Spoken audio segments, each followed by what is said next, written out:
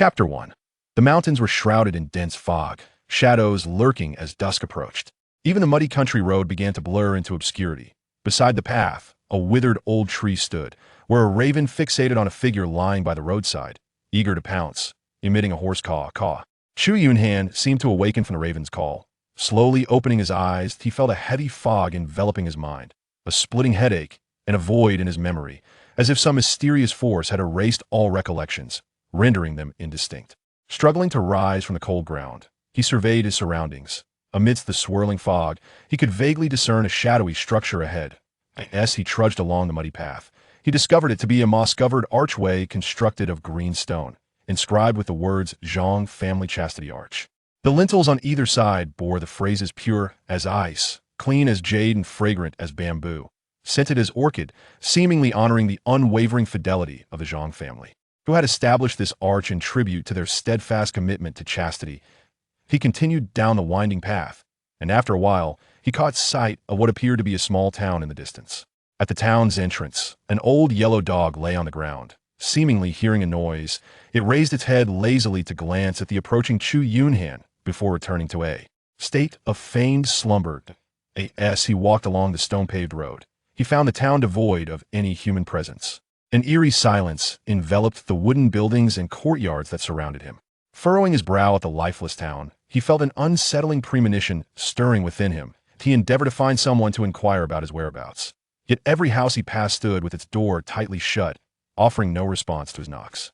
Upon reaching the heart of the town, a side gate to a grand courtyard creaked opened at a young woman, clad in coarse garments and with a complexion as pale as parchment, dressed as a servant, softly called to Chu Yunhan, "Young master, where have you been? Hurry and prepare, or you shall miss the appointed time."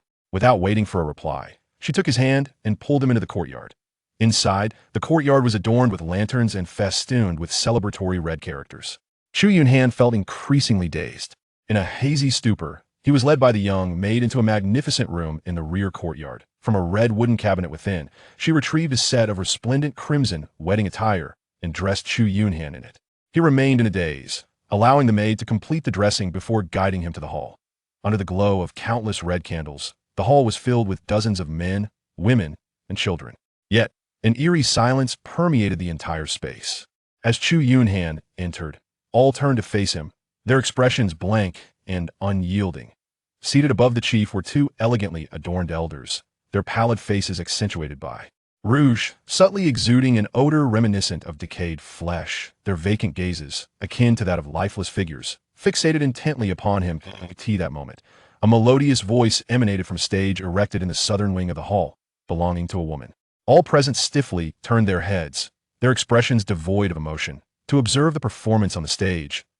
In their deadened eyes, it seemed no flicker of feeling resided. Chu Yunhan, too, turned his gaze towards the stage. There stood a woman clad in a golden yellow cloud-patterned robe, her flowing skirt trailing behind her, adorned with intricate motifs, and her hands gracefully holding a translucent scarf with peony designs. Her hair was elegantly styled, crowned with a delicate orchid hairpin, her visage enchanting as the moon, her eyes reminiscent of autumn waters, sparkling with allure and captivating the heart. The woman's voice, haunting and melodious, resonated in Chu Yunhan's ears. By chance, I stumbled into the Rouge Tower, where a talented scholar spins tales of romance. A melody binds a lifetime, a glance plunges into the abyss, only to muse upon the fleeting beauty of snow and moon, yearning to speak yet finding voice muted. My heart yearns, yet the performer remains indifferent. Alas, a heart once deep in affection lies withered on the road to the underworld, draining 2 measures of blood, seeking 3 inches of heart. As the final notes lingered, the woman descended the stage. Approaching Chu Yunhan directly, she took a piece of red satin from the side and draped it over her head. In the southeast corner of the hall, a man of waxen complexion stood, his voice devoid of emotion, proclaiming, "The auspicious hour has arrived, let the matchmaker's words unite." These two in harmony, 2 families united, a covenant formed, may this bond endure, matched as one, a pledge of red leaves inscribed in the annals of love. Forever and ever, united in heart, an icy, bone-chilling hand seized Chu Yunhan's arm, sending chills throughout his being. He suddenly felt his previously foggy mind clear in an instant. Yet a wave of terror washed over him as he realized he was as motionless as a puppet, utterly unable to move. First, bow to heaven and earth. Against his will, he bent alongside the woman beside him in reverence. Second, bow to the honored parents. The two elders upon the dais regarded the duo with unchanging expressions, their pale faces betraying no emotion. The assembly of dozens surrounding them remained silent, as if they were mere phantoms. Couple, bow to each other. Chu Yunhan's internal dread reached its zenith, yet his body involuntarily inclined towards the bride beside him. Before him lay only a pair of blood-red, embroidered shoes. The ceremony is complete. With this proclamation, he sensed a restoration of control over his body in a frenzy. He dashed towards the entrance. Within the hall, not a soul uttered a word to impede his escape. Upon reaching the grand doors, he discovered them sealed tight, presenting an impenetrable barrier akin to a wall, devoid of any lock. The side entrance through which he had entered had vanished without a trace. The walls of the courtyard towered to an impressive height, and despite numerous attempts, he found himself unable to scale them. After a considerable time, he reluctantly succumbed to his fear and returned to the hall. To his dismay, he discovered that only the red candles remained flickering in the vast space. The dozens of people, including the bride, had vanished without a trace. An eerie silence enveloped the room that a chill gripped Chu Yunhan's heart as he stifled his terror, searching the hall in vain for any sign of life. Resolute, he ventured towards the backyard. However, his search yielded no results. The only evidence of presence was a dimly lit empty room that appeared to be a lattice chamber. Upon approaching, he noticed a delicate iron box resting atop the dressing table. As he opened the box, he found it brimming with thick sheets of rice paper, each inscribed with flowing script. The performer from the theater is truly handsome, and his voice is enchanting. If only I were bolder, I would not have secretly pledged my heart. Neither tea nor meal can satisfy me. Where is young Master Chu now? When will young Master Chu come to propose to me at the Zhang residence? Am I ill? Lately, I feel inexplicably weak. My father has summoned a doctor, yet the doctor shakes his head after examining me. One misstep leads to eternal regret. My father claims I bear a cursed child. Why has young Master Chu not yet come to propose? I am so frightened. My father threatens to send me to the underworld, saying that my family's honor cannot be tarnished. Young Master Chu, I am so afraid that my mother wishes to drown me. But what will become of the life within me? Just as Chu Yunhan contemplated further perusal, the candlelight in the chamber began to flicker ominously. A cold breeze surged through the door, causing it to creak. From afar, a woman's mournful call echoed, rendering the previously silent world even more unsettling. Mastered this. Chu Yunhan's heart quivered, and he hastily returned the rice paper to the box. Glancing around, he found no suitable hiding place.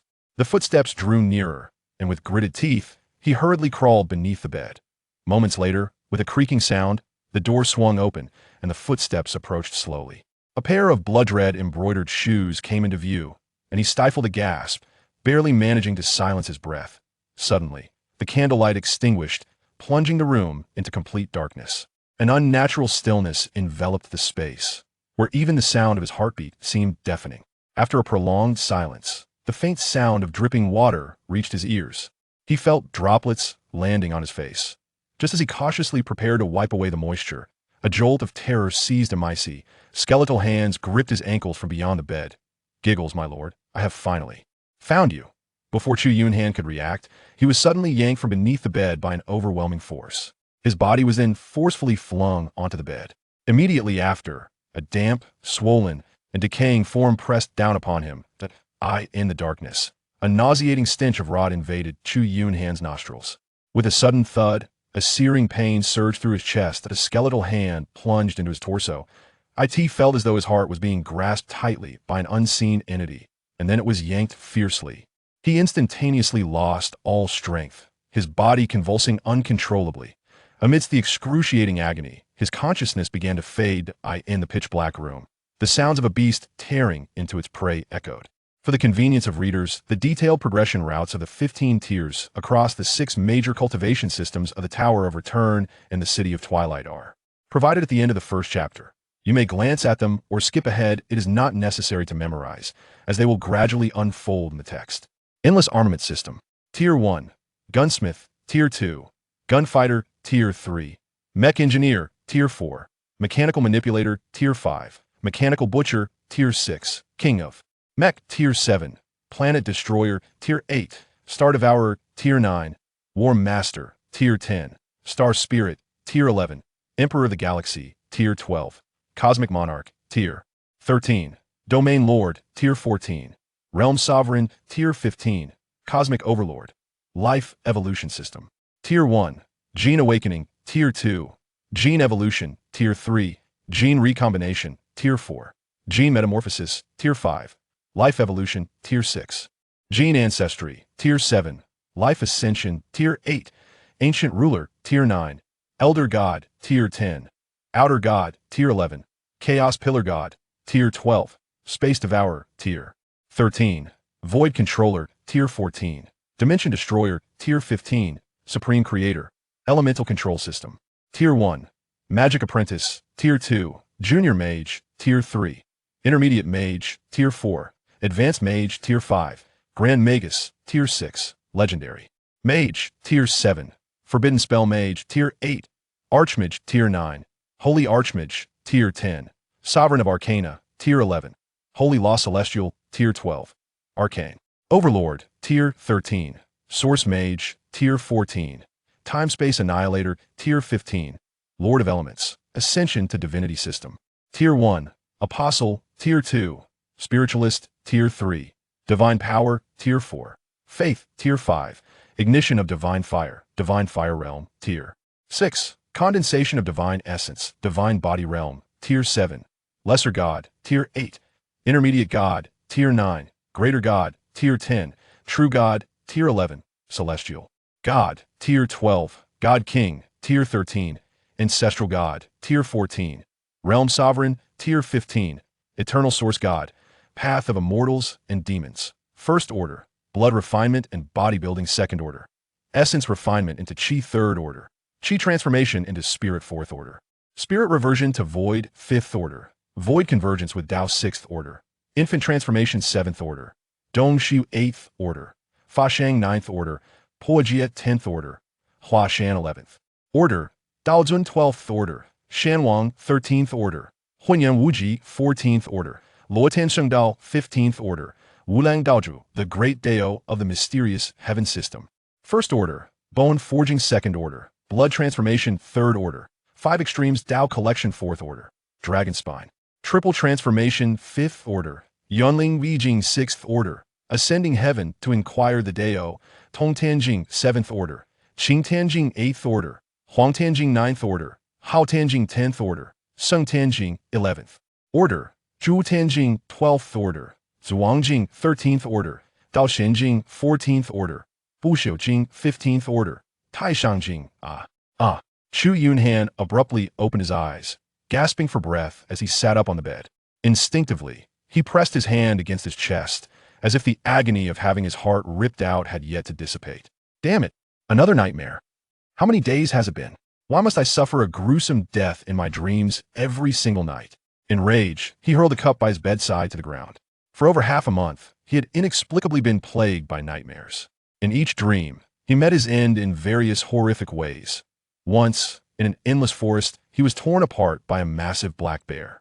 Helplessly, he watched in excruciating pain as the bear devoured him piece by piece. Another time, under the blazing sun, with nowhere to hide, he succumbed to the unbearable heat. The scorching temperatures dehydrated him, leaving him a withered husk. In a city ruin reminiscent of apocalyptic warfare, he was crushed into a pulp by a patrolling giant robot. In a vast desert, countless black ants swarmed over him.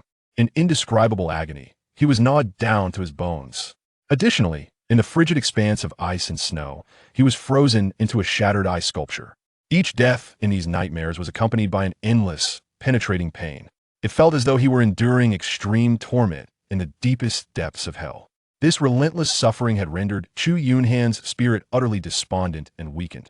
The crux of the matter was that no matter what stimuli he employed, he would inevitably succumb to a deep slumber at midnight. In recent days, he had scoured every clinic in Yangon town, yet not a single physician could remedy his plight. Even consuming various stimulants proved futile. When the time came, he would always slip into a deep sleep, and thus, he would meet the Grim Reaper in his dreams once more. He pondered for a long time, unable to comprehend the root of this ordeal. Was it merely a series of nightmares, or the caprice of malevolent spirits? Last night marked the 16th day, and predictably, it ended in another tragic demise. Moreover, Chu Yunhan discerned that with each successive demise in his dreams, his physical form and reality seemed to manifest an array of ailments. His mental state deteriorated increasingly initially after experiencing death in the dreamscape. Although his spirit was flagging, it was not nearly as grave as it had become in the present, as the frequency of his deaths escalated. His mental fortitude waned correspondingly. He harbored a profound premonition that if this continued, he might very well encounter true death in the waking world. Yet he found himself devoid of any solutions to this perplexing predicament. He had endeavored to conceal himself immediately upon entering the nightmare, yet he invariably succumbed to various fates. On the 13th day, he discovered that it seemed possible to transport object from reality into his dreams. Whenever he fell into slumber, any object he touched with his hands would manifest within the nightmare. He began to attempt resistance, once bringing a machete into the dream realm. However, he soon realized that the perils he faced within the nightmare consistently surpassed his capabilities. Regrettably, he is not a martial arts master, and in the face of the threats within his nightmares, he possesses no capacity for resistance whatsoever. With great effort, Chu Yunhan suppressed his headache, rising from his bed and dressing himself. Today, he had a matter of utmost importance to attend to. 3 days prior, he had entrusted someone with a significant sum of money to procure a large barrel of kerosene for him. He was prepared to make a final, desperate gamble. If the current situation continued to develop as it had, he would likely face the grim specter of death itself. At that moment, a knock echoed from outside the room. "Brother Han, are you there?" called a voice from beyond the door. Chu Yunhan approached and opened it, revealing several robust young men waiting outside. Upon seeing Chu Yunhan, they greeted him in unison. "Greetings, Brother Han." These individuals were all his subordinates. Renowned as a fierce figure in Yong'an town, Chu Yunhan's reputation for bravery and ferocity was well established. Ever since his parents perished in battle at the border during his childhood, he had been raised by his elder sister, Chu Yunshi, who was 5 years his senior. To avoid being bullied and exploited by others, Chu Yunhan learned early on that only those who fearlessly embrace death instill fear in others, thereby preventing themselves from being victimized. Thus, he fought with exceptional ferocity, throwing himself into every brawl without regard for his own safety. Gradually, his ruthless reputation spread throughout Yong'an town, and henceforth, no one dared to humiliate the siblings. He amassed a group of ruffians who primarily made their living through usury. The only unfortunate aspect was their lack of a substantial background and immense wealth. Chu Yunhan did not have the opportunity to enter the martial arts academy and learn the martial techniques of the great Xia Empire. Last spring, his sister, Chu Yunshi, was married off to Chang'an Prefecture in the Liang province, thousands of miles away from his home in Langyu Prefecture, Jiang'an province. When Chu Yunshi initially wished to take him along, he vehemently opposed the idea. A newly married woman bringing her brother to her husband's household would only attract endless gossip and slander. He did not wish to become a burden to his sister, nor did he want her to lose face in her new home. Thus, he chose to remain in Yong'an town and live a solitary life. Chu Yunhan nodded, and once everyone had entered the room, he turned to the leading man clad in black, inquiring, "Sang Biao, has the sum owed by boss you been collected?" Upon hearing this, the man named Sang Biao's eyes glinted with ferocity as he replied indignantly, "Boss Yu has gone into hiding. The brothers have searched for him for 2 days without success. Brother Han, that man Yu has accrued a debt of 20,000 gold coins, including interest. His home lacks any valuable possessions, and the house is merely rented. All he has at home are a wife and a daughter. I must say, both his wife and daughter are rather attractive. His wife still possesses a certain charm, and his daughter is youthful enough to be described as fresh. Perhaps we should consider selling his wife and daughter to a strip club to settle the debt?" Chu Yunhan furrowed his brows and delivered a resounding slap across Sang Biao's face. "Have you lost your mind? Boss Yu borrowed the money in his personal capacity. Neither his wife nor his daughter signed anything. What do they have to do with this? If we capture them, will the Law Enforcement Bureau spare us? Gather more brothers and continue the search. Let us see if that Yu is at a friend's house. Once found, let us break one of his legs first. Let us see if he dares to hide any longer." Sang Biao lowered his head, touched the swelling on his face, and quickly replied, "Brother Han, I'm sorry. We will go look for him immediately." Chu Yunhan nodded and instructed, "Be cautious. Once you locate it, bring it back first. Do not let the Enforcement Bureau trouble us. The laws of the Great Xia dynasty are not to be trifled with. Offending them will leave us without recourse." After the others departed, Chu Yunhan rubbed his forehead and retrieved 30,000 gold coins from his hidden savings within the cabinet. He then secured the iron door and turned away from the dilapidated house. It was only in the afternoon that Chu Yunhan, breathless, dragged a large wooden barrel back to his residence. This barrel, containing 50 pounds of kerosene, had cost him a considerable sum. Acquired with great difficulty from a black market dealer in Qinglian County, depleting his finances by 30,000 gold coins. His savings over the years amounted to just over 90,000 gold coins. Kerosene, as a fuel for machinery, was strictly regulated by the Great Xia dynasty. Only the government had the privilege to purchase it from designated imperial merchants, while ordinary citizens were expressly forbidden from buying or hoarding it, given its flammability and the potential for catastrophic fires and casualties. Moreover, the average citizen lacked machinery and thus had no need for such a substance. However, it remained highly sought after in the black market, where anything could be procured for a profit. Rumor had it that even the standard-issue Thunderfire rifles of the Imperial Army could be found within the black market of Langia Prefecture. These novel items had only recently emerged, as he recalled a time when the military relied on swords, spears, and bows, traveling by horse-drawn carriages and employing gold and silver as currency. He pondered where the empire had acquired such innovative knowledge, enabling the Great Xia to undergo a remarkable transformation in just a few short years.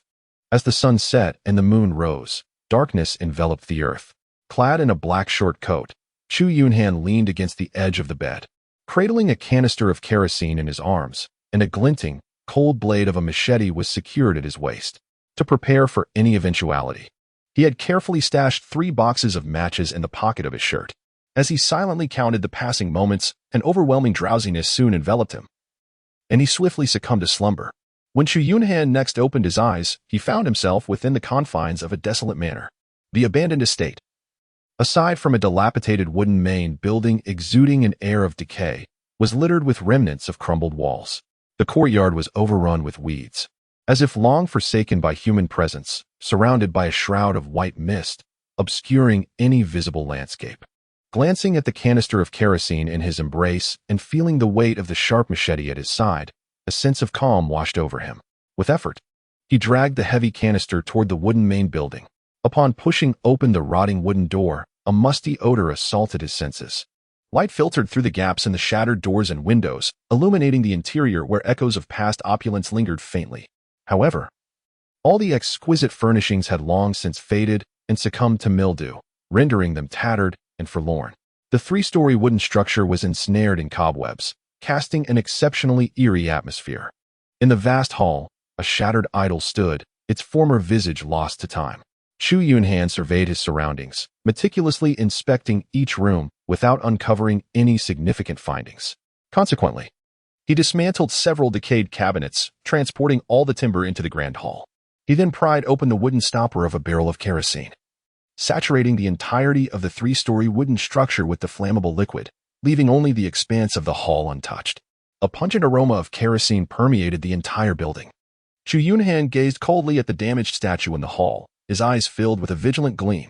Without a moment's hesitation, he poured the last remnants of oil from the wooden bucket over the idol. Once he had completed this task, Chu Yunhan was left breathless and fatigued. Leaning against the collapsed wooden table in the hall, he gripped a knife in one hand and tightly held a box of matches in the other, his gaze unwaveringly fixed on the statue.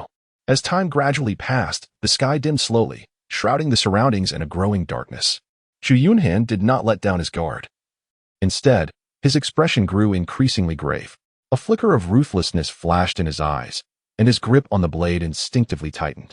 The night gradually enveloped the earth, as gusts of frigid wind seeped through the crevices of the wooden building. Chu Yunhan could not help but shiver. Inside the wooden cabin, the once pungent scent of oil gradually dissipated under the caress of the cold wind. As the interior descended into near-complete darkness, Chu Yunhan placed the firewood he had prepared earlier in the open space and ignited a small blaze. Feeling the warmth emanating from the fire, the tension that had gripped him began to ease. In the flickering light, the shadow of the dilapidated deity statue in the hall swayed, becoming increasingly distorted, as if mocking the prey awaiting its demise. In the night sky, the moon seemed to hide away, its pale glow swallowed by the encroaching darkness. The abandoned estate lay in utter silence, not even a single chirp of an insect to be heard, save for the mournful whisper of the cold wind. It echoed like the wails of the damned, rendering the entire world more sinister and eerie. As the night deepened, Chu Yunhan, enveloped in the pervasive stillness. Felt his heart race. At that moment, he could no longer heed the chill that enveloped him. His gaze was fixed intently on the statue, as if anticipating its sudden resurrection. However, after a prolonged wait, the weathered statue remained utterly still, devoid of any sign of life. Unbeknownst to him, directly above, on the wooden beam, a shadow the size of a grinding stone silently descended towards him. Just as Chu Yunhan allowed himself a moment of relief, he suddenly noticed, cast in the firelight, an additional shadow looming above his own. Chu Yunhan was instantly drenched in cold sweat, his hair standing on end. With a sudden lift of his head, he swung the sharp machete he gripped tightly above him. Illuminated by the flickering flames, a colossal spider, adorned with numerous eyes, was revealed. It was poised to sink its razor-sharp fangs into the crown of his head. With a resounding slash, the machete struck the enormous spider, cleaving a long wound into its round, disc-like abdomen. In an instant, a torrent of viscous liquid gushed forth from the wound, drenching Chu Yunhan in a deluge. The mighty blow sent the gigantic spider hurtling away, crashing into the nearby ruins. Chu Yunhan gasped heavily, his body succumbing to weakness as he collapsed onto the ground. At that moment, a searing pain coursed through his face and body. It appeared that the giant spider's bodily fluids contained a potent venom. Only then did he notice, illuminated by the flickering flames, a strand of silk dangling above him, swaying in the cold wind. After resting for a brief moment, Chu Yunhan grasped a burning stick from the fire and made his way toward the spot where the giant spider had fallen. Soon, he discovered the colossal creature amidst the debris. It seemed that his earlier strike had not only inflicted a wound upon its body, but had also severed several of its menacing legs, rendering the giant spider immobile. As Chu Yunhan approached, the spider opened its gaping maw, revealing sharp fangs, and began to hiss incessantly at him. With unwavering determination, Chu Yunhan raised his cleaver and struck downwards towards the colossal spider, splattering its foul, viscous fluid in all directions.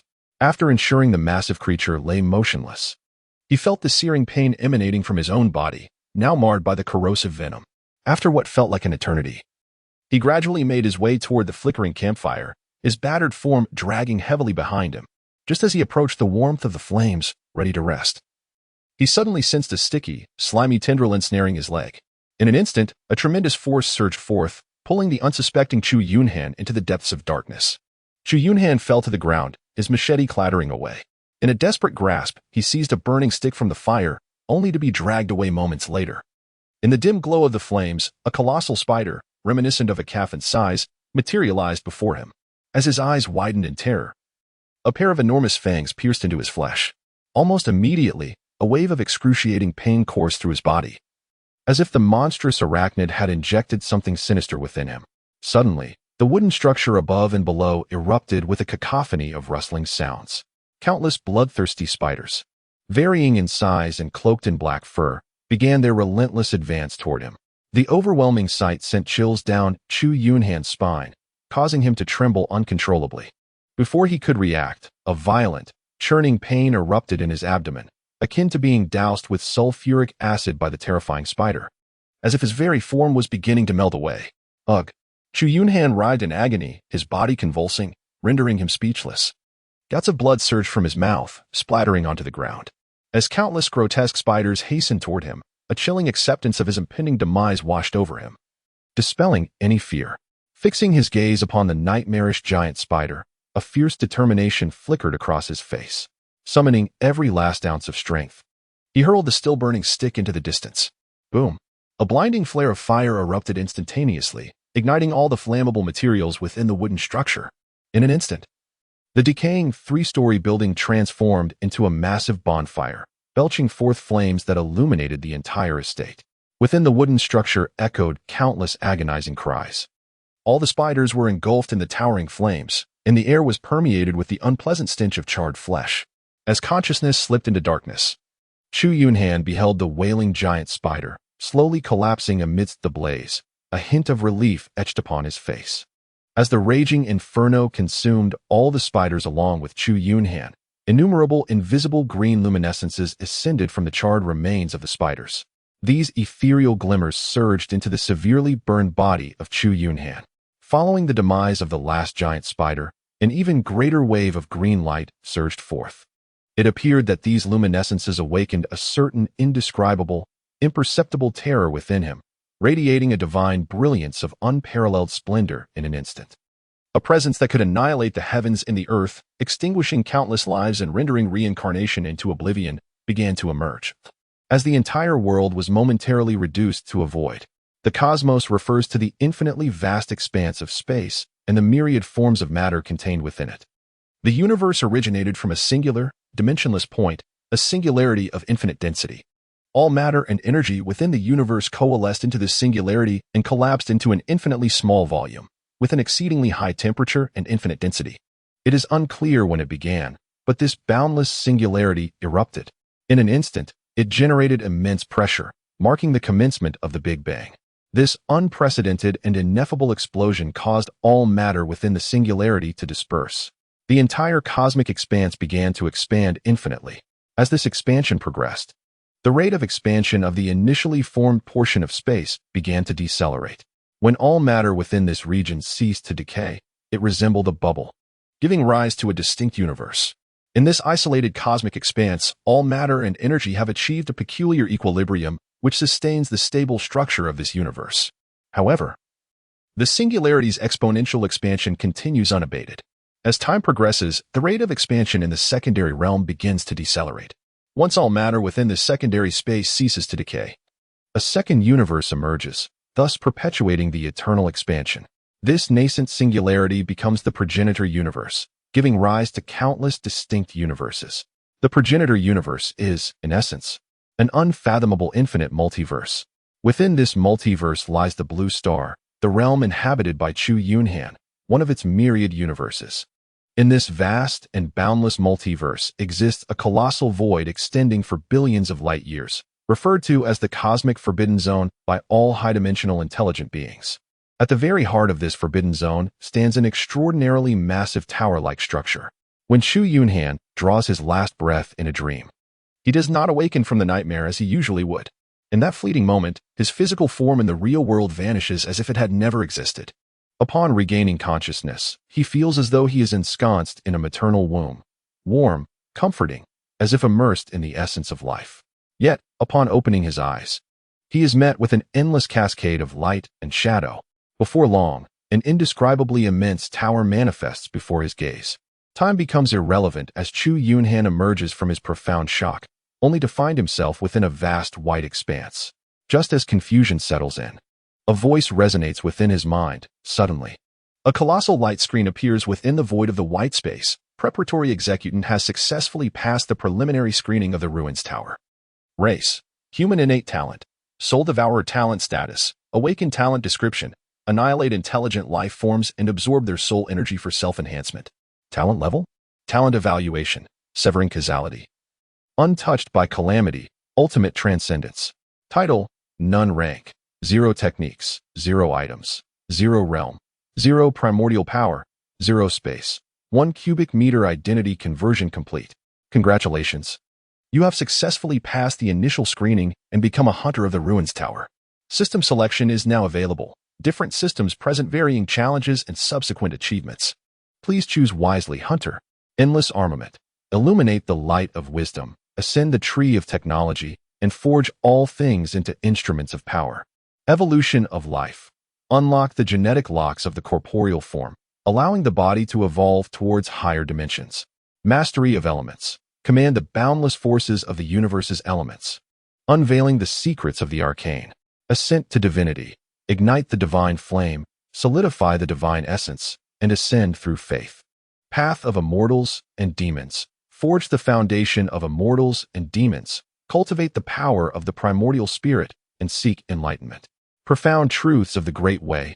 Elevate existence. Wield the laws of the universe and reflect the myriad heavens. Chu Yunhan was taken aback, rendered speechless by the sudden voice that echoed in his mind. It took him quite some time to regain his composure. Where am I? Talent? I actually possess talent? After regaining his composure, Chu Yunhan began to meticulously examine the so-called system options. There were a total of 6 choices, each appearing remarkably appealing to him. The voices echoing in his mind and the text displayed on the luminous screen indicated that this selection was undoubtedly of paramount importance. It necessitated utmost caution and deliberation. However, After pondering for quite some time, he found himself utterly perplexed. Nevertheless, despite his confusion, he devised his own method to choose the one that seemed the most impressive among them all. Chu Yunhan raised his voice and declared, "I choose the great path of Xiantian." The hunter had selected the system, Great Path of Xiantian. Immediately, a dazzling beam of white light illuminated Chu Yunhan. The aptitude transformation was underway. The transformation was successful, and the initial data of the Tower of Return had been dispatched. Hunters were urged to examine it carefully. As the immense screen displayed shifting text, Chu Yunhan observed intently. The equilibrium of this multiverse teetered on the brink of collapse, should the balance be shattered. All existence within the multiverse would face obliteration. Within the infinite expanses of the multiverse, amidst the eternal passage of time, two magnificent entities transcending all intelligent life forms were born. In the vast, boundless chaos, from a single thought arose all things, while another thought could annihilate the 10 directions. Yet, each intervention by these beings accelerated the universe's disintegration. To restore balance to the multiverse, these two exalted entities forged the Tower of Return and the City of Finality. Two primordial realms.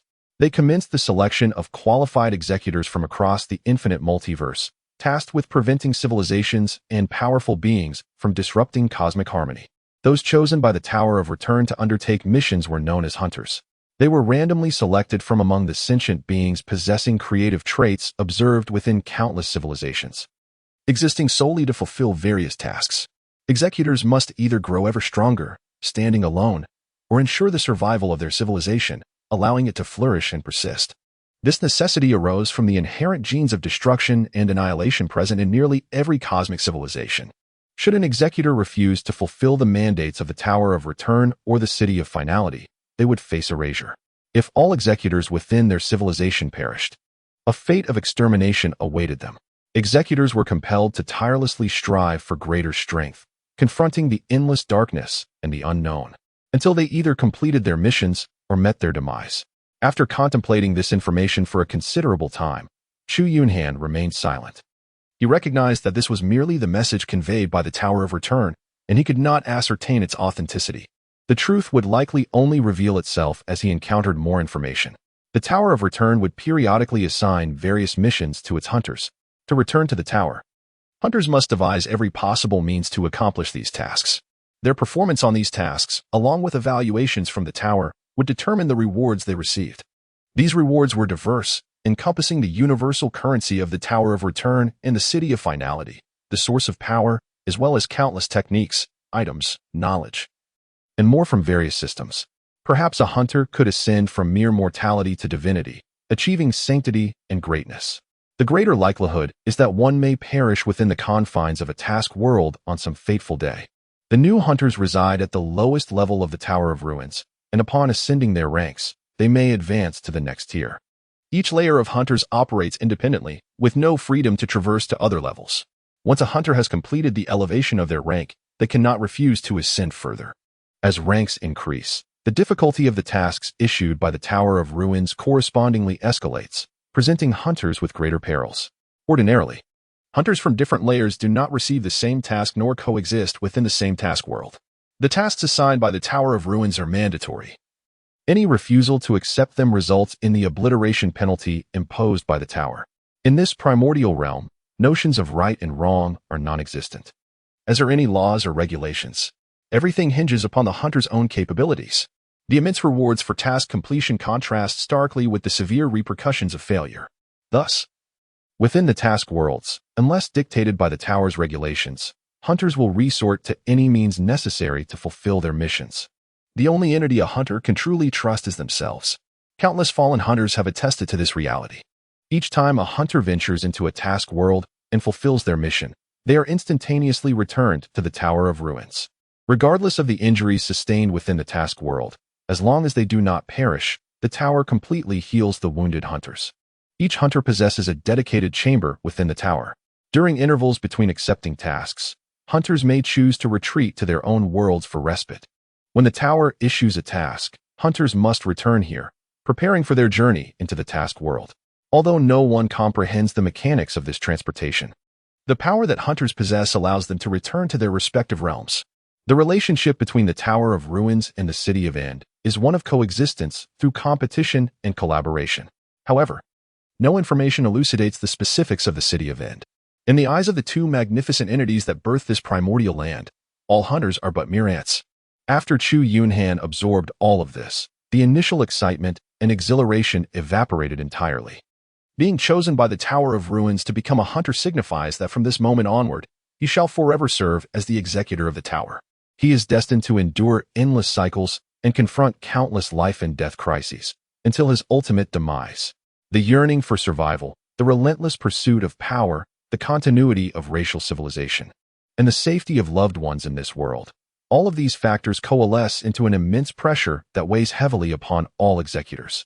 It is entirely conceivable that, in the quest for their own survival and strength, and in the effort to perpetuate their cultural lineage, the hunters here will transform into the most merciless reapers of death, ruthlessly eliminating any adversaries or allies that obstruct the completion of their mission. Chu Yunhan had never fathomed that behind the nightmares he had endured lay such astonishing secrets. As an ordinary individual thrust into this unimaginable realm, he was compelled to confront the ceaseless cycles of existence and endure countless trials of life and death. Most crucially, he found himself unable to perceive any end, left to grapple with an abyss of seemingly infinite despair, destined to languish eternally within relentless nightmares until the finality of death. After a prolonged silence, it appeared that Chu Yunhan had come to a realization. His fists clenched tightly, his gaze imbued with resolute determination.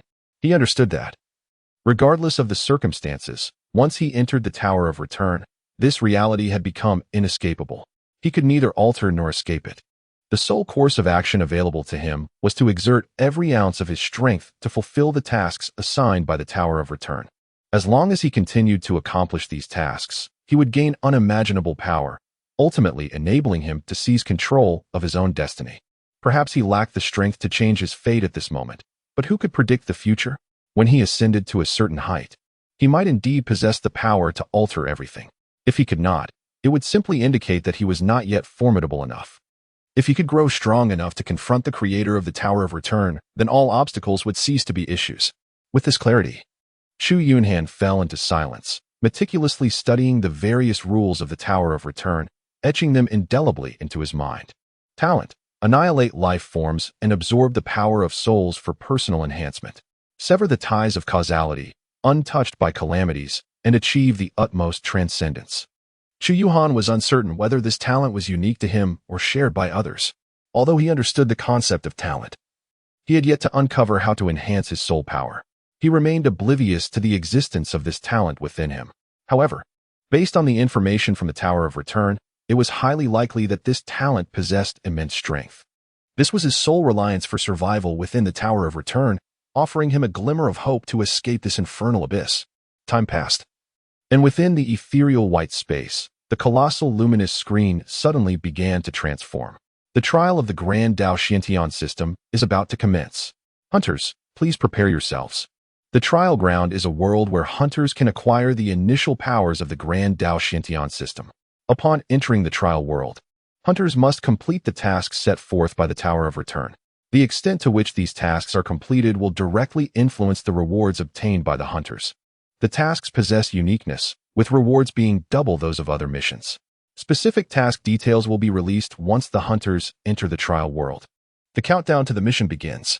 5, 4, 3, 2, 1. With a flash of white light, Chu Yunhan vanished from the white space in an instant. In the far west of the Xianyang continent lies an endless, vast desert devoid of life. Not a blade of grass grows, nor does a drop of rain fall. All existence is absent. It is referred to by all as the desert of death. At the deepest part of this boundless desert, a sky-covering, boundless black cloud shrouded the land. Within this ominous cloud, violent winds tore through the void, accompanied by bolts of lightning capable of annihilating all. It exuded an aura of infinite danger and terror. This black cloud was deemed an absolute forbidden zone by the inhabitants of the Xianyang continent, known to the world as the Black Abyss. A narrow gap pierced through it, and not far from this opening stood an immensely grand and magnificent city, blocking all passage from the endless Black Abyss to the Desert of Death. To the east of the Desert of Death, life began to sprout, with forests and lakes dotting the landscape. Cities of varying sizes and towering mountains infused vitality into the Xinjiang continent. Approximately 500 miles from the edge of the Desert of Death lay a humble, large city, its gates inscribed with the characters Zhenwu City. Countless armored guards traversed within, as dark banners fluttered in the wind atop the city walls. Upon opening his eyes, Chu Yunhan discovered himself within a vast military encampment. His attire had transformed into a coarse linen garment. Suddenly, a message appeared in his mind. System trial task issued.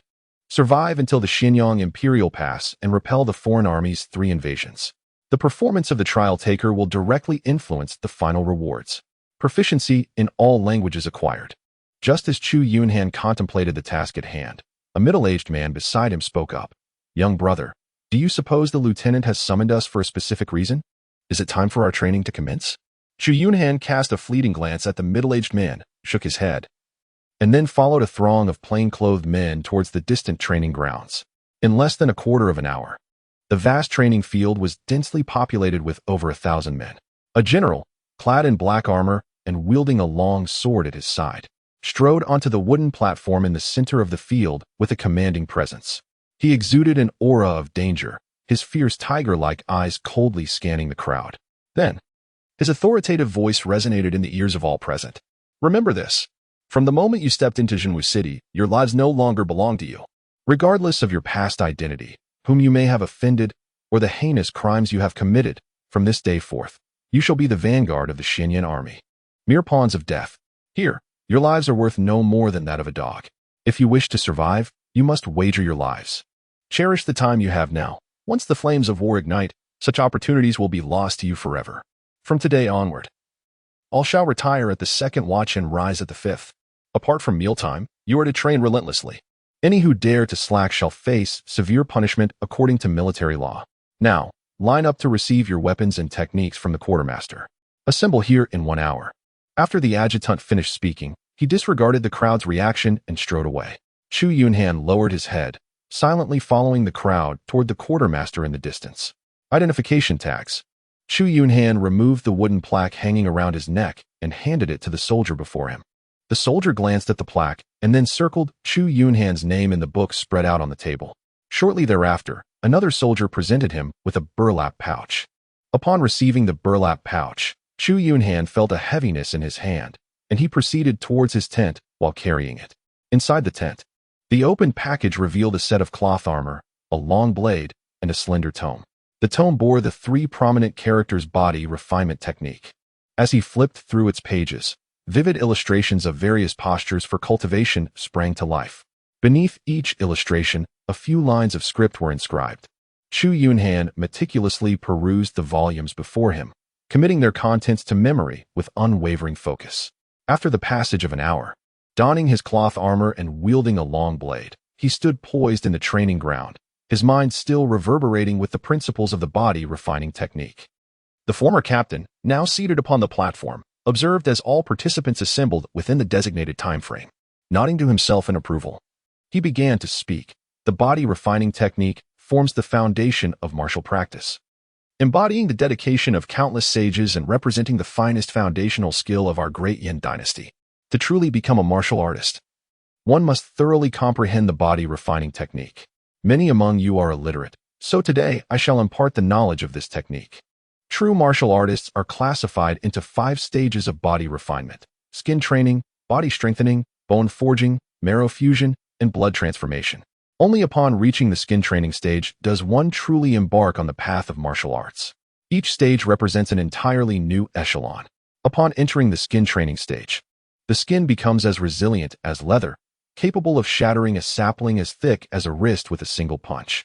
Upon achieving mastery in skin training, one's vitality surges, allowing a breakthrough to body strengthening.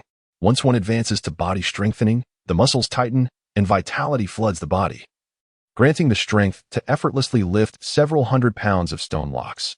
Upon reaching the bone forging stage, the bones become as solid as iron. A single punch can easily fell a wild bull, and with full force, one can shatter a large boulder. As for marrow fusion and blood transformation, those realms are presently beyond your reach. Now, I shall personally demonstrate the methods of cultivating the body refining technique for you. Chu Yunhan's gaze was firmly fixed on the officer demonstrating on the stage, meticulously comparing his movements with the illustrations in the body refinement technique. As the officer's explanations resonated in his ears, Chu Yunhan's comprehension of the technique rapidly deepened. After half an hour, the officer had performed the body refinement technique 3 times and chose not to continue. After advising everyone to begin their practice, he departed without further ado. Chu Yunhan began to practice the movements demonstrated by the instructor repeatedly. He soon became completely immersed in the task. After executing the entire sequence of movements, Chu Yunhan was drenched in sweat, his body aching all over. In exasperation, he could only sit cross-legged to allow his body to gradually recover and alleviate his fatigue. Thus, after several rounds of practice, Chu Yunhan found himself utterly exhausted, sprawled on the ground. Even after a brief respite of 15 minutes, his body remained weak and languid, and he could barely muster the strength to rise to his feet. Chu Yunhan understood that his body had reached its limit. To persist any further would not only be futile, but could also inflict harm upon his physique. Meanwhile, the other recruits around him had already collapsed onto the ground, utterly exhausted and incapable of continuing. At that moment, the distant sound of a gong resonated through the air. Countless weary recruits, upon hearing the gong, were instantly revitalized, springing to their feet and dashing towards a series of enormous wooden shelters in the distance. Chu Yunhan was momentarily taken aback, but soon regained his composure and joined the others in a fervent sprint. Within the vast wooden shelter, he received 2 hefty gray-black steamed buns, each weighing at least half a pound, along with a bowl brimming with thick wild vegetable soup from the cook. Sitting on the earthen ground outside the shelter, he began to devour the food heartily. To his surprise, the once presumed unpalatable buns and vegetable soup were surprisingly aromatic, infused with some unknown herbs. Sliced downwards, cut horizontally, chopped vertically, the black-armored lieutenant wielded a long whip, pacing back and forth, overseeing the sweat-drenched recruits in the training grounds. Whenever he spotted a recruit whose movements faltered, he would mercilessly strike with the whip, leaving a long, crimson mark on their skin. Chu Yunhan was drenched in sweat, gritting his teeth as he gripped the heavy long sword, weighing over 10 pounds, and struck forcefully into the void. His weary hands trembled, unable to withstand the strain any longer. For over a month, each day had unfolded in such a grueling manner. The intense training had begun to take its toll, leaving him feeling as though his entire body was on the verge of exhaustion. As night fell and rest beckoned, he would almost collapse into slumber. During one training session, overwhelmed by fatigue, he lost his grip on the long sword, which clattered to the ground. The inspecting officer, upon noticing, lashed out with a whip, leaving him gasping for breath, nearly losing consciousness. To this day, a ghastly scar remains etched across his back. Yet, this relentless and arduous training has propelled his physical cultivation to remarkable heights. His skin had become notably rough, and his muscles were now more pronounced, subtly revealing a 3-dimensional outline. Just the other day, he sensed a sudden surge of vitality within him, accompanied by a gradual increase in strength. However, in the past 2 days, he had yet to truly break through to the realm of skin training, as if he still lacked that final push. The indifferent voice of the officer rang out. Remember, in this world, only your own strength can ensure your survival. Strive now, for it is far better than facing death on the battlefield later. Continue to swing your swords for another half hour, until you are utterly spent. Chu Yunhan struggled to open his eyes, which had long been obscured by sweat, and raised his long blade, striving to strike downwards. 1 slash, 2 slashes, 3 slashes, until he could scarcely feel the existence of his own hands. The indifferent gaze of the black-armored captain swept over from a short distance away. Chu Yunhan clenched his teeth, pushing his body to its utmost limits. With every ounce of strength he could muster, he forcefully brought his long blade down. At that moment, he suddenly felt a refreshing stream of energy surge forth from every part of his being. The weariness and soreness that had plagued his muscles dissipated in an instant. This invigorating flow coursed through his limbs and within him, gradually converging at his heart. Nourished by this essence, the beating of his heart grew stronger, and his once rough skin began to harden with resilience. Sensing the transformation within his body, Chu Yunhan closed his eyes, standing still as if in a trance. The dark-armored captain seemed to notice the change in him, a subtle smirk gracing his lips as he turned to depart. Moments later, Chu Yunhan opened his eyes and exhaled a breath of stale air. With both hands clenched tightly, an overwhelming power beyond his previous capabilities gathered in his fists. promising the ability to shatter any obstacle before him. He understood that he had finally ascended to the realm of skin refinement. As Chu Yunhan embraced the changes within him, an ethereal greenish light emerged in his mind, radiating a profound sense of longing that captivated his very essence. Chu Yunhan, suppressing his curiosity and desire, silently wielded his blade with renewed vigor. In contrast to his previous exhaustion, after breaking through, the long knife in his hand seemed to become almost weightless. After delivering dozens of strikes, he felt no sign of fatigue, as if he possessed boundless strength. As the night deepened, the sound of soldiers patrolling outside the tent echoed intermittently. Inside the tent, Chu Yunhan reclined in a corner, beginning to explore the green orb of light in his mind. Soon, he discovered that he could seemingly control the movement of the green orb. However, at the moment he commanded the orb to move, it transformed into countless strands of green light, rushing toward every part of his body before vanishing without a trace. A prompt from the Tower of Origin appeared in his mind. Talent: Spirit Slayer talent status, awaken talent description, annihilate intelligent life forms and absorb soul power for personal enhancement. Soul power, 684. Title: None. Rank, 0. Technique: Body refinement. Method: Item, 0. Realm: Beginner of skin refinement, upgradable, source power, 0. Space, 1 cubic meter. Chu Yunhan was momentarily taken aback, but soon realized that the vibrant green light was, in fact, the soul power absorbed by his innate talent of soul slaughter. However, from whence did this soul power originate? Since entering the trial realm, it seemed he had not slain any living beings. In the real world, he had never taken the life of any sentient creature either. Could it be that the colossal spiders he had incinerated in the previous nightmare were the source? After a moment of contemplation, Chu Yunhan chose not to delve further into his thoughts and instead turned his attention to the prompts of the Tower of Return. Upon noticing the indication that his realm could be elevated, an exhilarating surge coursed through his heart. As he attempted to channel his soul power into his realm, he observed a swift decrease of 100 in its quantity, reducing it to 584. Simultaneously, his entry into the skin training realm transformed into the minor success of the skin training stage. At this juncture, Chu Yunhan sensed a dramatic rise in his body temperature, akin to a shrimp being cooked, with his skin tautening all over. An intense wave of soreness surged throughout his entire being.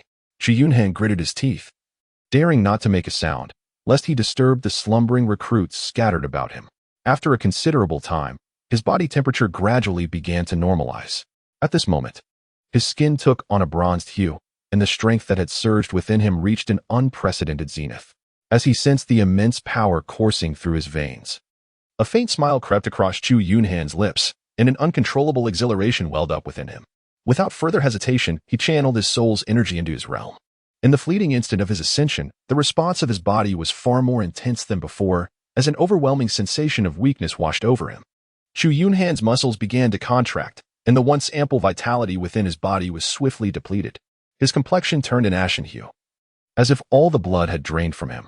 An overwhelming sense of hunger caused his body to convulse. Chu Yunhan felt a wave of dizziness wash over him, and within mere seconds, he lost consciousness. When he next opened his eyes, he discovered himself within a vast tent, lying upon a wooden bed. Awake at last?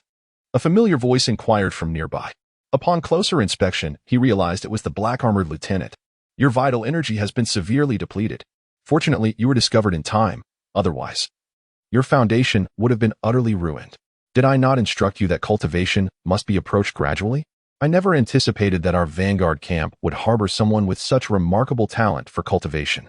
In just a short span, you have managed to break through repeatedly, achieving mastery in skin refinement.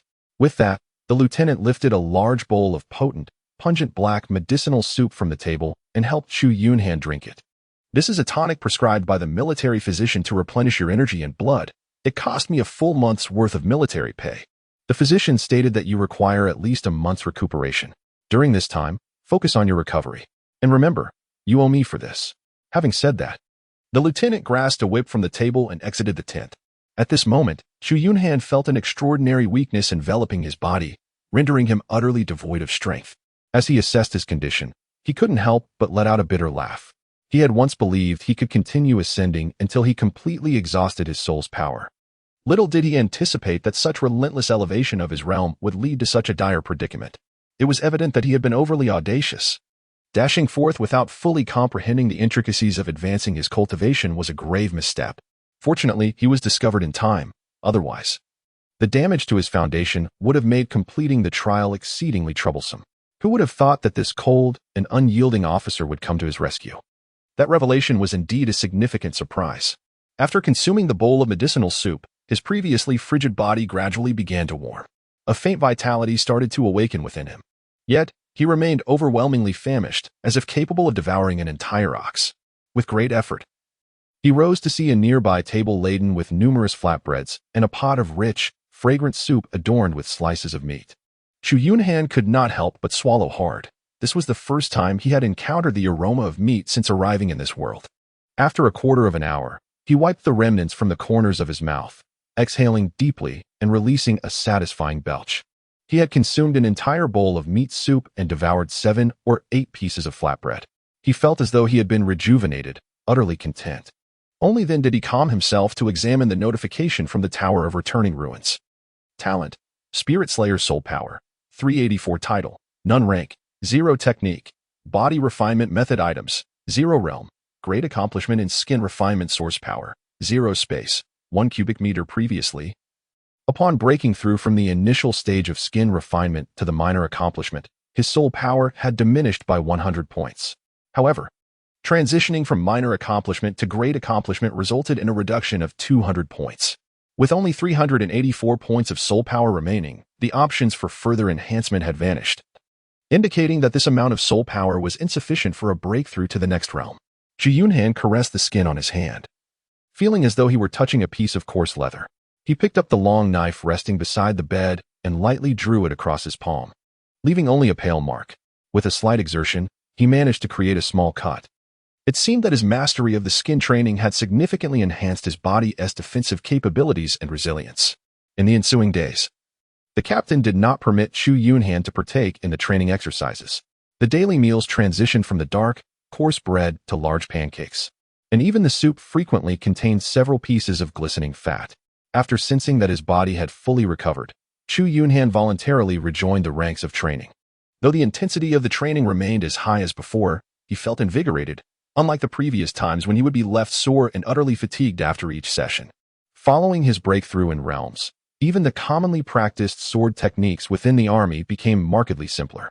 Thus, in the martial training city of Jinwu, he trained diligently for 3 full months. On the training grounds, Chu Yunhan wore a serious expression, his gaze fixed intently on the 3 burly men across from him. His body was taut, and every nerve was instantly on high alert. His cold, piercing stare was like a sharp blade, unwaveringly directed at the trio, his eyes glimmering with determination and resolve.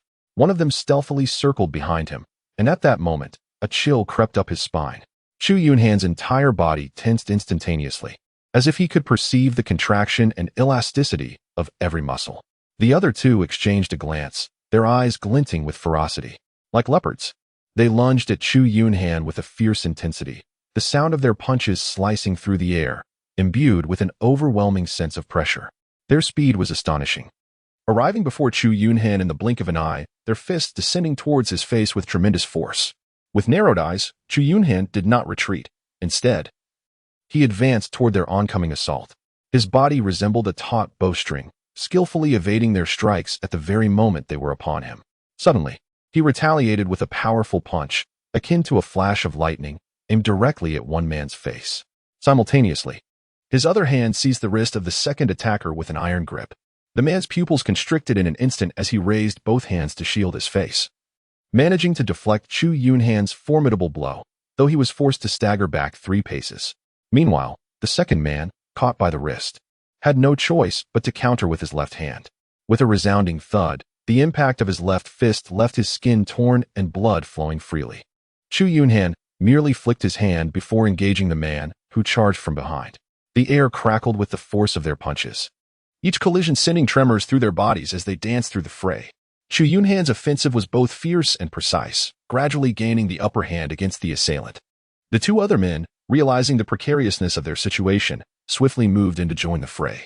Together, the trio launched a coordinated attack, their agile movements and ruthless techniques momentarily bringing them to a stalemate with Chu Yunhan. They continuously shifted positions and angles, seeking to exploit a weakness in his defenses. yet he skillfully evaded their every attempt. The air around them seemed to tremble in response to the cacophony of their combat, with dust swirling in the aftermath. A throng of new recruits surrounded the scene, anxiously observing the fierce struggle. Each strike and evasive maneuver tugged at their heartstrings, eliciting a shared sense of tension and concern for those embroiled in the fierce confrontation. Among them, one fighter appeared to have exacerbated a previous injury to his left hand during the skirmish, causing his movements to falter slightly. With a sharp glint in his eyes, Chu Yunhan seized the moment and delivered a powerful punch straight to the man's chest. Caught off guard, the individual was instantly propelled backwards, crashing heavily to the ground. Meanwhile, the other two were thrown into disarray by this unforeseen event, causing their offensive momentum to falter momentarily. Chu Yunhan offered them no chance to react. Akin to a ferocious tiger pouncing upon one of them, his gaze imbued with ferocity, he delivered a powerful punch directly to his opponent's abdomen. The man let out a piercing scream, sent flying, and collapsed to the ground, incapacitated. The remaining individual, witnessing the dire fate of his companions, was so intimidated by Chu Yunhan's ruthlessness that he took a step back in fear. Just as he contemplated seizing the moment to strike, the man unexpectedly conceded defeat. Chu Yunhan was momentarily taken aback, then he respectfully clasped his fists in greeting. The surrounding recruits erupted into enthusiastic applause and cheers. In this practical combat drill, Chu Yunhan had earned their admiration through sheer strength.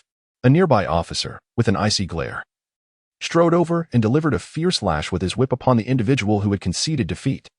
A heart-wrenching scream echoed as the unfortunate soul writhed in agony on the ground. The officer's face was a mask of fury as he cast a cold glance around. His voice laced with frigid authority. Let this be etched in your minds. You are all warriors of the Vanguard Battalion. You may be defeated, you may perish. But surrender is utterly unacceptable. Should this happen again, do not blame me for enforcing military law with lethal consequences.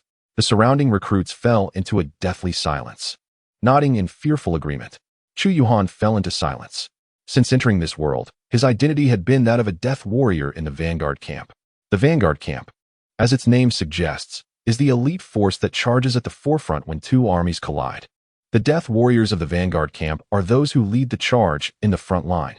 In every battle, these warriors face near certain death, with only a handful managing to survive the aftermath. It became evident that this trial task was far more perilous than he had previously imagined. In the depths of the Death Desert, the ominous abyssal passage emerged, revealing a multitude of black dots that stretched infinitely, seemingly without end. On the towering walls of Xinjiang Imperial Pass, a patrolling armored soldier caught sight of this spectacle. Instantly gripped by tension, he sprinted towards the watchtower atop the city wall, striking a massive bronze bell with a heavy mallet. The resounding and profound chime echoed into the heart of the Imperial Pass. Moments later, the entire Xinjiang Imperial Pass stirred to life as if awakened from slumber, with countless frantic footsteps rushing towards the ramparts. Shortly thereafter, smoke billowed skyward from several distant beacon towers. Within Jinwu City, Chu Yunhan was practicing his sword techniques when a sudden, urgent drumbeat resonated through the air. Chu Yunhan's gaze narrowed as he lifted his head, observing a throng of soldiers surging forth from the tents, hastening towards the parade ground with great urgency. The captain of the Vanguard camp, Chu Yunhan, strode forward and bellowed at the recruits undergoing training. Urgent military situation, assemble immediately. Once all the new soldiers had gathered, the vast parade ground was filled with countless troops. Shortly thereafter, a thunderous voice emanated from the distant command platform, resonating throughout the entire field. All officers of the garrison and above report to the central army tent for a council. Dozens of figures swiftly emerged from the parade ground. Racing towards the central command tent, Chu Yunhan silently tightened his grip on the long knife in his hand, awaiting the command from his superiors alongside his companions. In less than the time it takes to burn 2 incense sticks, a towering figure clad in black armor approached from the distance. Several lieutenants from the Vanguard camp hurried forward, their expressions tense as they inquired, "Lord Guard, what has transpired?" The Lord Guard's countenance was grave as he replied, "Smoke signals have been raised at the Xinjiang Imperial Pass. The foreign tribes are knocking at our gates." "What?" The lieutenants gasped in shock, their faces betraying their anxiety. Hadn't the foreign tribes been repelled just 6 months prior? How could they return so swiftly? "The Grand General has issued orders for my Xian Armor Brigade to urgently assist the Imperial Pass. Prepare immediately and follow me to rally with the commander for a rapid reinforcement of the Imperial Pass." "Understood." The lieutenants promptly dashed towards their respective military camps to make the necessary arrangements. The vanguard camp, to which Chu Yunhan belonged, began to stir with activity. Thousands of valiant warriors from the camp hurried back to their tents, donning their armor with precision and arming themselves for the impending conflict. Subsequently, they marched alongside the great army towards the depths of the desolate wasteland, known as the Imperial Pass. After several days of arduous travel, the troops finally arrived before the Xianyang Imperial Pass. This formidable structure spanned the abyssal channel, resembling a colossal beast from a primordial age, steadfastly blocking the passage and severing the Xianyang continent from the depths of the abyss. Chu Yunhan raised his gaze, and in the presence of this exceedingly magnificent and grandiose city, he profoundly felt his own insignificance. The densely packed army before the Imperial Pass appeared as myriads. As the troops advanced towards the Xianyang Imperial Pass, the towering walls loomed high into the clouds, stretching beyond sight. Everyone stood in astonishment, with some murmuring. So this is the legendary Xianyang Imperial Pass. It is truly immense, the vanguard camp officer explained.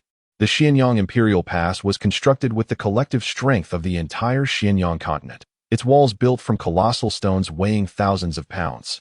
The walls are inscribed with celestial runes, and countless formations are spread across them. This serves as our greatest barrier against the encroachment of the dark abyss and the invasion of foreign races. Should the Xianyang Imperial Pass fall to foreign forces, the entire Xianyang continent would face devastation, and humanity would face extinction. Therefore, prepare to fight with all your might. Whether we survive depends on our individual fates. After delivering this solemn warning, the officer fell silent, a trace of sorrow flickering in his eyes. The enormous gates, forged from dark iron, gradually opened, allowing the army to enter in an orderly fashion. As they passed through the towering gates, a vast and potent aura enveloped them. Upon entering the Imperial Pass, a sprawling marketplace and numerous stone houses came into view. This was the abode of the city's defenders, but the army did not linger here. They continued their march towards the dark abyss. After a half-hour-esque trek, they finally reached the opposite side of the Imperial Pass, where several massive military camps were situated.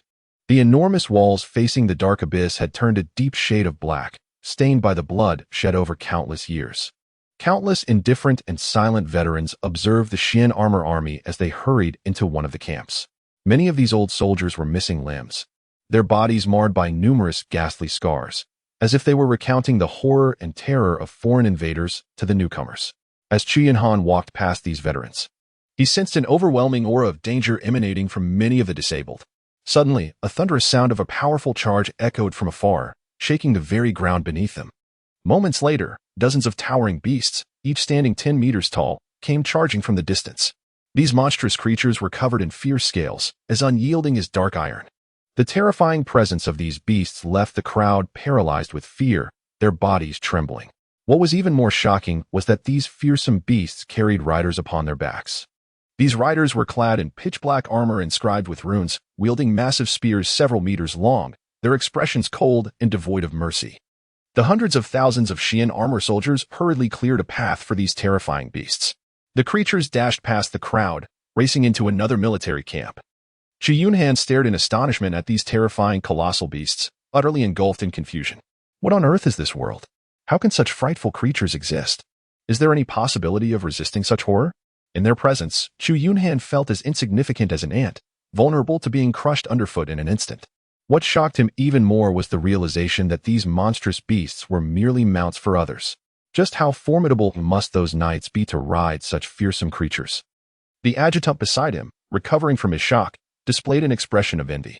Seemingly perceiving the bewilderment of the crowd, he spoke with reverence. They are bloodslaughter knights. And those immense beasts are bloodslaughter beasts capable of annihilating an entire city. Each bloodslaughter knight is a grand practitioner who has attained the Dragon Ridge secret realm. Beings beyond our imagination. During every invasion by foreign entities, they are a crucial line of defense. Without their presence, countless lives would be lost in the defense of the Xianyang Imperial Pass. They are the heroes of our humanity, the dream of countless guardians. Were it not for their station at this Imperial Pass, each one of them would hold a position of great esteem across the Xianyang continent. A shadow of deep sorrow flickered in the adjutant's eyes as he sighed. Alas, when I first arrived at the Xianyang Imperial Pass, there were as many as 300 bloodslaughter knights. Now, only a scant few dozen remain.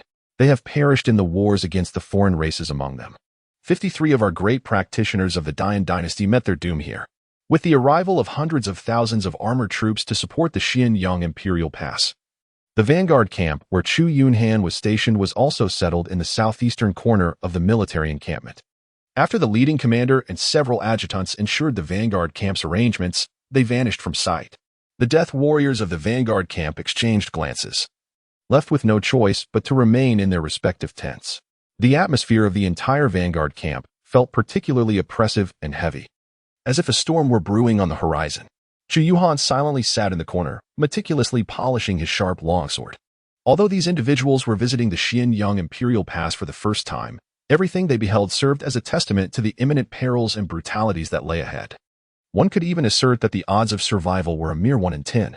The entire Xinjiang Imperial Pass was a convergence of several kingdoms across the continent, housing millions of elite troops, among which were countless top-tier experts and formidable cultivators. Such an overwhelming force was solely dedicated to repelling the foreign invaders. Apart from the captain, none in the vanguard had ever laid eyes on these alien beings or comprehended their true strength. The captain had never broached the subject of the foreign races with them. Chu Yunhan could not help but ponder the formidable strength of the blood fiend knight he had encountered previously. Considering the prowess of this knight, the thousands of death warriors in the vanguard camp would undoubtedly perish within mere moments, unable to withstand even the span of a single tea break. He found himself perplexed as to the purpose of sending these relatively weak recruits to the Xinjiang Imperial Pass. Was it merely to employ a strategy of attrition, sacrificing their lives to stall the enemy's elite and create opportunities for the higher-ranking cultivators? As time wore on, the sky gradually dimmed. The towering city walls echoed with the sounds of commotion.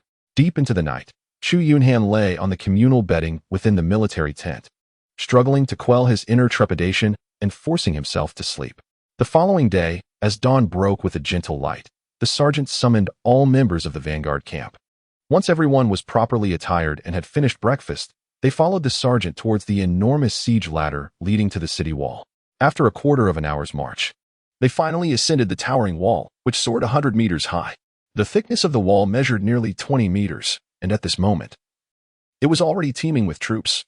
Every 10 meters stood a massive ballista, each equipped with iron bolts measuring several meters in length. The ballistae were adorned with various runes, and even the bolts bore intricate engravings, exuding an aura of dread. Near the battlements, stacks of wooden barrels were placed, their contents unknown. The sergeant led the group along the wall for quite some time before finally stopping.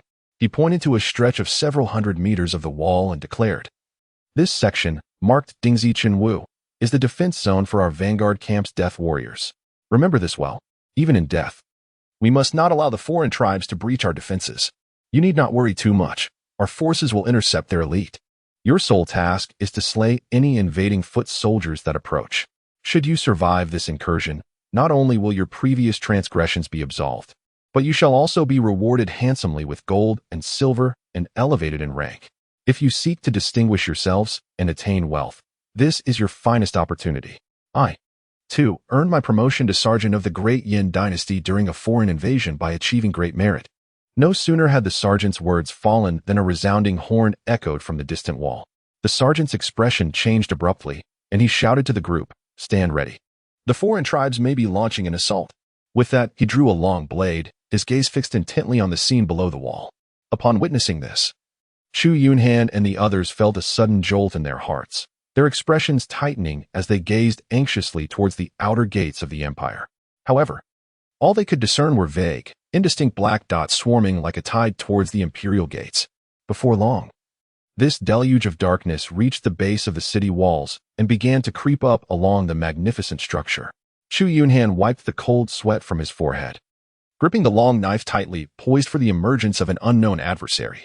Within the span of a mere time, the enigmatic foreign beings finally materialized before the crowd. Towering at 2 meters, their obsidian bodies gleamed as if forged from steel, exuding an aura of formidable resilience. Beneath their formidable frames, 6 razor-sharp legs extended, each as keen as a sword, firmly embedded in the city walls, resembling a multitude of daggers thrust into stone, advancing swiftly towards the onlookers. On either side of their chests, colossal pincers loomed, akin to the grim scythes of death, capable of rending apart any obstacle in their path. Their heads, reminiscent of infernal demons, sported 4 pairs of menacing crimson eyes, and their grotesque mandibles were lined with a multitude of sharp fangs. The valiant soldiers of the vanguard camp beheld the terrifying creatures approaching with alarming speed, trembling in fear, paralyzed by dread. Their eyes reflected sheer terror and panic as they stared at these monsters.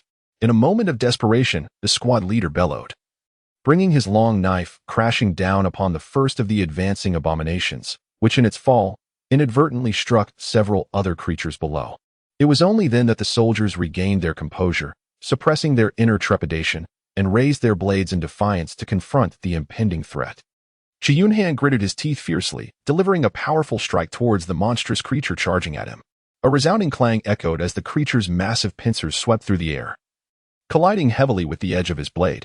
In that instant, he felt as though he had struck solid steel, a jarring impact reverberating through his hands, forcing him to take a step back.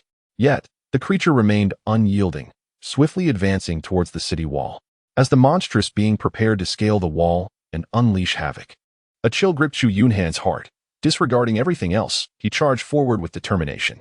The creature raised its scythe-like pincers, viciously clamping down towards him, while its razor-sharp legs lunged in a downward thrust.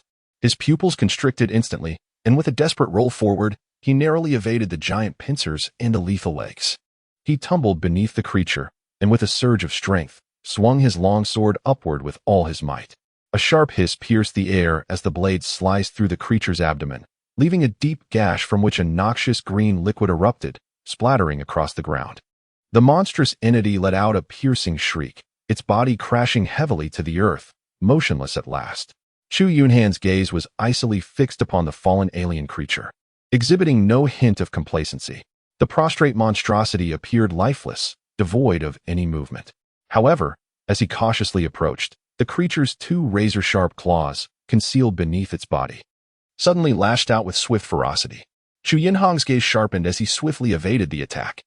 He then raised his long knife and plunged it fiercely into the head of the alien creature, green blood splattering onto his body.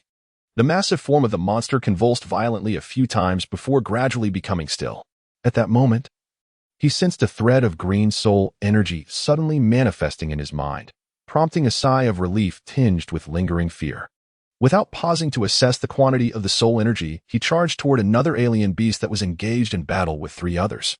The setting sun cast a blood-red hue over the battlements of Xianyang Emperor's fortress, where remnants of limbs and severed arms lay scattered, crimson blood mingling with the viscous green liquid. The scene was overwhelmingly tragic, evoking waves of nausea. Countless cold corpses littered the ground, both of human soldiers and alien foes. The faces of these soldiers were twisted in agony, their eyes reflecting the terror and unwillingness faced in the moments before death. In terms of numbers, the casualties among the human forces far exceeded those of the aliens. On the T-shaped wall of the 5th segment, less than half of the 1,000 valiant soldiers from the Vanguard Battalion remained alive. Comrades who had trained together in Jinwu City for months, sharing meals and laughter at dawn, were now gone. The echoes of their joyous banter seemed to linger in the air. Yet, they had transformed into mere remnants of flesh and bone scattered across the ground. The once familiar faces now erased from existence. The brutality of this war surpassed all expectations. In this battlefield, life had become exceedingly fragile, and the harrowing scenes inflicted profound sorrow. The terror of the alien adversaries left all surviving soldiers of the Vanguard Battalion haunted. Chu Yunhan quietly leaned against the corner of the city wall, using strips of cloth torn from the lifeless bodies on the ground to bandage his numerous wounds. Several times, he had narrowly escaped death, his body marked with over 10 lacerations, each a testament to his close encounters with the Grim Reaper. Were it not for his innate talent that allowed him to transcend to the advanced realm of skin refinement, significantly enhancing his stamina, speed, and strength, he might very well have perished here. He had never anticipated that the otherworldly beings could be so terrifying, akin to demons emerging from the abyss of hell. No wonder the commander warned that if the alien forces breached the Xianyang Imperial Pass, the entire Xianyang continent would be plunged into misery and the human race extinguished. Given the bloodthirst and ferocity of these beings, it seemed unlikely that any creature could survive their onslaught. What shocked Chu Yunhan even more was the commander's assertion that the alien forces they were desperately resisting were merely cannon fodder among the invading army. The truly formidable entities of the alien race had yet to unleash their assault. This current offensive was merely a probing attack, and even such a trial sent the entire Vanguard camp into disarray. He could hardly fathom how they would contend with the full might of the alien forces when all their powerful individuals joined the fray. The Guishu Tower had the audacity to assign trial tasks in such a perilous world. It was essential to remember that upon entering this trial realm, he had been nothing more than an ordinary person. Without his innate talent, he would have likely become just another victim among the scattered limbs and severed bodies. Indeed, even the prospect of preserving his own corpse seemed daunting. According to the task prompt, he must survive until the third wave of the alien invasion to deem the mission a success. How could such a near-impossible task be accomplished by a novice? The Guishu Tower, having meticulously selected hunters from countless observed multiversal civilizations, could not have intentionally placed them in a situation destined for death. That would render the notion of cultivating hunters utterly pointless. Even in breeding venomous creatures, one must leave them a glimmer of hope, mustn't they? Was it because he had failed to comprehend the optimal way to complete the task? Or perhaps it was due to his choice of the ultimate Tao of the mysterious heaven system that the Guishu Tower deemed it fit to cast an ordinary individual like him into such a treacherous trial world. At present, his only glimmer of hope lay in exerting every effort to become increasingly powerful. In the face of this overwhelming tide, he must strive with all his might to survive. Upon this realization, Chu Yunhan began to explore the essence of his soul power within his mind. Talent, Soul Slayer talent status, awaken talent description, annihilate intelligent life forms and absorb their soul power for personal enhancement. Soul power, 1284 title, none rank, 0 technique, body refinement method item, 0 realm, major completion of skin refinement, upgradable, original power, 0 space, 1 cubic meter. Originally, there remained merely 384 points of soul power, which had now surged to 1284 points. Throughout this brutal slaughter, he had personally vanquished 9 alien creatures. It appeared that with each alien he dispatched, he absorbed 100 points of soul power. He must hasten his path to strength. With this thought, Chu Yunhan resolved without hesitation to elevate his realm. As 400 points of soul power integrated into his body, a drastic rise in temperature enveloped him. A sensation akin to the tearing of muscles surged throughout him. Even Chu Yunhan, accustomed to extreme agony, could not help but curl into a ball, convulsing incessantly. After what felt like an eternity, the excruciating pain gradually receded. He clenched his fists, feeling an explosive power coursing through his entire being. As if he could shatter all enemies with a single blow. An overwhelming sense of invincibility washed over him. Even the once coarse and dark skin began to take on a fair complexion. Recognizing the terrifying power within his body, he understood the vast disparities between realms. If he were to face his former self before the breakthrough, he could easily prevail in less than 10 moves. However, despite this advancement, an overwhelming hunger surged within him. Silently, he retrieved his rations from the nearby city wall and returned to his designated area, devouring the food ravenously. Only after consuming the provisions did the hunger within him begin to subside. Upon reviewing the information in his mind, he noted that his soul power had decreased from 1284 points to 884 points. His realm had ascended from major completion of skin refinement to the initial stage of strengthening. Although the remaining soul power could further elevate his realm, he dared not repeat his previous mistake. He understood the necessity of allowing his vitality to recover fully before attempting another breakthrough. At that moment, the captain approached from a distance. Upon seeing Chu Yunhan, a flicker of a smile broke through his previously indifferent demeanor. He patted Chu Yunhan on the shoulder and exclaimed, "You truly are fortunate. Not only have you survived, but you have also slain so many aliens. The inspection team has already accounted for your achievements. You shall not miss a single merit. May you survive this alien invasion. It would be a shame to lose such a promising talent from my vanguard battalion." Chu Yunhan's demeanor was calm and composed as he subtly nodded in acknowledgement. Before resuming his task of polishing his long blade, the captain shook his head, retrieving a half-kilogram piece of smoked jerky from his bosom and tossing it to Chu Yunhan. "You seem to be a bit depleted lately. Find a secluded spot later and consume this jerky. Do not let anyone else see it. This is a rare delicacy I painstakingly procured from the lord of the garrison, made from the meat of the subterranean dragon beast, renowned for its restorative properties." Noticing the puzzled expression on Chu Yunhan's face, the captain hastily added, "Do not misunderstand. This is merely a loan. When you achieve success in the future, remember to return it to me with interest." With that, he swiftly departed to assess the casualties among the other assassins. Chu Yunhan held the piece of dark jerky, paused in silence for a moment, and quietly tucked it into his bosom. In the stillness of the night, The once bloody battlements that had witnessed fierce combat during the day now lay in serene tranquility. Only the occasional patrol of guards, brandishing torches, gently passed by, as if fearful of disturbing the soldiers who lay scattered on the ground, ensnared in slumber. Chu Yunhan opened his eyes, which had feigned sleep, and raised his head to survey his surroundings. He then retrieved a piece of jerky made from the earth dragon beast from his bosom. The jerky had been smoked to an exceptionally firm texture. Chu Yunhan bit down with force, chewed it thoroughly, and swallowed. The flavor of the earth dragon beast jerky resembled that of dried mutton, accompanied by a hint of a gamey aroma. As soon as he swallowed a mouthful, it felt as though a flame ignited within him, and a wave of heat began to envelop his body. The blood coursing through his veins seemed to rejoice with exuberance. Chu Yunhan hastily devoted himself to the rigorous practice of the body refinement technique, transforming his previously languid flow of energy into a vigorous torrent. The effects of the earth dragon beast jerky far surpassed his expectations. He had not anticipated such a remarkable enhancement to his physical constitution. The rarity of the earth dragon beast jerky is evident, and it appears he is destined to owe the officer an immense favor. After a considerable period, the tumultuous energy and blood within him gradually settled. The weakness that had ensued from his recent breakthrough into the strong body realm has been entirely restored. Chu Yunhan continued to gnaw at a piece of dried meat, savoring each bite. Half an hour later, he had completely consumed the half-pound of earth dragon beast jerky. His entire being felt as though it were boiling, with his vital energy surging violently. The blood coursing through his veins flowed like quicksilver, tumultuous and fervent. It seemed that this state was indeed a manifestation of his vital energy, saturating his entire body. Seizing this opportunity, he knew that his cultivation would yield exceptional results.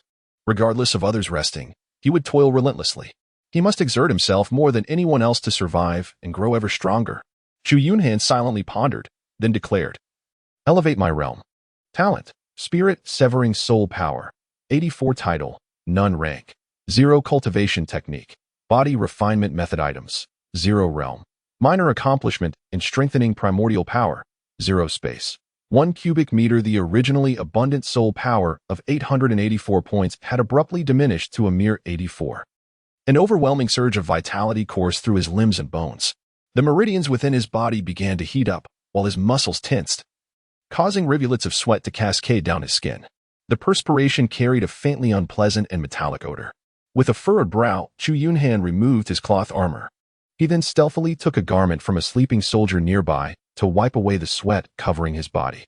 After breaking through to the minor completion of the strengthening realm, he gained a general understanding of the power residing within him, possessing at least 1,000 pounds of strength. With a single punch, a practitioner at the skin refinement stage would likely be struck down instantly. With his current prowess, he should be able to confront the monstrous beings of other races head-on. Having nearly exhausted his soul power, he concluded his arduous training and succumbed to sleep. Chu Yunhan donned his cloth armor and returned the sweat-stained garments to the slumbering soldier beside him. A faint, acrid odor lingered in the air, prompting him to frown. He distanced himself from the sleeping figure and sought a new place to lie down, fully clothed. Since the probing attack by the foreign invaders, 3 days had elapsed without any sign of movement. The hundreds of surviving warriors in the vanguard camp gradually acclimated to the environment within the borders of the Xianong Empire. Just when everyone presumed that the invaders had retreated in the face of adversity, ominous signs finally emerged from the Black Abyss Passage. Dozens of colossal superworms, each exceeding 40 meters in length, began to crawl slowly from the depths of the Black Abyss. Their emergence cast a shadow over the earth like a gathering storm cloud. From the walls of the Xianyang fortress, one could distinctly perceive these superworms, resembling magnified versions of ordinary worms. Their bodies occasionally flickered with arcs of electricity, a testament to the immense energy contained within them, capable of annihilating everything in an instant upon release. Atop their grotesque heads, a mouth so large it nearly engulfed their entire visage was adorned with countless razor-sharp fangs akin to daggers. Accompanying these superworms were several hundred towering monstrosities, each over 20 meters tall, possessing 4 muscular arms. Their presence intensified the already oppressive atmosphere. Not far behind these terrifying creatures trailed thousands of silver-white alien beasts, each emanating a chilling aura of menace. The officer, standing on the fortress wall, was seized by a shiver upon witnessing this scene, his complexion draining of color. Wide-eyed, he gazed at the horrifying spectacle, murmuring, "It's the Thunderlight behemoths and the berserker beasts. We are in grave peril." His voice trembled, betraying his fear and despair. After a moment of shock, he regained his composure and shouted to the remaining warriors of the vanguard camp when the invaders launched their assault. Conceal yourselves behind the battlements. Do not expose yourselves. Only emerge to fight once the enemy has breached the walls. His voice, laden with urgency and resolve, echoed across the battlements. A profound silence fell upon the vanguard camp, despair etched upon every face. The gravity of the situation was unmistakable. They understood the terrifying strength of the impending assault. Even the typically stoic officer found himself engulfed in profound hopelessness. With a pallid countenance, he managed a bittersweet smile, softly uttering, "Brothers, I fear we may not survive this time. Though I have always endeavored to ensure your safety. I have helplessly witnessed wave after wave of our comrades perish. Behind us lie our loved ones, the countless citizens of the Xinjiang continent. We have no retreat, no escape. We are the hope for their survival. We are the guardians of the Xinjiang Empire, as well as the protectors of the Xinjiang continent. This time, I shall perish only before you. Brothers, follow me to embrace death. Remember, my name is Wang Zhan, the King of Kings, the warrior of war." The Lieutenant Wang Zhan stood resolutely with his sword in hand, his eyes shimmering with a resolute light. At this moment, the distant war drums have begun to pound, and the horn of war has sounded. Chu Yunhan stared blankly at the captain. In that moment, the captain's figure appeared to loom extraordinarily large in his eyes. "We are willing to accompany you to death, my lord." The hundreds of resolute warriors from the vanguard camp shouted in unison, their eyes ablaze with fervor. Although they were acutely aware that this battle might be their last, they did not flinch or falter. Instead, they embodied unwavering determination and fearlessness. At this moment, for the countless souls of the Xinjiang continent, they were no longer merely nameless soldiers of the vanguard camp. They stood as the guardians of the Xinjiang Imperial Pass, symbols of hope, and true heroes of the Xinjiang world. In the distance, at the entrance of the abyssal void, a multitude of grotesque, monstrous beings of foreign origin gathered, transforming the very earth into a vast expanse of darkness.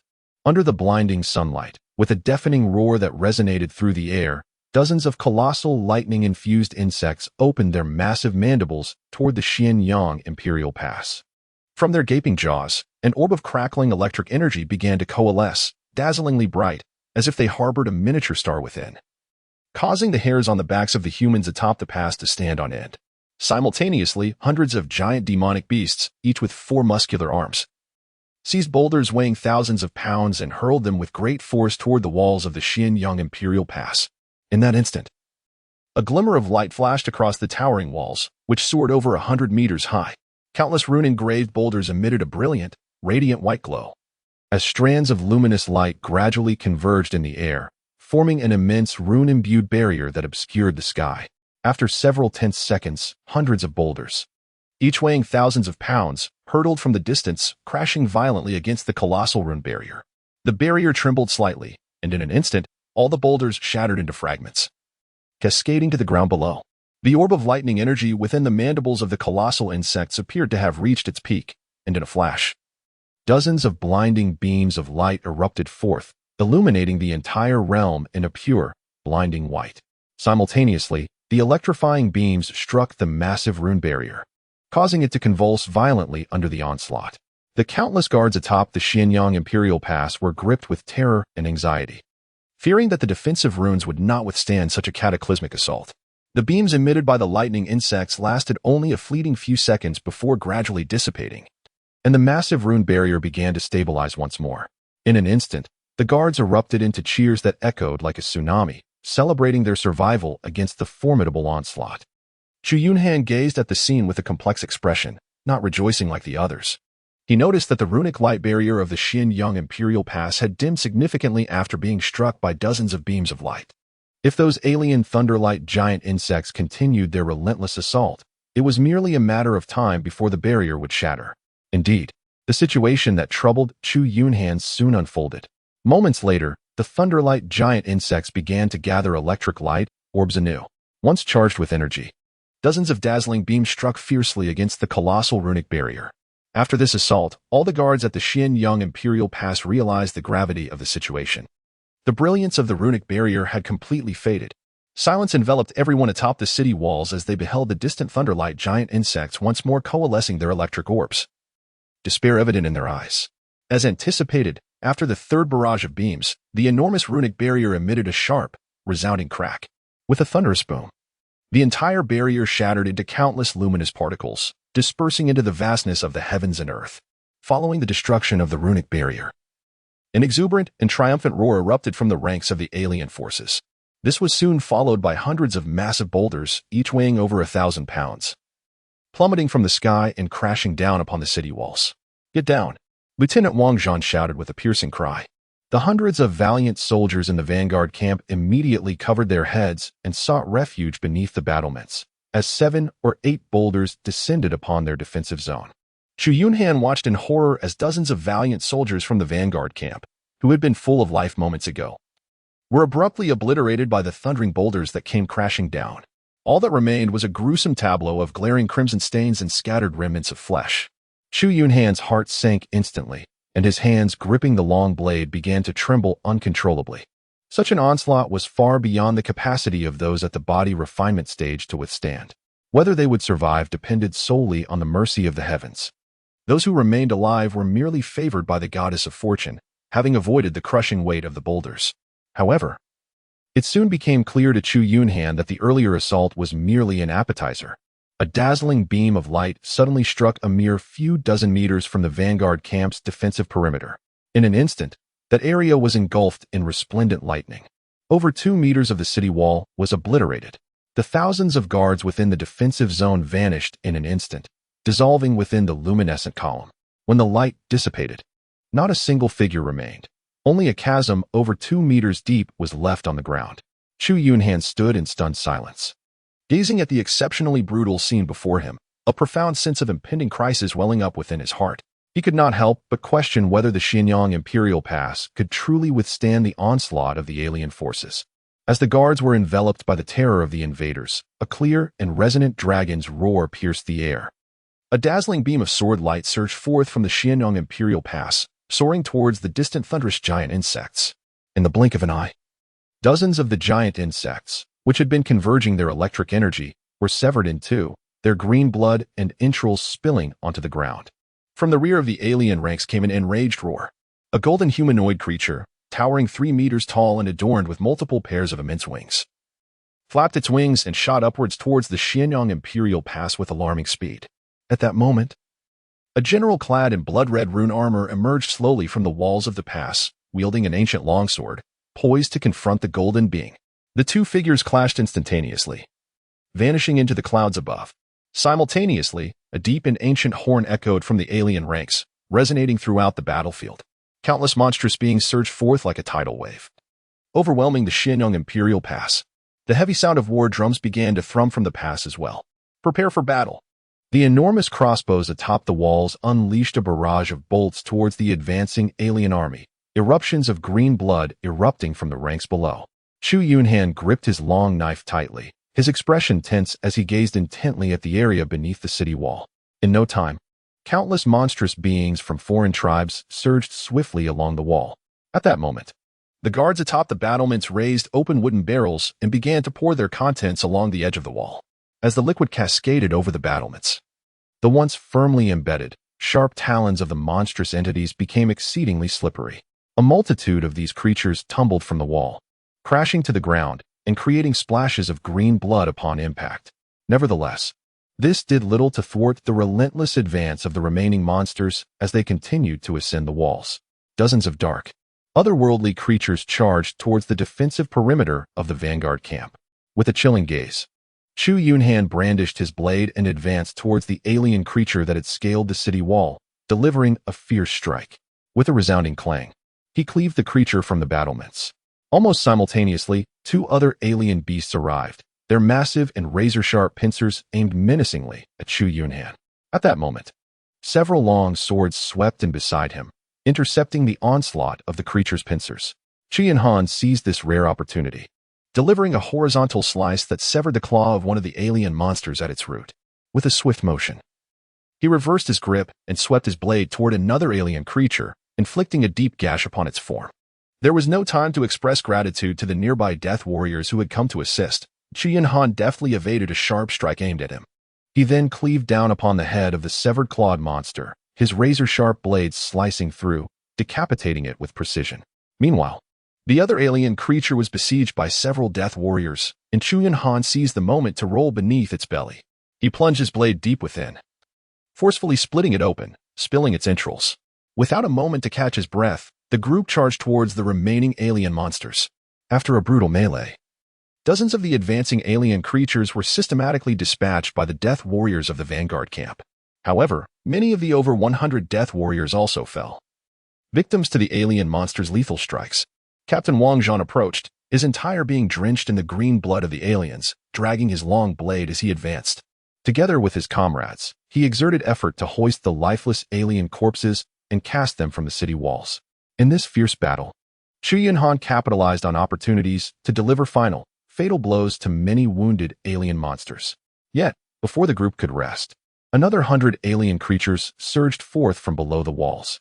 The exhausted remaining death warriors of the vanguard camp could only muster their strength once more to confront the onslaught, engaging in yet another fierce battle against the alien beasts. After half an hour of relentless combat, the 100 approaching alien monsters were all vanquished by the vanguard camp. Below the city wall, the presence of alien creatures had finally ceased. Chu Yunhan, exhausted, collapsed onto the ground, his body adorned with a myriad of fresh wounds, blood saturating his entire form. Beside him, Captain Wang Zhan sat silently, diligently tending to his injuries. At that moment, aside from the more than 10 critically wounded warriors on the brink of death, only a scant few dozen survivors remained in the vanguard battalion. The grievously injured soldiers, writhing in agony upon the ground, pleaded desperately with the captain for release from their suffering. Tears of profound sorrow welled in Captain Wang Zhan's eyes as he mournfully wept, personally guiding these brave souls on their final journey. The surviving few, including Chu Yunhan, under Captain Wang Zhan's leadership, saluted the bodies of their fallen comrades. Captain Wang Zhan called out loudly, "Brothers, you shall depart first. We shall soon follow." Chu Yunhan silently gazed at the unfolding scene, remaining taciturn. However, fortune seldom comes alone, and calamity does not strike singly. A piercing shriek echoed from afar, followed by the rapid approach of a colossal silver figure from another defensive zone, hurtling towards Chu Yunhan and his companions. The group hastily rose, gripping their weapons, their hearts racing as they watched the silhouette draw nearer. Soon, a creature of 3 meters in height, with a silver body radiating an aura of bloodlust and danger, materialized before them. Its 2 claws gleamed with a razor-like sharpness, while 6 elongated, keen legs supported its formidable form. A 3-meter-long, pointed tail swayed menacingly behind it. A pair of blood-red eyes, reminiscent of a malevolent spirit, emanated an expression of extreme ferocity, cunning, and cold ruthlessness. Upon sighting this silver monstrosity, the officer could not help but exclaim, "Silver-armored blade demon. Everyone be cautious. You cannot breach its bodily defenses. It possesses incredible speed and immense strength, with only its joints and head being its weak points." Upon noticing the group, the silver-armored blade demon emitted an excited shriek. In that instant, Chu Yunhan witnessed a flash of white as it darted past. The 2 death warriors positioned at the forefront had barely raised their long blades when their bodies erupted with a torrent of blood, severed cleanly in 2. Chu Yunhan's heart plummeted to the depths of despair. The speed of the impending danger left no room for reaction. The camp officer, Wang Zhan, felt his eyes widen with rage as he emitted a mournful cry. In a swift motion, akin to a wraith, he launched himself towards the silver-armored blade demon. Clang! The sharp sound reverberated as the officer's long sword clashed against the demon's razor-sharp claws, sparks flying in all directions. Subsequently, the silver-armored blade demon unleashed its dual blade-like limbs, one to the left and one to the right, hurtling towards the officer's body with alarming speed. Wang Zhan's pupils constricted as he swiftly twisted his body to evade the onslaught, executing a roll to dodge the tail that surged towards him from below. However, the silver-armored blade demon surpassed the officer in both strength and speed. Each of its attacks sliced through the air like a lethal blade, putting Wang Zhan in constant peril. And he soon found himself at a disadvantage. At that moment, Chu Yunhan and the other warriors, disregarding their own fears, rallied with their blades drawn, encircling the threat. If the camp officer were to fall, none of them would survive. Yet, in the face of the relentless assault from the crowd, the silver-armored blade demon appeared remarkably unfazed, effortlessly weaving through the flurry of blades surrounding it. As the battle wore on, a hint of impatience flickered in the demon's demeanor. With steadfast resolve, it braved the onslaught, darting left and right. Its razor-sharp claws and blade-like limbs danced through the air, leaving behind a trail of shadowy afterimages. Soon, the vanguard of the attacking soldiers began to fall one after another. Nevertheless, the remaining warriors, now devoid of any thought of survival, rushed forth with reckless abandon. One soldier, pierced through the chest by the demon's claw, realized the futility of his situation. A glimmer of determination sparked in his eyes as he resolutely grasped the demon's claw with both hands, refusing to let go even in death. The silver-armored blade demon attempted to shake him off, but the soldier clung tenaciously. Witnessing this, the other severely injured soldiers, understanding that their fates were sealed, summoned their last vestiges of courage and leaped forward, tightly embracing the demon's blade-like limbs. With 7 or 8 of them clinging desperately, the demon's speed began to wane. Seizing this hard-won opportunity, the lieutenant launched forward, delivering swift strikes that severed 2 of the demon's blade-like limbs at the joints. The silver-armored blade demon let out a piercing shriek, its body spinning rapidly in place. The soldiers that had been clinging to it were instantly sliced into pieces by the sweeping claws, their bodies flung away. As the fierce charge of Chu Yunhan approached, a chill gripped his heart, prompting him to raise his long blade defensively. Yet, he was struck directly by the demon's claws, sent hurtling to the ground, where his blade shattered into 2 fragments. Before long, the silver-armored blade demon lost its balance and ceased its frantic spinning. The remaining limbs struggled to stabilize its form. In that moment, Lieutenant Wang Zhan's eyes glimmered with a fierce resolve. Ignoring the grievous wounds marring his chest, he leapt up and struck down at the demon's claw. With a sickening sound, the demon's sharp tail pierced through the lieutenant's chest, its tip protruding from his back. Simultaneously, the last few soldiers clung desperately to the demon's other claw. One among them drew his blade and, summoning all his strength, severed the remaining claw at the joint. The remaining limbs of the silver-armored blade demon shot out, swiftly passing through the soldiers and impaling them on the blades. Overwhelmed, the once mighty form of the demon, now devoid of its limbs, crashed heavily to the ground. Lieutenant Wang Zhan directed his gaze towards the fallen Chu Yunhan, clutching the demon's tail against his chest with all his remaining strength. With a final, desperate cry, he called out, "Chu Yunhan." Chu Yunhan forcefully swallowed the blood that filled his mouth, dragging his battered body to rise. He picked up a long knife from the ground and limped toward the immobile, silver-armored blade demon. Trembling, he raised the knife in his bloodshot eyes, filled with boundless killing intent. With every ounce of strength he could muster, he plunged the blade into the demon's blood-red eyes. With a soft thud, the blade pierced through, and the silver-armored blade demon ceased its convulsions. The corner of the Lieutenant Wang Zhan's mouth curled upward, and in his gradually dimming gaze, a flicker of satisfaction and relief emerged. Then, his head tilted, and his hands, which had been clutching his tail, fell limply to his sides, swaying in the air. Chu Yunhan suppressed his grief and saluted the fallen comrades and Captain Wang Zhan. Had it not been for them, he would have long perished beneath the blades of the monstrous invaders. A cold breeze swept by, and the captain's furious roar echoed in Chu Yunhan's mind. "Remember, my name is Wang Zhan, the king of overlords, the warrior of battle." The Xianyang Imperial Pass was engulfed in a scene of unparalleled carnage. The walls were littered with severed limbs and shattered corpses, the once vibrant stone now stained with darkened blood. The entire Xianyang Imperial Pass resembled a nightmarish hellscape. The armored forces that rushed to aid the pass suffered catastrophic losses, with scarcely a handful surviving. At the peak of the fierce and desperate battle, numerous knights clad in obsidian armor rode upon towering blood beasts, nearly 10 meters high, sweeping across the battlements. Countless black alien beasts and silver-armored blade demons attempting to scale the walls were obliterated by the massive war spears wielded by the knights, reduced to mere dust. Those guards who had narrowly escaped death, now steeped in despair, found hope in the timely arrival of the Blood Knights.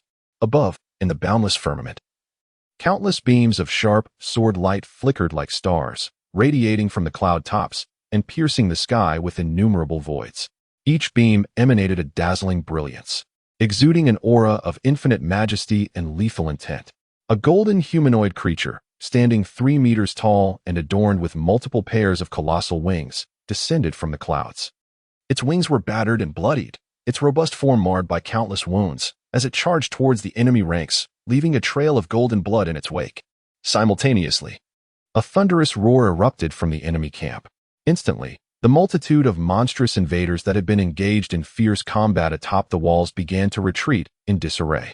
A general clad in blood-red runic armor soon emerged, radiating an aura of boundless brilliance. The ancient long sword in his grasp shimmered with golden light, enveloping him in an overwhelming pressure. The might of the general. The crowd at the Xianyang Imperial Pass raised their voices in fervent exclamation, their blood-stained faces betraying an expression of profound excitement and joy. Chu Yunhan sat helplessly on the ground, gazing at the figure in the distance, akin to a celestial king descending to the mortal realm, exuding an overwhelming aura of power. This individual was none other than the Grand General Mu Qingyun, the steadfast guardian of the Xianyang Imperial Pass, revered as the pillar of strength for the realm. He was said to embody the essence of ascension, a being of the legendary heavenly ascendancy. Throughout the vast expanse of the Xianyang continent, he was regarded as one of the most formidable figures. As a realm of trials within the great Tao Xintian system, the power dynamics inherent in this world might very well represent the path that lay ahead for him. Chu Yunhan had deliberately inquired with the Captain Wang Zhan about the realms of cultivation in this world. Captain Wang Zhan imparted all the knowledge he possessed. The path of cultivation in the Xianyang continent is divided into 5 stages of body refinement, the 5 extremes Tao Canon, the Dragon Spine Secret Realm, the Primordial Spirit Secret Realm, and the 6 realms of ascension. Warriors are categorized into the 5 stages of body refinement, which are skin training, body strengthening, bone forging, marrow fusion, and blood transformation. In his lifetime, Captain Wang Zhan had achieved the pinnacle of body strengthening. Beyond the 5 stages of body refinement lies the 5 extremes Tao Canon. Those who master the 5 extremes Tao Canon on the Xianyang continent are deemed capable of serving as military guards. Practitioners must refine their heart, liver, spleen, lungs, and kidneys to perfection. The so-called 5 organs harbor essence and vitality. Thus they must be full yet not overflowing, safeguarding spirit, blood, qi, and soul. The 5 organs serve as the core of human life activities, with mental consciousness distributed among them. Once the 5 extremes Tao Canon is fully cultivated, one can connect the entire body, forming a harmonious whole. Upon breaking through the realm of the 5 extremes Tao Canon, one enters the Dragon Spine Secret Realm. The practitioners of the 5 extremes Tao Canon are revered as martial artists, while those who transcend to the Dragon Spine Secret Realm are honored as cultivators. This is also a prerequisite for holding the rank of military deputy. There exists a profound disparity between the warriors of the 5 stages of body refinement and the 5 extremes Tao Canon and those of the Dragon Spine Secret Realm. The Dragon Spine Secret Realm involves the cultivation of the great dragon within the human body, specifically the spine, which is divided into 3 transformations of the dragon spine. Each transformation brings the cultivator closer to physical perfection. The Dragon Spine Secret Realm enables the practitioner's spine to undergo a metamorphosis and elevation, akin to giving birth to a great dragon within, rendering the body flawless. Once all 3 transformations of the dragon spine are completed, the human body becomes akin to a golden form, preserving all essence and blood, achieving ultimate physical completeness. This is the zenith that mortals can attain in cultivation. When a cultivator reaches the pinnacle of the dragon spine, their physical form is sublimated and immaculate, with divine power manifesting spontaneously, allowing for an extension of life by a century, even in their twilight years. Those who have achieved the dragon spine's pinnacle will not suffer from the depletion of vital energy or the dispersal of essence. Until the moment of death, they can retain a certain level of combat prowess. Those who complete the 3rd transformation of the dragon spine are venerated by the world as great cultivators. A single great cultivator possesses the strength to contend with thousands of soldiers, moving freely with ease. Unless faced with an army of 10,000 willing to sacrifice lives for a siege, they remain formidable. The fearsome blood fiend knights are great cultivators of the Dragon Spine Secret Realm. The commander of the Xiankai army, leading tens of thousands of troops, is a great cultivator at the pinnacle of the Dragon Spine. Upon surpassing the 3 transformations of the Dragon Spine and entering the Primordial Spirit Secret Realm, the distinction between mortal and immortal becomes truly evident. The cultivators of the Primordial Spirit Secret Realm possess lifespans of hundreds of years, unafraid of being besieged by vast armies. Should the military not employ formations and defense, annihilation at the hands of the Primordial Spirit cultivators would merely be a matter of time. The focus of the Primordial Spirit Secret Realm is no longer on the physical body, but rather on the spirit, essence, and consciousness. The spiritual consciousness resides deep within the brain, representing the most profound realm that influences the primordial spirit. Practitioners of this ethereal domain disregard illusions, seeking to discern the genuine from the false, unraveling the intricacies of reality. Through the cultivation of essence, energy, and spirit, the practitioner manifests 3 flowers upon the spiritual platform, each flower embodying a universe. It is only when the essence, energy, and spirit are refined to perfection and the spiritual consciousness is elevated, that one may aspire to the union of the 3 flowers at the apex. Countless remarkably gifted cultivators find themselves stymied at this pivotal juncture. Should one fail to unite the 3 flowers, the consequence would be a devastating blow to their essence, energy, and spirit. The path to restoring their full vitality would be fraught with insurmountable challenges, nearly severing their journey of cultivation unless nourished by rare celestial and terrestrial treasures. Throughout the vast expanse of the Xianyang continent, innumerable prodigies have perished at this threshold, invoking profound lamentation among the populace. Only those who successfully unite the 3 flowers may nurture their primordial spirit, continuously augmenting its power. Cultivators lacking formidable primordial spirit strength are deemed unworthy to persist along the path of cultivation. This explains why countless extraordinarily gifted individuals willingly embrace peril, striving for the union of the 3 flowers. Those who achieve this remarkable feat stand unparalleled, overshadowing their contemporaries. The sons and daughters of the great sanctuaries of cultivation, the heads and elders of 1,000-year-old noble families, and the distinguished disciples of renowned sects, all are cultivators who have triumphed in uniting the 3 flowers. Among the myriad dynasties of Xianyang, they occupy prestigious positions, commanding immense influence. The Grand Commander of the Xuanjiao Army, leading hundreds of thousands of troops in the Dian dynasty, is a practitioner who has successfully united the 3 flowers. When such practitioners refine their primordial spirit power to its zenith, a transformation begins to unfold. Only those whose primordial spirit has undergone this metamorphosis may glimpse the path to transcendence, aspiring to ascend and seek enlightenment. They catch a fleeting glimpse of the legendary 6 realms of ascension throughout the eons of the Xianyang continent. Seekers of transcendence are as rare as phoenix feathers and unicorn horns, leaving behind illustrious legacies in the annals of history. Their tales are sung far and wide, representing the ultimate dream and pursuit of countless cultivators. In the myths and legends that pervade the world, the so-called immortals are none other than those who have attained the 6 realms of ascension. The pursuit of immortality and enlightenment is intrinsically linked to these 6 realms. Practitioners of the 6 realms can be hailed as the progenitors of the sects, establishing sacred grounds for cultivation across the Xianyang continent. Regrettably, as legendary beings, those of the 6 realms remain elusive, rarely seen by ordinary practitioners throughout their lifetimes. Consequently, the details concerning the 6 realms of ascension remain shrouded in mystery. Even the valiant Wei Zhan learned merely the first realm of ascension, the Tongtian realm, from the words of the guarding official. One may question the divine, and strength may pierce the heavens. Yet, the path to attaining the Tongtian realm remains entirely unknown. Chu Yunhan could only resign himself to the situation. The 6th heaven realm was far too distant for him. The casualties from the second siege by the alien tribes far surpassed those of the first.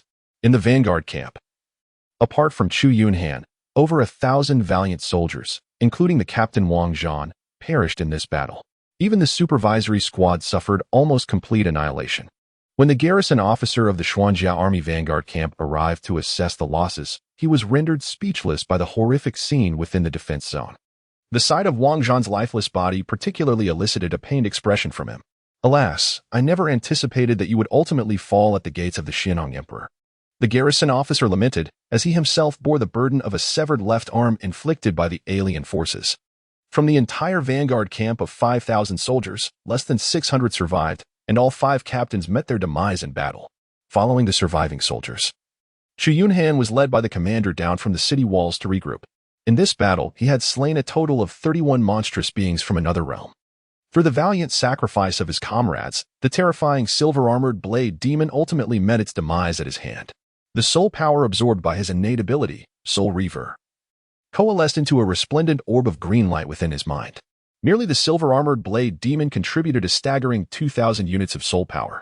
As they returned to the military camp for recuperation, the scene along the route was one of utter devastation. The path was strewn with dismembered limbs and remnants of fallen soldiers, who silently gathered the bodies of the deceased guardians. Some of the fallen bore such horrific wounds that not a single intact limb remained. Blood and flesh splattered against the walls and the ground. leaving only the grim task of scraping it together by hand. The hellish sight before them evoked quiet sobs from the surviving soldiers. Alas, a deep sorrow flickered in the commander's eyes as he sighed softly, refraining from rebuking the soldiers. Those who had managed to survive this battlefield of carnage were not deserving of further reproach. Within the vast encampment of the great Yin dynasty, Chu Yunhan was reassigned to a regiment of 1,000 men. His military achievements, including the slaying of 31 black monstrous beings and 1 silver-armored blade demon, were duly reported by the commander. 3 days later, owing to his remarkable accomplishments, Chu Yunhan was promoted 3 ranks, bypassing the position of squad leader, and was appointed as a lieutenant, tasked with leading this newly formed regiment. Chu Yunhan received a finely crafted steel blade anew from the military supply depot, and he exchanged all of his rewards for a vial of Qi restoration elixir. This elixir, a precious concoction utilized by martial artists of the body refinement realm, is challenging for ordinary warriors to procure due to the myriad of rare medicinal ingredients required for its creation. Typically, it is distributed as part of the salary for officers of the rank of captain and above. A lieutenant's monthly remuneration consists of 1 Qi restoration elixir and an additional 10 taels of silver. To acquire more, one must engage in the battlefield and earn military merits. Meanwhile, civilian martial artists can only resort to consuming various nourishing foods to enhance their vitality, resulting in both inferior cultivation effects and slower progress compared to those who partake in the elixir. On this occasion, Chu Yunhan's military achievements enabled him to exchange for a remarkable 10 Qi restoration elixirs. Perhaps due to the fact that he was the sole survivor among the 1,000 valiant soldiers of the vanguard camp, or perhaps out of admiration, the garrison commander discreetly slipped him an oil paper package. In solitude, Chu Yunhan opened the package to discover the dried meat of the earth dragon beast, a clandestine gift from the Captain Wang Zhan. The weight in his hand was nearly a pound. As the night deepened into silence, Chu Yunhan shed his military uniform and began to delve into the essence of his soul power within his mind. Talent: Soul Destruction Soul Power, 5184 Title, None Rank, 0 Technique, Body Refinement Technique Items, 0 Realm, Minor Completion of Strengthening Body, Enhancement Possible, Original Power, 0 Space. 1 cubic meter in a life and death struggle. He had amassed a staggering 5,100 points of soul power. Chu Yunhan, without hesitation, opened the porcelain vial and swallowed a Qi replenishing pill. Once the pill entered his abdomen, it gradually dissolved into a surge of warmth, swiftly nourishing his entire being. The nearly depleted Qi and blood within him rapidly rejuvenated to their peak state. Simultaneously, the wounds across his body began to itch, slowly forming scabs. Chu Yunhan directly elevated his strong body realm from minor success to complete mastery, causing a swift depletion of 1,200 points of soul power.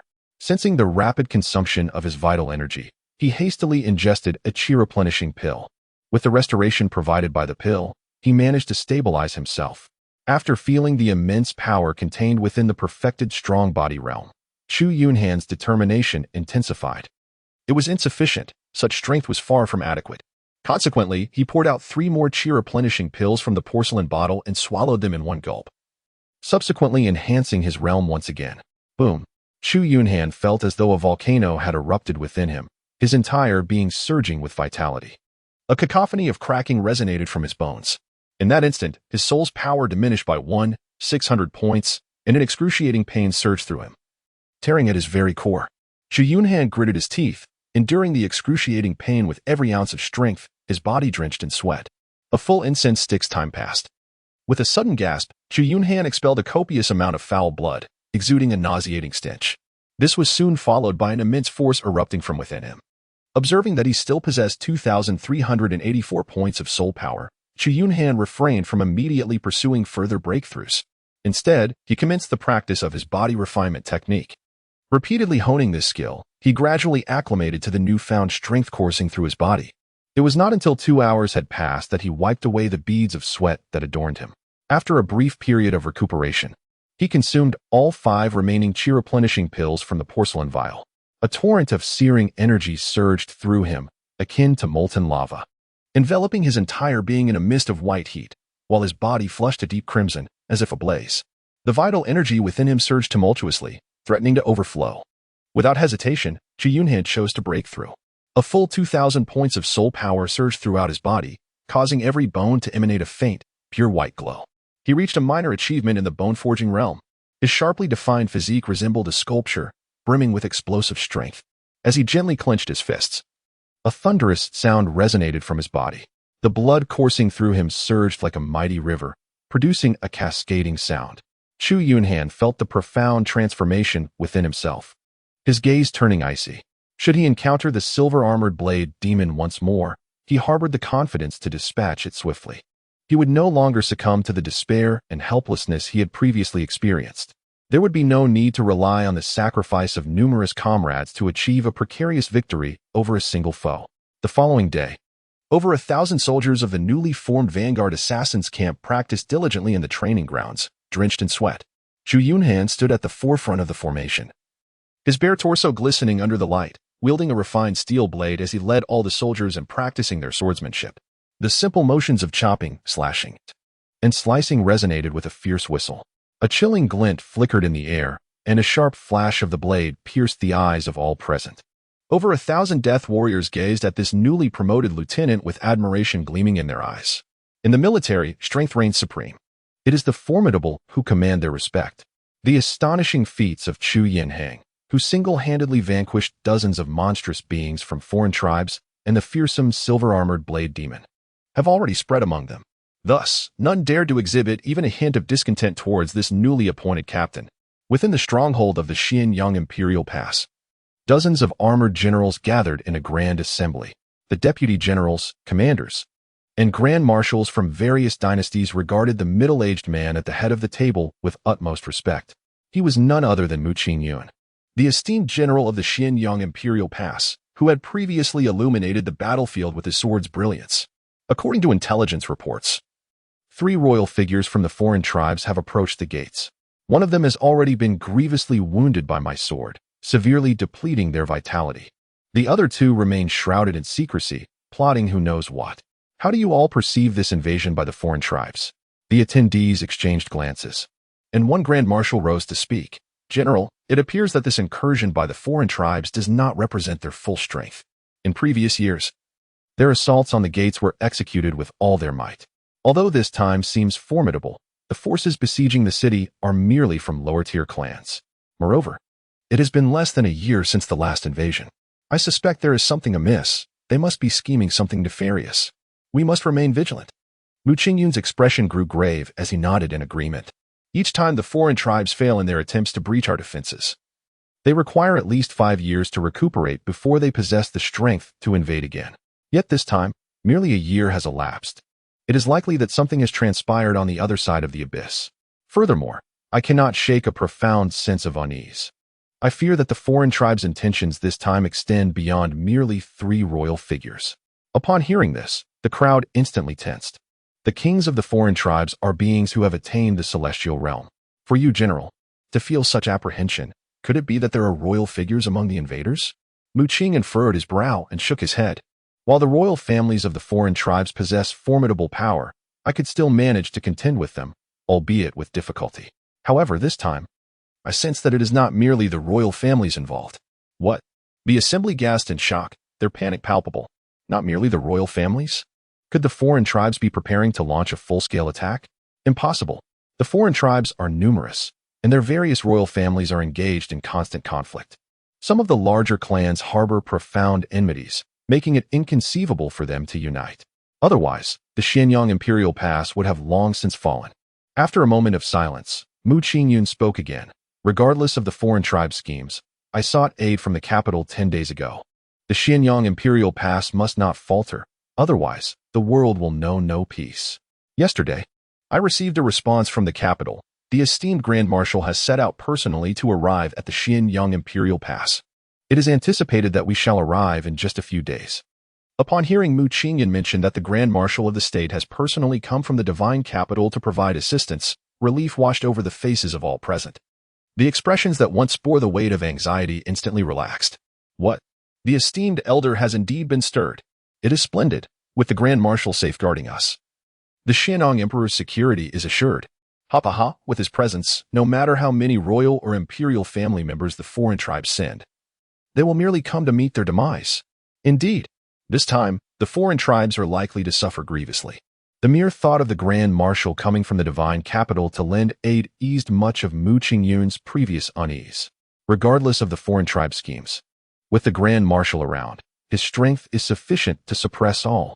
Thus, he ceased fretting over the foreign tribes' plots and turned to inquire of a man clad in scholarly attire on his right. Have the casualty statistics been compiled? Upon hearing Chu Yunhan's question, the previously light atmosphere grew heavy. The scholarly man produced a tome, opening it with a grim expression as he spoke. General, the heaviest casualties have been suffered by the Xuanjiao army from the Great Yin dynasty, which came to our aid. Of the 450,000 Xuanjia troops, only 130,000 survived after 2 battles. Next are the Philian army, tasked with defense by the Wei Kingdom, with casualties exceeding 200,000. In total, we have lost nearly 800,000 troops in these 2 engagements. Upon hearing of such grievous losses, sorrow spread across the faces of all present. Since the emergence of a passage from the abyss of blackness 3,000 years ago, countless warriors have perished at the hands of foreign invasions. The entire Xinjiang continent has paid an extraordinarily painful price for this. For 3 millennia, to resist the incursions of foreign tribes, countless dynasties have vanished into the annals of history. Numerous renowned sects and noble families have sent their disciples to the front lines, sacrificing their lives to protect this land. They have shielded the billions of lives on the Xinjiang continent from the slaughter of foreign tribes. Once, the high echelons of the Xinjiang continent contemplated negotiations with the foreign tribes, even at a steep price. Alas, what the foreign tribes sought from the Xinjiang continent was beyond our means. What they desired was the flesh and blood of the billions of souls inhabiting the land. To the foreign tribes, the Xinjiang continent represented a newly discovered pasture, and the countless souls were akin to livestock upon this land, sustenance bestowed upon them by the divine. With a clearer understanding of the foreign tribes' intentions, all inhabitants of the Xinjiang continent comprehended one undeniable truth. This is a war of races. It can only be halted through the complete annihilation of one side. In the profound depths of the boundless desert of death, amidst an abyss of infinite darkness, flashes of destructive lightning illuminate a vaguely discernible passage. 6 foreign lords, their bodies aglow with golden radiance and exuding an overwhelming aura, encircle a dilapidated stone tablet towering over 3 meters, engaging in fervent worship. Nearby, a colossal crimson rune array emanates an unsettling and eerie atmosphere. Unbeknownst to all, the blood of the fallen human soldiers under the command of the Xinjiang Emperor and the alien race is seeping into the earth at an almost imperceptible pace. Drawn together by the power of the immense crimson rune array, it gradually converges, forming an enormous sea of blood beneath the surface. Above this sea, the ruined stone tablet stands. As the ritual unfolds, the 6 alien lords slash their arms, allowing their golden blood to cascade onto the tablet. The flow intensifies until the lords' energies wane, nearly causing them to falter, at which point they cease. Subsequently, 3 figures resembling humans materialize from the void. Their white forms emit no discernible aura, appearing as ordinary human beings. Yet, upon their arrival, all aliens present, including the 6 lords, kneel in reverence. We pay homage to our sovereign. The 2 white humanoids produce a blood-red crystal dagger, slicing open their wrists, causing vast quantities of golden blood to spill forth. The very fabric of the void trembles under the weight of the blood, as if it could collapse the realm. At this moment, the colossal crimson rune array begins to pulsate with blood-red light. The subterranean sea of blood erupts into a furious boil, rapidly contracting until it forms a blood-red crystal the size of an egg. This crystal shoots forth, landing directly atop the stone tablet, where it is gradually absorbed along with the golden blood. The 6 alien lords and the 2 royal figures bow in unison, their voices resonating through the heavens. Countless beings as sacrifice, 1,000,000 sacred clans as guides. We beseech the divine, grant us celestial favor. The once ordinary and weathered stone tablet, having absorbed all the blood, began to emanate a shimmering radiance, a celestial brilliance. The terrifying abyss, under the illumination of this light, ceased its tumultuous churn. The cataclysmic lightning and the rending winds of chaos vanished, as if in awe of this luminous spectacle. Gradually, the resplendent light coalesced in the void, ethereal and elusive. After a considerable time, the brilliance dissipated amidst the heavens and the earth. In its place emerged a blood-red spear, ablaze with fiery intensity, seemingly capable of vanquishing the heavens and the earth. The entire expanse of the void trembled at the appearance of this sanguine spear. Upon closer inspection, It became evident that this blood-red spear was but a phantasm projected into this realm. Upon witnessing this spear, the two members of the royal lineage displayed overwhelming excitement. Indeed, the records left by their ancestral king were not in vain. This must be the legendary blood-red divine spear, projected into this world after the sacrificial sealing of the celestial tablet. It could only be this. Alas, it was merely a projection, possessing but a single strike's worth of power. Yet, that single strike was sufficient. It was capable of slaying gods and demons. Even as an illusion, none in this realm could withstand the might of the blood-red divine spear's strike. This time, the Xianyang Imperial Pass would cease to exist, and the Xianyang world would possess no further power to resist. At the Xianyang Imperial Pass, Chu Yunhan was in the training grounds, imparting insights on breaking through from the skin refinement stage to the strengthening stage to the elite warriors. A dragon's roar resonated through the skies. From afar, a black dragon, spanning 100 meters, burst forth from the clouds. Astonishingly, the black dragon was towing a resplendent golden war chariot. Countless people within the city looked up in astonishment, left speechless by the sight. Was that the legendary dragon? Am I seeing things? It seems to be pulling a war chariot. Who could it be? Even the emperors of the great dynasties would not have such a grand display. The black dragon gracefully swayed its body and instantly soared above the Xianyang Imperial Pass.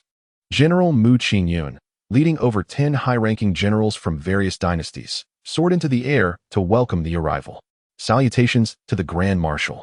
Mu Qingyun took the lead, and all present bowed deeply, their eyes filled with profound admiration. A white-haired elder, clad in simple attire, slowly emerged from the golden chariot, standing amidst the void. Like a deity, he radiated brilliance, gazing down upon the world with imperious authority, surveying all beings beneath him. The aged figure exuded an aura that pressed upon the heavens and the earth, a manifestation of unparalleled divine might. The visitor was none other than the Grand Marshal, commanding millions of troops under the banners of the 6 great dynasties and 12 sacred sects of the Xianyang continent. He was also the unparalleled first among men, reigning supreme over the Xianyang continent for a millennium. The elderly man smiled gently as he made his way towards the estate, his steps seemingly floating upon air, each stride resembling the delicate unfolding of a lotus. The crowd hastily followed in his wake, entering the estate. As this godlike figure arrived, countless individuals within the imperial capital began to murmur amongst themselves. Chu Yunhan gazed in astonishment at the scene before him.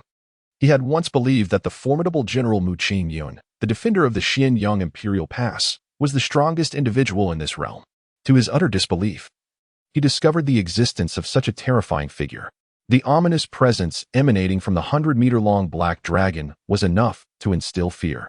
Remarkably, it turned out to be merely the chariot mount of the Grand Marshal of the state. How far could the Dao Xiantian system advance? And to what heights could it ascend? Contemplating this, he could not help but feel a sense of relief. Perhaps his choice had not been in vain.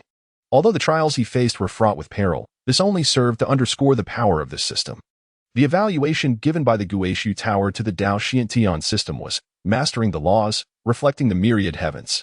Perhaps when he reaches the pinnacle of this system, he might finally escape the inferno of the Guishu Tower.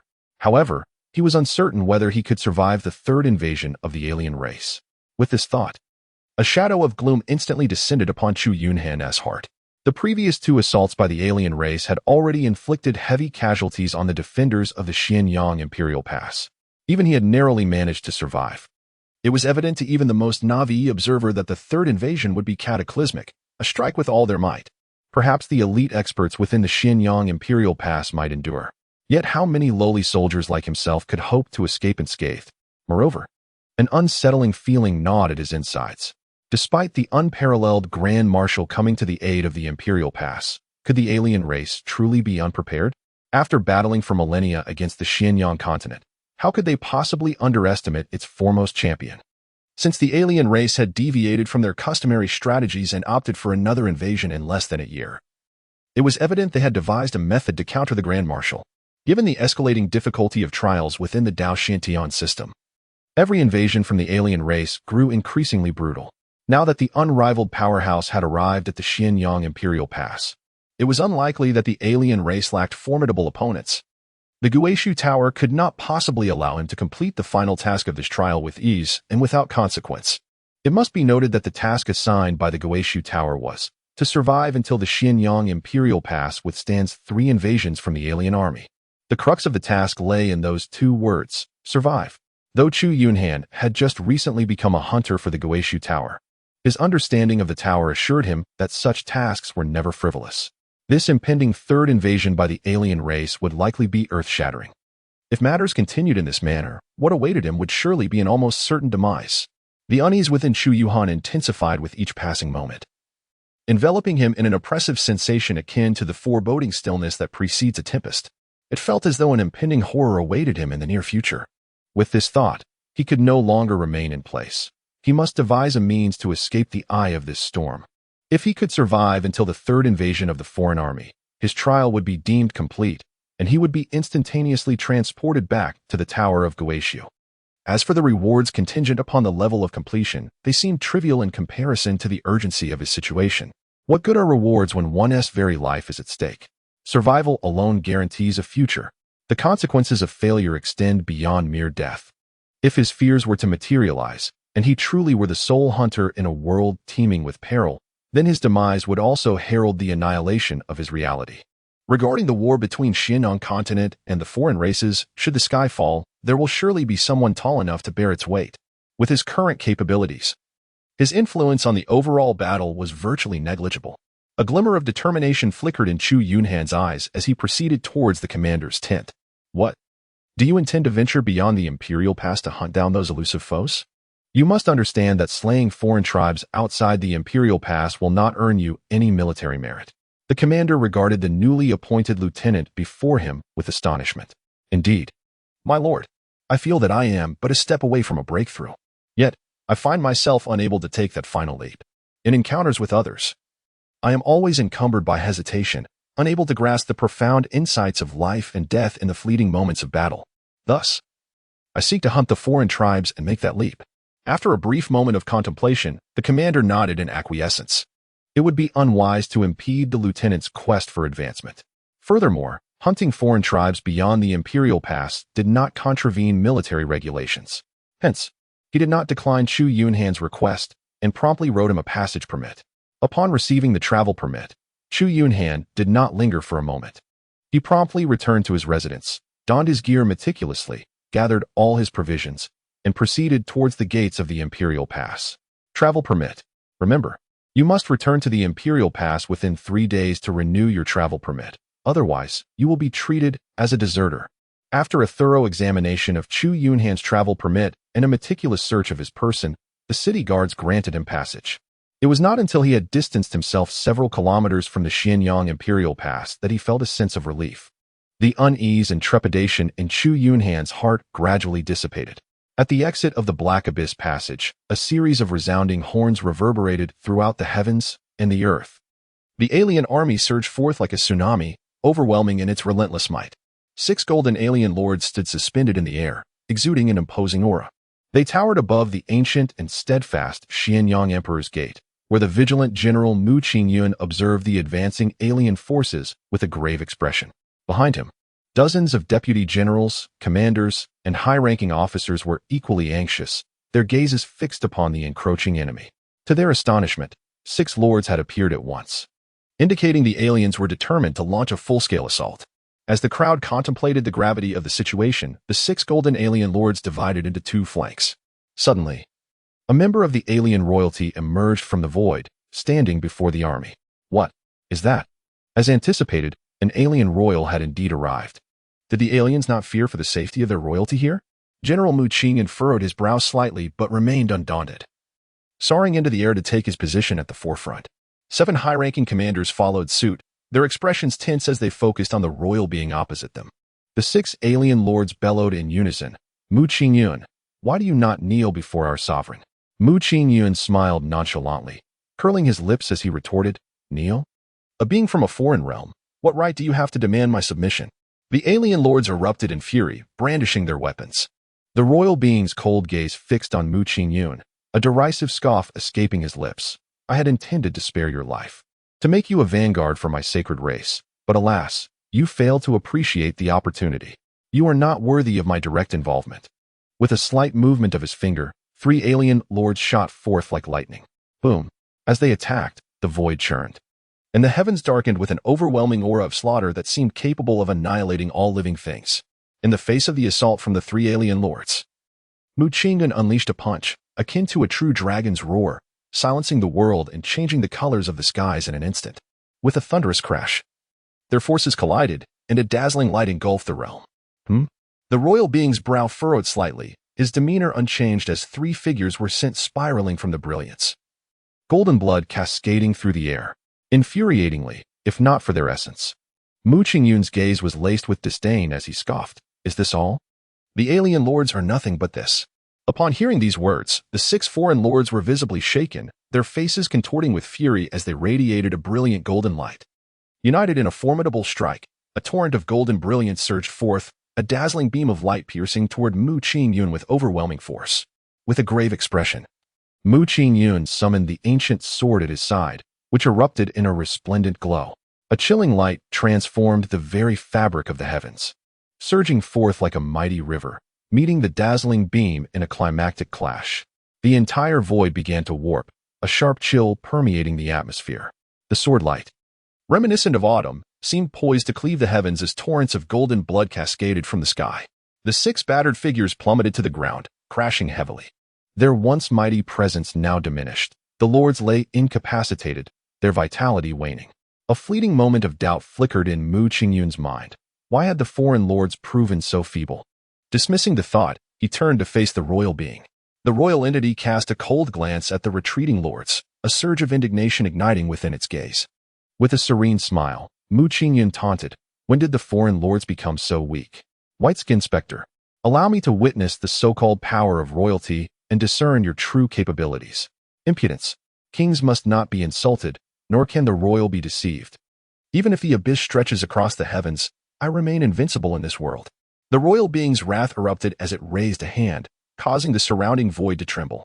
A chilling aura, capable of instilling fear in all living things and subduing the universe, manifested ominously. A shadow of destruction gradually emerged from the void, aiming directly at Mu Qingyun. In response, Mu Qingyun formed seals with his hands, and the ancient sword burst forth with boundless radiance. The blade began to disintegrate, morphing into tens of thousands of sword lights, coalescing into a colossal rotating wheel of sword light before him. The sound of a thunderous impact reverberated as the shadow of annihilation struck the wheel of sword light. Mu Qingyun coughed up blood, and the wheel shattered instantaneously, scattering into countless motes of light that vanished into the air. He was sent flying 100 meters, yet the shadow of destruction relentlessly pursued him, like a malignant specter. The 7 grand generals, alarmed and resolute, shielded Mu Qingyun with unwavering determination, summoning all their power to withstand this world-shattering attack. Just as despair enveloped them, a resounding dragon's roar echoed throughout the universe. A radiant dragon-shaped silhouette tore through the void, emanating a majestic celestial might. As if even this realm could not withstand its might, it tore through the void, hurtling towards the alien royal being in an instant. The royal being, taken aback, withdrew its outstretched finger, and the shadow of destruction that could annihilate all creation swiftly dissipated, just as the royal being managed to gather its strength. The dazzling dragon-shaped light had already struck it with overwhelming force. With a soft gasp, the light faded, revealing the royal being in tatters, golden blood staining the earth. And even its arm had vanished without a trace. In the void, the figure of the Grand Marshal of the nation gradually took form, his gaze imbued with infinite authority, coldly surveying the gravely injured and dying royal entity on the ground. Just as the Grand Marshal prepared to deliver the final blow to slay the alien royal, the void above the battlefield suddenly shattered, revealing a blood-red light blazing with crimson flames, an aura that evoked countless mournful cries, capable of obliterating heaven and earth. Firmly locked onto the Grand Marshal, the entire world seemed ensnared by this blood-red apparition, rendering all creation immobile. In the eyes of Mu Qingyun and others, filled with terror and despair, the Grand Marshal's pupils constricted in an instant, revealing a depth of hopelessness never witnessed in a millennium. Yet, no matter how he summoned all his powers, he found himself utterly immobilized beneath the confinement of the blood-red shadow. He could only watch helplessly as this annihilating force crashed upon him. In an instant, the Grand Marshal was consumed by the blood-red shadow, which reverberated throughout the vast heavens, slamming into the ancient Xianyang Imperial Pass behind him. The entire expanse of the Xianyang Imperial Pass, spanning 100 miles, was obliterated under the impact of this blood-red light. From the towering iron gates, dozens of meters high, it extended for hundreds of miles, erasing everything in its path, leaving only the remnants of crumbling walls on either side. Whispering of the past's former grandeur. Even the ground bore a gaping chasm, plunging dozens of kilometers deep, stretching endlessly. The millions of guards stationed within the Xinjiang Imperial Pass were nearly all obliterated by this cataclysmic strike. The blood-red shadow soared into the sky, vanishing into the celestial expanse. The suddenly emerged alien royal fell from the void, resembling a desiccated corpse, as if its very essence and soul had been entirely siphoned away, leaving it devoid of breath. No. Mu Qingyun wept blood tears, anguished as he gazed upon the scene before him. Despair and terror etched across his face. The Grand Marshal, who dominated the world and was invincible, was dead. The Xinjiang Imperial Pass, which stood for a millennium, was no more. The countless beings of the Xinjiang continent were on the brink of facing a gruesome fate drenched in blood and sorrow. Nearby, the gravely wounded royal being stared in disbelief at the lifeless figure on the ground. Never had it imagined that a single strike from the blood spear would drain the life from a royal being. Even after vanquishing the Grand Marshal of the Xinjiang continent and obliterating the Xinjiang Imperial Pass, which had stood as a bastion against the holy race for millennia, the holy race's elite combat strength dwindled to nothing more than the gravely injured self and 6 other noble lords, all severely wounded and on the brink of collapse. Originally, the plan was for him to lure out the towering pillar of humanity, risking his own injuries, while another royal family member remained concealed in the void, poised to unleash the Crimson Blood Divine Spear to annihilate the invincible Grand Marshal. This would conveniently allow for the complete eradication of the Xinjiang Imperial Pass, which had loomed over the holy race for thousands of years. Thus, the Xinjiang continent would be left defenseless against an alien army led by a peak royal. However, to their utter astonishment, even the ancient records left by the royal ancestors contain no mention of the Crimson Blood Divine Spear's peculiar nature, which drained the user of all their essence and soul. Consequently, this invasion by the holy race could not achieve its intended outcome in one fell swoop. The royal being cast a discreet glance at the anguished Mu Qingyun and others nearby, realizing that in his current state, failure to retreat would likely lead to his demise here. With a sudden flash, he propelled his battered form towards the abyssal passage behind the foreign army. As for the 6 lords lying motionless on the ground, he could no longer afford to care. The movements of the royal being instantly roused Mu Qingyun and his companions. With a furious roar, Mu Qingyun soared into the air, his figure flickering as he hastily pursued the fleeing royal entity. The other generals cast stern, murderous glances at the fallen foreign lords. The royal being, sensing the relentless pursuit of Mu Qingyun, let out a piercing shriek, prompting the distant foreign forces to rush to his aid. With a bellow of rage, Mu Qingyun unleashed a devastating punch, turning the dozens of foreign adversaries blocking his path into mere remnants. Just as the royal being was about to retreat into the abyssal passage, the number of foreign troops ahead grew increasingly dense. A glimmer of resoluteness flashed in Mu Qingyun's eyes. His aura surged dramatically, as the essence of his blood ignited within him. A colossal sword shadow slowly materialized behind him. Then, a beam of cold light, as if heralding the phoenix's cry, shot forward with incredible speed. Every foreign foe caught in the radiant sword light melted away like snow under the scorching sun. The royal entity, who had been secretly rejoicing from afar, suddenly halted. Turning to behold the overwhelming sword light approaching like lightning, despair etched itself upon his face. In an instant, his form began to dissolve within the brilliance. Mu Qingyun, now gravely weakened, his once dark hair resembling snow, appeared as an elderly man on the brink of death. His body marred with wrinkles, he sank to the ground, gazing at the disintegrating royal being and the remaining foreign forces closing in. A flicker of relief and regret danced in his eyes, tears welling as he murmured, "Riding forth with my sword to conquer the world," joyously welcoming the dance of the green plums. Alas, my bond with you has reached its end, and thoughts of the future elude me. How unfortunate it is that I can no longer share in the warmth of our cups, intoxicated by the spring breeze and the red wax. Mu Qingyun slowly closed his eyes, awaiting the conclusion of his life. General. From afar, several generals broke through the air, their hearts gripped by shock as they beheld the sight of Mu Qingyun, his hair now white as snow, amidst the flashing blades of the foreign foes. The remnants of the Xinjiang emperor lay several miles away. Chu Yunhan's pupils constricted, and cold sweat poured down his brow. Upon witnessing the cataclysmic crimson light extinguish the grand and majestic Xinjiang Imperial Pass, which stood resolutely between heaven and earth.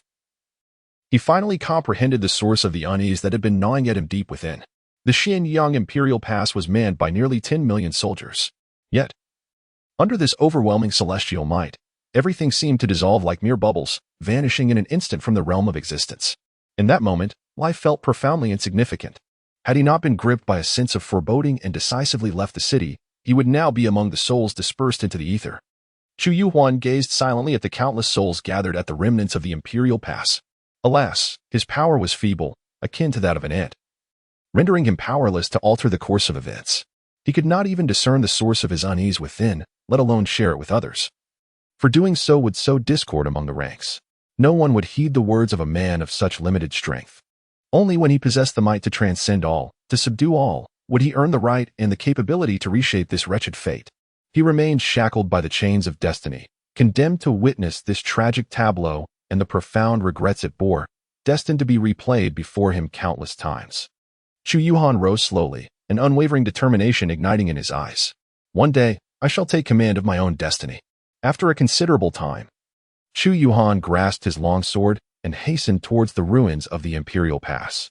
A short while later, the beacon tower atop the remnants of Xianyang Imperial Pass blazed to life, sending forth a plume of smoke that soared into the heavens.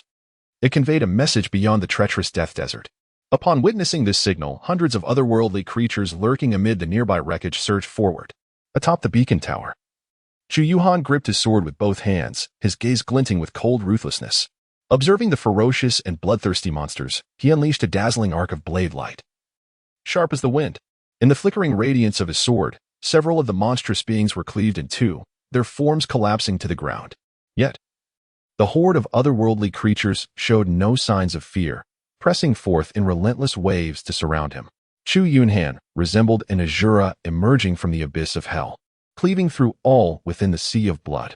The vicinity of the beacon tower was drenched in verdant blood and the dismembered limbs of foreign creatures. These monstrous beings seemed endless in their numbers, perpetually surging forth like an unrelenting tide, engulfing Chu Yunhan's figure. The dying sun bled crimson, and a solitary wisp of smoke lingered in desolation. Chu Yunhan gasped for breath, collapsing onto the ground. He had vanquished hundreds of encircling monstrous beings from other tribes, yet his once mighty forged steel blade lay shattered. In the chaos of battle, his left arm had inadvertently been severed by the pincers of a creature. His back bore numerous deep and harrowing wounds, while the injuries to his abdomen were grievous enough to cloud his vision. The desolate battlefield seemed to narrate the ferocity and peril of the combat. Just as Chu Yunhan's breath grew feeble and his spirit began to wane, a voice resonated in his mind. The trial of the Grand Dao Xiantian system is nearing its conclusion. The hunters shall soon return to the Ruins Tower. All items from this trial world cannot be taken back to the Ruins Tower. Countdown to return begins. 3, 2, 1. A wave of energy, imperceptible to any living being, swept through the air. The gravely wounded and near-death Chu Yunhan vanished in an instant from this realm, as if he had never existed. All that remained upon the ground was a battered forged steel blade, an oil paper package, and a set of military armor worn by a lieutenant. Chu Yunhan felt a sudden darkness envelop him, and in the next instant, he found himself within the ethereal white space of the Guishu Tower. A beam of pure white light illuminated his battered form. An infinite stream of mysterious energy surged into his body. Within mere seconds, his once dreadful physique was completely restored. Not only did his severed left arm regenerate entirely, but even his exceedingly depleted spirit was revitalized to its zenith. While Chu Yunhan remained in awe, a voice resonated within his mind. A colossal luminous screen gradually materialized in the void. The trial of the great Dao Xiantian system has been completed. Congratulations, Hunter, on successfully unlocking the great Dao Xiantian cultivation system. The Hunter has returned to the exclusive chamber of the Guishu Tower. This chamber is a private sanctuary for the Hunter, absolutely secure, impervious to any intruding beings. Trial World, Xianyang Realm Trial Difficulty, 5 stars Trial Task Completion Level, A. Note, ratings range from E to SSS. Calculated based on the Hunter's specific performance, the trial task is unique. Rewards will be doubled compared to other tasks. In the reward statistics of the Guishu Tower, the Hunter has successfully completed the trial task, advancing 1 rank. Congratulations, Hunter, on acquiring the Guishu Tower seal. Storage space increased by 1 cubic meter. Reward, 3,000 units of primordial energy. Reward, a level great Dao system cultivation method. Trial double rewards are stacking. Storage space increased by an additional 2 cubic meters. Reward, 6,000 units of primordial energy. Reward, S, level great Dao system cultivation method. All rewards have been deposited into the storage space. The hunter may review them at leisure. Please select a code name within the Guishu Tower. The hunter's rank is level 1, unlocking the shared space of the first layer of the Guishu Tower. The hunter's next task will commence in 30 days. The hunter may choose to temporarily return to their own world. However, the hunter must return to the Guishu Tower before the task deadline. Otherwise, the Guishu Tower will eradicate the hunter without mercy. A sudden black tower-shaped mark appeared on Chu Yunhan's chest. To his astonishment, the double rewards from the system trial task were exceptionally gratifying. The originally awarded A-level Grand Dao cultivation technique had seamlessly transformed into an S-level version. Additionally, he received 6,000 units of primal energy.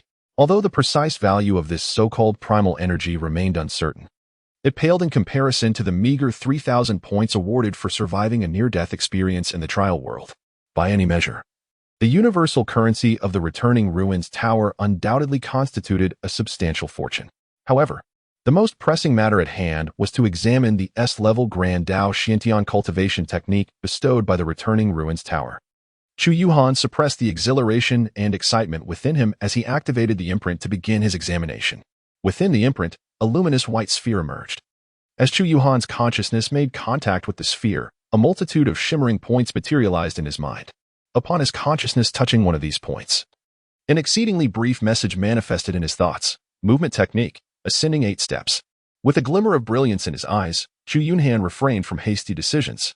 The current opportunity to attain an S-rank martial art was a result of a unique system trial task offering double rewards. It was uncertain when he would encounter such a chance again to acquire another S-rank technique. Thus, he had to exercise utmost caution. As his thoughts shifted to the next luminous point, information materialized. Blade Technique Manual, True Martial Blade Classic. Moving on to the subsequent point. Finger Technique Manual, God-Slaying Finger, Upper. Chu Yunhan's pupils suddenly constricted at the mention of that name, suppressing the intense urge surging within. He continued to examine the next light point.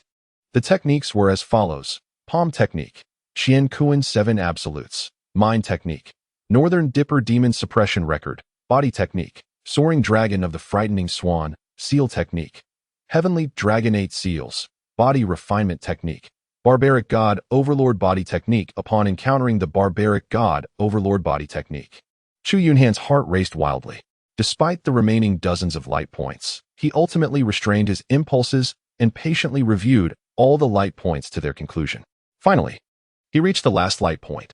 Body Refinement Technique, Eternal Cataclysmic Body, Upper.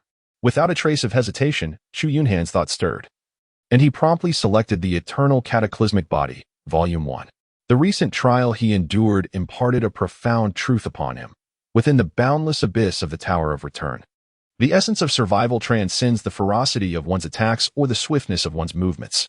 It is survival itself that grants one the privilege to dictate their own fate. Thus, he resolutely opted for this tome that promised to enhance his defenses. In an instant, a radiant point of light merged into his consciousness, unveiling the intricate details of this physical refinement technique. Eternal Cataclysmic Body, Volume 1, Evaluation. Eternal and imperishable, unscathed by the trials of time, untouched by the threads of causality, unyielding in reincarnation. Remarks. This refinement technique is divided into 9 tiers. As one progresses, the requirements for aptitude become increasingly stringent. The resources necessary for the latter 3 tiers are exceedingly rare, nearly unattainable across the myriad realms, and throughout countless epochs, no soul has achieved perfection in their cultivation.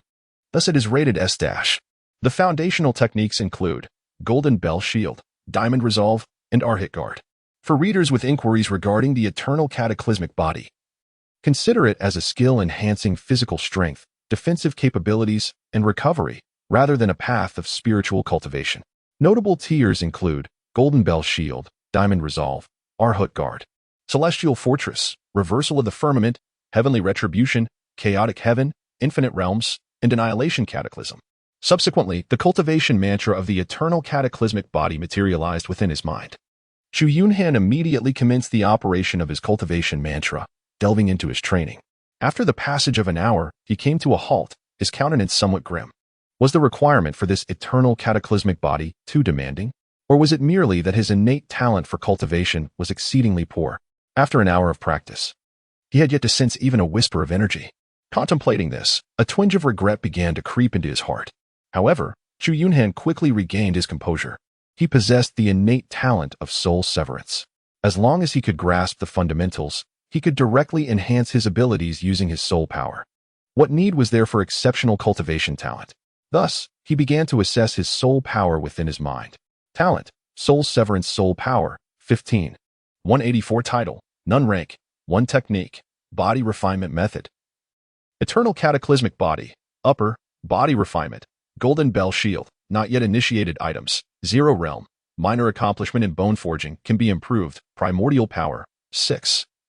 000 space. 3 cubic meters. In the final battle upon the remnants of the Xianyang Imperial Pass, he had valiantly slain 148 alien creatures.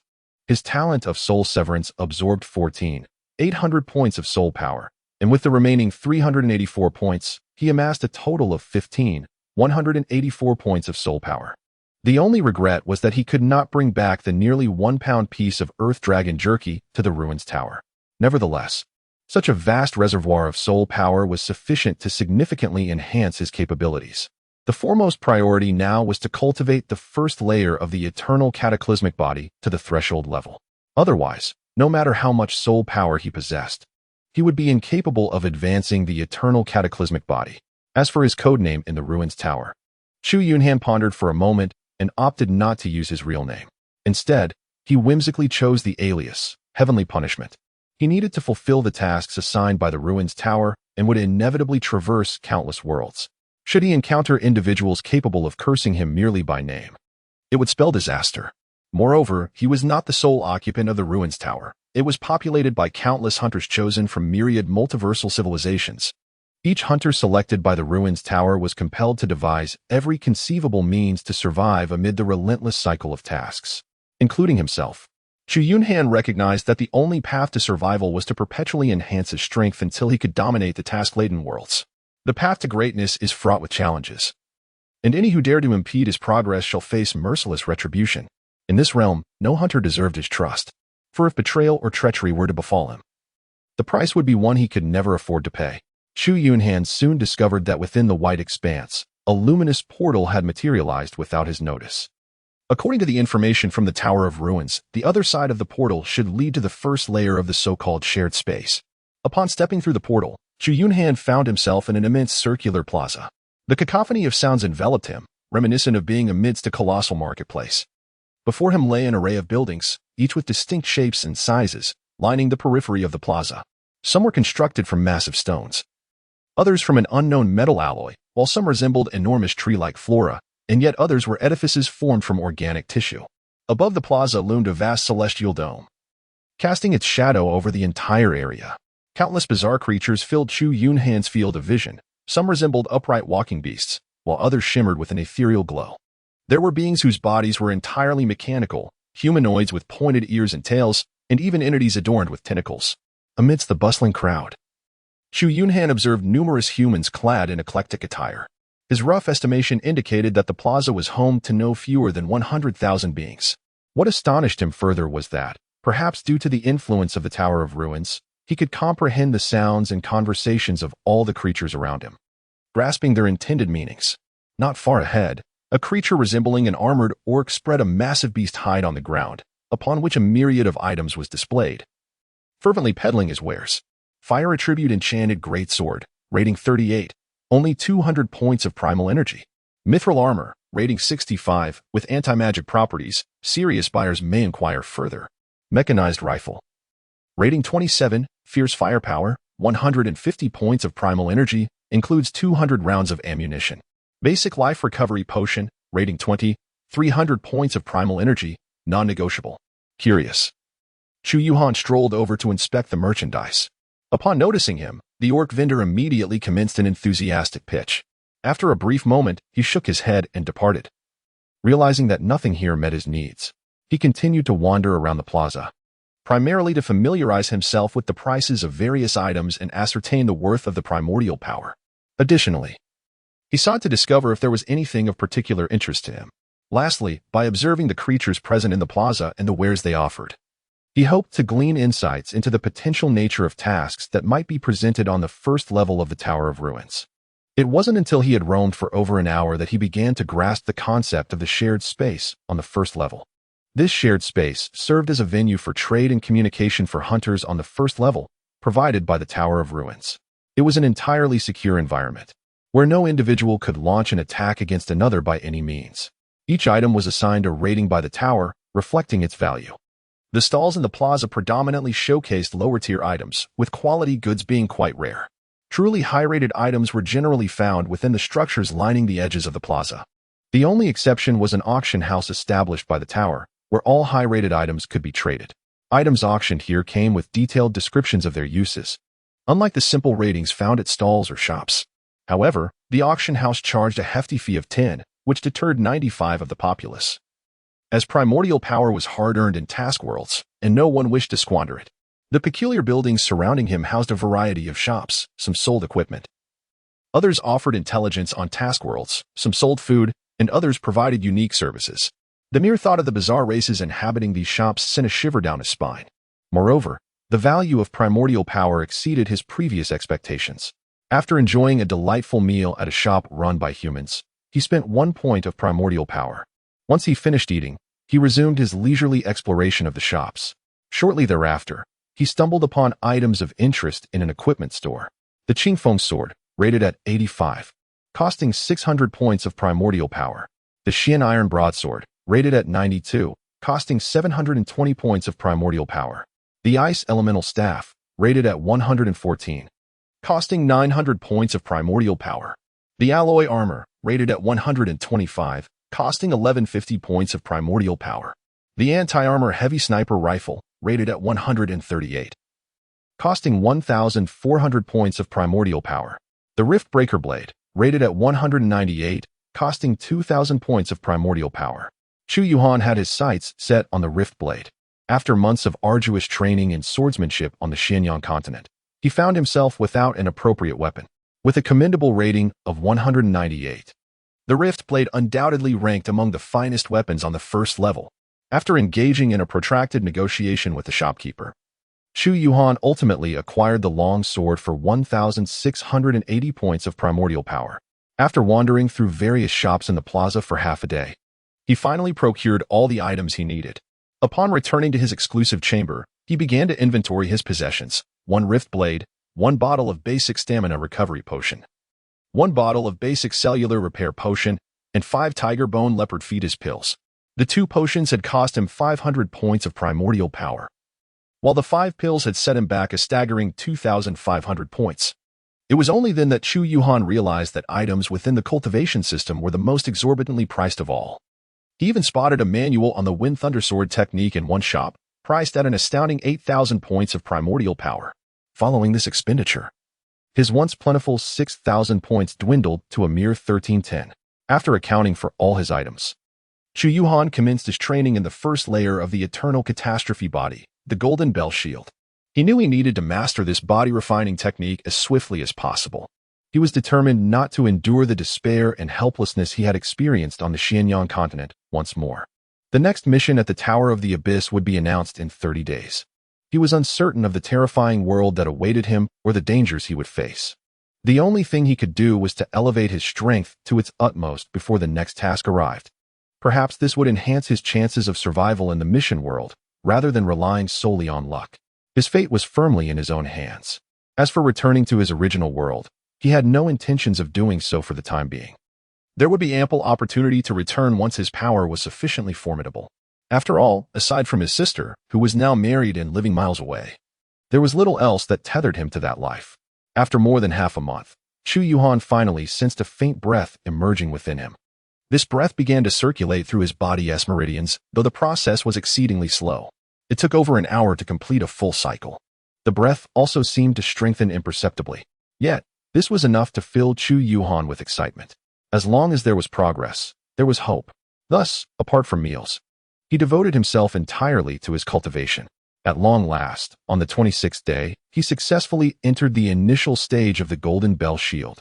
Chu Yunhan, unable to contain his excitement, hastily elevated the golden bell shield from its entry level to a minor achievement using his soul power. His original soul power of 184 points instantaneously diminished by a staggering 10,000 points. A few involuntary twitches crossed his face as he realized that the soul power he had fought so hard to accumulate had dwindled to just over 5,000 points. Truly, the S-class body refinement technique showcased the formidable nature of the first layer of eternal catastrophe destruction, consuming an astonishing amount of soul power. Upon reaching minor achievement with the golden bell shield, he felt a warmth spreading through the meridians within his body. His breath coursed through him, and the taut muscles throughout his body became even more resilient. His skin, once as tough as leather, now appeared more refined and taut. An ethereal golden radiance seemed to emanate from his entire being. He drew a steel sword and swept it across his palm, leaving no trace behind. It was only when he brandished the sky-splitting blade and made a gentle cut that he finally drew blood. Yet, within mere minutes, the wound began to heal slowly. Chu Yunhan nodded in satisfaction. It appeared that this body refinement technique not only significantly enhanced physical defenses, but also augmented the body's restorative capabilities. Observing the remaining 184 points of soul power in his mind, he decisively opted to elevate his bone refinement stage from minor to major completion. Instantly, 3,000 points of soul power fused into his body, causing his vital energy to surge and rapidly deplete. He hastily retrieved the purchased tiger bone leopard fetus pill and swallowed one. A tremendous vitality emanated from the pill, swiftly replenishing the consumption of his vital energy. After a considerable time, Chu Yunhan felt an explosive power coursing through his entire being. His internal vitality was robust, as if he had transformed into a majestic, fierce tiger, exuding formidable strength. The information in his mind regarding the Tower of the Abyss transformed to Hunter, Heavenly Punishment Talent, Spirit Execution Soul Power, 2. 184 Title, None Rank, 1 Techniques, Body Refinement Technique, Eternal Calamity Body, Upper, Body Refinement, Minor Completion of the Golden Bell Shield Items, Rending Sky Blade, Basic Stamina Recovery Potion, Basic Cell Repair Potion, Tiger Bone Leopard Fetus Pill 4 Realm, Major Completion of Bone Refinement Stage Source Power, 1. 315 Space, 3 cubic meters. His strength had reached its zenith. He chose to rest and allow his previously tense nerves to relax.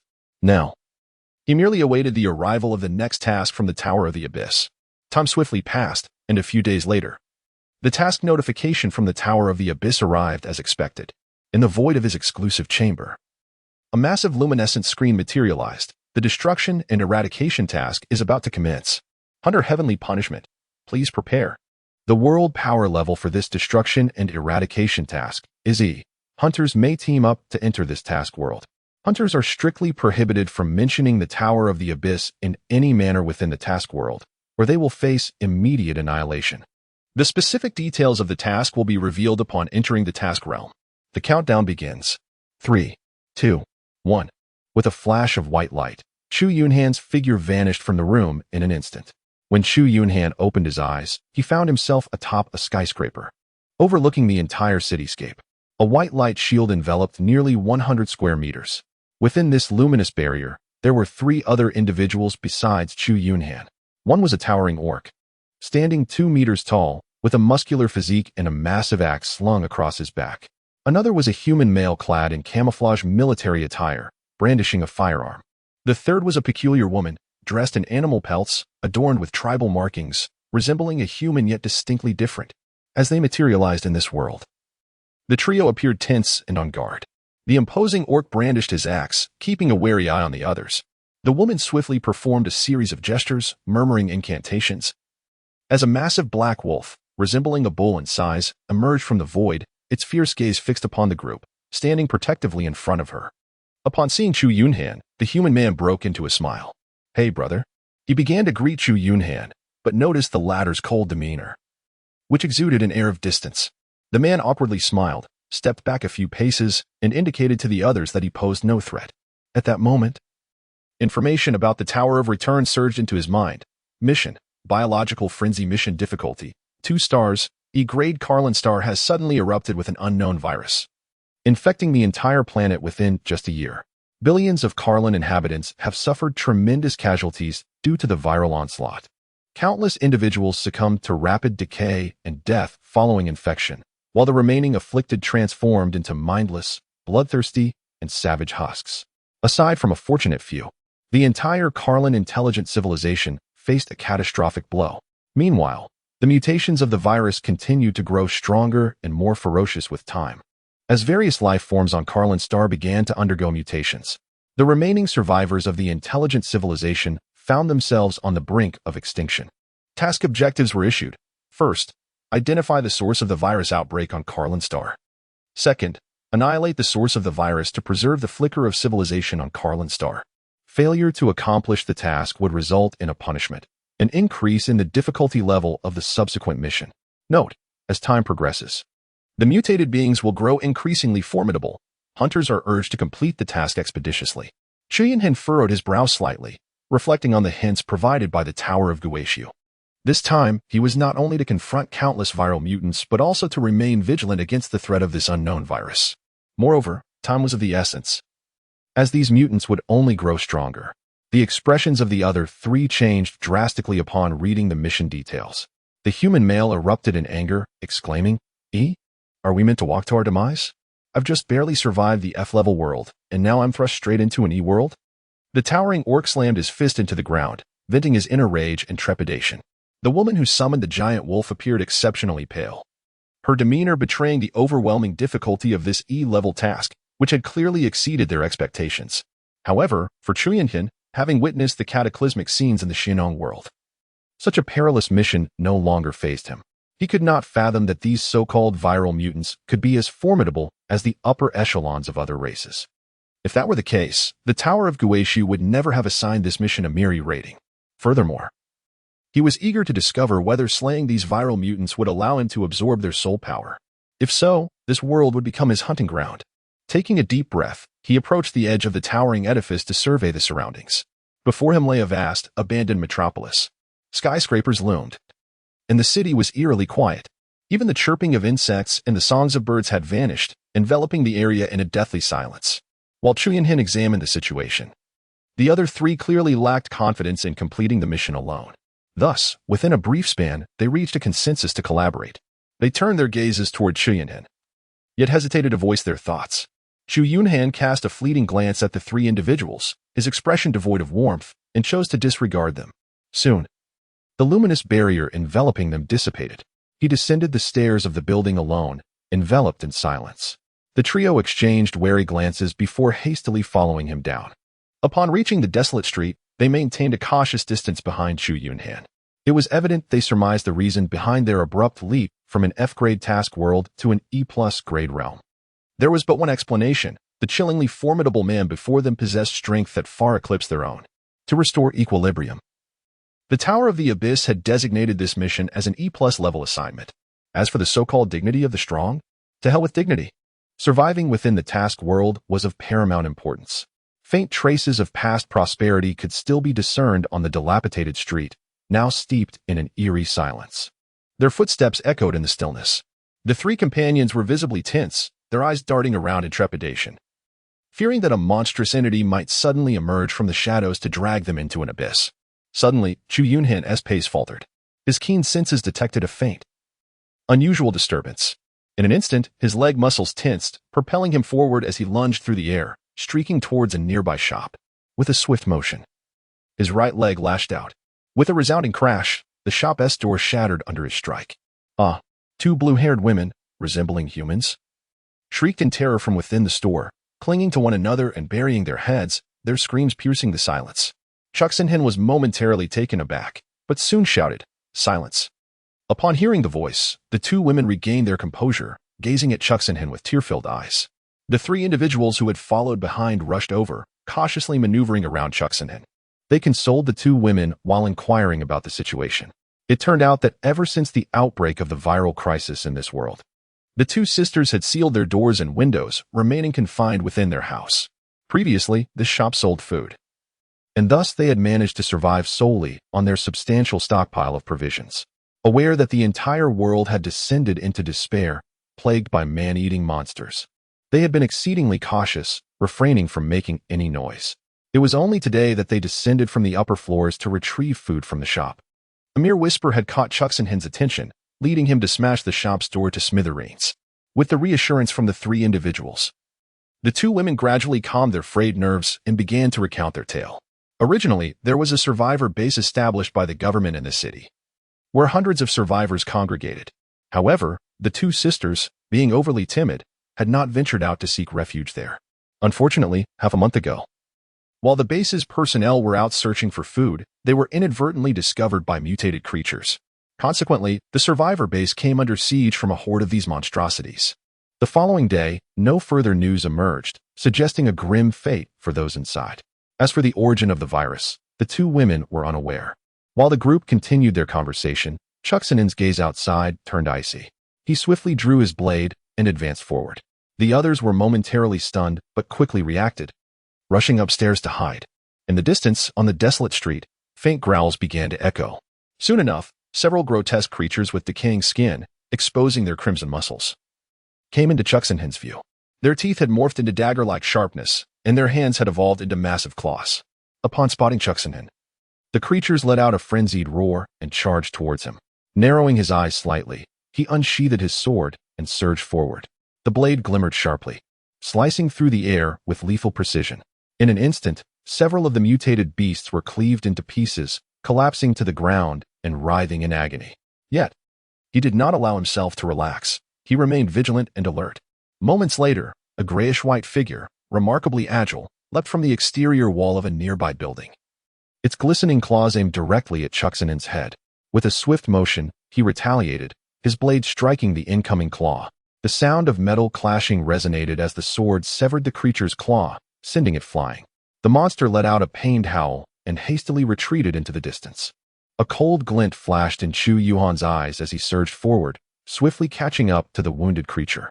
With a single, decisive stroke, he swiftly dispatched the beast. Shaking off the foul, sanguine residue from his blade, he frowned slightly. The soul energy provided by these viral mutants was exceedingly meager. Each of the previous monsters had yielded merely 1 point of soul energy, and even this stronger variant only afforded him 5 points.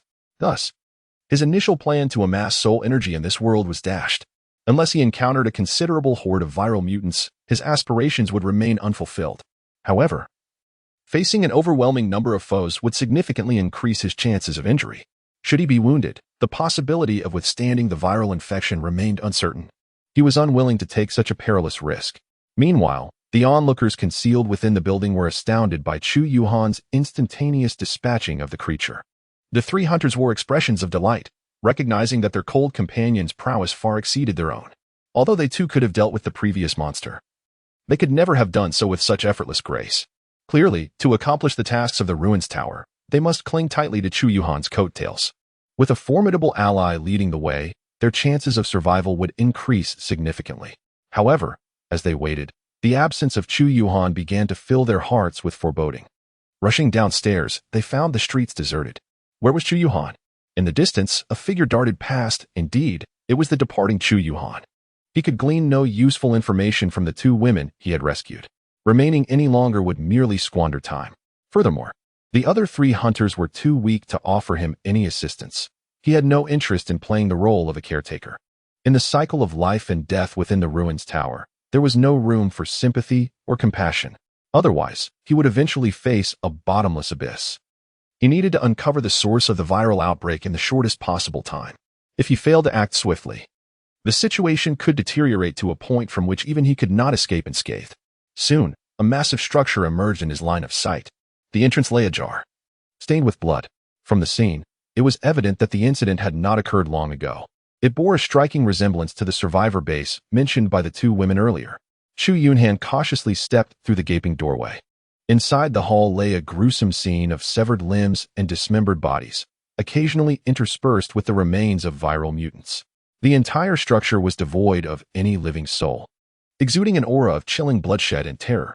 He commenced his search on the first floor, meticulously scouring each room until he reached the third floor, where he discovered a notebook within an office. Upon opening it, he found it filled with chaotic scrawls. April 12th. The major hospitals are overwhelmed. Infected patients have begun to exhibit persistent high fevers and skin lesions. April 14th. The pathology center has yet to provide any information regarding the infectious disease. April 18th. The military has sealed off all major hospitals, forbidding entry and exit. April 21st. The number of infected patients is rising alarmingly. Hospitals can no longer accommodate them. April 25th. The federal government has issued a red alert. Citizens are urged to stockpile supplies, lock their doors, and remain indoors. April 29th. Chaos reigns. The streets are filled with criminals engaged in looting and arson. May 2nd. Even the National Defense Force has begun to occupy the city. All offenders are shot without mercy. May 6th.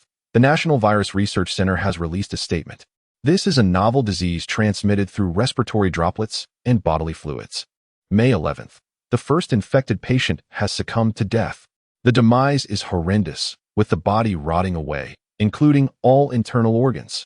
May 14th. Good news. It is said that a vaccine will soon be developed. May 18th. Oh heavens, the virus is mutating too rapidly. The newly developed vaccine is utterly ineffective. May 25th. My father sent word today, urging me to retreat to the countryside where fewer people reside. But how can I abandon so many? I am their elected official in Nolan City. June 7th. I managed to contact my father. He informed me that catastrophe has arrived. This is humanity's self-destruction. It is divine retribution for our greed. June is a month of death. Everyone is gone. I, too, am nearing my end. So it is. Haha. The infected have turned into zombies. The avaricious federal council and those despicable merchants. Is this the outcome you desired? Why did you dare to open this hellish Pandora's box? Now it is spiraling out of control, isn't it? Nolan City is doomed. The federal government is finished. Humanity is at its end. Now the entire world is filled with demons from hell. What use are the gold coins you accumulated? Go spend them in hell. June 22nd. Humanity has unwittingly opened the gates of hell. Let destruction commence. This is our just punishment. Chu Yunhan's expression darkened as he closed the notebook. It turned out that this viral mutation was referred to as a zombie. What does it mean for humanity to self-destruct? And what is this infernal Pandora's box unearthed from hell? Is the person who left the notes mentally impaired? Could they not clarify matters before the impending collapse? Now he finds himself entangled in a riddle. This was precisely the kind of situation he detested the most. Wouldn't it be simpler to charge straight ahead? After meticulously searching every location, he found no further discoveries. Chu Yunhan was beset by turmoil, his countenance chillingly severe. Before he could exit the building, the anguished howls resonated throughout the entire block. Hundreds of zombies emerged within his line of sight, among them a colossal, mutated zombie towering over 3 meters. In the rear, a grotesque mass of repulsive flesh writhed slowly, its surface riddled with orifices, continuously oozing an unknown liquid that dripped onto the ground, releasing swirling wisps of acrid smoke accompanied by an overwhelming stench. Chu Yunhan stifled the discomfort within him and wielded his blade to cleave the approaching zombies in two. He then retreated to the gaping hole in the door, adopting a strategy of patiently waiting for his adversaries. This position minimized his exposure to attacks, allowing him to manage the situation with ease. He dared not gamble on whether these zombies could breach his skin. The nature of this virus was such that, once infected, his survival until returning to the ruins tower was entirely uncertain. Before long, hundreds of zombies surrounded the entrance, rendering it impenetrable. At the breach, the glint of his blade flashed, radiating cold light, while the ground became littered with the remnants of the undead. He silently expressed gratitude for having purchased the sky-rending blade in the shared space plaza. Had it been an ordinary steel knife, it would have long since been rendered useless. The mere thought of resorting to his fists to dispatch those zombies and their mutated forms filled him with intense revulsion. The towering 3-meter-tall mutant zombie was thwarted outside by the throng of its lesser kin, its furious roars echoing ominously, as Chu Yunhan dispatched the foremost of the zombies. His figure caught the attention of the giant mutant. It immediately became agitated, swinging its massive arm and sending the obstructing zombies flying. A colossal hand descended towards Chu Yunhan, aiming to grasp him directly. Chu Yunhan's pupils constricted sharply as he swung the Ruekong blade with great force, severing the colossal hand. Yet, the massive mutated zombie seemed impervious to pain, its dismembered hand crashing heavily onto him. He felt an overwhelming force, akin to a mechanical vehicle, collide violently against his body. The impact sent him hurtling backward, and he landed heavily on the ground, wiping away the trickle of blood from the corner of his mouth. He experienced a wave of suffocating pressure in his chest. Fortunately, his physical resilience was sufficiently formidable, and his mastery of the Golden Bell shield had reached a modest level. Otherwise, such a devastating blow would have surely resulted in severe injury. The expression on Chu Yunhan's face began to grow grave. This zombie exhibited no sensation of pain, and its towering form, exceeding 3 meters in height, harbored an extraordinarily immense power. That last strike must have possessed a force of at least several thousand pounds. Engaging in a direct confrontation was far from a prudent choice. Contemplating this, Chu Yunhan swiftly retreated, provoking the giant mutated zombie into a state of agitation. Its colossal frame squeezed through the breach, stirring a cloud of dust. However, due to the constricted opening, its entire body became ensnared, emitting a deafening roar. Seizing the opportunity, he deftly evaded a massive hand reaching out and then delivered a powerful strike towards the leg of the giant mutated zombie. With a resounding thud, the left ankle of the giant zombie was severed, causing its entire body to lose balance and crash heavily to the ground. A glimmer of cold light flashed in Chu Yunhan's eyes as he leapt forward, driving his blade directly into the eye socket of the massive mutated zombie. A mixture of black and white liquid erupted forth, and Chu Yunhan deftly evaded the spray. The colossal zombie, pierced through the head, gradually ceased its movements. After vanquishing this formidable foe, Chu Yunhan turned and plunged into the horde of zombies. After a prolonged struggle, all the zombies lay motionless upon the ground. It was only then that a grotesque mass in the distance began to sluggishly inch closer. The sight of its horrifying visage, accompanied by a pungent stench, caused Chu Yunhan's face to twitch involuntarily as he swiftly turned to depart. The repulsiveness of such a creature extinguished any thoughts of engaging it in battle. It resembled a conglomeration of viruses, and with a single strike, who could predict the risk of infection? In the outskirts of Nolan City, the light began to fade. Within a secluded house, Chu Yunhan retrieved a set of clothing purchased from the Tower of the Abyss from his storage space and changed. Today, he had slain hundreds of zombies, accumulating a total of 310 points of soul power. In contrast, the massive mutated zombie had yielded a mere 200 points. Such gains paled in comparison to those acquired in the trial of the system. The following day dawned bright and sunny. In a world devoid of human activity, a sense of lifelessness permeated the air, yet there lingered a deceptive illusion of vitality. Chu Yunhan emerged from a bookstore, burdened with a substantial bundle of newspapers, and began perusing the news from yesteryears. According to his notes, the entire incident should have erupted prior to April 12th of the previous year. He merely needed to locate the newspapers from that time frame to glean an understanding of the events that had transpired in this world. After a full hour, he finally stumbled upon a seemingly inconspicuous piece of news. Shocking. An archaeological professor from the Federal Academy, accompanied by students, has uncovered an ancient relic of unknown origin near the capital. Based on the reactions of the local populace, it appears something monumental has been discovered. As the area surrounding the relic has been entirely sealed off by the military, citizens speculate whether a significant historical dynasty site has been unearthed. We eagerly await the Federal Academy's response. Recalling a phrase from his notes, why delve into this hellish Pandora's box? He could almost ascertain that this was a crucial factor in the unfolding events. With this thought in mind, he opened the map he had found, seeking the location of the capital. Estimating the distance, he calculated that the capital lay approximately 800 kilometers from Nolan City. Even at his swiftest pace, without encountering any unforeseen circumstances, it would require over 10 days to reach. As for the myriad of vehicles populating the streets, Chu Yunhan found them utterly perplexing. These machines were unlike the cumbersome mechanical vehicles from his world. They were exquisitely designed and far more compact. Even if he were to encounter a mechanical vehicle, he would not know how to operate such contraptions. After gathering a substantial supply of canned goods, he set forth along the route indicated on the map towards the capital. At the city limits of Nolan, a grand river flowed across his path. The bridge above was already choked with various vehicles. Arriving at the riverbank, he set down his bundle and splashed his face with handfuls of water. However, within moments, beneath the once tranquil surface of the river, a colossal shadow surged towards him with alarming rapidity. A vast white streak sliced through the water's calm, sending forth a cascade of splashing droplets. Chu Yunhan sensed the commotion, gripping his knife tightly as he took a few steps back, his eyes fixated intently on the rushing white line. Suddenly, with a resounding splash, an enormous shadow leapt from the river's surface, lunging towards him with great ferocity. Chu Yunhan fixed his gaze intently upon the colossal shadow leaping through the air. It was a massive black fish, its scales glimmering with a subtle sheen under the sunlight. Each scale, the size of a bowl, was adorned with peculiar patterns. Countless scales layered upon one another, forming an incredibly thick armor of fish scales. The fish's head was crowned with numerous protrusions, and its pair of blood-red eyes brimmed with a thirst for blood and ferocity. Its gaping maw was lined with a multitude of sharp, serrated teeth. Startled, Chu Yunhan rolled aside just as the massive fish lunged at him. The creature's powerful jaws crashed down onto the spot where he had been standing, producing a deafening sound.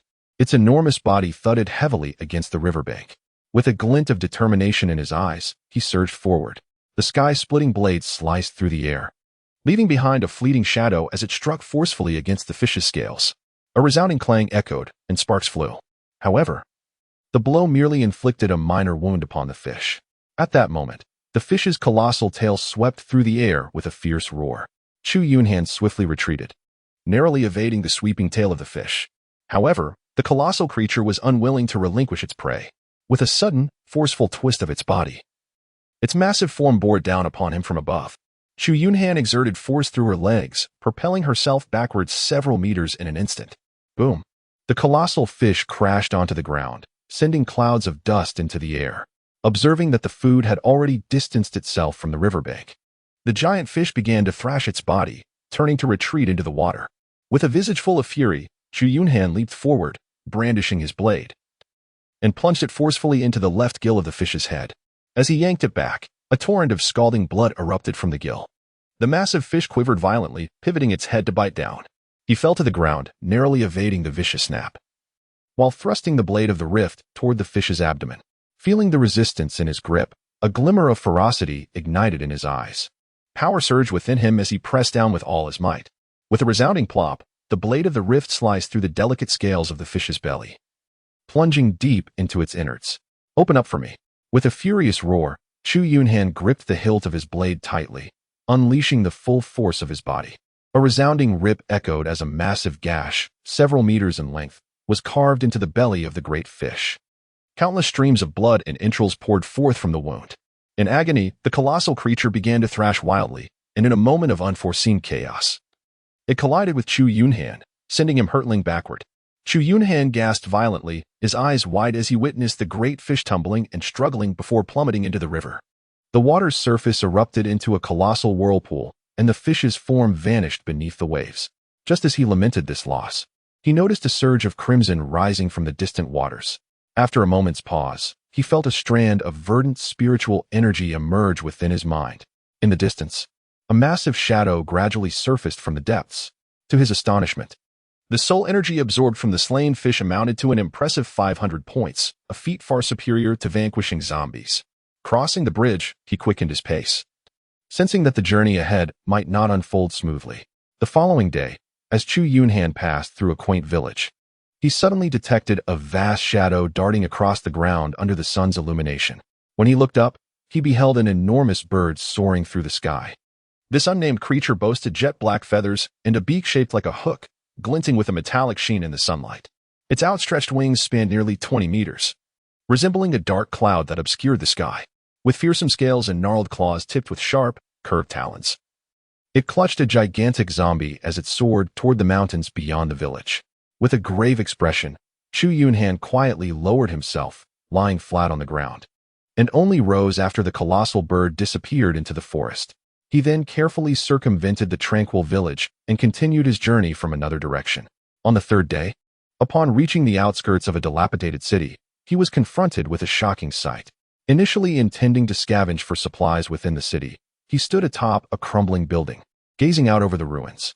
In the distance, the city lay in desolation, densely populated by countless zombies. They surged like an endless tide of black water, engulfing the earth. A multitude of grotesque and bizarre zombies intermingled, their roars echoing across the sky. By rough estimation, there were at least over 100,000 of them within sight. Such an overwhelming horde was beyond his current capacity to contend with. Even if they all advanced towards him, he would be utterly exhausted in no time. Not to mention the terrifying mutated entities lurking among the sea of zombies. He held his breath, his figure quietly retreating into the distance, skillfully avoiding the zombie-infested area. 3 days after Chu Yunhan set out, the other 3 hunters from the Tower of Return unknowingly learned that the source of this apocalyptic world might lie in the capital. After ensuring the safety of the 2 surviving women, the trio also began their journey towards the capital. Chu Yunhan cleared every small group of zombies along his way until he arrived at a seemingly intact farmhouse, where he decided to pause and rest. However, just as he was about to enter the farmhouse, several sharp crossbow bolts shot towards him from the second-floor window. With a swift motion, he deflected the bolts with his blade, his gaze turning icy as he advanced toward the farmhouse. The front door, encased in thick iron, was securely locked from within. He charged forward, delivering a powerful kick to the door. With a resounding crash, the door was forcibly kicked open, the lock twisted and fell to the ground. Inside, 3 men armed with knives and crossbows stared in astonishment at the intruding Chu Yunhan. The trio trembled as they beheld the massive dent left in the iron door. Upon meeting Chu Yunhan's cold gaze, the man in the center, holding a crossbow, hurriedly exclaimed, "I am sorry. We thought you were a zombie with a furrowed brow." Chu Yunhan slowly lowered the knife he had been holding. Ignoring the several men present, he turned and approached a nearby wooden table, where he retrieved 2 cans and began to eat. The 3 men exchanged glances, cautiously setting down their weapons while keeping a vigilant eye on Chu Yunhan. The man who had spoken turned and exited the room, returning with a basin of cooked meat, which he carefully placed before Chu Yunhan. "Elder brother, this is beef raised on our farm. Please have a taste. If it is insufficient, we have more." Chu Yunhan took the iron basin, expressed his gratitude softly, and set it aside. He then resumed devouring the canned food voraciously. The 2 men observed this and breathed a sigh of relief, quietly returning to the second floor. The man seemed to have lowered his guard as well, settling into a nearby wooden chair with a beaming smile, engaging in conversation with Chu Yunhan. "Brother, where do you hail from?" "Nolan City." "Nolan City? That's quite a distance. Did you encounter those terrifying zombies on your journey?" "I did, and I eliminated them all." The man was momentarily speechless. Brother, where are you headed next?" "The capital. The capital is several hundred kilometers from here. Would you like to rest for a while?" the man tentatively inquired. Chu Yunhan gently shook his head, understanding that the other party was concerned about his potential appropriation of the farm. He then spoke. "Let us take a moment to rest before departing." The man offered an awkward smile, yet felt a sense of relief within. After finishing the can, Chu Yunhan did not touch the meat that the man had brought over. The man, upon noticing this, revealed a flicker of disappointment in his eyes. He tidied up his belongings and stood up, preparing to leave.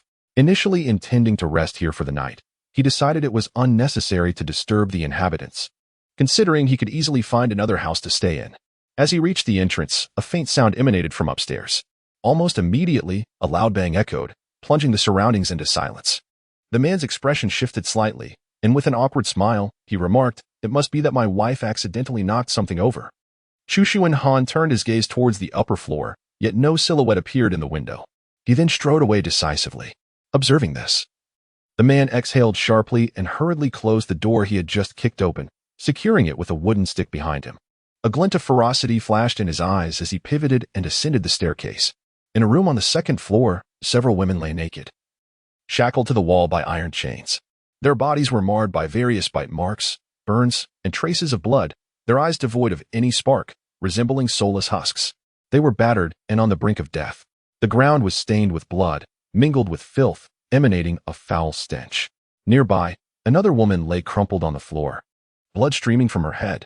A man wielding a wooden stick relentlessly struck her. The man who had rushed upstairs burst into the room, seizing the hair of the prostrate woman and yanking her upright. He then delivered a brutal punch to her face, causing blood to splatter. With a vicious curse, he spat. "Wretched harlot, do you wish to meet the same fate as your deceased husband, to be minced and served as food?" Seeing the woman slipping into unconsciousness, he callously tossed her aside and strode into the kitchen. Moments later, he emerged wielding a cleaver. "Bring her here. Today we shall savor fresh meat." The other 2 men revealed malevolent expressions as they dragged the unconscious woman before the knife-wielding man. With a glint of savagery in his eyes, the man raised the blade, preparing to strike the woman's hand. "Is this your so-called wife?" Suddenly, a chilling voice pierced the air from behind him. The man froze, and before he could react, his gaze was inexplicably drawn to the ceiling, spinning several times before crashing to the ground, his consciousness fading. The headless body collapsed heavily onto the floor. Chu Yunhan flicked the blood from his blade, casting a frigid gaze towards the 2 men. The duo stared vacantly at their decapitated leader, their bodies involuntarily beginning to tremble. On Chu Yunhan's face, a fierce aura enveloped him as his figure suddenly flickered. The glint of his blade shimmered, and in an instant, 2 men were simultaneously struck down. They collapsed to the ground, emitting piercing screams, which soon faded into silence. Chu Yunhan gazed upon the nightmarish scene before him, reminiscent of a hell on earth. With a swift motion of the sky-splitting blade, he severed the iron chains that bound several women. The flesh that the earlier man had handed to him was distinctly unlike beef, igniting a murderous intent within him. As dusk settled, the unconscious woman finally stirred from her slumber. The moment she awoke, an overwhelming fear flickered in her eyes. Turning her head, she realized she was lying in bed, draped with a garment. Beside her lay her mother and sister, both deeply asleep. The woman struggled to rise, finding no trace of the three fiends. As she leaned against the wall and stepped out of the room, she encountered a cold-faced stranger who was calmly consuming several cans of food. Upon hearing the commotion behind him, Chu Yunhan turned to look, and a scene from the past flickered faintly in his mind, the moment when the army officer had rescued him. "You have awakened? Your injuries are grave. Whether you survive depends on the strength of your will." The woman stood there in a daze, as if ensnared in a dream. "But those three, I killed them." A look of disbelief crossed her face, fearing she had misheard. Moments later, tears streamed down her cheeks as she knelt upon the ground, unleashing a wail that pierced the heart. Chu Yunhan observed the scene in silence, gently shaking his head. The following morning, when he inquired about the circumstances of the women, he learned of their harrowing experiences. The women's family had once led a blissful life, managing the farm alongside her husband, with her mother and sister by their side. However, after the outbreak of the virus in this world, they gathered all the food from the farm and took refuge within its confines. Isolated in a remote location with no neighbors, they managed to endure for a time. 2 months prior, 3 men, driven by hunger, collapsed not far from the farm. The mother, witnessing this from above, could not bear the sight and decided to rescue them. Despite her husband's initial reluctance due to their dwindling supplies, he eventually yielded to her pleas. The 3 men expressed profound gratitude for their salvation, promising to leave after a few days of recuperation. Yet, as days turned into weeks, it became evident that the men had no intention of departing. With the addition of 3 adult males, the consumption of food surged, and they soon faced a severe shortage. Eventually, the woman's husband confronted the 3 men, demanding they either leave or venture out to procure food. The men agreed, vowing to search for sustenance the following day. However, that night, while the family slept, the men transformed into fiends. The woman's husband was brutally slain, and she, along with her mother and sister, was shackled with iron chains, subjected to the merciless torment of the 3 men. When their food supplies were exhausted, the woman's husband was treated as a mere resource. From that moment on, the family existed in a nightmarish hell. It was only upon Chu Yunhan's arrival, when he severed the arrows with a swift strike, that the woman witnessed hope from her vantage point above. As Chu Yunhan prepared to depart, she could no longer contain herself and weakly called out for help from the window. Upon hearing this, Chu Yunhan gently shook her head. The existence of boundless kindness in a world of despair had long since sealed their fate. When order is lost, humanity in the apocalypse finds itself akin to being trapped in hell. Those devoid of humanity reveal their darkest and most cruel facets, bringing endless despair and terror to their virtuous kin. The horror they inflict surpasses even that of the undead. After rejecting the woman's plea to stay, he prepared to depart. The mission at the Tower of Return awaited his completion. The consequences of failure were too grave for him to bear. Several hours after Chu Yunhan's departure, an older woman from the farmhouse leapt from the rooftop. Blood soaked the ground, and her eyes were wide open in death, reflecting boundless regret. Approximately 300 kilometers from the capital lies a forest park, once a renowned tourist destination before the apocalypse. Countless visitors flocked here annually to enjoy the scenery. Now, the once vibrant forest park is engulfed in eerie silence. Not a single zombie wanders, nor is there any trace of the mutated creatures occasionally seen elsewhere. In the heart of the forest park stands a colossal fruit tree, towering several dozen meters high. Its sturdy trunk and verdant leaves form a vast canopy, casting shade over a 100-meter radius. On its branches hang numerous fruits the size of footballs, exuding a potent and peculiar fragrance that wafts through the air. Spreading far and wide, a massive gray bird, with wings spanning several meters, caught a whiff of this unusual aroma from the distant horizon, letting out a piercing cry. The bird hastened towards the source of the scent, as if consuming the fragrant fruit would grant it evolution. Soon, the bird discovered the existence of this grand tree. It alighted on a branch adorned with fruit and pecked at a hanging specimen. The skin split open, revealing luscious red flesh within, and the aroma intensified at that moment. Just as the bird prepared to feast on the succulent flesh, a root, having stealthily coiled around, struck with lightning speed. With a sound of impact, It pierced through the bird's body. The root then began to wriggle incessantly, gurgling ominously. Bumps emerged from the roots of the tree, subsequently merging into the trunk of the grand tree. The body of the large bird appeared to be drained of its very essence, withering within mere seconds into a desiccated shell, leaving behind a scattering of feathers. The tree soon regained its tranquility, and the fruit, pecked by the bird, swiftly restored its original appearance. A rich fragrance wafted once more into the distance. On the journey to the capital, Chu Yunhan, whenever encountering various zombies or mutated creatures that he felt capable of handling, would eliminate them all. Previous encounters had enlightened him to the fact that his current strength was insufficient to roam freely in this apocalyptic world. Numerous entities posed a threat to his existence. The colossal bird, for instance, was an unmistakable indicator of his inadequacy in facing such a formidable opponent. Before reaching the capital, he knew he must continue to enhance his abilities. In a world ravaged by a biochemical frenzy, even the mutated beings of the apocalypse were immensely powerful. The unknown source of viral infections could very well surpass his imagination and strength. Thus, he deliberately slowed his pace, intent on clearing various zombies and absorbing their soul power. The sheer number of zombies was overwhelming, yet their only drawback was the meager soul power gained from each kill. When he arrived at a city more than 300 kilometers from the capital, he had absorbed 5,000 points of soul power, prompting a notification in his mind regarding enhancements for the Tower of Ruins. He sought a secluded spot and retrieved a tiger bone leopard fetus pill from the storage space of the Tower of Ruins, swallowing it whole. Consequently, he elevated his bone-forging realm to the threshold of marrow refining. Following this ascension, a brilliant white light emanated from the bones throughout his body. Chu Yunhan suddenly felt an indescribable itch coursing through his bones, a sensation so intense that he wished to excavate them from his flesh. However, the peculiar itch swiftly transformed into an overwhelming heat, as if the marrow within his bones had morphed into molten lava, causing his entire body to glow a vivid crimson. The immense vitality emanating from the tiger bone and leopard fetus pill was entirely absorbed by his skeletal structure. After a considerable period, the searing sensation gradually began to subside. Chu Yunhan was drenched in sweat as he rose to his feet, his entire body emitting a cacophony of cracking sounds. Feeling the newfound strength coursing through him, a look of elation graced his face. Having transcended from the bone-tempering realm to the marrow integration realm, not only had his physical power significantly increased, but the regeneration speed of his vital energy also far surpassed his previous capabilities. With a clenched fist, he struck the adjacent wall with force, causing it to shatter explosively.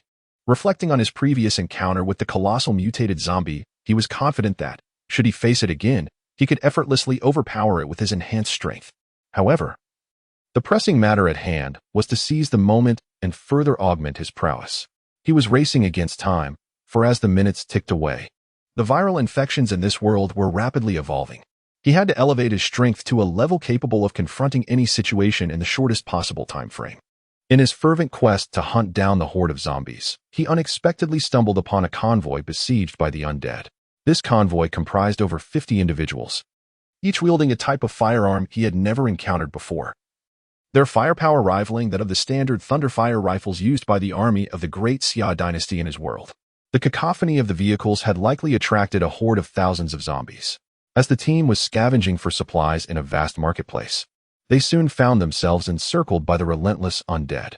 They barricaded the market entrance with their vehicles and took refuge atop them, firing down at the zombies. However, the tide turned when two exceptionally swift mutated zombies emerged from the horde, and the team began to falter. Their bullets failed to find their mark.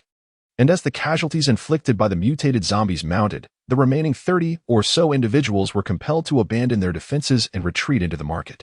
After observing from a distance for a while, Chu Yunhan no longer hesitated and charged directly into the horde of zombies with his blade in hand. Through days of relentless slaughter, he realized that ordinary zombies posed no threat to him whatsoever.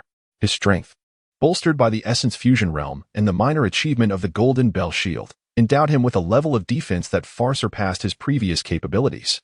The sharp teeth and claws of the common zombies could not penetrate his resilient skin. Consequently, he began to act without restraint when confronted by the ordinary horde.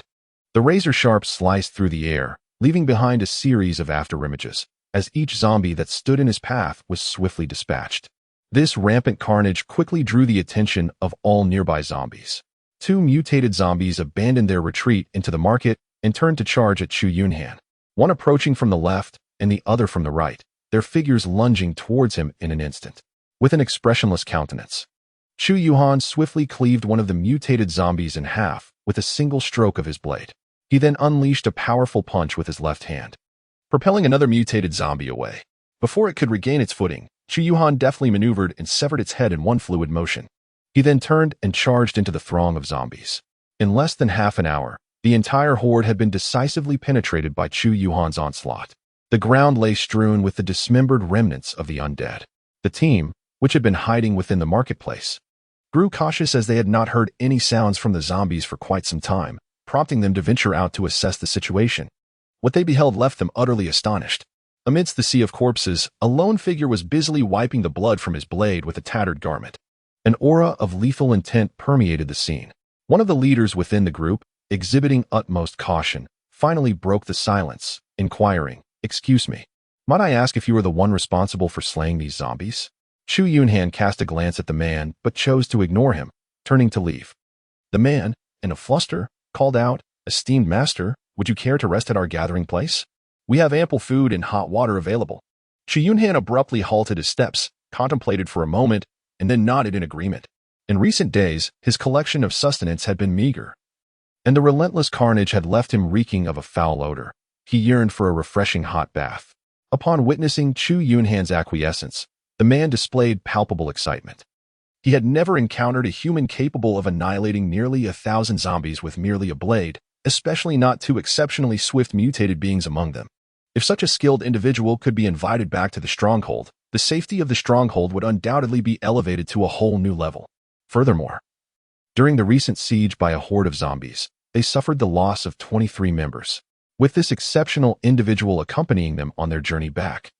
Their security would be significantly enhanced. He had no concerns about Chu Yunhan being a malevolent character. Given Chu Yunhan's prowess, seizing their supplies would be effortlessly achievable.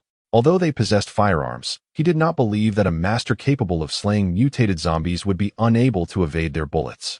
The remaining survivors hurriedly transferred all the supplies gathered from the market onto their vehicles. However, upon witnessing their fallen comrades, a somber silence enveloped them. They silently collected the weapons of their deceased companions before returning to the vehicles. The stronghold of this group was located in a hotel just a few dozen miles away. The entire hotel building boasted 12 stories, surrounded by barbed wire, with the entrance reinforced by metal sheets. The windows from the second to the fifth floors were completely blocked, likely to prevent mutated zombies from entering through them. When the group returned to the stronghold, those patrolling the rooftop spotted them from a distance. The heavy door swung open, and 6 vehicles laden with supplies slowly entered the hotel lobby.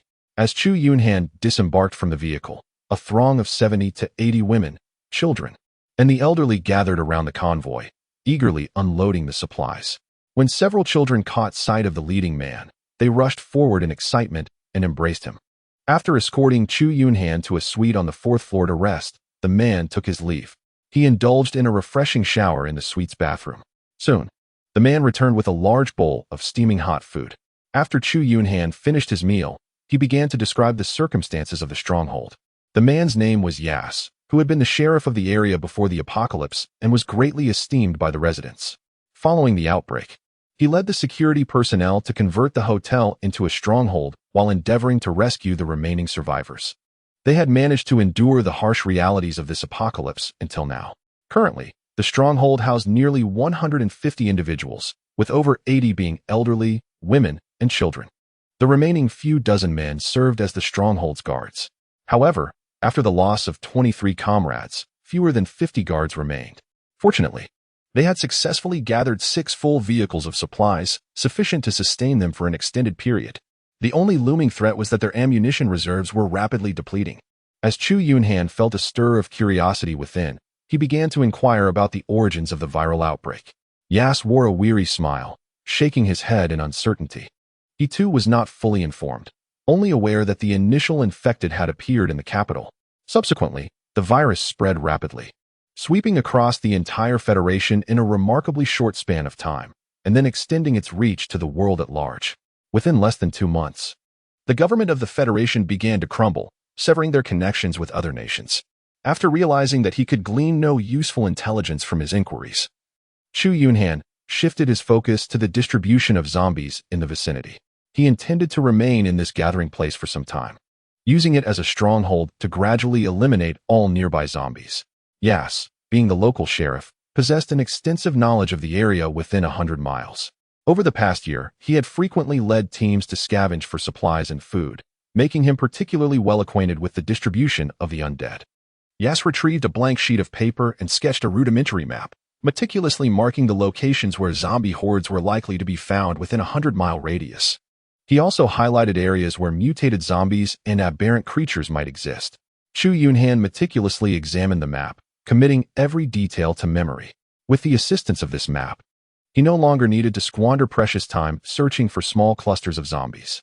He could simply follow the designated routes and eliminate any threats in his path.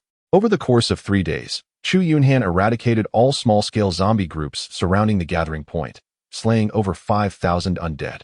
The only remnants remained in the vicinity of the city of Binus, an extension of the capital, Newman City. The lower-class populace, including workers and merchants, had all been relocated to Binus by the federal government, resulting in a population exceeding 1 million. Following the outbreak of the virus, the apocalypse ensued, prompting mass evacuations among Binus's residents. Despite this, the city still harbored at least 200,000 zombies, with countless mutated variants among them.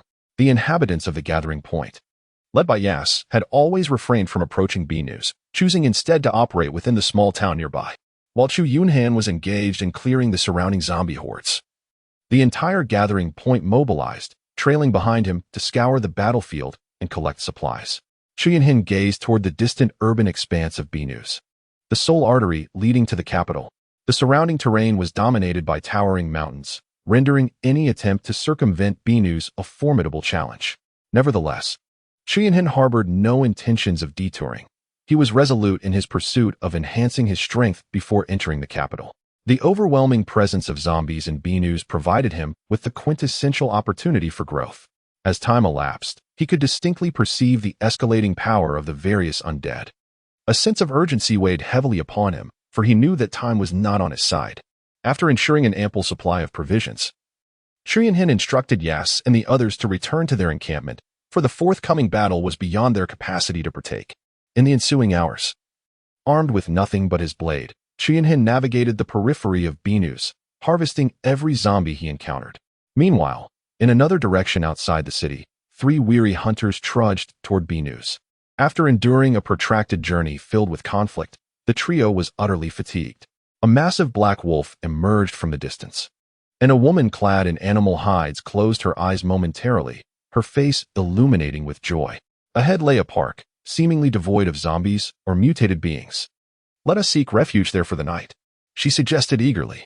Upon hearing the words, the orc with the massive axe and the soldier clad in military attire exchanged glances of joy and promptly nodded in agreement. The trio traversed the broad stone path of the park, arriving at an abandoned wooden cabin, where they decided to rest. As dusk fell, the weary companions succumbed to slumber early. The once serene ambience of the park deepened into an eerie stillness. In the early morning light, the soldier in camouflage was the first to awaken. He gently pushed open the cabin door and stepped outside in search of fresh water. Before long, a potent and peculiar fragrance of fruit wafted through the air. His eyes brightened with curiosity, and he followed the enticing aroma. Soon, he discovered a towering fruit tree, its branches laden with an array of strange fruits, the very source of the captivating scent. A glimmer of excitement flashed in his eyes as he sprinted towards the tree. However, when he was a mere 30 meters away, he abruptly halted. It was then that he noticed the thick trunk of the tree was surrounded by an unsettling array of fur and skeletal remains, covering the ground within a 10-meter radius, a scene both bizarre and terrifying. At that moment, he realized the park was enveloped in an unnatural silence, devoid of even the faintest sound of insects. This eerie quietude tightened his chest, and a sense of foreboding washed over him. After a brief moment of contemplation, he decided to retreat. The risk of venturing closer to such an enigmatic tree for a few fruits was not worth it. Yet, as he stepped back less than 10 meters, dozens of sharp, thorny roots erupted from the ground, surging towards him. Terrified, he summoned every ounce of strength to flee. Just as he began to feel a sense of relief with distance increasing between him and the tree, numerous sharp roots suddenly emerged from the earth before him. Trapped between a relentless onslaught of roots, he shouted in desperation, drawing 2 handguns from his waist and firing wildly at the advancing tendrils. The bullet struck the roots with a cacophonous clatter, yet failed to pierce even the bark. In a moment of despair, dozens of roots lunged towards him from all directions, penetrating his body. Suspended in midair, he quickly withered away, akin to a deflating balloon, within mere seconds. When silence reclaimed the surroundings, only a camouflage-clad human skin and a pile of shattered bones remained on the ground. Eventually, the slumbering woman and the orc within the cabin awoke. They soon realized the soldier was missing, and despite searching extensively, his whereabouts remained a mystery. Fear and unease enveloped them. The soldier's rifle lay abandoned in the cabin, making his sudden departure implausible. The woman summoned a large black wolf, which sniffed the rifle for clues before darting towards the park center. Exchanging glances, the duo hastily followed the wolf. Before long, they arrived at the clearing where the enormous tree stood. Shocked, they beheld the sight, while the black wolf circled a pile of objects on the ground, growling softly. Rushing closer, they were horrified to discover the human skin clad in camouflage belonging to the missing soldier. This gruesome revelation sent chills down their spines. They soon recognized the ominous signs surrounding the gargantuan tree, as the ground was littered with fur and bones, painting a scene reminiscent of hell itself. Triggering their instincts to flee. Reacting swiftly upon seeing the human skin and remains, they dashed back in the direction from whence they came. Yet, before they could escape more than 10 meters, hundreds of thorny roots burst forth from the earth, converging on them. The orc, wielding his axe, roared fiercely and unleashed his innate abilities. His body radiated a crimson glow, muscles swelling in an instant. With a sweeping motion of his axe, he cleared a path through the encroaching roots, severing them with a force that released crimson sap. The roots emitted a frantic screech, as if alive, inciting the pair to hasten their escape. The injured roots seemed to provoke the towering tree, which responded with a resounding rumble as hundreds of sharp roots erupted from the ground, hurtling towards them. Observing this, the woman swiftly formed a hand gesture, causing the black wolf to transform into a red light that merged with her, augmenting her size and speed. With a powerful leap, she propelled herself dozens of meters forward, breaking free from the root's grasp. Meanwhile, the orc lagged behind, helplessly watching her escape. In a fit of rage, he tightened his grip on the axe and began to spin rapidly. The axe created a flurry of blurring strikes, clashing with the roots and igniting sparks. Surrounded by a multitude of roots, he found himself ensnared in a massive sphere. Suddenly, several roots surged from beneath him, penetrating his body in an instant. The orc emitted a thunderous wail of agony, its movements gradually slowing. Before the orc could respond further, several roots surged forth from above, penetrating its head, eyes, and ears. In less than 10 seconds, the orc's robust form shriveled instantaneously. With a resounding clang, a massive axe plummeted to the ground. The transformed woman, however, remained in peril. Roots erupted from the earth around her, rushing toward her with alarming speed.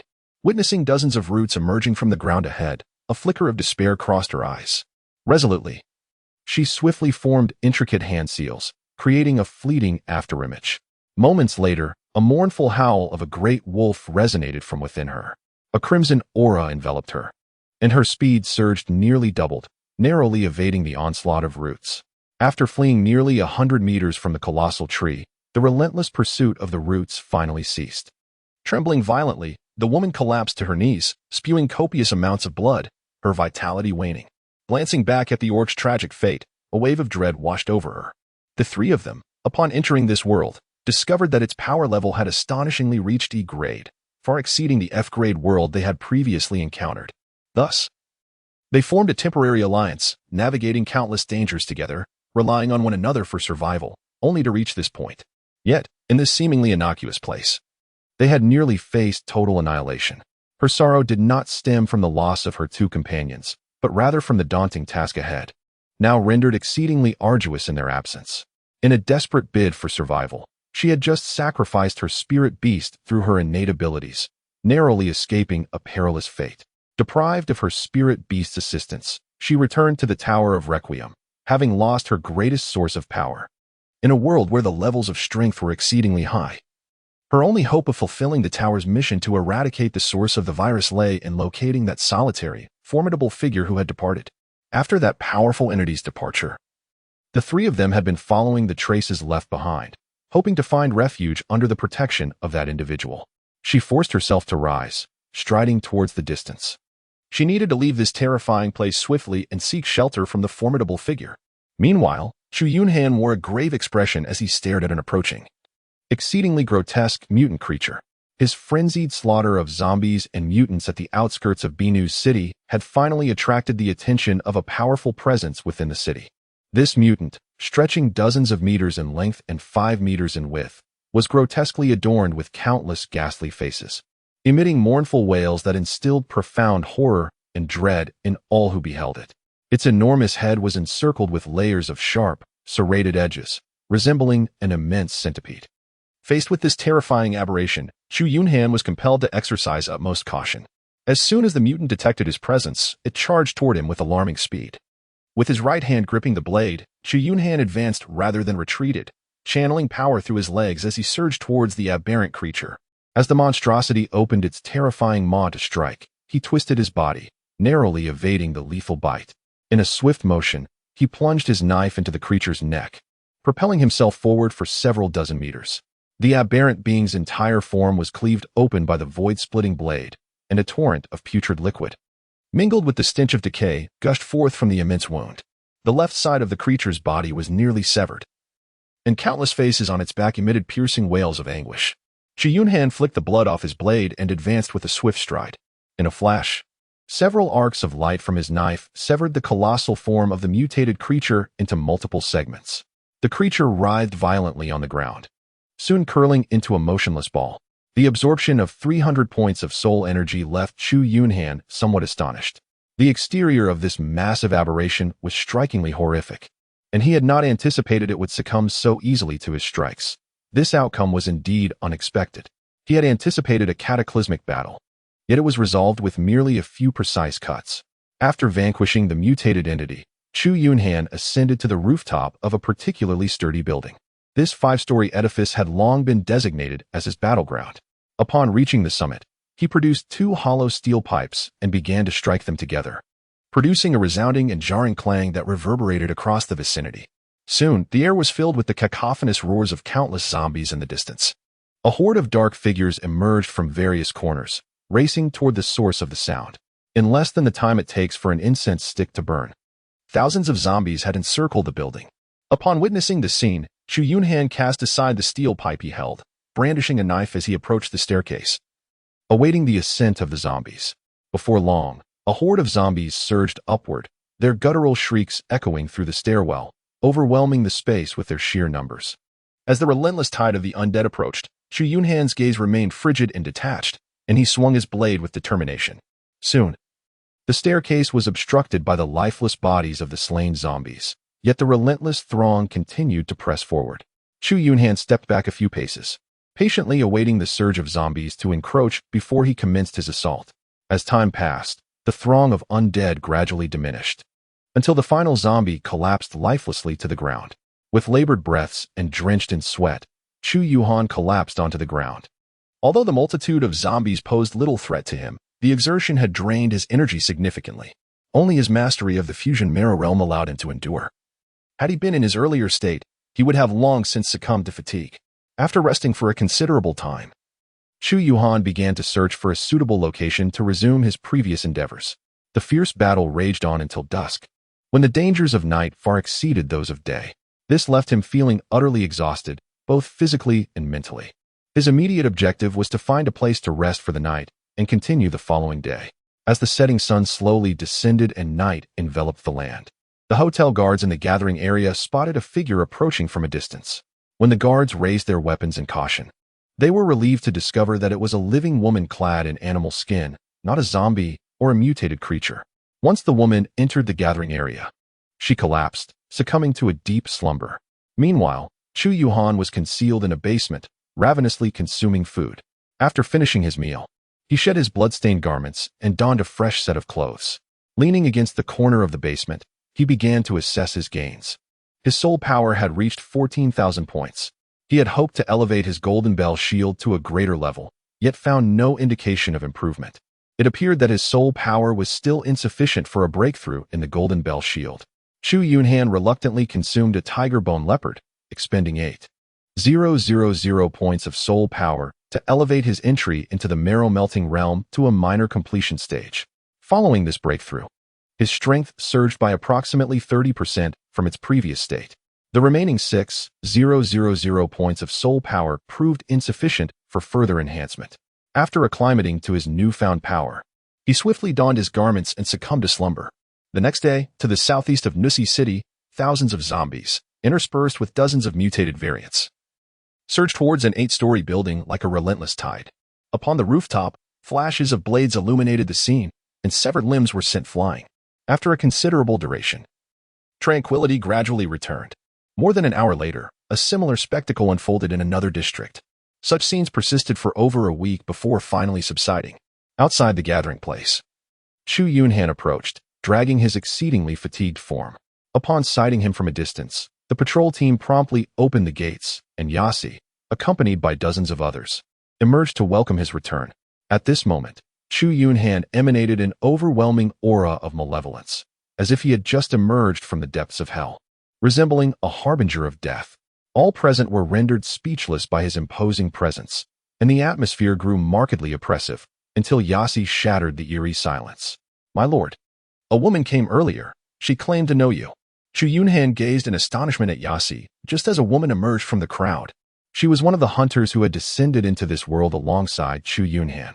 Upon seeing him, tears streamed down her face as she exclaimed, "My esteemed leader. My name is Kiali. I have finally found you. They're all gone, and I am left all alone. I implore you, allow me to accompany you. I am willing to do anything." Chu Yunhan furrowed his brows and spoke curtly, "I do not enjoy being encumbered. You shall remain here and await my resolution of the virus's origin." With that, he disregarded the pitifully distressed Kiali and turned to enter the hotel. Behind him, Kiali, wiping her tears, froze in place, her face contorted with resentment, yet utterly powerless. Chu Yunhan was reluctant to provide her with shelter. She possessed no courage to venture to the capital. Having lost her spirit beast, her strength had diminished to nothing. The only course of action left for her was to remain in this gathering place, awaiting Chu Yunhan to undertake the task of the Tower of Return alone. However, upon the completion of the task, her contribution would undoubtedly be minimal. The evaluation upon returning to the Tower of Return would assuredly be dismal, and the rewards would be significantly reduced. Regrettably, Chu Yunhan disregarded her pitiful state, showing no inclination to entertain her plight. After more than a week of effort, combined with the previous accumulation of over 6,000 points, the soul power amassed by Chu Yunhan had reached approximately 50,000. Without hesitation, Chu Yunhan expended 20,000 units of soul power to elevate his body refinement technique, the Golden Bell Shield, from minor success to major success. After practicing this technique, his physical defenses were significantly enhanced, far beyond what could be achieved through merely breaking through several minor realms.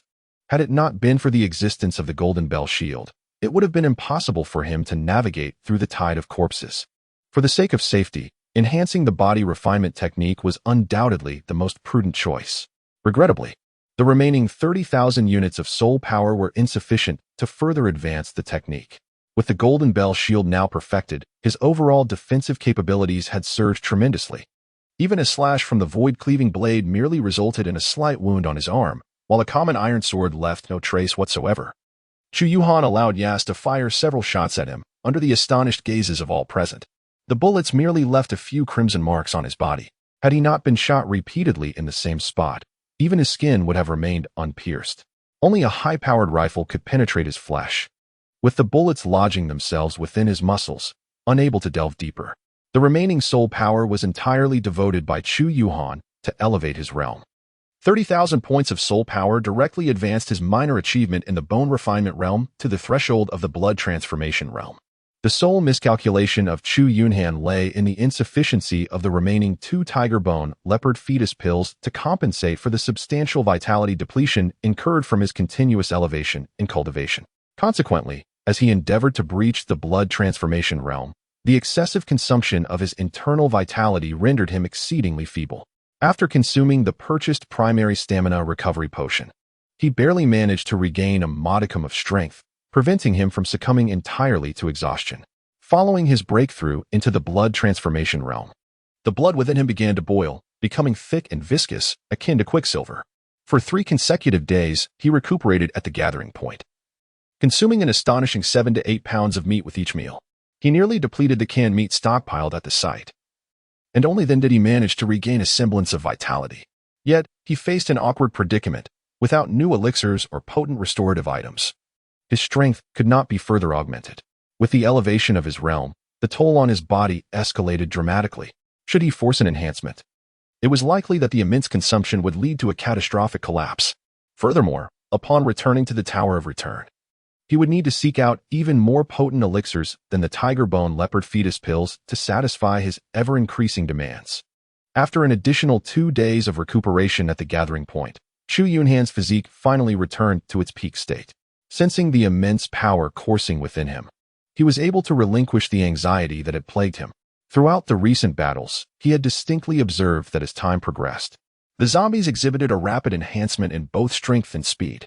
This realization cast a shadow over his prospects of journeying to the capital to address the source of the virus. Fortunately, with the assistance of his innate talent for spirit extermination, his rate of enhancement far surpassed that of the infected entities. Initially, he believed that advancement in this world would be exceedingly challenging, as slaying a single zombie yielded only a slight increase in soul power. Even vanquishing a formidable mutant granted merely 200 or 300 units of soul power. He had overlooked the staggering abundance of zombies in this realm, so numerous that they seemed inexhaustible. As their numbers accumulated to a certain extent, quantitative changes triggered qualitative transformations. This significant surge in power solidified his resolve to seize the opportunity and amass a substantial reserve of soul power. Otherwise, in the next world, such an opportunity might prove elusive. Once adequately prepared, Chu Yunhan adopted an even bolder approach than before. Armed with nothing but his sword, he charged directly towards the heart of Linus City. The entire urban area of zombies was roused, and countless undead surged forth in a dense, dark mass, resembling a black tide akin to a tsunami crashing towards him. The anguished roars of the undead reverberated throughout the city, a deafening sound that resonated even within the sanctuary of the gathering place. All those present cowered in their rooms, trembling in fear at the overwhelming cacophony. They were acutely aware that the source of this turmoil was none other than the man who resembled a god of war. In that moment, Chu Yunhan appeared to them as a celestial being sent to rescue them from despair. In this boundless abyss of hopelessness and terror, he was to eradicate all evil and liberate Calorantan Star from the depths of hell. However, at that very moment, in the heart of Binia City, their divine emissary, the warrior Chu Yunhan, found himself in a desperate flight. Damn it, how overconfident he had been. As Chu Yunhan muttered curses under his breath, he sprinted with fervor, wielding his to vanquish the encroaching horde of zombies. The rapid enhancement of his prowess and an immense boost in his physical defenses instilled a sense of invincibility within him, leading him to believe he could effortlessly sweep through the sea of corpses engulfing the city. However, it was only when he found himself besieged by over 100,000 zombies that he realized he had overestimated his capabilities. The sheer number of the undead, coupled with thousands of mutated variants among them, made him acutely aware of the adage, a multitude of ants can bring down an elephant, no matter how resilient he was. Such a relentless swarm could easily crush him into oblivion. Faced with this grim reality, Chu Yunhan had no choice but to flee. After enduring hours of perilous navigation through the zombie-infested streets, he finally managed to escape the clutches of the city of Noisy. Upon locating an abandoned house, he collapsed to the ground, utterly exhausted, panting heavily. This harrowing experience struck him like a cold shower, dissipating the arrogance and pride that had surged within him due to his newfound strength. It also brought him back to a state of calm, steering him away from the fervor of harvesting soul power. He recognized that the zombies were escalating in power at an alarming rate, having improved by at least 50% since his initial arrival in this world. He had once fantasized about locating the source of the viral infection in the capital and leisurely clearing the zombies from this realm, planning to reap a substantial harvest over the course of a decade. With billions of soul powers amassed, he envisioned returning to the ruins tower and sweeping through all worlds with ease. In the Xinjiang continent, he would no longer be akin to an ant. Even confronting a foreign monarch would be as trivial as swatting a child. Regrettably, given the zombies' rapid advancement, encountering a horde posed a dire threat to his survival. The dream of conquering the entire world seemed increasingly distant. At this juncture, he could no longer afford to linger idly. The time wasted was already considerable, and he remained oblivious to the true nature of the viral infection's source. Should he continue to squander time in a gradual extermination of zombies? The infection source might escalate to a level beyond his comprehension. With newfound resolve, Chu Yunhan gathered himself and set forth toward the capital. Within an hour, he arrived at an unusually tranquil park, where the air was faintly imbued with an extraordinary fragrance reminiscent of fruit. Curious, Chu Yunhan ventured into the past, eager to discover whether any rare treasures of nature thrived in this place. It was only upon reaching the heart of the park that he beheld a towering tree, soaring several dozen meters into the sky. The branches of this magnificent giant were adorned with numerous colossal fruits, exuding a potent fragrance. Surrounding the tree lay a grim tapestry of various creatures, human remnants, the pelts of zombies, and shattered bones. This sight revealed to him that the so-called fruits were merely the tree's cunning bait to ensnare its prey. Yet, the nature of this enigmatic tree's offensive strategy eluded him.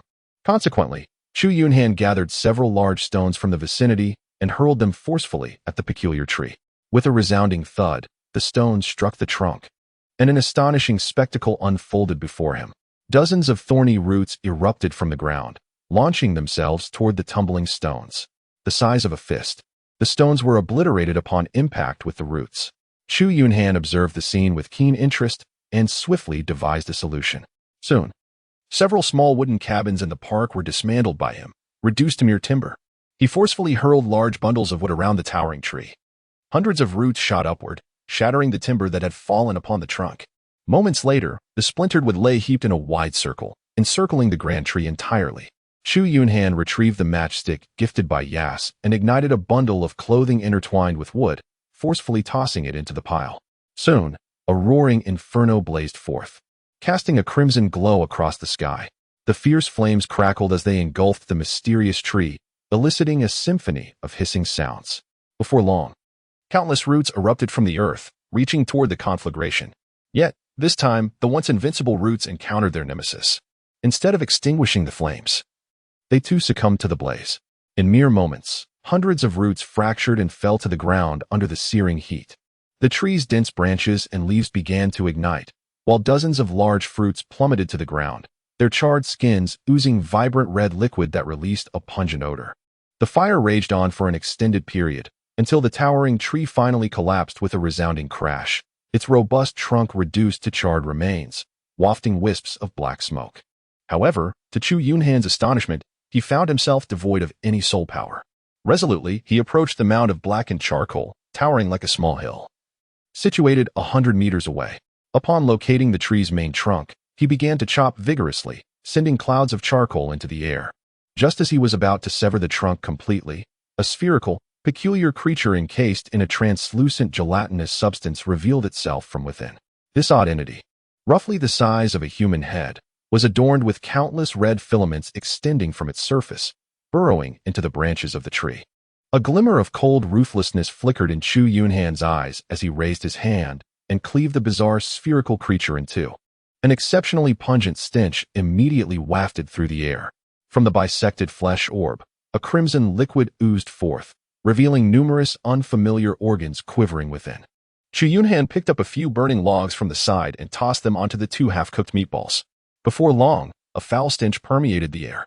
In his mind, a strand of spiritual energy emerged, amounting to an astonishing 2,000 points.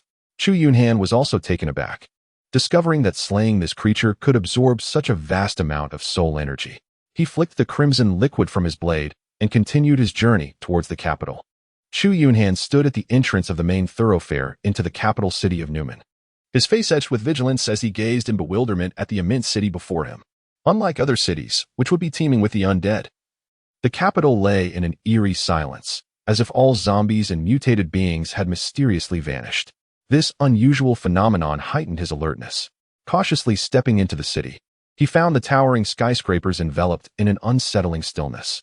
He scoured several buildings in search of any signs of life, yet his efforts yielded nothing. Reluctantly, he continued his journey toward the city center, covering an expanse of over 5,000 square kilometers. It took him half a day to finally reach the heart of the metropolis. The urban landscape was strewn with the remnants of destruction. Crumbled walls and mangled vehicles lay scattered, choking the vital arteries of transportation. Patches of bloodstains on the ground seemed to narrate the despair and demise of the humanity that once inhabited this place. Strangely, there were no corpses or remains to be found. Even the zombies had vanished. It was not until Chu Yunhan arrived at a grand theater that he encountered something truly peculiar.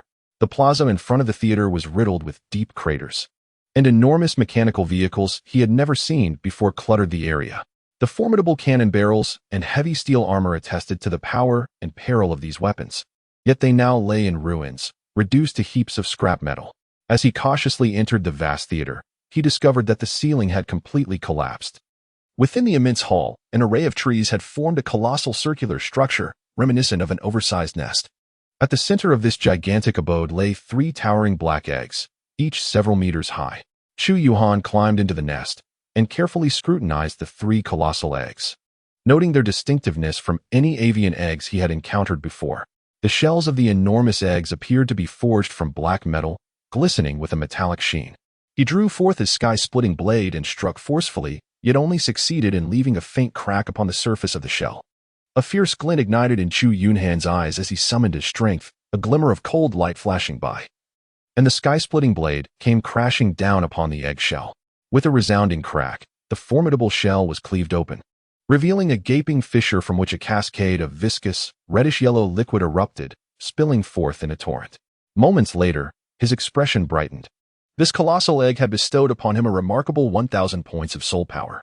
Without hesitation, he proceeded to shatter the other 2 giant eggs as well. After absorbing a total of 3,000 points of soul power, Chu Yunhan chose not to linger further and turned to depart from the vast lair. After traveling several miles toward the city, the sky gradually darkened. He found a 2-story house by the roadside, intending to rest there until the morrow before continuing his journey. Just as he finished a few cans of food, a piercing cry echoed across the heavens, resonating from a distance. Chu Yunhan's heart raced with alarm as he hurried to the window to investigate. Soon, a colossal shadow swept swiftly across the ground. Raising his gaze, he beheld a mass of dark clouds swirling ominously towards the city center. In the dim twilight, he could faintly discern an enormous bird, spanning several dozen meters, soaring through the sky. The supergiant bird emitted piercing, shrill cries that reverberated painfully in his ears. Chu Yunhan's expression shifted dramatically, and he surmised that it was likely due to the 3 colossal eggs he had shattered. He couldn't help but feel a sense of relief, grateful for his swift escape. Otherwise, encountering such a terrifying giant bird would have made it exceedingly difficult to retreat unscathed. That evening, the once tranquil city was filled with an uproar. From the heart of the city emanated a cacophony of thunderous roars and piercing cries. Clearly, this supersized bird had misconstrued something and had engaged in battle with another fearsome creature in the city center. The tumult continued well into the night before gradually subsiding. After a considerable time, the giant bird finally returned to its nest from afar, though it appeared to have sustained significant injuries. The following morning, Chu Yunhan emerged from his dwelling, invigorated, and made his way towards the city center. Upon passing a bookstore, he discovered a detailed map of the capital, Newman City. After examining the routes, he redirected his path toward the location of the Federal Academy. According to previous information, it seemed that a professor from the Federal Academy had unearthed some relic, which subsequently triggered a cataclysmic viral outbreak that swept across the globe. If he could reach the Federal Academy, he might uncover some clues. The Academy was not far from his current position, prompting him to quicken his pace. After more than an hour, a vast complex of buildings came into view. This was once the Federal Academy, yet the atmosphere was remarkably hushed. From the intact structures surrounding him, it seemed to have suffered no damage. However, as Chu Yunhan was halfway through his search, he thought he heard a sound. In a flash, he darted into a nearby building. When he forcefully kicked open the door to a room, he found an elderly man seated at a dining table, a plate of viscous food in hand, consuming it heartily. Upon witnessing Chu Yunhan's abrupt entrance, the old man appeared utterly startled, dropping the plate onto the floor. Chu Yunhan was momentarily taken aback, astonished to encounter a living soul in this desolate city. The elderly man, upon realizing that a human had entered, was equally stunned, not expecting to find any semblance of humanity in such a terrifying place. He casually closed the door and sat directly in front of the old man. "Who are you?" he inquired. Yet, the elder responded with a question of his own. "Who are you?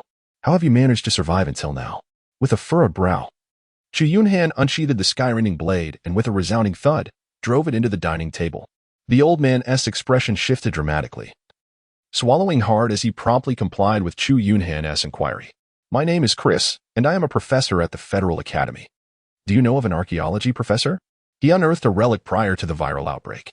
Upon hearing this, the old man's countenance stiffened, revealing an unusual look. I believe I am the archaeology professor you mentioned."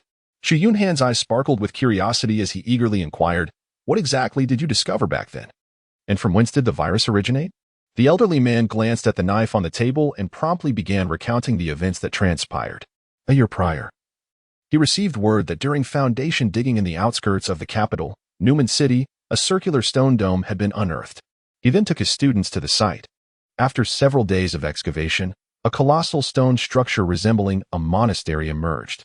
This peculiar edifice bore no entrance, its surrounding walls sealed by immense stones. Inscribed upon the stone walls was an ancient text, which, upon translation by numerous scholars specializing in archaic languages, revealed a grave warning. The demon of eternal life is sealed herein. Any being that opens this seal shall incur the wrath of the gods. Hell shall once again walk the earth, and the tragedy of Eliah's destruction shall be repeated. Upon translating this ominous warning, all notions of breaching the structure were abandoned. Elder Chris resolved to re-enter the colossal building. Throughout the extensive history of Carrington Star, Eliah had once been a civilization of unparalleled brilliance, evidenced by the exquisite artifacts and textual records unearthed from countless sites. Yet, at some point in history, Eliah seemed to vanish abruptly, leaving a chasm in the annals of time. No records exist to elucidate the events that led to the resplendent civilization's disappearance. After reburial of the stone structure, Elder Chris reported the curse inscribed on the walls to the federal government, hoping to secure the area against any further excavation. However, to his astonishment, the phrase eternal life within the curse seemed to act as a spell, captivating the interest of high-ranking officials and members of parliament. The federal government, disregarding his vehement protests, forcibly unearthed the stone edifice, mocking him for his superstitions regarding the ancient curse. Upon their intrusion, they discovered an altar inside, upon which rested a mysterious metallic artifact. This artifact resembled a diminutive triangular pyramid, adorned with enigmatic runes. The entire metallic pyramid was seamless, without a single crevice. The federal government promptly dispatched troops to secure the site, transporting the metallic pyramid back to the research institute. The following day, the government convened countless scholars and professors to unravel the secrets of this metallic pyramid, including Elder Chris. Yet, none could decipher the meaning of the runes inscribed upon it. Progress was stagnant, and the federal government gradually grew impatient. Consequently, they resorted to forcibly cutting open the metallic pyramid. At the moment it was breached, a wave of astonishment swept over all present. Within it lay a colossal heart, still pulsating with life. This astonishing discovery plunged everyone into a state of frenzied delight. The heart, sealed for millennia, was miraculously still alive. Did the fabled concept of immortality truly exist? Or did this heart belong to a deity? The federal government swiftly ordered a blackout on this revelation. Simultaneously, they commenced an investigation into this gigantic heart. Soon, through the extraction of blood and tissue from the heart, they uncovered an unprecedented virus. This virus exhibited extraordinary vitality, capable of entering a dormant state in the absence of any nutrients. However, once nourished, it could proliferate at an astonishing rate. Researchers conducted live experiments on mice, discovering that as long as this virus was present, even deceased mice retained an extraordinary level of bodily vitality. Yet, the scientists could not ascertain whether these lifeless creatures retained any semblance of consciousness. To explore this phenomenon, they initiated experiments using death row inmates. After executing the criminals, they injected the virus into their corpses and observed the subsequent changes. The result was unequivocal. All the executed inmates were resurrected. However, upon revival, they did not exhibit the cognitive functions the researchers anticipated. Rather, they had lost virtually all mental faculties and responsiveness to their surroundings. The virus merely sustained their physical vitality. Consequently, they began experimenting directly on living subjects. The outcome was disheartening. All inmates injected with the virus gradually succumbed to madness, exhibiting extreme aggression. This result left the federal government profoundly disappointed. Researchers shifted their approach, endeavoring to induce mutations and evolution in the virus through various methods. Everyone aspired to discover a virus that could sustain the vitality of aging or damaged bodies without impairing cognitive function, a perfect virus. Should such a flawless virus be cultivated? humanity would achieve true immortality. Humans would ascend to become divine beings, eternally unscathed and impervious to injury. This perfect virus represented an irresistible temptation for the upper echelons of the federal government and its legislators, especially among some elderly and frail legislators who have but a short time left to live. The yearning for the perfect virus has escalated to a state of madness. Major federal conglomerates share an equally intense desire for the emergence of this perfect virus. This not only signifies boundless wealth, but also ensures their eternal dominion over riches and status. Consequently, experts from various fields such as biology, medicine, and virology were summoned to the capital by the government to embark on extensive research into the virus. Throughout the course of their investigation, the virus, true to their wishes, underwent several mutations. However, the mutated virus still failed to meet their expectations. Thus, the research persisted until one fateful day when the virus mutated and spiraled out of control. Previously, the virus could only be transmitted through bodily fluids, but this new strain was capable of airborne transmission. Initially, the researchers failed to recognize this crucial change. It was not until a significant number of personnel within the research institute exhibited symptoms of infection that the federal government realized the gravity of the situation. By then, it was far too late to contain the outbreak. The virus had already spread beyond the confines of the institute, infecting the families and neighbors of the researchers. Soon, the entire capital witnessed a surge in virus infections. The vaccines developed by the researchers against the virus became ineffective following its mutation, and the mutated strain proved to be far more terrifying than its predecessor. Individuals infected with the mutated virus experienced gruesome skin decay, their bodies contorting and deforming under the virus's influence. Moreover, the original viral entity, that colossal heart, evolved in a manner that left everyone bewildered. It appeared that this viral entity could control all of the viruses that had split from it. Under the dominion of the viral entity, all infected researchers were devoured, becoming sustenance for its growth. The entire research institute transformed into a nightmarish hellscape. The sole consolation was that the mutated virus rapidly lost its ability for airborne transmission, reverting to infection through bodily fluids. The population of the capital city of Newman reached over 2 million, with more than 70 individuals infected by the virus. The remainder either succumbed to chaos or fled at the earliest opportunity. The number of survivors within the vast city dwindled to an alarmingly low figure. Most terrifying of all was the apparent continual evolution of the viral entity. Every few months, hordes of zombies and mutated corpses spontaneously converged upon the site of the viral entity, only to be consumed and turned into nourishment. This phenomenon persisted until a fortnight ago, when the last batch of zombies was devoured, explaining the absence of any undead in the capital. The only entities unaffected by the viral infection are the mutated organisms, which seem to retain their original cognition and reason. Humanity's pursuit of the perfect virus has manifested in previously inconspicuous creatures. This situation feels like a grand jest played by the heavens upon humankind. It is undeniably a profound irony. Although the elder Chris did not partake in subsequent research endeavors, he steadfastly believed that the warning etched upon the stone wall was no mere jest. Thus, upon sensing an anomaly, he promptly sought refuge in the underground storage of the Federal Academy. Unfortunately, his family remained in their hometown, far from the capital, and he dared not venture back into the zombie-infested world alone in search of them. Relying on the vast reserves within the storage, he has managed to survive until now. After listening to Elder Chris's account, Chu Yunhan quickly grasped that the source of the virus and the task concerning the Tower of Return must be the viral mother. However, he found himself in a particularly precarious situation. This viral mother had undergone extensive evolution over such a long period, especially after devouring over 1 million zombies in the capital. Its strength had likely surpassed Chu Yunhan's imagination. Yet, he was also perplexed. The Tower of Return rated this world as E+ level. Logically, if the pinnacle of combat prowess in this realm was the gigantic bird he had previously encountered, measuring dozens of meters, he could comprehend that. After all, with his capabilities, he was not incapable of standing against it. But what level of power could a viral mother, having evolved for over a year and consumed over 1 million zombies, possibly possess? Even with the most rudimentary reasoning, it was evident that its strength could not be merely E+. Why then did the Tower of Return assign such a modest evaluation to this world? Given the Tower's ability to eradicate the terrors of the multiverse, such an oversight seemed improbable.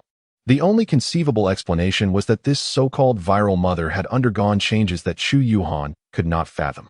Now, He must ascertain the specific circumstances surrounding the viral mother. Only then could he devise a means to eliminate the source of the virus. After Chris marked the location of the research institute on the map, Chu Yunhan set off without delay. The institute lay on the opposite side of the city, a considerable distance from the Federal Academy. He dared not squander any more time. For should the viral mother evolve once more, the completion of his task would be jeopardized. Given the Tower of Return's merciless nature, he had no desire to tempt fate with the consequences of failure. After an entire day of relentless travel, he found himself increasingly closer to the research institute. At that moment, however, from a distant area, the thunderous sounds of a fierce battle erupted. Ascending to a high building, he gained a clearer view and realized that a colossal bird was engaged in a fierce confrontation with an immensely large beast. The beast stood over 10 meters tall, its body adorned with golden fur, and it bore two prominent horns on its head, resembling a gigantic lion with antlers. The two colossal entities appeared to have endured a brutal struggle. The giant bird had several massive wounds on its wings inflicted by the beast's bites, blood gushing from the injuries, while its abdomen bore deep lacerations. Conversely, the beast's back was marked with gaping wounds from the bird's razor-sharp talons, its body soaked in blood. The beast's massive head was also punctured with several large gashes from the bird's pecking. Nearby structures crumbled under the tumultuous clash of these two titans. In the depths of Chu Yunhan's eyes, a glimmer of brilliance flickered as he discreetly observed the fierce battle between two colossal beasts from a distance. Should they sustain significant injuries, he would undoubtedly seize the opportunity without hesitation to slay both creatures. However, contrary to his expectations of a relentless struggle, after engaging in combat for a considerable duration, the two beasts ceased their ferocity. Instead, they lowered their banners and, nursing their wounds, retreated to a distance. After a moment of hesitation, Chu Yunhan ultimately decided against provoking them for the time being. Considering the formidable strength of the two colossal beasts, attempting to slay them would undoubtedly demand a considerable toll. Unless they were severely injured and their power diminished, he was reluctant to take such a risk. After all, an enigmatic viral core awaited his attention. Following a night of rest, Chu Yunhan finally arrived at the location of the research institute in the afternoon of the following day. The once 20-story research building had completely vanished. In its stead, a towering, immense circular black object now stood, reaching over 40 meters in height. The surface of this colossal black entity was adorned with vast, vein-like structures, which occasionally pulsated and contracted, resembling a gigantic living organism. Chu Yunhan gazed in astonishment at the colossal and peculiar creature before him. The condition of this viral entity was entirely different from what he had envisioned. He had anticipated that the viral mother would manifest as a particularly terrifying monster, yet he was taken aback to find it resembling a biological edifice. Standing before this bizarre formation, he felt as diminutive as an ant. Confronted by the immense viral mother, he was utterly at a loss as to how to proceed. Chu Yunhan brandished the rift blade, attempting to cleave the surface of the viral core. Instantly, the obsidian exterior was marred by several gaping gashes, revealing a dense mass of biological tissue within. Strands of viscous fluid and organic matter oozed forth. However, his strike seemed akin to an ant attempting to bite an elephant. The viral core exhibited no discernible reaction whatsoever. With a slight furrow in his brow, Chu Yunhan began to strike forcefully. The gleam of his blade shone incessantly as each slash inflicted a significant wound upon the surface of the viral core. Mucus and shattered biological tissue littered the ground. Finally, after he had carved a gaping wound several meters wide, the viral core responded. The massive, circular organism, towering over 40 meters, began to writhe violently. Red liquid surged rapidly through the enormous, vessel-like structures on its surface. Suddenly, a 10-meter-high circular opening appeared as the body of the viral core split apart. Peering into the fissure revealed a grotesque array of tissue within. Soon, a bizarre creature, nearly 3 meters tall and covered in slime, emerged from the opening. This humanoid monstrosity exuded an aura of terror, its gaping maw lined with sharp, menacing teeth. On its arms were a pair of enormous, razor-like claws, while its body was densely populated with blood-red eyes. Rows of bony spikes protruded from its back, and trailing behind was a nearly 2-meter-long, spiny tail. Chu Yunhan's expression was grave as he fixed his gaze upon the monstrous creature, his eyes brimming with wariness. Upon noticing Chu Yunhan, the beast surged forward with the swiftness of an arrow released from its bow. Accompanied by a pungent stench, a pair of razor-sharp claws lunged fiercely towards Chu Yunhan. With a chilling gaze, Chu Yunhan wielded the splitting void blade, cleaving towards the monstrous claw that approached him. The creature's claw was effortlessly severed by a single stroke. And as Chu Yunhan twisted his body, the blade traced a semicircular arc of icy radiance, striking forcefully at the beast's torso. The creature was sent hurtling several meters away. Crashing heavily to the ground, a massive gash opened upon its body. Countless blood-red orbs on its surface oozed forth torrents of crimson liquid. Just as Chu Yunhan prepared to deliver a fatal blow, his expression shifted abruptly, and he sprang back in an instant. Several razor-sharp, bony spikes whizzed through the air, embedding deeply into the very spot he had just vacated. After narrowly evading a barrage of these bone projectiles, Chu Yunhan exerted his legs with great force, propelling himself forward to stand before the creature. The blade glimmered ominously as it descended upon the beast. With a resounding clang, a bony tail intercepted the strike, absorbing the impact and scattering sparks in its wake. Remarkably, the blade failed to sever the creature's tail. With a sudden, forceful kick, Chu Yunhan struck the creature's body, causing a burst of crimson mist to erupt as the monster was sent flying several meters away. The fallen creature appeared gravely wounded, convulsing violently on the ground. He advanced with purpose, swiftly severing the beast's head with a single stroke. Upon vanquishing the monster, he could only absorb a mere 100 points of soul power. The creature's strength left him perplexed. Despite its ferocious appearance, it seemed significantly weaker than he had anticipated. However, realization dawned upon Chu Yunhan as he observed the massive, bloodied fissure from which the viral mother entity had split open, revealing a relentless stream of creatures surging forth.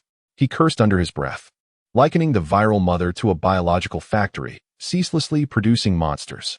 At that moment, he comprehended why the Tower of the Abyss rated this world as E+. The evolution of the viral mother did not focus on enhancing individual strength as he had presumed, but rather resembled a biochemical nest, continuously generating biomonsters.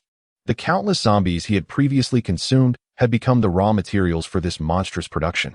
Within mere seconds, dozens of biomonsters surged forth from the bloody passage. Upon spotting Chu Yunhan, they instinctively raised the bony spikes protruding from their backs, launching a dense barrage of projectiles towards him. His expression shifted as he swiftly maneuvered the sky-splitting blade before him, forming a semicircular wall of steel. The sound of clashing echoed through the air as innumerable spikes were cleaved to the ground, and Chu Yunhan's countenance darkened to its utmost. Once the biomonsters had exhausted their volley of spikes, he propelled himself into their midst like a darting arrow.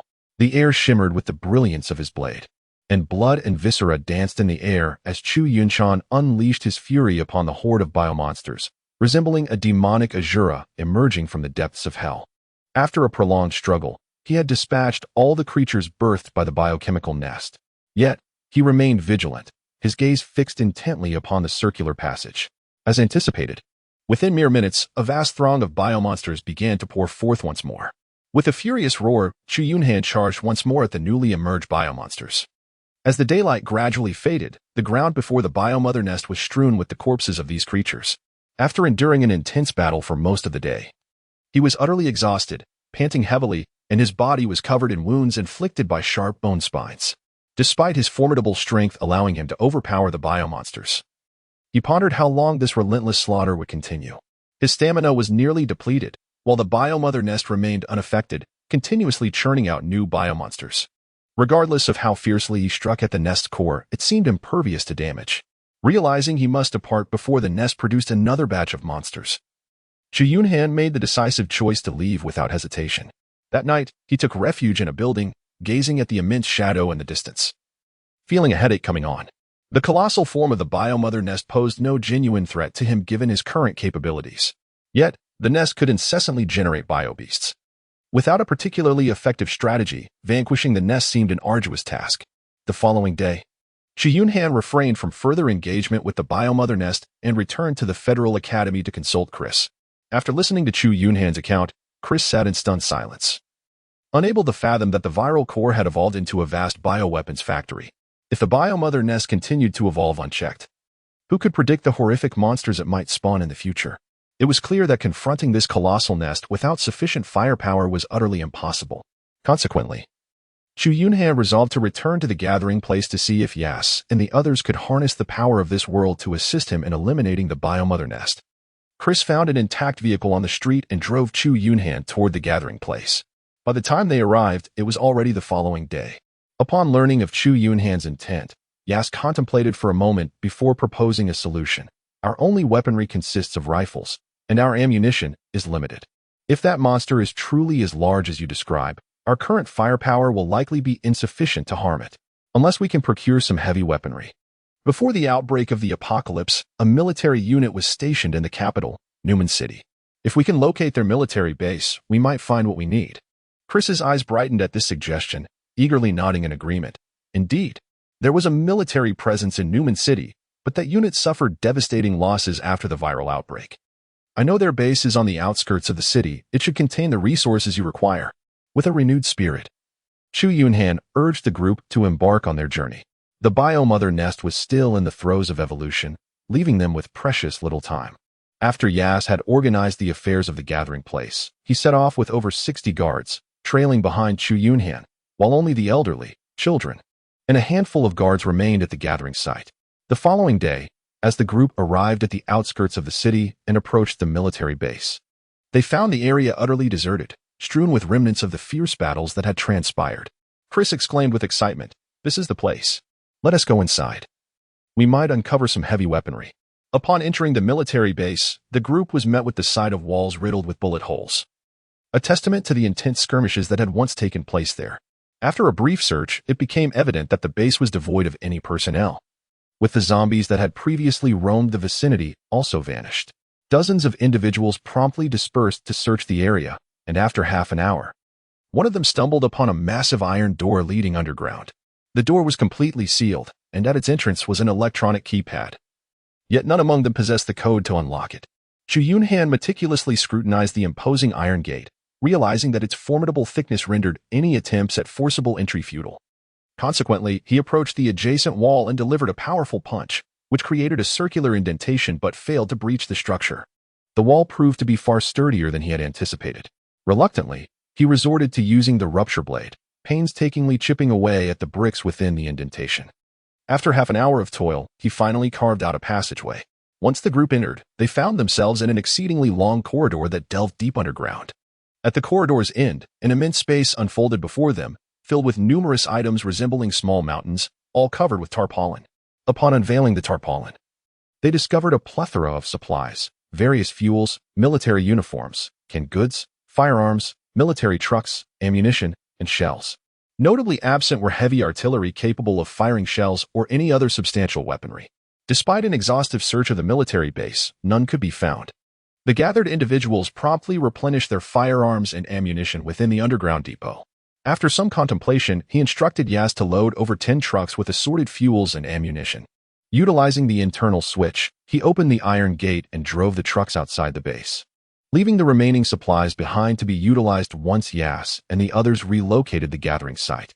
After a period of rest, the group set forth in their convoy of trucks towards the location of the nest. However, midway through their journey, they encountered an obstruction. Before them loomed the colossal beast, over 10 meters tall, which Chu Yunhan had previously battled alongside the supergiant bird. It had evidently been drawn by the commotion of the convoy, and now regarded the group as potential prey. A chilling expression graced Chu Yunhan's face as he commanded the crowd to step back, charging forth alone with his blade drawn toward the colossal beast. The creature, dismissive of the diminutive human before it, swatted at him with a massive claw. It was only when Chu Yunhan propelled himself into the air, severing a substantial portion of the beast's forepaw with a single strike, that the creature realized the peril posed by this human. A flicker of fear glimmered in its eyes. Seemingly incensed by the attack, it opened its gaping maw, revealing rows of razor-sharp fangs, and let out a thunderous roar, preparing to pounce. As Chu Yunhan landed, bracing for the beast's onslaught, an unforeseen spectacle unfolded. The beast, exhibiting remarkable intelligence, disregarded its injured paw and promptly turned to flee. Stunned, Chu Yunhan watched in disbelief as the creature covered over 100 meters in the blink of an eye. Given the beast's immense size and determination to escape, he knew he could not catch up, helplessly observing as its figure gradually vanished from sight. The assembled crowd was equally astounded by Chu Yunhan's prowess. Faced with such a massive aberration, many were overtaken by despair.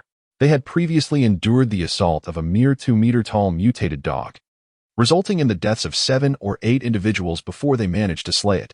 Now, confronted with a creature towering over 10 meters, their rifles could barely pierce its hide. Yas, too, was profoundly shaken. He had always known of Chu Yunhan's strength, yet he had not anticipated it to be so formidable. The fact that such a terrifying supermutant would flee before Chu Yunhan felt surreal, as if the events that just transpired were merely an illusion. Chu Yunhan let out a cold snort, acknowledging the swiftness of his adversary. When the crowd arrived at the location of the biological nest, he observed that its appearance had undergone a significant transformation. The towering biological nest, now standing at an imposing 40 meters, had burrowed over 10 meters into the earth. Its once black, membranous exterior had developed layers of scaly, keratinous armor. The wounds he had inflicted, several meters in size, had completely healed. The remains of the hundreds of biochemical monsters he had previously slain had vanished without a trace. The 10-meter-high fleshy passage had contracted to a mere 5 meters in width. He immediately comprehended that the drastic changes in the biological nest indicated it was nearing a state of evolution. He promptly commanded his companions to stack all the artillery shells and fuel from the trucks around the biological nest. As the group carefully transported the supplies halfway, the biological nest seemed to sense impending danger. The massive 30-meter form protruding from the ground quivered violently. Chu Yunhan's expression shifted dramatically, and he swiftly positioned himself at the entrance of the 5-meter-wide fleshy passage. The others, recognizing the urgency, fell silent and drove over a dozen military trucks to surround the biological nest. Yas, accompanied by several individuals, opened a few barrels of fuel, beginning to douse the arranged shells with a steady stream, trailing it into the distance. Soon, a horde of biochemical monsters surged forth from the passage. Unlike before, the newly emerged creatures had shrunk from over 3 meters to approximately 2 meters in height. Their sharp claws had transformed into glistening bone blades, and the once blood-red eyes that dotted their bodies had been replaced by patches of bony carapace. As the biochemical monsters burst forth from the nest and spotted Chu Yunhan blocking the passage, they immediately swung their bone blades towards him. Chu Yunhan wielded his dual blades, delivering a powerful downward strike that met the approaching bone knife with a thunderous clash.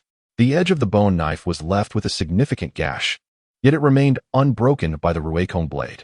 His right leg transformed into a fleeting shadow, executing a fierce kick against the biomonster.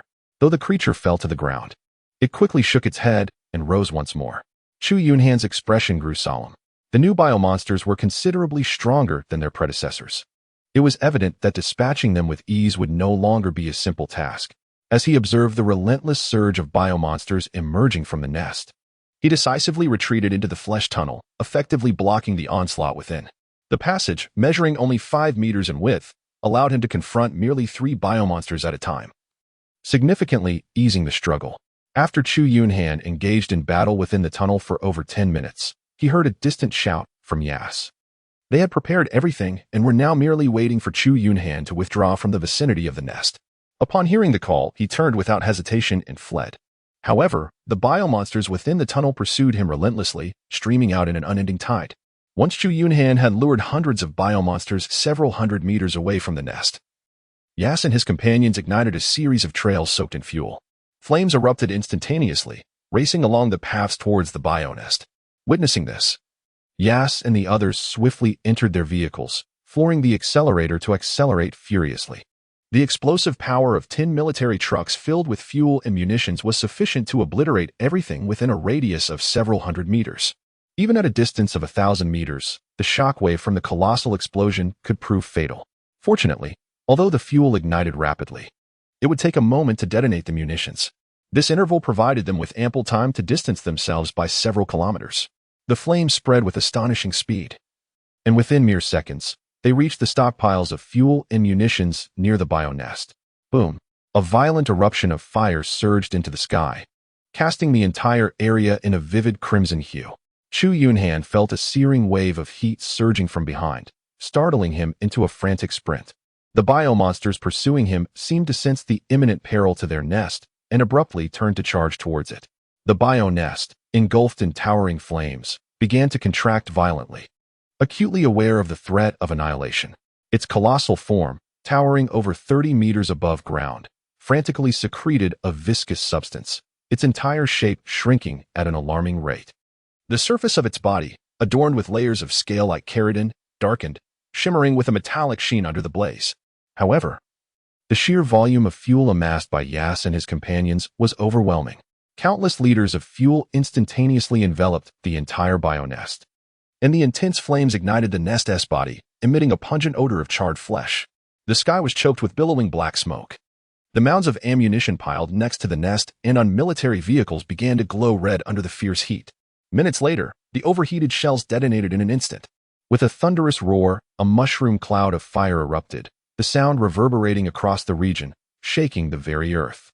A colossal shockwave emanated outward from the side of the nest, flattening everything within a radius of several hundred meters in an instant. The shockwave shattered windows of buildings several kilometers away. At that moment, the entire capital city of Newman could behold the towering flames and hear the earth-shattering explosion. The super-giant bird and colossal beast within Newman trembled in terror, hastily fleeing the city. Yas and his companions had already retreated several thousand meters by the time of the explosion, yet they were still rocked by the immense shockwave, struggling to maintain their footing, their ears ringing. Meanwhile, despite having dashed over 1,000 meters away, Chu Yunhan was knocked to the ground by the force of the explosion. His clothing was torn to shreds, and his back bore the marks of scorching.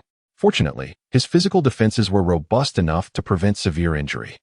As he regained his composure and glanced back, he beheld what was once the formidable bio-nest, now reduced to a cloud of shredded flesh. The hundreds of bio-monsters that had returned to the nest were likewise obliterated into mere ash by the explosion. Strangely, the Tower of Ruins did not issue a prompt confirming the completion of the task. After nearly an hour of waiting, the immense waves of fire began to gradually subside. Chu Yunhan swiftly returned to the site of the biological mother nest for inspection. At the epicenter of the explosion, the ground within a radius of several hundred meters was strewn with charred remnants of flesh and blood, producing a series of squelching sounds underfoot. The original location of the biological mother nest had been utterly obliterated, leaving behind only a vast crater measuring 100 meters in diameter. Chu Yunhan began his meticulous search. The Tower of Return did not signal the completion of any tasks. Could it be that the biological nest had survived the terrifying explosion? Yet, despite his relentless searching, he found no trace of it. He scoured the surrounding area for hundreds of meters, and aside from charred remnants of flesh, not a single intact specimen was in sight. After waiting for an hour at the same spot, Chu Yunhan was compelled to abandon his efforts and depart. Half an hour later, he emerged from a distant pit, approached the epicenter of the explosion, and surveyed the area, his expression darkening instantly. Damn it, there is truly nothing here. As night fell, a chilling wind swept through, scattering the charred remains around the blast site. Deep beneath the ground, where the biological nest once lay, a massive red orb, 2 meters in diameter, writhed rapidly within the 10-meter-deep soil. After some time, the enormous red orb began to gradually turn transparent, as if something was being absorbed. With a sudden rupture, a pair of pale hands tore through the now translucent flesh. A woman, identical in appearance to a human, emerged naked from the orb. Dozens of blood-red veins dangled from her navel. The woman slowly opened her eyes, her pupils entirely black and devoid of emotion, resembling a biomechanical entity. Immediately, she seized the orb and shredded it into countless fragments, devouring them all, as if her slender frame concealed an insatiable abyss. Once she had consumed the entirety of the orb, she waved her hands, began to excavate the soil above her head, and climbed toward the surface. Eventually, the charred ground was unearthed, and the woman emerged from beneath. Sensing the presence of air, she took a deep breath and strode away into the distance. Finally, "You have emerged. Damn it, I've been here all day, inhaling the stench and enduring the wind. Aren't you adept at hiding? Why have you ceased to conceal yourself?" The figure of Chu Yunhan appeared before the woman, blocking her path. She gazed at him for a considerable time, as if sensing something profound. In her previously emotionless eyes, a flicker of fear unexpectedly emerged. Her delicate and fragile form began to tremble in the chilling wind. Chu Yunhan emitted a couple of intrigued clicks, his gaze fixated upon the woman's unclad form, scrutinizing her with keen interest. In that instant, the fear that had once filled her eyes dissipated somewhat, as if she were momentarily transported back to the distant echoes of ancient memories. Her ample bosom instinctively swelled, creating a wave of pristine white. Suddenly, a blinding flash of light reflected in her dark eyes, causing her to collapse onto the ground. Chu Yunhan flicked the blood from the rupture blade and murmured with a disdainful expression. To think that a biochemical mother nest towering dozens of meters high could be reduced to this grotesque state in the next moment. Glimmers of cold light danced as slashes of the blade descended upon the creature, reducing it to mere fragments. After a considerable time, the remnants on the ground began to quiver, Then, a barrel of fuel poured from above, drenching the remnants. A match fell, igniting a brilliant flame that soared into the sky, crackling as it consumed the remnants until nothing but charred remains were left. At that moment, the voice of the Tower of Return resonated in Chu Yunhan's mind. Mission: Biochemical Frenzy. Mission difficulty: E. First, identify the source of the Carolyn Star virus outbreak. Second, annihilate the virus source to preserve the embers of civilization on Carolyn Star. Congratulations, Hunter Tianfa, for independently completing all tasks. You are about to return to the Tower of Return. Please prepare for your return. Moments later, a wave of energy flashed, and Chu Yunhan vanished from his location. A woman in the gathering zone displayed a look of astonishment before disappearing from the room. Only a barely audible echo remained. Tianfa? Is it retribution from the heavens? A pure white light illuminated Chu Yunhan from the exclusive chamber of the Tower of Return. In an instant, the myriad of wounds on his body healed completely. A colossal light screen gradually materialized. Hunter returns to the exclusive chamber of the Tower of Return. Mission: Biochemical Frenzy. Mission World: Carolyn Star. Mission difficulty: 2 stars. E-level. Mission completion degree: A.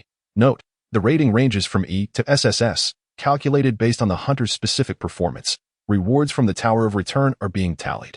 Rewards: Rika Automatic Rifle 1, A-Class Source Crystal 1. Merit points: 3 storage space increased by 1 cubic meter, source power increased by 3,500. All rewards have been deposited into the storage space. Please check them at your convenience. The hunter's next mission is scheduled for 30 days later. The hunter may choose to temporarily return to their own world. The hunter must return to the Tower of Return before the mission deadline. Otherwise, the tower will erase the hunter without hesitation. Note: the exchange shop of the Tower of Return is now open. Please check it at your convenience. Chu Yunhan gazed at the task settlement information displayed on the luminous screen, his countenance slightly darkening. The recent biohazard frenzy mission had been accomplished solely by his efforts. Yet, to his astonishment, the final completion rating was merely a dash.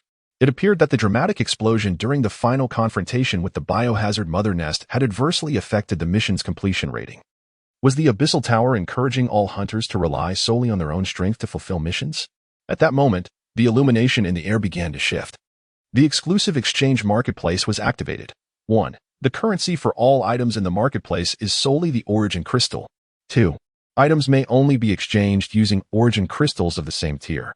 3. All items obtained from the marketplace are bound to the soul of the exchanger and cannot be shared or traded with other hunters. 4. Once an item is exchanged, it cannot be returned or replaced. Hunters are advised to proceed with caution. 5. The marketplace displays items exclusively from the hunter's affiliated system. 6. The marketplace is limited to 5 items, which refresh randomly upon each return of the hunter. 7. Items in the marketplace range from F to SSS tier, with higher tier items exhibiting a lower refresh probability. 8. Origin crystals can be split, but not synthesized, at a ratio of 1:2. 9. Items in the marketplace can be actively refreshed using origin power. The initial cost is 1,000, with each subsequent refresh costing double the previous price, and so forth. After Chu Yunhan perused the details of the exchange marketplace, he meticulously examined the available items. As he opened the list, the first item left him utterly astonished. 1. Blood-soaked spectral spear, weapon, tier, S description, forged from the deep, dark iron of the yellow springs and tempered with the fires of purgatory. Infused with the essence of celestial blood over a century, on the day of its completion, the spear unleashes a demonic flame, its formidable might shaking the very world. Exchange price: 1 S tier origin crystal. Simply reading the description made it evident that this was undoubtedly a weapon of unparalleled power. Regrettably, the exchange price was equally extraordinary. Chu Yunhan regretfully shook his head. Such a lethal weapon was beyond the means of even a novice of the first rank to exchange for. Even if obtained, it would undoubtedly be beyond his capacity to wield. There was a distinct possibility that he might harm himself before he could inflict any damage on others.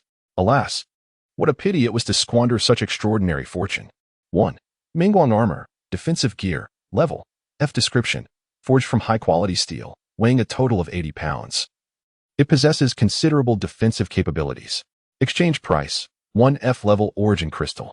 2. Blood demon pill level, E description, consumes all vital essence, transforming it into explosive power, significantly enhancing combat prowess for a duration of 100 breaths, after which the user is left in a state of extreme weakness. 3. Soul calming incense level. Description. Soothes the mind and sharpens clarity, rendering the heart as pure as ice, impervious to spectral temptations. Burning duration, 15 minutes. Exchange price, 1 E-level origin crystal. 4. Fine iron sword level. F. Description. A standard long sword for martial artists, crafted from fine iron, weighing 12 pounds.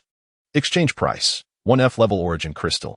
Upon reviewing the items available in the marketplace, Chu Yunhan shook his head once more. Aside from the first item, the Blood Phantom Spear, which he could not possibly afford, the other 4 offerings held little value for him. Although the Mingguang armor was entirely forged from steel, its defensive capabilities were not significantly superior to his own golden bell shield. It was merely a superfluous choice. The Blood Demon Pill was a one-time use item, and he surmised that once consumed, it would leave him nearly incapacitated. As for the soul-calming incense, while its duration was brief, it might prove somewhat useful in the realm of spirits. However, to dismantle an A-level origin crystal for such a trivial item would reflect a lapse in judgment. After all, according to the indications from the Tower of Return, origin crystals could only be split, not synthesized. As for the fine iron sword, even if offered to him, he would find it a burden. It appeared he would have to wait for the next marketplace refresh and hope for more worthwhile offerings.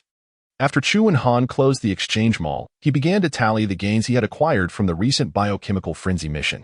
Having expended all his soul power to elevate the golden belt shield to perfection and reach the threshold of the blood transformation realm, he subsequently acquired 2,000 points by vanquishing the peculiar tree and an additional 3,000 points by shattering 3 colossal eggs. Furthermore, he had slain over 340 biochemical monsters within the biochemical nest. Presently, he still possessed more than 40,000 points of absorbed soul power. Without hesitation, he upgraded the body refinement technique to its ultimate form. Unlike other martial arts, the body refinement technique features an additional perfected stage at each level. The Tower of the Void rewarded him with 3,500 points of primordial power, bringing his total to 4,810 points. He also received a Ricard automatic rifle, an A-class primordial crystal, and 3 merit points as rewards. The Ricard rifle could be sold directly, while the primordial crystal could be exchanged for items more suited to his needs when the mall refreshed. As for the 3 merit points, they were intended for enhancing his ranks as a hunter. Ascending from a Tier 1 hunter to Tier 2 required 10 merit points, which he currently lacked. After contemplating the entirety of his gains from this mission, Chu Yunhan turned and exited his private chamber, making his way to the communal square. The square was abuzz with activity, filled with countless hunters engaging in the trade of goods. Chu Yunhan was reluctant to squander excessive time hawking wares. Although such an endeavor could yield a greater sale of primal energy to those in need, he opted instead to venture to the periphery of the square, where he sold an automatic rifle, rated at 69 points, to a shop for 400 units of primal energy. Following this, he indulged in a sumptuous meal at a restaurant run by humans, spending a mere 1 unit of primal energy. He then proceeded to the establishment where he had previously acquired the tiger bone and leopard fetus elixir, named Yudenfang. This shop was one of the few in the entire square that specialized in elixirs from the great Tao Xiantian system, showcasing a diverse array of potions within its display cases. After a moment of hesitation, Chu Yunhan refrained from purchasing the tiger bone leopard fetus pill. Although this elixir required merely 500 points of primordial energy, it was insufficient for the replenishment of vital blood necessary for his breakthrough. He then inquired of the shopkeeper whether there existed a superior blood-replenishing pill. The shopkeeper's eyes brightened, and he promptly retrieved a crimson pill from the counter, placing it before Chu Yunhan. The Xian blood pill, crafted from the blood of a rare beast aged a century, is combined with aged ginseng, angelica, and white peony. For practitioners within the Grand Tao Xiantian system, it is undoubtedly a premier choice for replenishing vital blood. Chu Yunhan nodded and inquired directly, "How much does it cost?" The proprietor's expression brightened with delight, and he hastily replied, "The creation of such elixirs necessitates not only costly medicinal ingredients, but also bears a considerable risk of failure.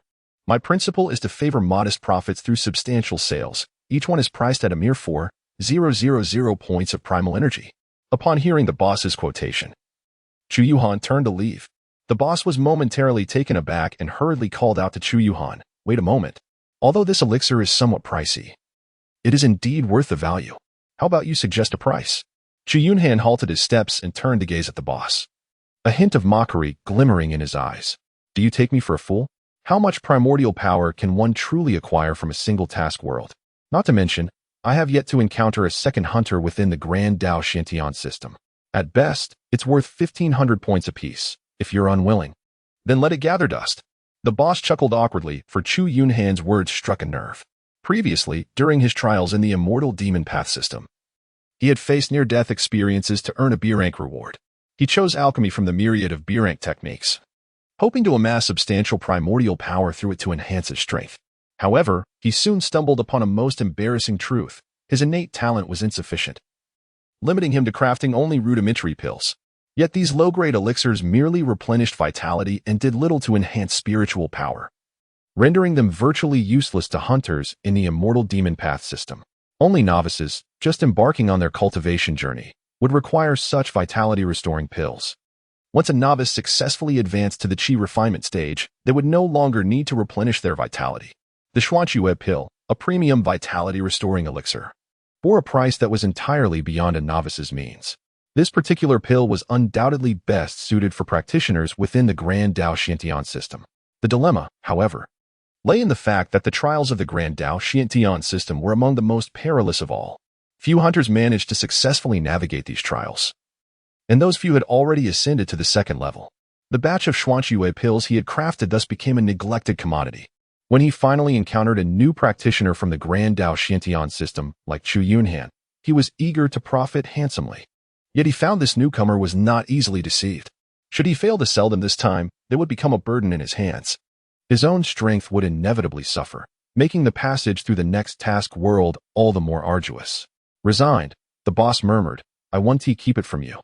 The production cost of the Xuanque pill is already 1,700 points of primordial power. At 1,800 points each, if that is not feasible, I'd rather use them to feed my spirit beasts. After a moment of contemplation, Chu Yunhan refrained from further pressuring the other party, recognizing that this price was likely the limit. 3 Xuanque pills for 200 points of primordial power, this constituted all of his possessions. If they agreed, the deal would be sealed. If not, there was little that could be done. The proprietor, gritting his teeth, nodded in acquiescence. Upon completing the purchase of the Xuanque pills, Chu Yunhan had exhausted all his primordial power. He deemed it unnecessary to squander further time in the shared plaza. Once back in his exclusive chamber, he first assessed his current status: Hunter, Heavenly Punishment Talent, Spirit Execution Soul Power, 119 Title, None Rank, 1, Merit 310, Technique, Body Refinement Formula. Eternal Cataclysmic Body, Upper, Body Refinement, Perfect Golden Bell Shield Items, Sky-Splitting Blade, Basic Cellular Repair Potion, A-Class Primordial Crystal, Xuanque Pill 3 Realm, Minor Achievement in Blood Transformation Primordial Power, 0 space. For cubic meters after organizing his situation, Chu Yunhan directly summoned the return tower to transport him back to his world. Water Blue Star, Xia Dynasty, Jiangnan Province. On the second floor of an old house in Yong'an Town, Chu Yunhan suddenly materialized in the bedroom, as if everything he had endured within the Tower of Returning Ruins had merely been a fleeting dream. Yet, feeling the vast power coursing through his veins, he comprehended that his future would lead him into an entirely uncharted domain. After changing into a fresh set of garments, he ventured out onto the bustling streets. The familiar scene before him seemed to remind him that his roots would forever lie within the illustrious Xia dynasty of this azure planet. Before long, his former companions approached, with the leader, a man named Sang Biao, calling out to him from a distance. "Brother Han, where have you been all this time? We searched everywhere for you. Boss, you suddenly appeared a few days ago. He has collected the debts owed, totaling 20,000 gold. Here, take a look." With that, he handed over a substantial bundle of banknotes. Chu Yunhan did not answer, gazing at the brothers who had accompanied him for many years, shaking his head.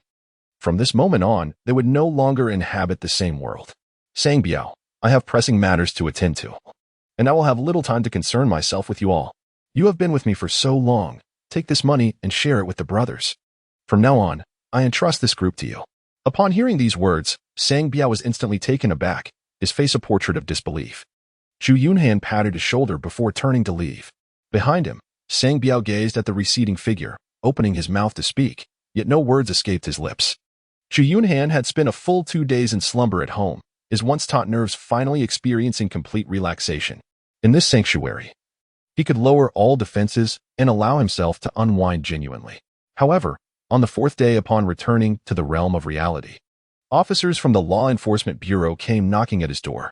Within an antiquated residence in Yong'an Town, several lifeless bodies lay sprawled in the living room.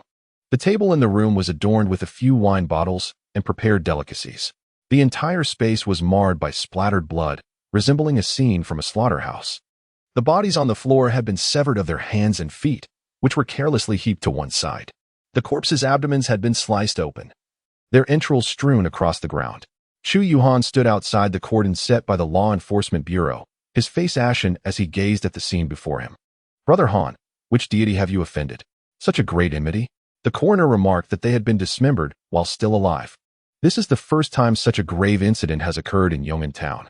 A uniformed captain from the Law Enforcement Bureau fixed a cold stare on Chu Yunhan, saying, "The neighbors claim you met just 4 days ago, and now such a calamity has befallen you.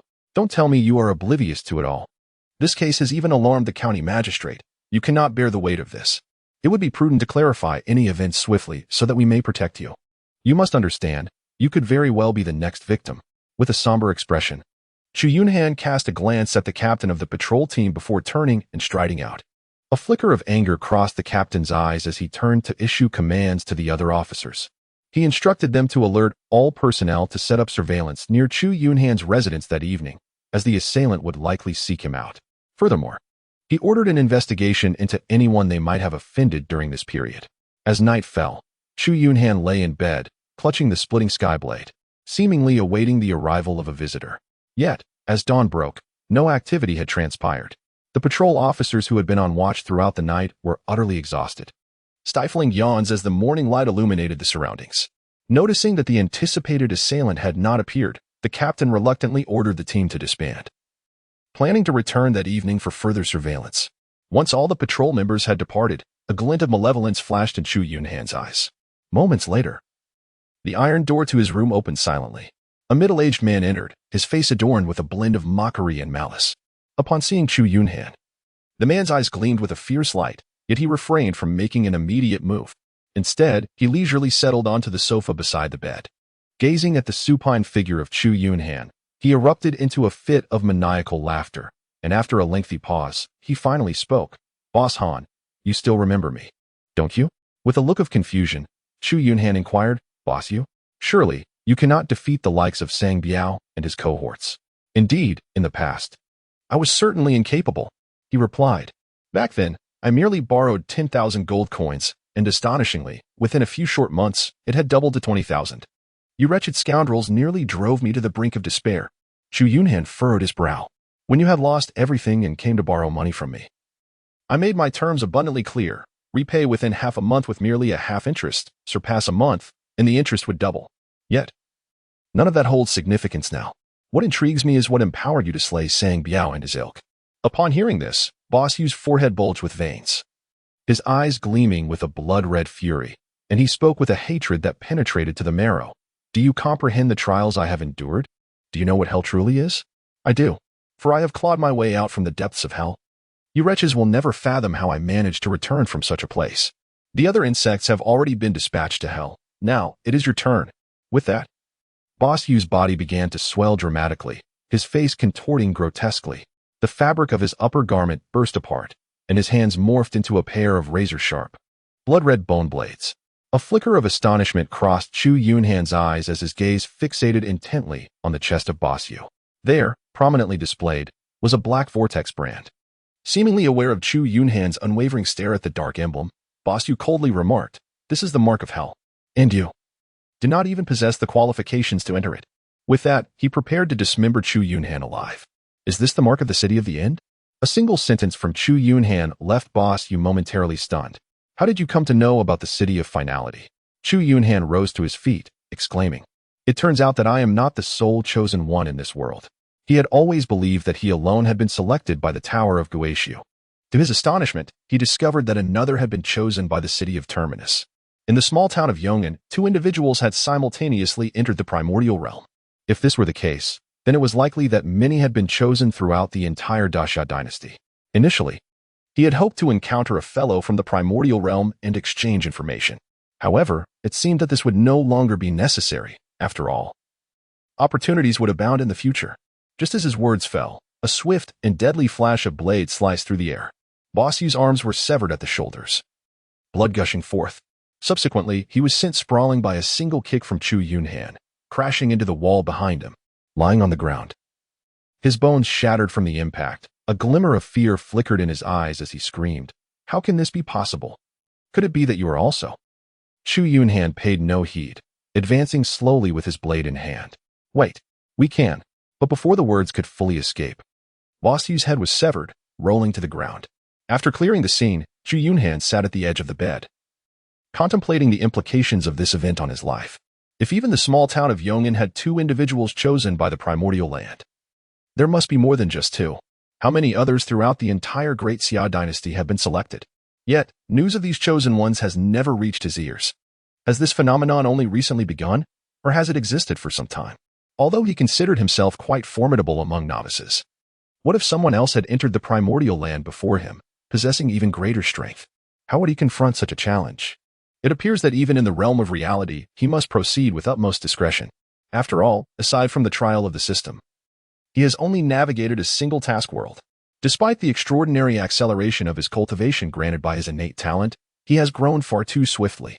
So brief has been his journey that he dares not take any risks. Moreover, does the Great Xia dynasty possess knowledge of the primordial land's existence? If they do, what stance would they adopt towards those who execute tasks within this realm? As one of the mightiest empires of Waterblue Star, the Great Xia dynasty boasts a population nearing 1 billion and spans millions of square kilometers. Countless powerful figures reside within the empire. He had previously seen reports in newspapers detailing the prowess of the empire's strongmen. The head of the national defense sect, Yu Xuanji, had once slain nearly 1,000 wolf-riding mechanized troops of the northern Man Kingdom at the border with a single sword strike, forcing back the invading right noble of the northern Man Kingdom, Xuanmug. The empire's chancellor, Zhan Tai Yuxuan, had commanded the heavens during a year of severe drought. With a 9-character incantation that summoned rain in torrents, the Prince of National Defense, Wangfu Tianjue, could alter the very weather with a mere gesture, as if he were a celestial being on land. Furthermore, the Great Xia dynasty's military comprises millions. The weaponry within their ranks is astonishingly powerful. Their standard-issue Thunderfire rifles surpass even the firearms he encountered in the biochemical frenzy task world, not to mention the legendary Thunder God artillery, whose might he had only heard whispers of. Each time these executors of the primordial land navigated a task world, their strength increased. Enduring the cycle of life and death within these worlds, how many could resist the myriad temptations upon returning to the realm of reality, refraining from indulgence? Like Boss Yu, who, upon gaining power, eagerly resorted to cruelly torturing those who had wronged him. Such individuals are not unique. Boss Yu will not be the first, nor the last. As the saying goes, heroes transgress in their wielding of power. Once criminal acts are committed, the number of perpetrators engaging in heinous deeds such as murder and robbery inevitably increases. The Great Xia dynasty would certainly not turn a blind eye to this. Given the might of the Great Xia dynasty, if they were to apprehend these wrongdoers, it would be prudent to do so before they fully mature. Until that time, life for them would likely be quite arduous. Hence, until he possesses sufficient strength, maintaining a low profile is the only path to survival. On that day, the patrol team from the Law Enforcement Bureau continued to maintain a presence near Chu Yunhan's residence. However, after an entire week of vigilance, no unusual activities were observed. This left the patrol captain in a state of perplexity. Logically, after the brutal slaying of Sangbiao and others, the next target would undoubtedly be Chu Yunhan, their leader. Yet, the absence of any movement for such a prolonged period raises the question, could this incident truly be unrelated to Chu Yunhan? After several more days of surveillance, the patrol team had no choice but to abandon their post and seek new leads in the investigation. Qinglian County, which governs 5 towns and boasts a population of over 300,000, includes Yong'an Town among its ranks. Historically, Yong'an Town has never witnessed such a brutal crime, and this incident has stirred considerable commotion throughout the county. The Law Enforcement Bureau's inability to resolve the case has left the populace in a state of anxiety, fearing that one day, the deranged murderer might invade their homes. The county magistrate of Qinglian, besieged by the gravity of this case, finally, under immense pressure, escalated the matter to the Jing'an division of the Langya prefecture. The Jing'an Division is the enforcement agency established by the Great Xia dynasty across its provinces and prefectural cities. It operates directly under the imperial royal family, with even the governors of major provinces lacking the authority to command or mobilize it. The Jing'an Division is tasked with handling significant cases throughout the Great Xia dynasty, overseeing national affairs. It also functions as a supervisory body to quell civil unrest, espionage, and any cases that local enforcement agencies cannot manage. The Jing'an Division is an entity that many within the Great Xia dynasty dare not mention. Generally, even in the case of severe crimes, local enforcement agencies would refrain from reporting to the Jing'an Division, for once they intervene, the unfolding of events escapes the grasp of local governments and law enforcement. Thus, the county magistrate, unwilling to escalate the matter to the Jing'an Division unless absolutely necessary, found himself in a predicament. Whispers and rumors proliferated throughout the county and its towns, instilling a sense of dread among the populace, while the Law Enforcement Bureau struggled to resolve the case. If this situation persisted, he feared that his position as magistrate would be in jeopardy. Reluctantly, he decided to report the matter to the Jing'an Division, hoping they would expedite the investigation to restore public confidence. Upon receiving the telegram from the magistrate, a man clad in a brocade robe emerged from the Jing'an Division in Langya Prefecture that very day and boarded a mechanized train bound for Qinglian County. Meanwhile, Chu Yunhan remained oblivious to the fact that the Jing'an Division had taken over the case. At that moment, he was on the rooftop of his residence, diligently honing his sword techniques. Although he had recently advanced to the minor completion of the blood transformation realm and perfected his golden bell shield, his swordsmanship still relied on the techniques he had learned in the martial city of Xinjiang continent. If he were to encounter an adversary of comparable strength, his swordplay could become a significant weakness. Regrettably, he lacked the resources to procure a higher-level sword technique, leaving him to continuously refine his foundational skills. The following morning, at the entrance of the Law Enforcement Bureau in Yong'an Town, the man in the brocade robe presented his identity token and entered the case-handling area amidst the respectful gazes of the constables. "Welcome, esteemed General Qi, to Yong'an Town." The captain of the constables greeted him with utmost reverence, swiftly advancing to welcome the brocade-clad figure. General Chu Yunhan of the Jing'an Division smiled faintly, nodding as he spoke. "Please provide me with a detailed account of the case and share your insights." The captain promptly retrieved the case files and began his thorough exposition. Upon hearing that the deceased had been dismembered while still alive, Chu Yunhan's expression darkened. The brutality of the perpetrator's method was rare, even among the most heinous murder cases he had encountered. Moreover, the case files indicated that the deceased, known for their ferocity, had shown no signs of resistance at the time of their demise.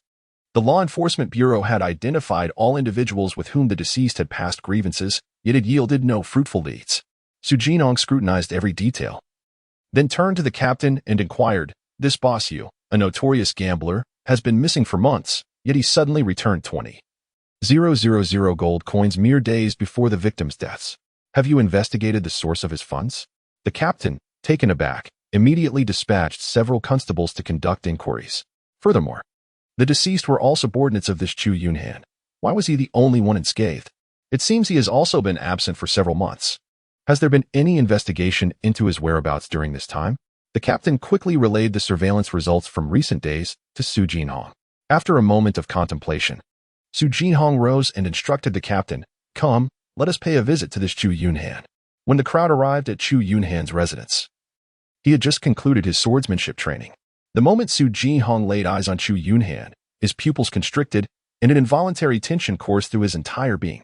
A master. In that instant, Chu Yunhan comprehended why, amidst this incident, Chu Yunhan remained unscathed. Although he had harbored suspicions that Chu Yunhan might be the perpetrator, the deceased were all loyal subordinates who had followed him for many years, and their relationship had always been amicable. Chu Yunhan possessed no motive to so ruthlessly slay his own men. Yet, he felt an intense intuition that Chu Yunhan must know something. Upon sensing their presence, Chu Yunhan's demeanor turned icy. He sheathed his blade and turned to face the gathering. "I am Chu Yunhan, the chief of the Jing'an Division. Might I have a moment of your time, Brother Chu?" Upon hearing this, a glimmer of seriousness flashed in Chu Yunhan's eyes. "The Jing'an Division? Let us descend and converse." Once back in the room, Chu Yunhan addressed the matter directly. "Brother Chu, may I inquire about your whereabouts over the past several months?" Chu Yunhan's pupils suddenly constricted, and he fell into a profound silence. having spent nearly 3 months in the Tower of Guishu. He found the passage of time in both the task realm and the real world to be identical. He could hardly fathom where those abruptly vanished months had gone. He had long heard of the illustrious reputation of the Jing'an Bureau. No matter the excuses he might conjure, they would undoubtedly be uncovered. Thus, it seemed wiser to remain taciturn, uttering fewer words to avoid mistakes. It appeared that Brother Chu found it inconvenient to divulge information. Yet he must harbor some suspicions regarding the perpetrator.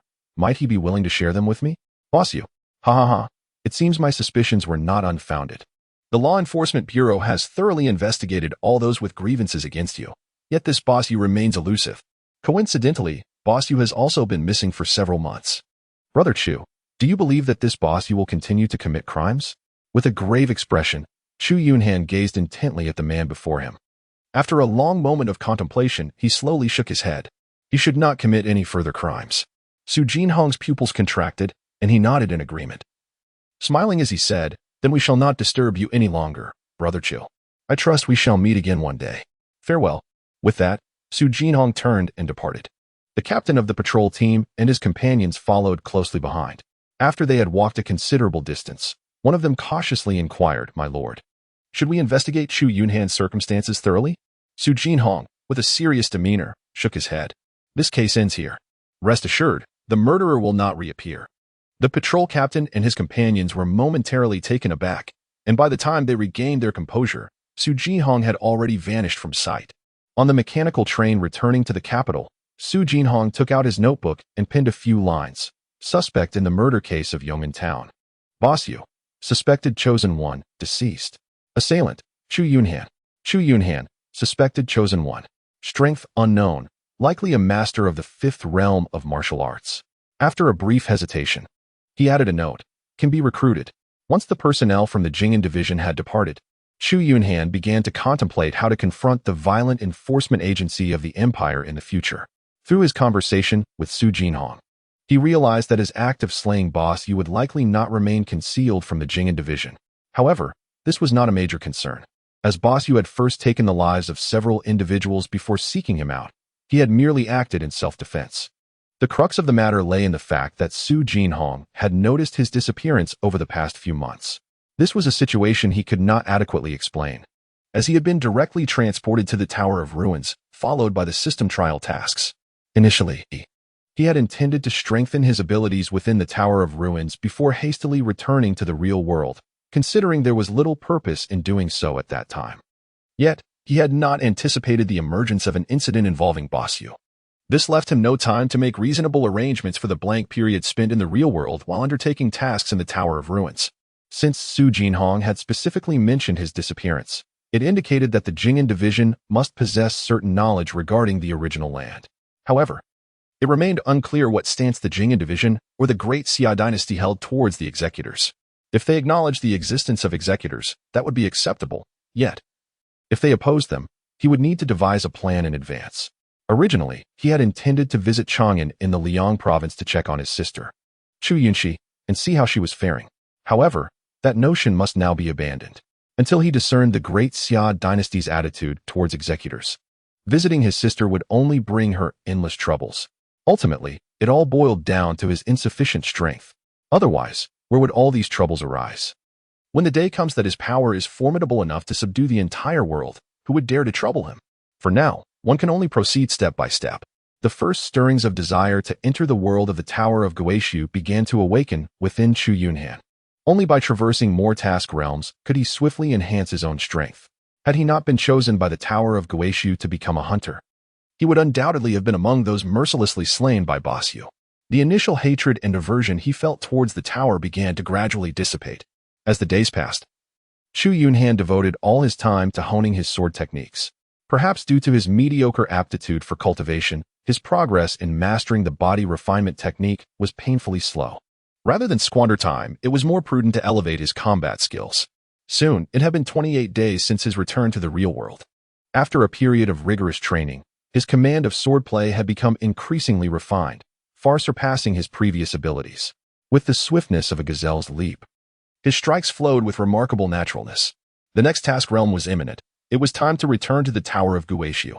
Once prepared, Chu Yunhan purchased a ticket to the capital city and boarded the mechanical train. Upon disembarking, instead of entering the city, he turned towards the nearby mountains. With a fleeting wave of energy, his figure disappeared deep within the mountains. In the exclusive chamber of the Tower of Guishu, Chu Yunhan organized his belongings and awaited the arrival of the next task realm. Time slipped by swiftly, and with another wave of energy, he vanished from his chamber. When Chu Yunhan opened his eyes again, he found himself in a vast underground chamber, constructed entirely of massive stones, equipped with all necessary living amenities. Clad in coarse linen garments, he noticed silver crosses adorning the walls. On a wooden table before him lay a substantial, worn Bible, its pages evidently weathered from years of use. At that moment, the task prompt from the Tower of Guishu gradually manifested in Chu Yunhan's mind. Task: the Lament of the Blood Moon. Task difficulty: 2 stars, E-class. The Angel Annihilate. On the day of Christ's Passion, committed the act of rebellion, receiving from God an eternal curse. Unable to bear the weight of eternal darkness and solitude, Annihilate chose to end his own existence. Before succumbing to death, he bestowed his fallen blood upon his earthly servant. From that moment forth, darkness and dread enveloped the land, and the legend of the Blood Clan permeated this world. The cataclysmic war between humanity and the Blood Clan commenced, ushering in a prolonged conflict. Seizing the opportunity, the werewolves, nurtured by the Blood Clan, chose treachery and escaped their dominion, resulting in a power imbalance that ultimately led to humanity's victory. As the Blood Clan teetered on the brink of extinction, the 13 most formidable vampires convened to form the Council of Elders. This council established 6 sacred decrees, guiding the remnants of the Blood Clan far from the human realm, thus ensuring their survival. However, as time passed, even the powerful elders succumbed to slumber. After an extensive period, the newly arisen vampires no longer adhered to the 6 decrees. In the shadows, the bloodthirsty and ferocious werewolves revealed their fangs once more, casting the human world into an atmosphere of mortality. Mission directives have been issued. First, identify and eliminate the mastermind behind the indiscriminate slaughter of the populace. Second, restore the glory of the Holy See. Third, slay the progenitor of the werewolves. Fourth, exterminate the 13 vampire princes. Fifth, annihilate the fallen blood. Note: completing any 3 tasks will grant the choice of return. Caution: the hunter's identity has been replaced by the Grand Knight of the Tribunal, divine punishment, in this realm. Warning: this mission takes place in an open world. Hunters should remain vigilant against the judicators of the City of End. Notice: due to a significant disparity in strength, the judicators of the City of End have prematurely entered the mission realm. Failure to complete the mission will result in execution. After reviewing the task information, Chu Yunhan furrowed his brows, realizing that the executor of the City of End was known as the Arbiter. He had not anticipated encountering the executor so swiftly. Judging by the task prompt, the relationship between the 2 parties did not appear to be particularly harmonious. Furthermore, in order to facilitate his mission, the Tower of Ruin had assigned him the role of the Grand Knight of the Tribunal. The punishment for failing this task was astonishingly severe: immediate execution. This revelation instilled within him a profound sense of pressure. In the previous world, the consequence of failing a task merely escalated the difficulty of the subsequent one. However, with the presence of the Arbiter from the City of End, the Tower of Ruin imposed the utmost penalty for failure. It seemed that the competitive dynamics between the 2 primordial realms were far more intense than he had initially imagined. At that moment, footsteps echoed from outside the basement door, followed by the creaking of the iron gate as it swung open. A priest clad in resplendent ecclesiastical robes entered. Upon seeing Chu Yunhan, he promptly produced a parchment scroll, unfurling it before reciting aloud. With the unanimous consent of the bishops of the Holy See, we hereby approve the proposal of the esteemed presiding judge of the tribunal. The imprisonment penalty for the former Grand Knight of the Tribunal, divine punishment, is hereby temporarily lifted. Divine punishment is to set forth immediately to the Holy Hall to meet with His Holiness the Pope. Upon concluding this announcement, the priest's eyes reflected a mixture of reverence and trepidation, his face contorting into a slight smile. Divine punishment. His Holiness the Pope sends his regards through me. He added, moreover, the presiding judge has been awaiting your arrival at the tribunal. Chu Yunhan nodded quietly, following the priest of the church as they exited the dimly lit basement. The city of Cisnea, renowned as the headquarters of the Church of Light, is home to the world-famous cathedral. At the opposite end of the city stands the formidable Inquisition building, instilling fear in countless heretics and malevolent forces. Upon arriving at the grand entrance of this imposing structure, Chu Yunhan encountered an elderly man, clad in simple attire and bearing a stoic expression, who awaited his arrival. Behind the elder stood a multitude of knights, their piercing gazes and resplendent armor evoking a sense of awe. The moment the elder laid eyes on Chu Yunhan, a warm smile illuminated his face. "Child, may the Lord bless you," he declared, stepping forward to grasp Chu Yunhan's hand as they proceeded toward the Inquisition building. The knights, too, bore expressions of excitement and fervor, following closely behind in an orderly fashion. Within a remarkably austere study, the elder observed the reticent Chu Yunhan and remarked, "In the past, during the eradication of heresy, you took the lives of many. While I comprehend your anguish, one must acknowledge the weight of public opinion. These years have brought you suffering, and I hope you do not hold it against me." Chu Yunhan gazed at the elderly figure before him, understanding that it was due to his identity that he nodded slightly and managed a faint smile. Upon seeing Chu Yunhan's acknowledgement, the old man could not help but return the gesture with a smile of his own. He then picked up a letter from the desk and handed it to Chu Yunhan, beginning to recount a harrowing tale.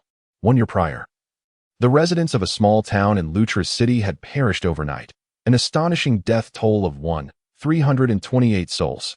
All the deceased had succumbed to having their blood entirely drained. Within a month's span, villagers from 2 hamlets on the outskirts of Peter City met a similar fate, their lifeblood siphoned away. In just a year, hundreds of comparable incidents had transpired across the nation. Even royal guards dispatched for investigation had mysteriously vanished in significant numbers. As of last month, a church established by the Holy See in Mile City was besieged by unidentified assailants, resulting in the tragic demise of dozens of clergy, including a cardinal. After an exhaustive review of numerous historical texts, the church discovered that these enigmatic aggressors were likely the fabled malevolent blood clan. His Holiness the Pope dispatched a cadre of knights, led by 3 cardinals, to investigate and pursue the blood clan. However, 1 week ago, it was revealed that they had all returned to the embrace of the Lord. Thus, I propose to the Holy See that your transgressions be absolved, and that you assume full responsibility for resolving this dire situation. Here is your knight commander's armor, returned to its rightful owner. Go forth, child, to the Holy See. His Holiness will bestow upon you the necessary authority. Execute your rites of judgment, and let these vile fiends comprehend that the Church of Light is not to be desecrated.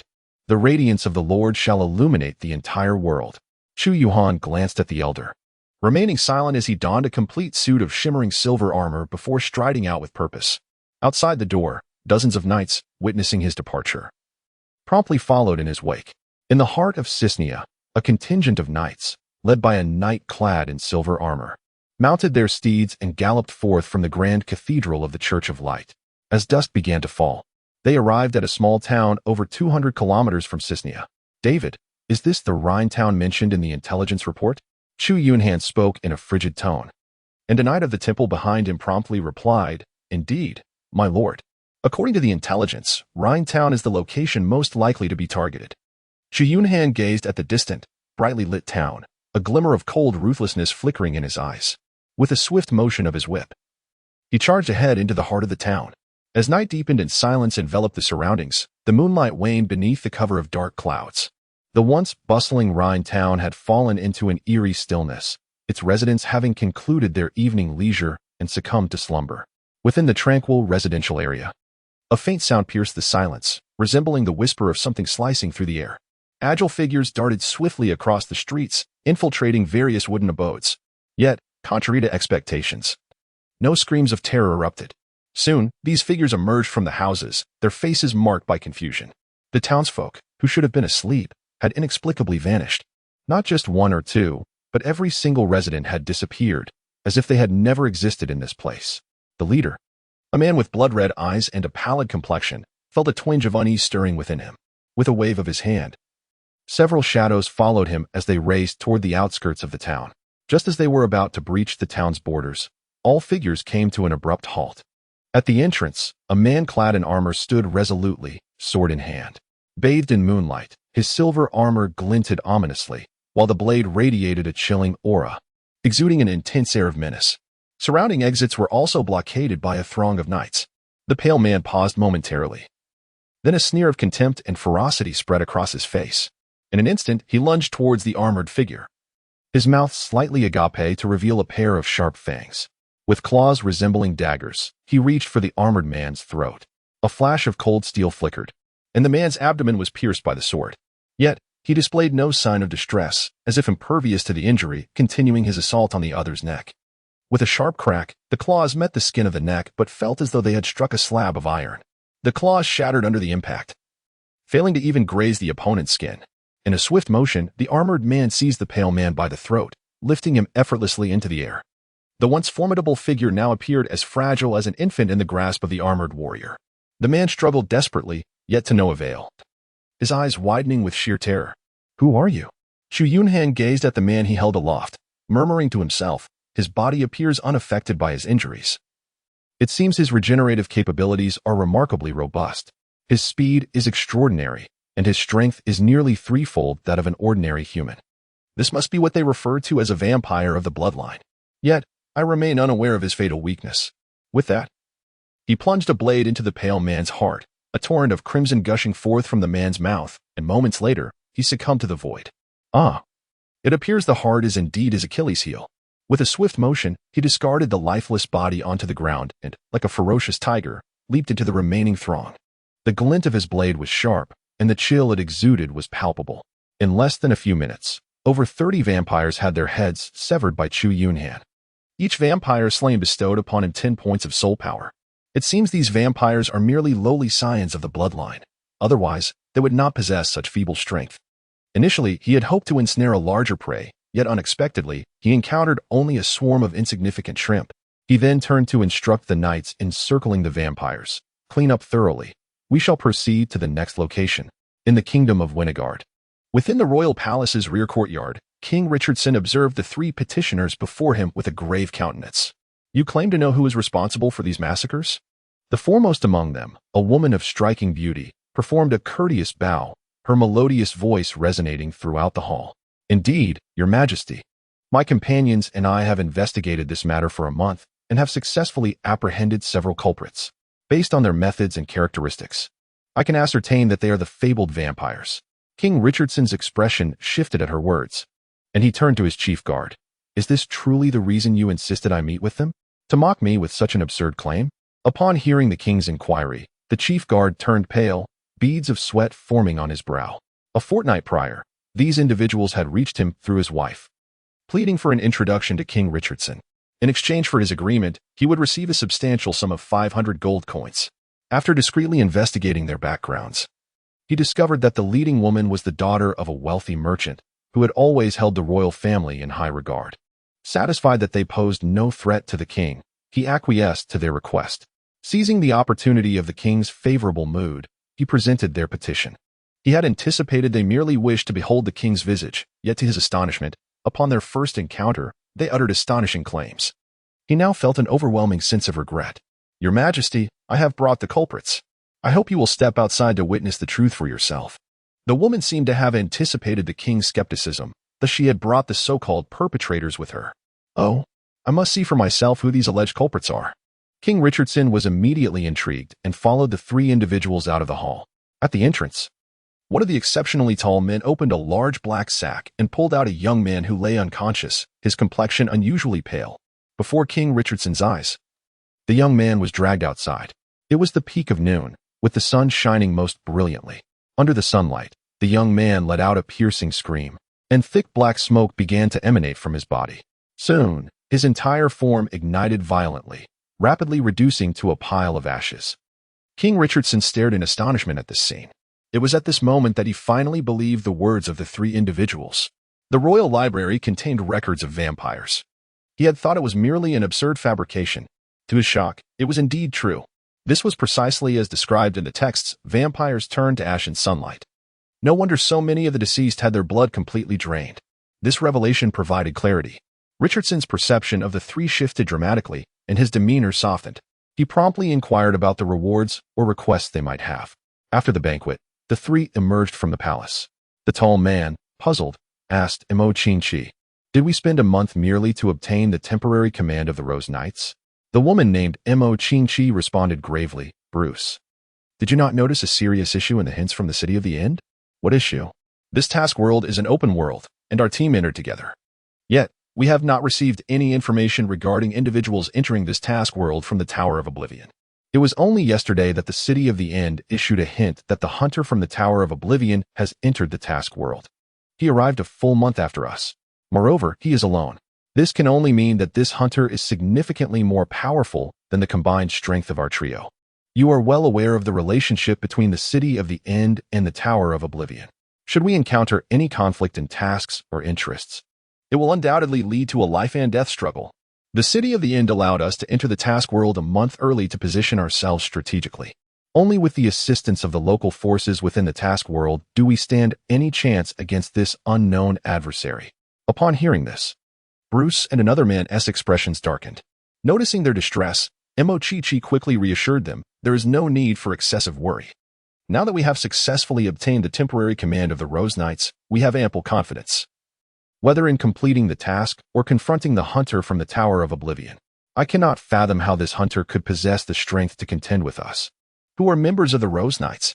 If that were the case, given his level of ability, it would be inconceivable for him to be confined to a mere E+ task world, unless he is an inexperienced newcomer who has scarcely traversed the realms of such tasks.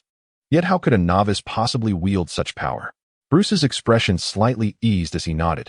Indeed, even the three of us combined may not be able to vanquish the Rose Knights. I refuse to believe that the hunter from the Tower of Oblivion could be formidable to such an extent. Mochichi smiled faintly. Let us proceed to the Rose Knight stronghold. Only by seizing control of the Rose Knights can we commence our next phase of the plan. Hisnir Town, a domain of the noble Viscount Neo of the Winegard Kingdom, is home to thousands of residents who sustain themselves by aiding the Viscount in cultivating and managing his vineyards. The red wine produced in Hisnir Town is renowned throughout the Winegard Kingdom for its rich flavor. Even King Richardson has expressed his admiration for Hisnir red wine. However, when Chu Yunhan and his companions arrived at Hisnir Town, they found they were too late. The entire populace had been drained of life, their blood consumed. The temple knights who ventured into Viscount Neo's castle reported to Chu Yunhan that the Viscount and his family had also met their demise. As Chu Yunhan gazed upon the terror and anguish etched on the faces of the townsfolk as they faced their demise, his countenance darkened profoundly. Especially upon entering the castle and witnessing the evident defilement of the Count Neo's wife and daughter before their tragic end. Count Neo himself was gruesomely impaled by a wooden stake, piercing through his skull and transfixing his entire body to the ground. The atmosphere around Chu Yunhan and the Knights Templar became suffocating and terrifying, as if their commander was a volcano on the verge of eruption, exuding an aura of immense danger. They had been tracking the vampire's trail, where the blood was still fresh, indicating their recent escape. Regardless of the circumstances, capturing these vampires was imperative. Even Satan himself could not save them this time. Understood. On a narrow path 30 kilometers from Hisnir Town, a group of ragged young maidens was bound by ropes, being dragged forward. The entire entourage consisted of over 150 individuals, aside from the captured girls. Leading the group was a young man clad in a black tailcoat, exuding elegance and possessing a strikingly handsome visage, reminiscent of nobility. Beside him, a sycophantic man chimed in. My Lord Baron, capturing so many maidens will surely delight the Count.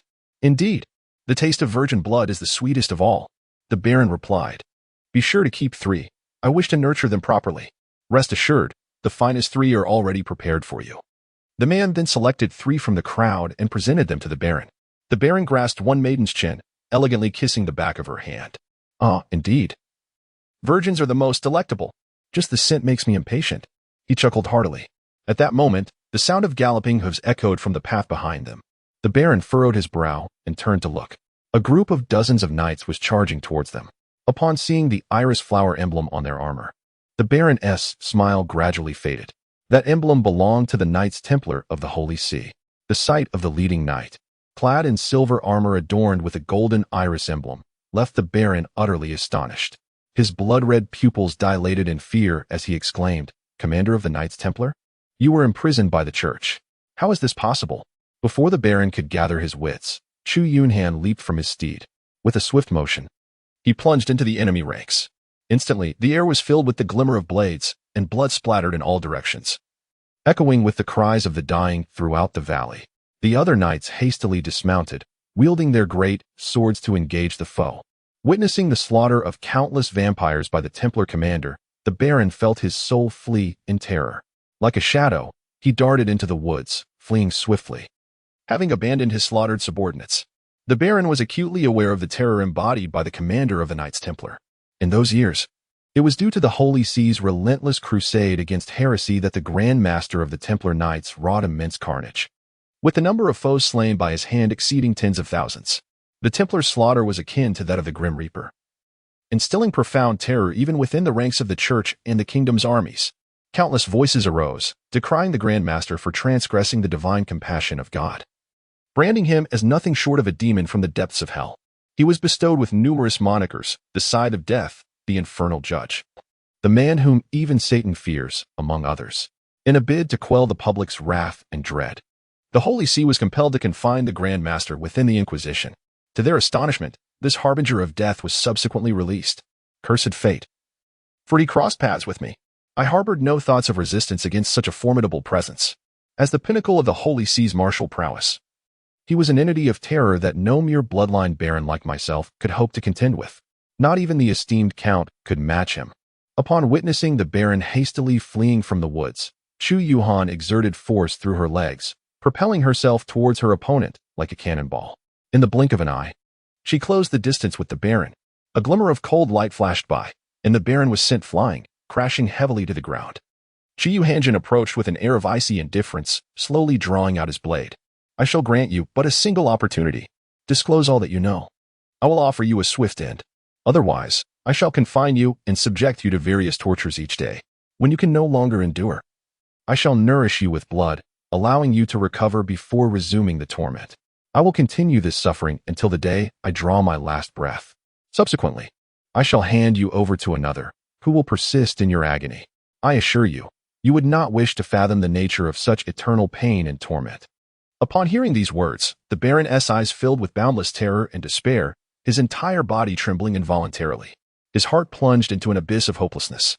Was this truly the discourse of a human? Even the devil of hell would appear infinitely more merciful than this fiend. In a state of extreme fear and despondency, the Baron divulged all matters concerning the Blood Clan, along with subsequent plans. Deep within a vast, desolate forest outside the city of Yinningang stood a majestic castle, Castle William. This was the domain of the Blood Clan's Elder Council, one of the 13 clans in the ancestral home of the Cappadocia family. It also served as the eternal resting place of Prince William of the Blood Clan. The elders of the Elder Council and the princes of the 13 clans, in their quest to prolong their lives and adhere to the 6 sacred precepts of the Blood Clan, chose to enter a state of slumber. Unless the Elder Council or the 13 clans faced a grave life and death crisis, any who dared disturb their rest would be met with merciless retribution. Since Prince William of the Cappadocia family succumbed to slumber at the underground altar of the castle 300 years ago, the other elders gradually followed suit over the ensuing centuries. The control of the Cappadocia family fell into the hands of Count Vianu, the 5th direct descendant of Prince William. As a new generation of bloodline, Count Vianu had not endured the tribulations of the past war against humanity. Consequently, he held the regulations set forth by the Elder Council in disdain. He had grown weary of forever lurking in the shadowy confines of the castle. In Count Viana's eyes, humanity was merely a source of sustenance for the Blood Clan. It was a profound irony that the formidable Blood Clan regarded seclusion as their foremost precept. The first precept: all Blood Clans must conceal their true nature from humanity. This regulation was paramount and the very core of the Blood Clan's laws. Those who transgressed would face the Council's most severe punishments. To him, this was nothing short of a grand farce. With humanity's frail physique, it was destined to be nothing more than a reservoir for the great Blood Clan. He could not comprehend that, given the strength of the Blood Clan, humanity stood no chance of resistance against them. Why did the Council of Elders establish those 6 absurd decrees? Such regulations merely serve to bind the hands of the vampire kin, relinquishing this world to the humble humans. The antiquated members of the Council, despite their formidable power, retreat into the shadows, destined to be eclipsed by the march of time. If that is the case, then let the relics of the Council slumber eternally upon their altars. No one shall awaken them again. The new generation of vampire nobility shall inherit the noble will of their lineage, reclaiming dominion over the world that rightfully belongs to them. Count Vianu has chosen to seal the ancestral altar of the Cappadocia family with massive stones, ensuring that no one can enter to rouse those elders. The Cappadocia family shall remain forever under his control, Following discussions with the new leaders of the other 12 clans, all agreed with Count Viana's perspective. The 13 clans of vampires no longer require the presence of those antiquities. Upon their awakening, they would only seek to usurp the power held by the current generation. Therefore, it is preferable to let those relics remain in eternal slumber. Thus, under Count Viana's proposal, the 13 clans reached a unanimous accord. They shall collaborate to simultaneously launch an assault on the human world, restoring dominion to the vampire kin. All humans in this realm shall become sustenance for the vampires, to be savored at their leisure. Upon seizing control of the world, it will be divided into 13 portions, with the illustrious 13 clans each assuming the mantle of eternal rulers over their respective territories. Thus, following the establishment of a consensus, the 13 clans of the bloodline initiated a war against the realm of humanity. This was merely the prologue to the bloodline's offensive. Once it was confirmed that the human world had lost its capacity for resistance, the bloodline would descend upon the world in vast numbers. The Shadowed Forest, an expansive and boundless woodland, lies at the border of the kingdom of Winegard. According to scattered legends and the tales of wandering bards, the Shadowed Forest is a haven for werewolves. Centuries ago, a servant of the fallen angel Denilis fell into slumber after consuming the blood of the damned. On a moonlit night, as this servant lay in repose, a wild wolf infiltrated his dwelling. Upon encountering the slumbering figure, the wolf lunged at the servant. Once the flesh imbued with the tainted blood was swallowed by the wolf, the servant was jolted awake by the pain. Before he could react, the wolf fled in terror. Soon after, the corrupted blood began to undergo wondrous transformations within the wild wolf. Not only did its size multiply exponentially, but it also gained the ability to walk upright. Its claws sharpened, and its strength surged. The wolf soon began to relentlessly prey upon livestock and even humans. Ultimately, humanity could no longer endure the onslaught of this beast and organized a military campaign to hunt it down. After several attempts, and at the cost of hundreds of lives, they succeeded in slaying the wild wolf. However, instead of being cremated or buried, the wolf's corpse was secretly hidden away by a soldier. After consuming the flesh of the wolf, the soldier began to undergo a transformation. On another moonlit night, his body swelled uncontrollably, evolving into a towering 3-meter-tall werewolf. Whenever he transformed, he lost all semblance of rationality and commenced an assault on all living creatures. The werewolf became enraptured by the fresh blood and flesh of humans and other animals. In its transformed state, it stood 2 meters tall, embodying ferocity and strength. As those bitten by the werewolf began to mutate, a new clan of werewolves was born. Upon discovering the truth, the soldier succumbed to a profound fear. He dreaded the possibility of losing his sanity during the transformation and inadvertently harming his loved ones. He feared that should his nature be revealed, he would be hunted down by humanity. Ultimately, he led the other transformed werewolves deep into the forest, where they subsisted by hunting various creatures and refrained from interfering with human society. It was not until many years later that the werewolves stumbled upon a magnificent castle nestled in the depths of the woods. While exploring this stronghold, they were detected by its master, a prince of the vampiric bloodline. Upon realizing the existence of the werewolf species, the Blood Prince captured all the werewolves. As the transformation of a werewolf involved the capacity to infect humans through a mere bite, the prince began to enslave them, employing them as guards and laborers for his castle. Over a century later, a war erupted between the bloodline and humanity. As the conflict escalated, the battles intensified between the two factions. The enslaved werewolves were compelled by the bloodline to partake in the war. However, due to the relentless cruelty inflicted upon them by their masters, the untransformed werewolves retained their human intellect. Thus, at the most pivotal moment of the conflict, the werewolves, under the leadership of that soldier, rose in rebellion. Upon transformation, the werewolves possess immense power, rapid speed, and acute senses. Conversely, the Blood Clan loses its regenerative abilities after being bitten by a werewolf. Following a protracted period of warfare, humanity gradually uncovered the vulnerabilities of the Blood Clan. Sunlight and silver weapons can inflict harm upon their immortal forms. Piercing the heart of a Blood Clan member with a wooden stake can also vanquish these creatures.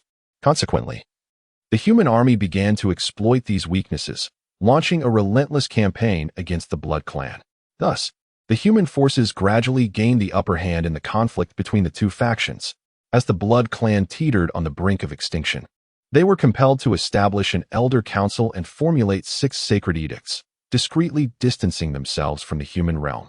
The remnants of the Blood Clan managed to persist in this world. In the aftermath of the war, werewolves, having lost their rationality post-transformation, frequently slaughtered humans, which led to their own persecution by humanity. Ultimately, a small faction of surviving werewolves, under the guidance of a soldier, sought refuge in the shadowy forest. After centuries of propagation and survival, the werewolf clan evolved into a formidable force. They concealed themselves in the depths of the shadowy forest, biding their time for vengeance against humans and the Blood Clan. Following a large-scale assault on humanity by the 13 clans of the Blood Clan, a group of men, often seen trading animal pelts at the border town, hurriedly ventured into the heart of the shadowy forest, arriving at a vast cavern. Upon entering the dim and damp cave, they traversed an indeterminate distance until they reached an immense pit within its depths. This pit was populated with numerous stone dwellings where countless werewolves resided. The men proceeded to a stone hall at the deepest point, where they recounted the events occurring in the human world to a dozen guards stationed there. After extensive deliberation, they reached a consensus. They approached a colossal sarcophagus and poured a copious amount of blood into the intricate patterns etched upon it. As the blood flowed continuously, the sarcophagus began to stir. Finally, with a resounding crash, the lid of the sarcophagus was propelled away, revealing an extraordinarily large werewolf rising from within. A terrifying and malevolent aura permeated the air. Upon witnessing the gigantic werewolf, the men immediately knelt, exclaiming in unison, "Progenitor!" The colossal werewolf, with eyes glowing red, fixed its gaze upon the prostrated figures, then gradually diminished in size, transforming into a human male. It was none other than the soldier who had surreptitiously consumed the wolf's carcass. "How long have I slumbered?" the progenitor inquired. "Progenitor, you have been in slumber for 385 years. 385 years? Gru and the others must be long gone. Gru passed away 3 centuries ago. Only you, progenitor, possess the gift of eternal life among the wolf clan. Why have you awakened me? Ancestor, the Blood Clan no longer adheres to the 6 sacred precepts. The 13 clans have commenced large-scale assaults on humanity." Upon hearing this, the werewolf progenitor erupted into laughter. "Ha ha ha. It seems I have finally awaited my chance for vengeance. I have been anticipating this day for over 4 centuries. The Blood Clan and humanity must pay for the events of yesteryears. How many kin does the Wolf Clan possess now?" Pride illuminated the faces of those kneeling. "Ancestor, the Wolf Clan now boasts over 8,000 members." The werewolf progenitor murmured, "Enough, it is sufficient. William, await my arrival. This time, I shall render your Blood Clan mere dust of history. It is our Wolf Clan's turn to reign over this world. The Cappadocian family, the Gangrel family, the Bruja family, the Nosferatu family, the Setite family, and the Malkavian family, over 5,000 vampires from the 6 Blood Clan houses, led by Count Vianu and 5 other counts of the 13 clans, stealthily advanced towards Valent City under the cover of twilight. Valent City, the second largest city in the Kingdom of Vinegard and its most crucial commercial hub, lies beneath the Carpathian Mountains. The Swan Lake in Valent City is renowned as the most famous attraction in the Kingdom of Vinegard. Nearly 200,000 residents, along with countless affluent magnates, inhabit this city. The Lord of Valent is His Grace Duke Reinfield of the Kingdom of Vinegard. At this moment, despite being a figure of immense power within the kingdom, Duke Reinfield hosted a grand banquet for the Knights Templar from the Holy See's Inquisition. The Lord's mansion was filled with sumptuous feasts, with servers continually bringing forth delectable dishes. 500 Templar knights sat at numerous tables, their expressions cold and silent, consuming the delicacies voraciously. In the meat hall, Duke Reinfield was attentively pouring wine for his daughter, Tina, to offer to Chu Yunhan. As the Duke's only daughter, Miss Tina was cherished deeply. Typically haughty and willful, she now perspired profusely, cautiously filling the Templar leader's goblet with red wine. Duke Reinfield raised his glass, gesturing to Chu Yunhan, and then drank deeply. With a flushed face, he remarked, "Templar leader, I have perused the personal letter from His Holiness the Pope. I am immensely grateful for His Holiness's reminder and the support of the Knights Templar. Otherwise, I would have been at a loss on how to confront the 200,000 citizens of Valent City. With the Knights Templar's assistance, I am confident that those vampires shall face the most severe judgment under the radiance of the Holy See. The 6,000 city guards of Valent City are entirely at your command. Templar leader, the safety of Valent City rests in your hands." With an impassive expression, Chu Yunhan nodded, directing all his attention to the delectable dishes before him. Duke Renfield, however, remained unfazed by Chu Yunhan's aloof demeanor. He was already well acquainted with the temperament of the Grand Knight of the Temple. Upon receiving the Pope's letter, he had been drenched in a cold sweat. Astonished to discover that the legendary vampires had indeed manifested. The countless assaults that the kingdom of Winegard had endured over the past year were orchestrated by these very vampires. Curse be it, these fiends had set their sights on Valiant City, which boasted a population of 200,000. Although Valiant City was protected by 6,000 city guards. This did little to assuage his anxiety. It was known that the 3 cardinals leading the Knight Templars from the Holy See had all perished at the hands of these vampires. Only with the arrival of the Temple Knights, led by Chu Yunhan, did his anxious heart find solace, not due to the 500 valiant knights, but rather because of this Knight Commander, reputed as the Grim Reaper's Scythe and the Hell's Arbiter. He had already witnessed the terror of this Knight Commander, the Inquisition. Regarded by all in the kingdom as a purgatory on earth, a place devoid of life, existed due to his presence. The war against the heretics had instilled profound fear even in him, a man of military background. In that battle, the Knight Commander single-handedly pierced through the ranks of the heretics, subsequently issuing orders for the execution of over 10,000 heretics. As a Knight of the Holy See, even if those heretics had sacrificed infants to malevolent deities, such slaughter was beyond comprehension. He had never envisaged that a single human could possess such formidable power, especially one so cold and ruthless. Yet, thankfully, this time, the Grim Reaper's Scythe and Hell's Arbiter had come to aid him.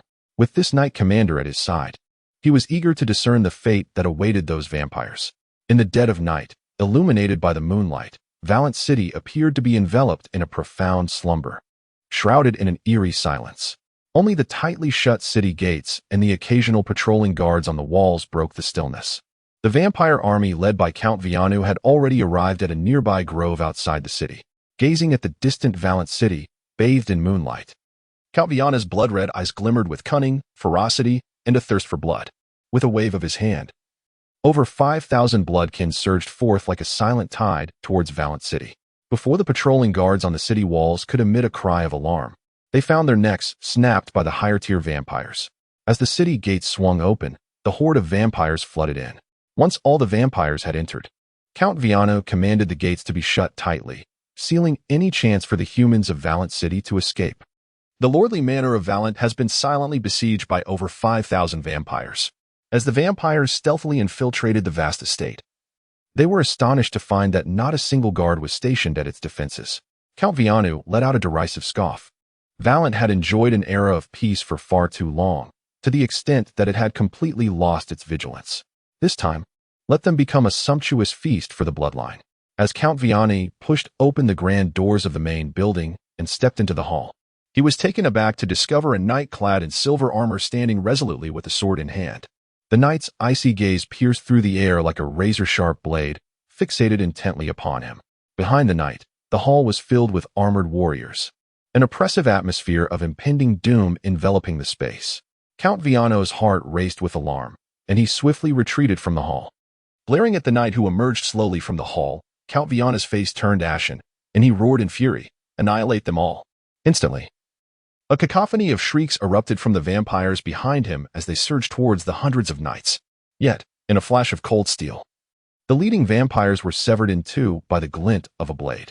With a powerful kick, Chu Yunhan leaped into the throng of vampires like a fierce tiger. Hundreds of knights from the Holy Order raised their great swords, forming a battle formation as they charged into the dense mass of the vampire horde. Brilliant flashes of blade lights sparkled among the vampires, the cold gleam sharp and deadly. The vampires surrounding Chu Yunhan let out piercing cries of anguish, mercilessly slaughtered. The sight of this knight, akin to a tiger ravaging a flock, left an indelible mark. Count Viana's blood-red eyes seemed to ignite with fire. A pair of exceedingly sharp fangs emerged from his mouth, while his fingernails elongated rapidly, becoming as sharp as daggers. With a fierce howl, several counts from the 13 clans followed him, rushing towards the knight. A harsh cutting sound pierced the air as the incredibly sharp fingertips struggled to tear through Chu Yunhan's armor. As a noble among the bloodline, a direct descendant of the Blood Prince, Count Viano and his companions possessed unparalleled speed. The weight of Chu Yunhan's full armor hindered his agility. Under the assault of 6 counts, his armor was slashed, leaving several gashes. As Chu Yunhan's expression darkened, he was instantly provoked by several earls. With a swift stroke, he sent the earl attacking from the right flying, and followed up with a powerful left punch that struck Count Viana squarely. Viana, caught off guard, was immediately hurled away, crashing heavily to the ground. After a considerable time, Viana's injuries began to mend gradually, thanks to the formidable regenerative abilities of his bloodline. However, when he turned to glance at the knight, he was horrified to discover that of the 5 earls who had besieged Chu Yunhan, only 1 remained. In mere minutes, the other 4 had been ruthlessly slain by that terrifying knight. Even the bloodline counts, endowed with remarkable healing prowess, could not survive the loss of their heads. Fear surged in Viano's eyes as he seized the opportunity while Chu Yunhan pursued the last remaining earl. In an instant, Viano turned and fled toward the city lord's manor.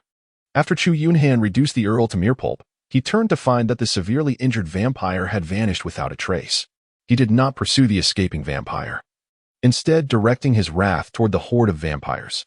In his eyes, these creatures were merely a multitude of moving soul energies. The 5 vampires he had just slain had provided him with a staggering 2,500 points of soul energy, igniting a thrill within him. Even the grotesque and fearsome vampires appeared oddly endearing in that moment. As Chu Yunhan plunged into the throng of vampires, the pressure on the Holy Knight Order diminished significantly. Time passed slowly, the bloody massacre continued unabated. Not a single vampire could withstand the force of Chu Yunhan's blade. With each vampire he dispatched, countless others awoke to the chilling terror of death, witnessing the horrific scene reminiscent of a slaughterhouse, where their comrades fell victim to relentless slaughter. The remaining vampires emitted piercing screams of terror, scattering in all directions. Yet upon reaching the gates of Valiant City, they found the entrance had already been sealed on Count Viano's orders. The towering 10-meter walls could only be scaled by high-ranking bloodline creatures. Just as they prepared to recklessly clear the debris blocking the gates, countless torches ignited upon the walls. 6,000 city guards and the pursuing Holy Knight Order had encircled them completely. The surviving 3,000 vampires were instantly filled with despair. Chu Yunhan halted the participation of the Holy Knights and the city guards. These over 3,000 vampires possessed an astonishing 30,000 points of soul power. With a single blade, he plunged into the throng of vampires. The scene, drenched in horror, rendered all present utterly speechless. As they beheld the man rampaging amidst the mountains of corpses and seas of blood, even the stoic Holy Knights felt a tremor of fear within their hearts. When Duke Reinfield of Valiant City arrived at the scene, all the vampires had already been mercilessly slaughtered by Chu Yunhan. The Duke, gazing upon the hellish spectacle, found his noble and elegant demeanor utterly shattered. Indeed, he was still that reaper of souls from years past. Years of confinement by the church had altered him not at all. Rather, he had become even more bloodthirsty, cruel, and ruthless. After this night, the infamy of the Holy Knight Commander would undoubtedly echo more resoundingly than ever before. Clad in armor stained with blood, Chu Yunhan strode toward his residence, leaving behind thousands of lifeless vampire corpses for the city guards to clean up. By the following dawn, the entire populace of Valiant City was aware of the events that transpired the previous night. Amidst their relief, they harbored a deep-seated fear of the man more ruthless than Satan himself. The once boisterous and spirited citizens began to adopt a demeanor of caution and restraint in the ensuing days. It was only after the terrifying commander of the Templar Knights led his order out of the city that a collective sigh of relief was breathed. Soon, tales of Chu Yunhan's solitary slaughter of thousands of vampires in Valiant City spread throughout the entire kingdom of Winegard. The notorious reputation of Chu Yunhan ascended to new heights. Even many children, upon hearing the name of the Grand Knight of the Holy Temple, would immediately cease their cries in terror. When Chu Yunhan returned to the Inquisition in the city of Cisnea, even the chief judge, known for his ruthless demeanor, could not help but urge him to cultivate his spirit and nurture his heart. He suggested that in his leisure, he should delve into the Bible, to experience the mercy and compassion of God. All the clergy gazed upon him with a sense of dread, as if they were beholding the infernal Lord, Satan himself. Chu Yunhan merely nodded silently in response to the presiding judge's persuasion before turning away.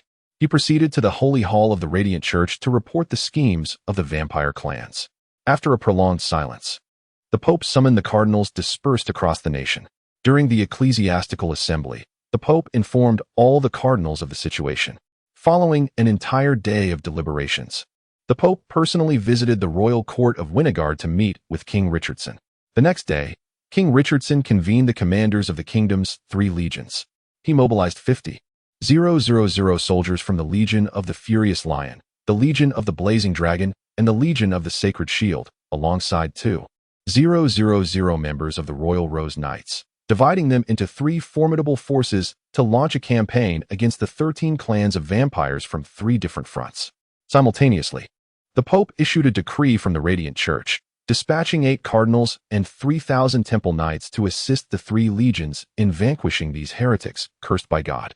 As for Chu Yunhan and the Knights of the Inquisition, they remained in Cisnea. For the commanders of the 3 legions unanimously opposed allowing the notoriously ruthless knight commander to partake in the battle. They feared that should this terrifying commander lose control, he might not spare even the soldiers of the kingdom's legions. Should it come to that, none would be able to restrain him. In all of the Winegard kingdom, only the presiding judge of the Inquisition held the authority to command this knight commander. Others, including King Richardson, could not compel him to obey. Even His Holiness the Pope had to negotiate with him. Thus, it was decided to keep this harbinger of death within the Inquisition, allowing his mentor to manage him. The proposal from the 3 legion commanders met with no objections from either King Richardson or the Pope. Firstly, the concerns of the commanders were not unfounded. Chu Yunhan's involvement could adversely affect the morale of the 3 legions. Secondly, retaining Chu Yunhan within the Inquisition provided a defensive capacity should Cisnea fall under attack from the 13 clans. Upon receiving the order to remain at the ecclesiastical tribunal, Chu Yunhan did not harbor any discontent regarding the matter. The 13 clans of the bloodline were formidable adversaries indeed. Each clan was home to bloodline princes who had lived for centuries. To merely rely on a mere army of tens of thousands to challenge the 13 clans would be an exercise in futility. In a world classified as 2 stars, E-grade, the apex of combat prowess undoubtedly lay with the princes of the bloodline clans and the ancient werewolf progenitor. Although Chu Yunhan was unaware of their true strengths, he could glean an understanding by referencing the pinnacle of power in the world of biohazard. In the same 2-star, E-grade realm, the strength of the bloodline princes and the werewolf progenitor would assuredly not pale in comparison to the biohazard mother nest. Furthermore, this world lacked any particularly robust power systems. The so-called knight orders and military soldiers were merely marginally stronger than ordinary men. The red-robed archbishop of the church possessed some blessings and healing magic, yet in his eyes, it was only slightly superior to mere sorcery. These forces were adequate to handle ordinary vampires, but when faced with the princes of the bloodline, it would result in a one-sided massacre. Had it not been for the werewolf rebellion years ago, humanity might not have triumphed in the war against the bloodline. Only the Pope could alter the tide. Chu Yunhan had always found it difficult to gauge the Pope's true strength. On the surface, the Pope appeared to be nothing more than an ordinary old man. However, he sensed that this Pope might not be as simple as he seemed. The notions of God and heaven might have indeed once existed. The current mission required the assassination of the werewolf progenitor and the princes of the bloodline clans, as well as the destruction of the unheralded fallen blood. Failure to complete this task would result in execution without exception. In pursuit of his mission, he was compelled to devise a means to ascertain the strength of his targets, to gain insight into the bloodline of the vampire princes and the progenitor of werewolves. He meticulously perused some clandestine documents from the Inquisition. It was through these highly confidential manuscripts that he uncovered the true origins of the fallen blood and the vampire lineage. According to legend, as a reward for the celestial guardians who upheld sanctity, goodness, and righteousness, God bestowed blessings upon the multitude of angels on Christmas Day. Among these celestial beings, the most resplendent was undoubtedly Michael, the angel most favored by God. He was known as the one resembling God, having led the angelic legions to vanquish the fallen angel Lucifer, casting him into the abyss of hell. To honor Michael's contributions and unwavering loyalty to the kingdom of heaven, God appointed him as the vice-sovereign of heaven and the Lord of light. However, an angel named Denialus, discontented with God's favoritism towards Michael, succumbed to Satan's temptation and chose to forsake the light in favor of darkness. Thus, on the day of Christ's crucifixion, he committed the act of rebellion. God's wrath was incensed by Denialus's betrayal, and he cast an eternal curse upon him in the angelic pool. From this moment, you shall no longer belong to the light. You shall exist perpetually in darkness. The instant you behold the light, you will be transformed into smoke and ashes. Henceforth, you shall no longer partake in the pleasures of the feast, but shall survive solely by consuming blood. When you cease to feed on blood, you shall lose both your strength and your visage. Satan, who had seduced Denialus into his fall, was similarly cursed by God. Thus, he betrayed his initial promise. and the gates of hell were forever barred to Denialus. Consequently, Denialus was scorned by both heaven and hell, condemned to dwell in the shadows of the earthly realm. Unable to endure the ceaseless darkness and solitude, he resolved to turn to ashes at the arrival of light. Before his demise, Denialus bestowed his fallen blood upon his servant in the mortal world. From that moment forth, the legend of the vampire bloodline began to circulate throughout the world. The bloodline possessed formidable power, exceptional speed, and a remarkable capacity for rapid healing. The purer the lineage, the greater the strength. High-ranking vampires could even levitate, hypnotize mortals, and transform into bats. As the vampires brazenly indulged in the blood of humanity, darkness and fear enveloped the world. Humanity could not accept their role as prey for the vampires, thus igniting a fierce conflict between the two factions. After enduring a protracted war, humanity gradually discerned the vulnerabilities of the vampires. They were averse to light, and silver weapons could inflict harm upon their immortal forms. A wooden stake thrust through a vampire's heart could also bring about their demise. The Holy See and the human armies commenced a vigorous campaign to eradicate the vampires during daylight. Compounding their plight, the werewolves, once subservient to the vampires, revolted under the leadership of their progenitor. The scales of victory began to tip in favor of humanity. In the face of impending extinction, the 13 most powerful blood clans convened an elder council. These 13 were revered as princes by all blood kin, wielding the utmost authority of the elder council. To ensure the survival of their kind, the council established 6 immutable laws that all blood kin must adhere to with unwavering diligence. The first law, solitude. All blood kin must conceal their true nature from humanity. This law is paramount and central to the tenets of the blood kin. The second law, sovereignty. Each blood prince possesses supreme rights over their territory. The third law, progeny. No blood kin may bestow the gift of the first embrace upon a human without the council's consent. Failure to comply results in execution alongside the progeny. The fourth law, responsibility. Every blood kin must personally educate their progeny. Any transgressions committed by the progeny shall reflect upon the blood kin, who will face punishment accordingly. The fifth law, respect. Blood kin must honor each other as sovereignty, refraining from any actions within another's territory without explicit permission. The sixth law, kinslaying. Except by the decree of the elder council or consent of a prince, the murder of fellow blood kin is strictly forbidden. Those who egregiously violate these 6 laws face a singular, unforgiving fate, death without mercy.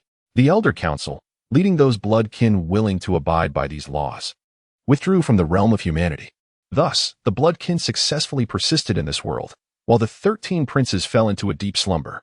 As for the progenitor of werewolves, he too transformed into a werewolf after consuming the carcass of a wild wolf tainted with corrupted blood. Hence, if the existence of corrupted blood is indeed confirmed, it follows that angels must also exist. They may, however, be constrained by certain limitations, preventing their manifestation in the human realm.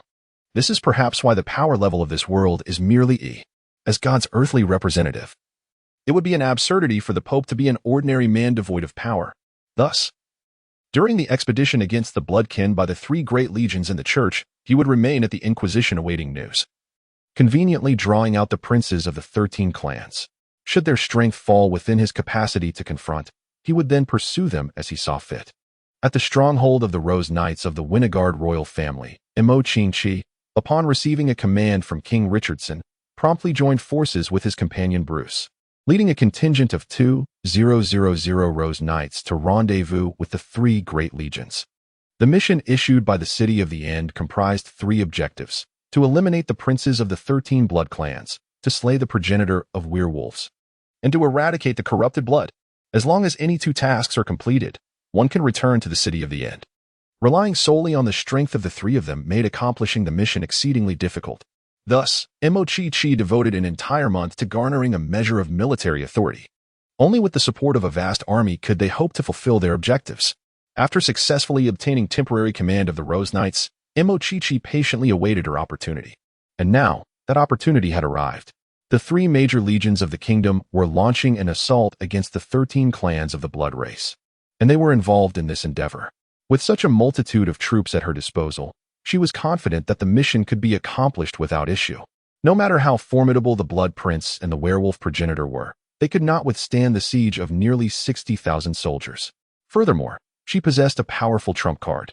If she were to ascertain the location of the hunter from the Tower of the Abyss, She could also employ 2,000 rose knights to encircle the enemy. Once Mo Qingqi joined forces with the three legions, the army swiftly prepared for departure. This time, they were equipped with intelligence provided by the Holy See. They were well aware of the hiding places of the 13 blood clans. The Rose Knights would strike alongside the Rage Lion Legion against the ancestral grounds of the Gongro family. Nearly 20,000 troops marched grandly toward the Vanya forest. Meanwhile, the Sacred Shield Legion and the Flame Dragon Legion would attack the Cappadocia family and the Bruche family, respectively. 8 cardinals and 3,000 paladins dispatched by the Holy See were divided into 2 teams to assist the 2 major legions. After nearly 10 days of marching, the Rage Lion Legion finally arrived at the hidden location of the Gongro family within the Vanya forest. Gazing at the endless expanse of trees, the commander of the Rage Lion Legion waved his hand, and the army plunged directly into the dense Vanya forest. Deep within the forest, a majestic stone castle stood in a valley, the secret stronghold of the Gongro family, one of the 13 clans of the blood race. Half a month prior, the new leader of the Gongro family, Count Karl, had led over 1,000 blood descendants away from the Vanya forest. It was only a week ago that the blood race left behind in the ancestral grounds learned of Count Karl's demise. As a direct descendant of Prince Turing and the 6th-generation head of the family, Count Karl had openly violated the 6 edicts established by the Council of Elders of the blood race. His death sent shockwaves throughout the Gongro family. After all, they had all witnessed Count Karl's actions firsthand. Whether they supported his ideology or feared his power, they had chosen to remain silent. The outcome was utterly unexpected. Count Karl had perished in Valent City. Their collective inaction was an overt betrayal of the Council of Elders. None could fathom the repercussions they would face once Prince Turing awoke and learned of this event. In a state of trepidation, a viscount from the Gongro family temporarily assumed control of the clan. Their only recourse was to allow the princes and elders of the Gongro lineage to remain in a deep slumber upon the family altar. No one dared to awaken them, for the consequence would be an unparalleled punishment. However, today, the watchmen stationed in the Vanya forest relayed a message that plunged them into despair. Tens of thousands of human soldiers had entered the forest in a formidable procession, their course set directly towards the ancestral grounds of the Gongro family. At this moment, merely over 2,000 bloodkin remained to defend the clan. In a state of panic, the Viscount rallied all the Blood Guardians to fortify the castle's crucial points. 3 days later, the Lion of Fury Legion and the Rose Knights finally beheld the ancient, colossal castle. This grand edifice was nestled within a valley, shrouded by towering trees that obscured the sunlight, casting the entire valley into shadow. Mo Qingqi gazed at the distant fortress of the Bloodkin, a smile unconsciously gracing his lips. It appeared that the intelligence provided by the church was indeed remarkably accurate. This time, the Gongro family would have no avenue of escape. At the command of the Legion commander, the troops commenced felling the surrounding trees to construct siege engines. A day later, all the siege apparatuses were ready. The Lion of Fury Legion and the Rose Knights divided into 5 waves, preparing to assault the Gongro family's castle in succession. They aimed to utterly dismantle the clan through an unrelenting offensive. As the sound of the horn echoed, the first wave of 4,000 soldiers surged forward, bearing massive ladders and siege rams towards the fortress. The Bloodkin guarding the castle retaliated with arrows, targeting the advancing human soldiers. By the time the human soldiers braved the rain of arrows and ascended the walls, the first wave had dwindled to less than 3,000. Witnessing their initial assault breach the walls, the commander of the Lion of Fury Legion realized that the defenders of the Gongro family were few in number. Without hesitation, he ordered the second wave to commence their attack. Although the Blood Warriors possessed strength and speed surpassing that of humans, as long as their heads and hearts remained unscathed, their combat effectiveness would not wane. Yet, the sheer number of human soldiers was overwhelming. Still entangled with the first wave of attacking human soldiers, the second wave of troops surged forth. The vampire guards found themselves besieged by numerous human warriors. As time elapsed, the vampire defenders could scarcely hold their ground. Countless vampires were felled, their heads severed by swift blades. The newly appointed Bloodline Viscount observed with dread as the number of human soldiers assaulting the castle multiplied. The family of vampires tasked with defending the stronghold began to suffer grievous losses. He quickly comprehended that their strength was insufficient to withstand the onslaught of the human army. In this critical moment of life and death, he found himself with no alternatives. Summoning the clan elders and Prince Turing, he knew he might face severe retribution. yet it might spare him from death. However, should the human army breach the castle, their demise would be certain. With no options left, the Viscount hastily led a dozen vampires to the innermost sanctum of the castle. They removed the massive stones sealing the underground altar, pouring blood over the stone coffins of the slumbering elders and Prince Turing. Then he anxiously awaited their awakening. Yet, it was not long before the sounds of battle erupted outside the altar. Human soldiers had breached the core of the Gangrel family stronghold. The skirmish beyond the doors ended swiftly, and the vampire guards stationed outside the altar fell silent. With a resounding crash, the altar's doors were breached by a cadre of human soldiers, who surged inside. The Viscount, witnessing the influx of soldiers into the altar, was overtaken by despair. Gritting his teeth, he brandished his sword and charged at the soldiers. The struggle lasted mere minutes before the Viscount was completely vanquished under the relentless assault of the human forces. The soldiers who concluded the battle gazed at the blood-soaked stone coffins before them, their expressions turning to wariness. Several soldiers cautiously approached, straining to push the lids of the coffins, only to find that not even their combined strength could budge them. Immediately, a few soldiers rushed out to report their discovery to the commander. Meanwhile, dozens of other soldiers drew their weapons, encircling the stone coffins with trepidation. The blood that had pooled upon the coffins rapidly seeped into the stone, vanishing without a trace. As the blood was fully absorbed, the stone coffins began to tremble incessantly. The soldiers, startled by the movement, gathered with their swords drawn to investigate. Then, with a thunderous roar, more than a dozen stone sarcophagi were violently hurled aside by a tremendous force, crashing into the crowd and leaving dozens of soldiers with bloodied heads. Before anyone could regain their composure, an exceptionally ancient and emaciated figure, resembling a desiccated corpse, arose from each sarcophagus. These cadaverous beings seemed to detect the scent of blood in the air and crawled out of their stone tombs, swiftly advancing towards the group of soldiers. Terrified by this ghastly sight, the soldiers screamed in unison, scrambling to escape the altar. It appeared that these undead creatures, just awakened, had yet to recover their senses of hearing and sight. They merely followed the scent of blood on the ground, hastening to lick it up. Before long, Mo Qingqi entered with 2 companions and several hundred rose knights. Upon seeing the more than 10 corpses on the altar, they immediately understood that the vampires of Gangaro had awakened the elders of their clan. Mo Qingqi swiftly removed the staff from his waist, murmuring an incantation. A brilliant light flashed from the blue gem atop the staff, and 3 enormous fireballs materialized in the air. As Mo Qingqi directed the staff towards the undead, the massive fireballs hurtled forth with a fierce roar. The 3 corpses ignited upon impact, turning to ashes in mere moments. Sensing the imminent danger, the remaining undead quickly crawled towards the group. Beside Mo Qingqi, Bruce let out a furious roar, rapidly expanding until he transformed into a towering bear over 2 meters tall. The bear stood upright, its enormous paws slamming a corpse to the ground, then positioned itself protectively in front of Mo Qingqi. Meanwhile, another companion retrieved a massive firearm from their storage space. Upon pulling the trigger, a great spark erupted from the muzzle as countless bullets rained down upon the undead. The tremendous force of the bullets shattered the corpses into pieces. Once Mo Qingqi incinerated the last few remains with fireball magic, a collective sigh of relief swept through the group. Mo Qingqi himself was astonished at how effortlessly they had vanquished the more than 10 Blood Clan elders. Fortunately, these ancient vampires, having slumbered for many years, had just awakened and had not yet consumed a significant amount of fresh blood to regain their former strength. Otherwise, the battle would have undoubtedly been far more arduous. Before she could thoroughly examine the altar, the ground beneath it began to tremble violently. Soon, enormous fissures appeared in the stone-paved surface. As Mo Qingqi and her companions stood on high alert, an unexpected calm descended. After several minutes of waiting without any sign of movement, they were about to approach for a closer inspection when swarms of bats erupted from the vast cracks. Mo Qingqi reacted swiftly, unleashing several fireballs that shot towards the bats. However, these creatures were extraordinarily agile and remarkably swift. They quickly evaded the trio and surged towards the altar's perimeter. The hundreds of rose knights outside the altar had yet to comprehend the situation when the swarm of bats plunged into their midst. With their razor-sharp fangs, the bats pierced through the armor of the rose knights as if it were mere paper, draining the blood from their bodies in an instant.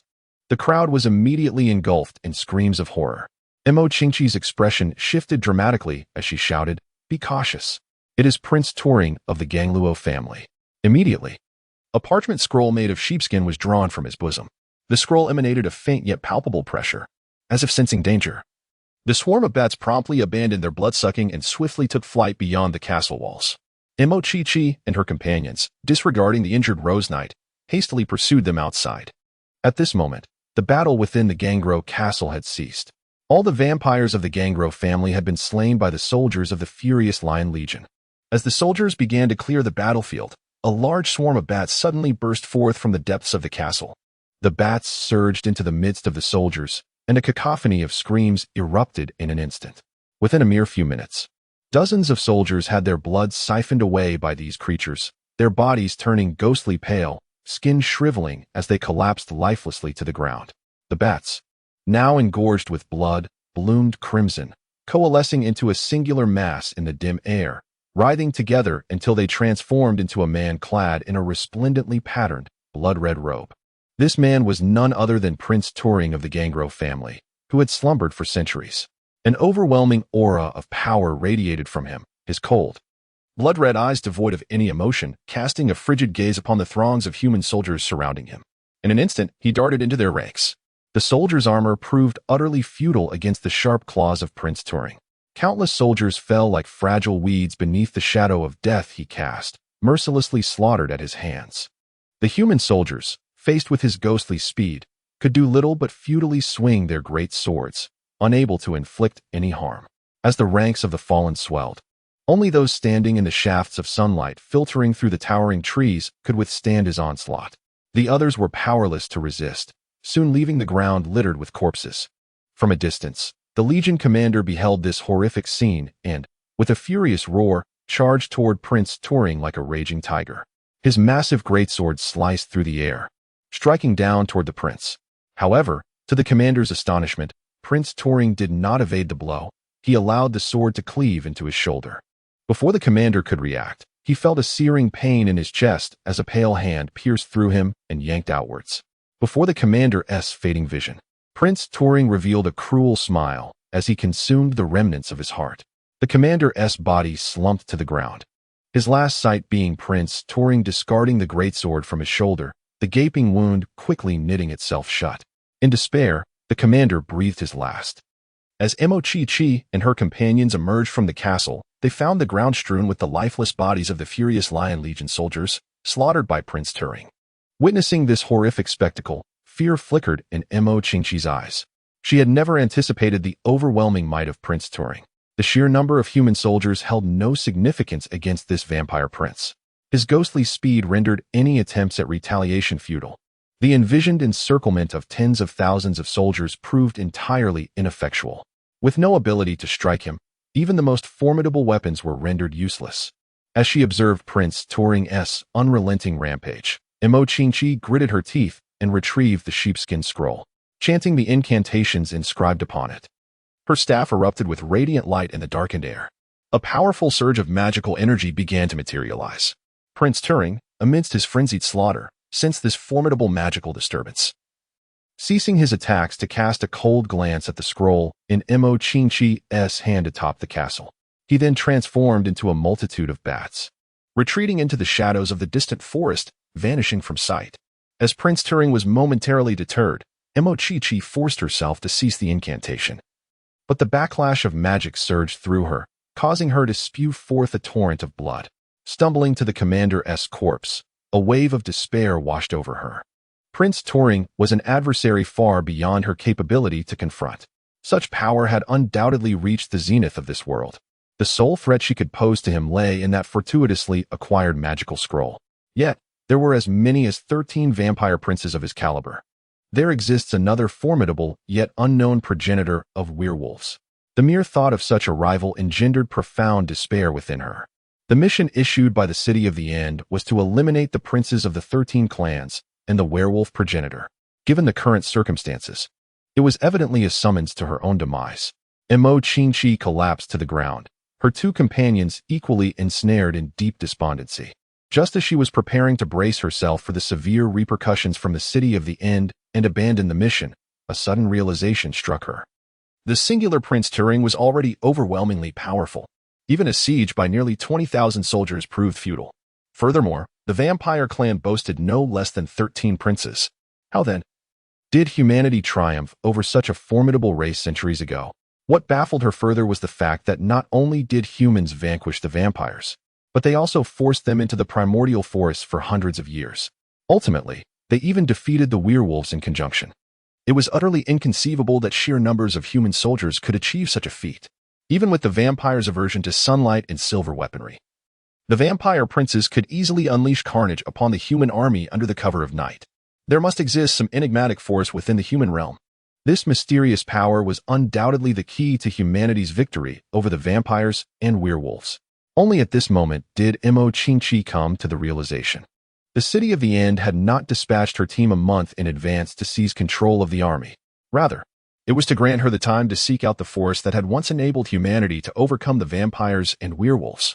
She had fundamentally misunderstood from the outset. This misconception had led to the tragic predicament they now faced. Coming to this understanding, Mo mustered her strength and began to rally the surviving soldiers. Upon tallying their numbers, she was horrified to discover that over 4,000 soldiers had perished at the hands of Prince Turing.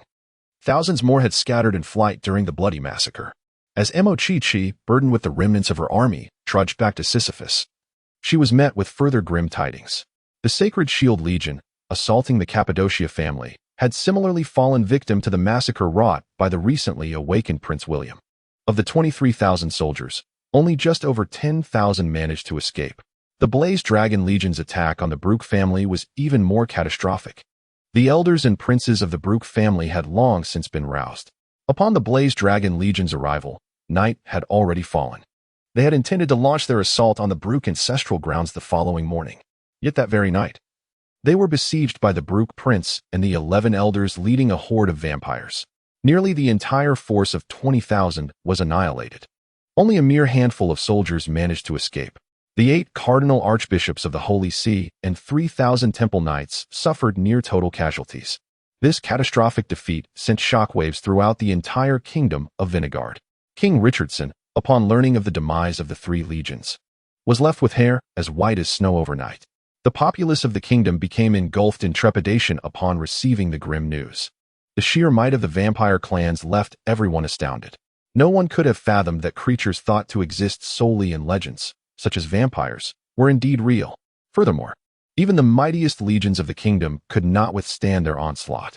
The devastating losses of the 3 legions and the Holy See rendered the kingdom of Vinegard bereft of sufficient strength to resist the vampire threat. In the border cities adjacent to the ancestral lands of the vampires, mass panic ensued, with countless citizens fleeing, carrying their families and possessions towards the capital, Cisnea. Despair was etched upon the faces of all. The kingdom resembled a scene of impending doom. The stationed troops at the borders, under royal command, hastily departed for Cisnea, neglecting the looming threats at the frontiers. The paramount concern was to safeguard the royal family of Vinegard.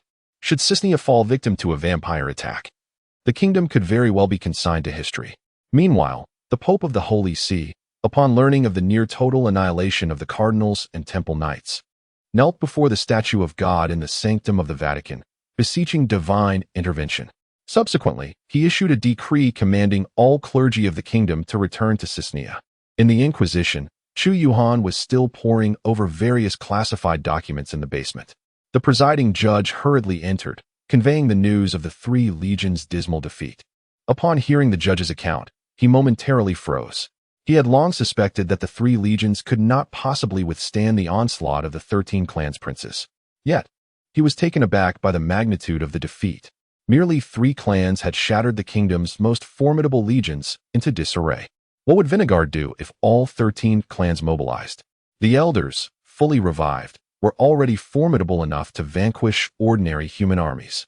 Not to mention the awakened princes of the various clans. Although he was uncertain of the precise disparity in strength between himself and the awakened princes, he knew their power was undoubtedly at the pinnacle of this world. Observing the anxious presiding judge, Chu Yunhan offered a reassuring smile. "Fear not, for I am here." The judge sighed and replied, "If it were only one vampire prince, I would indeed be unconcerned. But there are 13 princes from the 13 clans. Tianfa, you are my most exceptional disciple and my greatest pride in this life. The Inquisition will eventually rest in your capable hands. I am well aware of your temperament. This time, regardless of the circumstances, you must not act impulsively as you have in the past. The issue of the Blood Clan cannot be resolved by you alone. Furthermore, the existence of the Holy See for a millennium is not without its hidden cards. Therefore, I implore you to heed my counsel this time. Allow His Holiness the Pope to handle the Blood Clan. Remain in the Inquisition and refrain from intervening unless absolutely necessary. Chu Yunhan observed the concern reflected in the presiding judge's gaze and nodded in agreement. Very well, I shall heed your counsel. Unless absolutely necessary, I will refrain from intervening. Deep within the shadowy depths of the Carpathian Mountains, a colossal temple stood, constructed entirely of massive stones that had withstood the test of countless ages. Now adorned with a thick blanket of green moss. A dense thicket of underbrush and grass had completely enveloped the edifice. For centuries, no human had dared to tread within its confines. Yet at this moment, flickering candlelight could be discerned emanating from the innermost sanctum of the temple through its grand entrance. 13 men were seated around a vast stone table. The elegantly poised figure sitting third from the left was none other than Prince Turing, who had decimated the Lion of Fury Legion, leaving a path of devastation in his wake. The man presiding over the assembly radiated an unparalleled aura of power and authority, surpassing even that of Prince Turing. After surveying the gathered assembly, the presiding figure spoke slowly. Since the establishment of the Council of Elders, it has been nearly 4 centuries since we last convened for a judgment session. This assembly shall deliberate upon the war between the Blood Clan and humanity. Ever since we, the 13, enacted the 6 edicts of the Blood Clan, no vampire has dared to defy them. However, upon our slumber, the descendants of the 13 clans have forsaken the Council's authority. The descendants of the Gangrello, Bruja, Nosferatu, Setna, Morsis, and my own Cappadocian lineage have not only violated the 6 edicts, but have audaciously assaulted humanity. They have even sealed the altar, attempting to condemn us to eternal slumber. Such treachery is utterly intolerable. The betrayal of these descendants has not only instigated a war with humanity, but has also interrupted our repose, awakening us from our deep sleep. All Blood Clan members involved must face the most severe repercussions. Upon the conclusion of his words, the remaining 12 princes expressed their unanimous agreement. I concur. Prince Turing's countenance darkened. His Gangrello clan had suffered the gravest losses among the 13. He had been roused only in the final moments of his clan's annihilation. Still in the early stages of awakening, he had yet to regain his strength.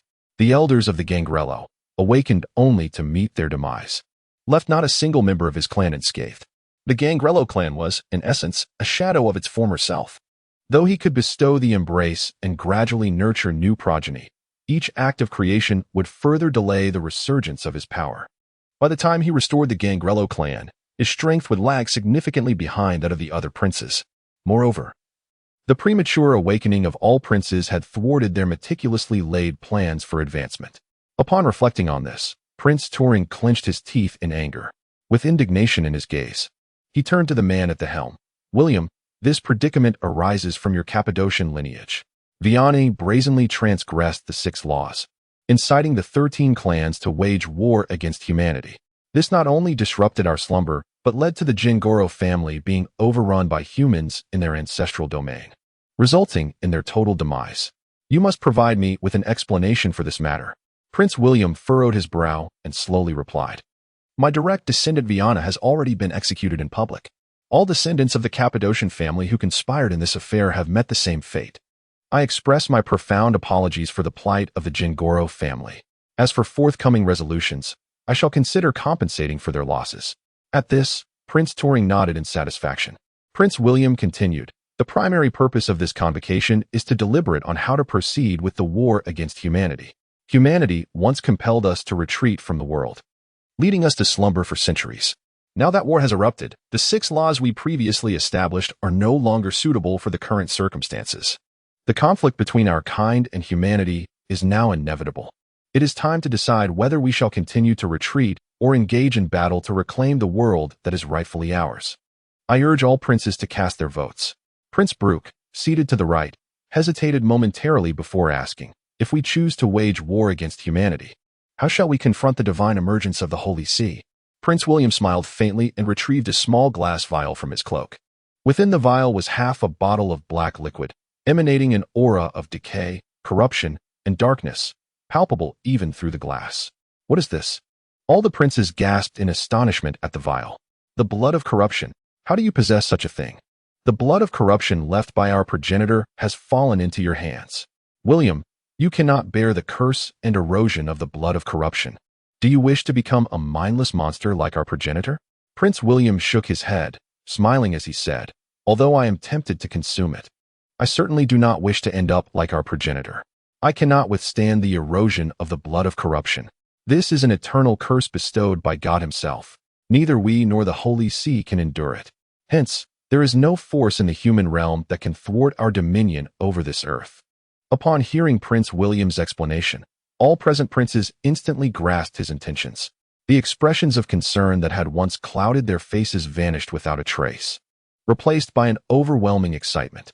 In the past, during the fierce conflict between the two factions, the betrayal of the werewolves struck a heavy blow to the vampire clan. Yet, the true turning point in the war was the divine intervention of the Radiant Church. Initially, the vampire clan boasted 24 princes of noble stature. However, the sacred arrival of the Radiant Church led to their utter defeat. In that battle, the Radiant Church vanquished 11 prince-level vampires. Sensing the dire situation, the remaining 13 decisively fled, thus ensuring their survival. Otherwise, how could mere humans and werewolves ever hope to conquer the immensely powerful vampire clan? Now, however, the last remnant of concern had dissipated. Prince Turing was the first to voice his stance. I choose to go to war. It is time to reclaim the world that rightfully belongs to us. I concur. Half a month later, the city of Yinningen had lost its former vibrancy and bustling atmosphere. Following the catastrophic defeat of the 3 major legions of the Kingdom of Winegard, a steady stream of citizens began to flee this border town with their families in tow. Initially, after the Sacred Shield Legion had rested in Yinningen, they ventured into the depths of a vast, desolate forest outside the city. However, within just a few days, the once mighty legion returned in a panic, resembling lost dogs. Originally numbering over 20,000, only a little more than 10,000 soldiers managed to escape. Each soldier who returned was haunted by fear and despair. Under the persistent questioning of the Yinningen citizens, the soldiers recounted their harrowing experiences, plunging the townsfolk into a state of extreme panic. They feared that the legendary vampires would pursue them to Yinningen. If the most formidable Sacred Shield Legion could not withstand the onslaught of the vampires, what hope did they, the ordinary people, have against such malevolence? Thus, a mass exodus began. The city, once home to over 50,000, now counted barely 8,000 remaining inhabitants, besides the guards of the Lord's manor. The majority were frail elderly who refused to abandon the city they had inhabited their entire lives or relinquish their hard-earned livelihoods. They clung to the hope that, for centuries, the vampires had never attacked Yinningen. Perhaps this time would be no different. At that moment, the Lord of Yinningen was equally restless. Unlike the common folk, his escape would mean a fate of execution by the king. Thus, he could only silently pray to the divine, hoping that the vampires would spare Yinningen. He did not hinder the flight of the citizens. Even in death, he wished to avoid bearing an indelible mark of disgrace. Otherwise, he could not face the ancestors who had been ennobled for their valor in battle. Over 2,000 guards remained atop the city walls, patrolling ceaselessly to fend off the vampire assault. As the sun dipped below the horizon, casting shadows over the land, the patrolling soldiers were struck by a scene that filled them with despair. From the depths of the forest, countless figures surged forth, rushing towards Yinningen with alarming speed. Before they could sound the alarm, the lead group of pale-faced men scaled the 6-meter-high city wall with astonishing agility, commencing a brutal slaughter of the guards. Following them, a horde of vampires swarmed up the walls, overwhelming the defenders. The guards' swords, though sharp, proved ineffective against the vampires, who felt no fear from ordinary weapons. Unless a heart was pierced, they remained unscathed. This realization plunged the defenders into terror and despair. The air was filled with piercing screams as the number of vampires climbing the walls multiplied, leading to a significant loss of life among the guards. At that moment, the Lord of Yinningen, wielding a silver weapon, rushed to the scene with a contingent of guards. Under the silver's influence, several vampires lost their formidable regenerative abilities and were swiftly dispatched by the Lord. Just as he severed the head of one vampire, a shadow darted from the distance, materializing before him in an instant. Before the Lord could react, sharp fangs sank into his neck, and he felt his blood pour uncontrollably from his body. No scream escaped his lips, he simply withered away. This sight instilled profound fear in all the guards, who abandoned their fight and fled in panic. Unfortunately, their speed paled in comparison to that of the vampires, who swiftly overtook and slaughtered them. Yunhan was left defenseless, as the vampire horde surged forth, attacking the screaming, fleeing citizens. The entire city descended into chaos. No matter how the populace attempted to hide, they were invariably discovered by the relentless vampires and dragged out into the open. Beneath the cloak of night, Yunhan resembled a hell's cape, plagued by nightmarish horrors. On that very night, 11 other cities in the kingdom of Winegard faced simultaneous assaults from the vampire legions. The guards could not withstand the onslaught, and countless residents met tragic fates. The following day, news of the 12 cities falling to the vampires spread throughout the kingdom, igniting a frenzied exodus among the populace. Over 1 million citizens flooded into the capital, Ceaseless. Many cities became desolate, resembling ghost towns. Upon receiving the news, King Richardson hastily organized the remaining forces of the kingdom, assembling an army of 11,000 to defend Ceaseless and the surrounding cities. As the 12 vampire legions easily captured city after city, the kingdom of Winegard found itself on the brink of collapse. Those who had not managed to escape were taken captive by the vampires as their food reserves. With the onset of night, the vampire horde commenced a new wave of attacks. As the number of fallen cities grew, humanity in the kingdom of Winegard sank deeper into fear and despair. People fervently prayed for divine intervention to save them.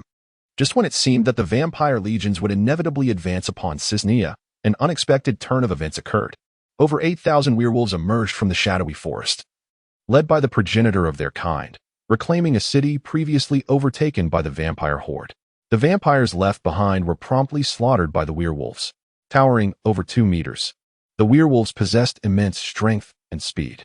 Ordinary vampires were powerless against them, their once imposing physical prowess and regenerative abilities rendered ineffective in the face of the werewolf onslaught. Even the elders of the vampire clans found themselves fleeing in disarray when confronted by the werewolves. A furious prince from the 13 clans personally led thousands of vampires into battle against the werewolf army. However, against the werewolf progenitor, he found himself utterly overmatched. The werewolf progenitor surpassed him in strength and resilience, forcing the prince to rely solely on evasive maneuvers. Yet, his attacks barely registered against the werewolf progenitor, while the latter's strikes were far beyond what the prince could withstand. The prince's remarkable regenerative abilities faltered before the werewolf progenitor, leaving him no choice but to retreat with the remnants of his forces. The sudden emergence of the werewolf army compelled the vampire legions to halt their conquest of human cities. In a state of urgency, the princes of the 13 clans convened an elder council to strategize against the werewolf progenitor's involvement. The kingdom of Winegard, once steeped in despair, finally gained a moment of respite. After communicating with King Richardson, Imochichi obtained permission to access the royal archives. After sifting through countless documents, she discovered that in the war between the two races centuries ago, the vampires had ultimately been defeated by the Light Church. Following the conflict, the church's reputation in the kingdom of Winegard had, at times, eclipsed even that of the royal family.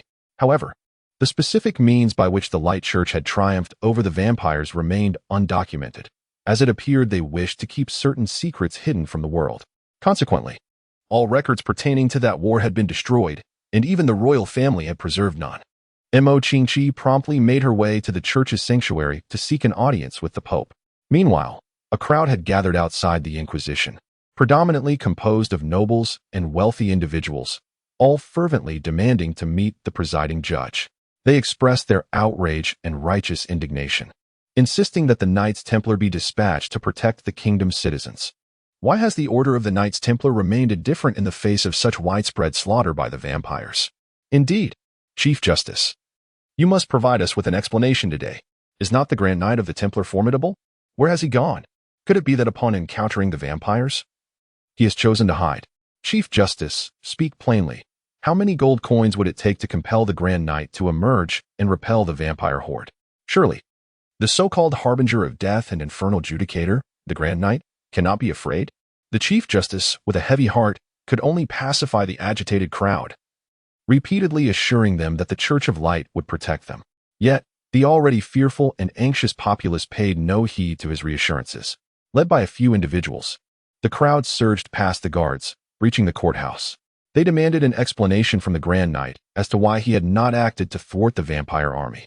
As the throng fervently searched the courthouse, Chu Yunhan, having just emerged from the basement, became aware of the commotion. He was quickly spotted, and countless individuals rushed toward him, bombarding him with questions in a state of bewilderment. One wealthy individual, having fled from another city to Cisnea, even thrust a bag of gold at Chu Yunhan's feet. His eyes filled with rage and disdain as he bellowed, "Isn't it money you seek? Name your price, then go forth and vanquish those accursed vampires." No sooner had he spoken than a flash of steel appeared, and the wealthy man's head was severed from his body, rolling into the crowd. The decapitated neck gushed forth a torrent of blood, splattering the onlookers. In Chu Yunhan's mind, a fragment of soul power had intensified. The once fervent crowd now stood in a state of stunned disbelief, gazing at the heads beneath their feet, wiping the blood that splattered across their faces. They cast a glance at the cold, unyielding man, and then succumbed to an oppressive silence. Moments later, piercing screams erupted, causing the crowd to scatter in panic. It was only at this juncture that they recalled the man's reputation as a merciless killer, even more savage than a vampire. The arriving judge surveyed the scene with a resigned sigh. This incident further solidified the rumors surrounding Chu Yunhan as a notorious murderer. Chu Yunhan gazed at the presiding judge and inquired, "What is the current state of the battlefield? Is my intervention truly unnecessary?" The judge, rubbing his forehead, sighed and replied, "The situation is dire. The vampire army has already encroached upon the vicinity of Cisnea. However, the werewolves have unexpectedly joined the fray, causing the vampire forces to momentarily halt their advance. Yet, it is unlikely that this respite will last long. The kingdom's army is utterly incapable of withstanding the onslaught of the vampires. Our only hope now rests with the Pope."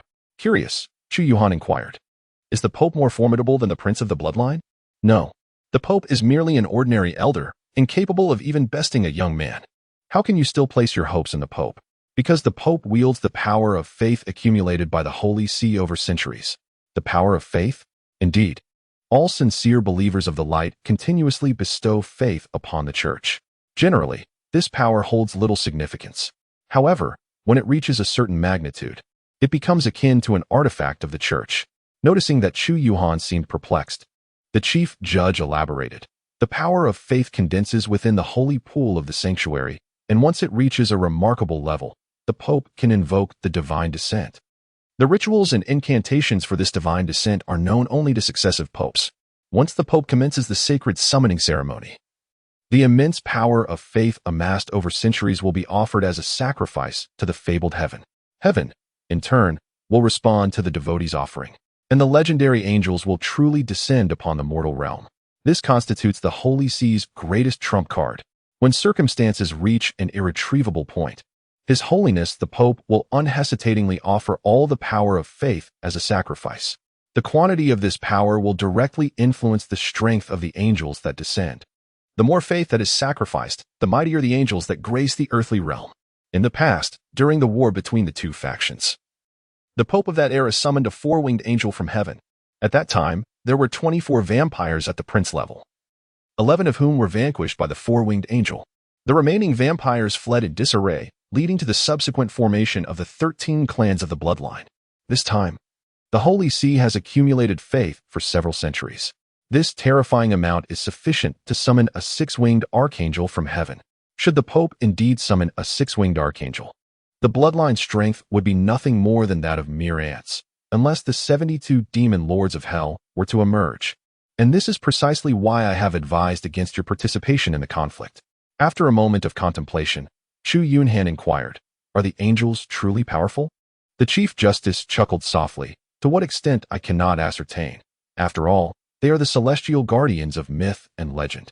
At the very least, the vampire princes would undoubtedly prove inadequate adversaries, regardless of their numbers, which would ultimately be of no consequence.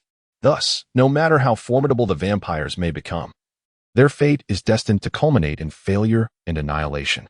Moreover, this time, the Pope will certainly not allow any vampire prince to escape." Upon hearing the Chief Justice's narration, Chu Yunhan furrowed his brow. Should the Pope invoke the divine descent and truly summon the angels of the heavens, it would not bode well for him. The task of the Tower of Returning Ruins demands the slaying of the werewolf progenitor and the vampire princes of the 13 clans. If his intended targets were ultimately vanquished by the angels, would that truly count as the fulfillment of his mission? Chu Yunhan dared not take the gamble, for the penalty for failure was a mandatory execution. Thus, he must act swiftly to eliminate all targets before the Pope invoked the divine descent. At present, the princes of the 13 clans had awakened from their slumber and convened, alleviating his burden of searching for them individually. Additionally, the progenitor of the werewolves had made his appearance.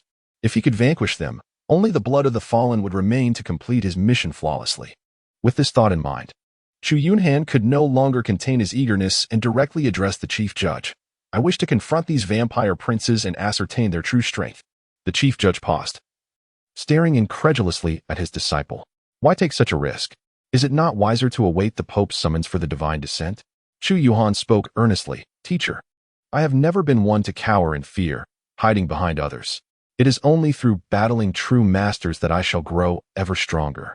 Rest assured, I am acutely aware of my own capabilities. Even if I were to be outmatched, my life would remain unharmed.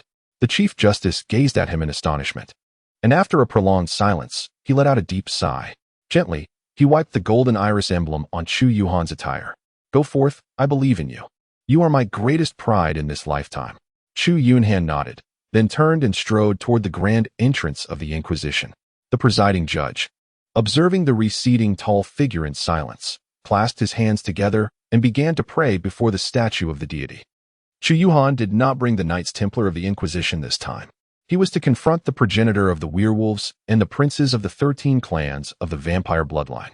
The warriors of the Knights Templar would offer no assistance. Rather, they would merely meet their demise in vain. It was far more prudent for them to remain guarding the Inquisition.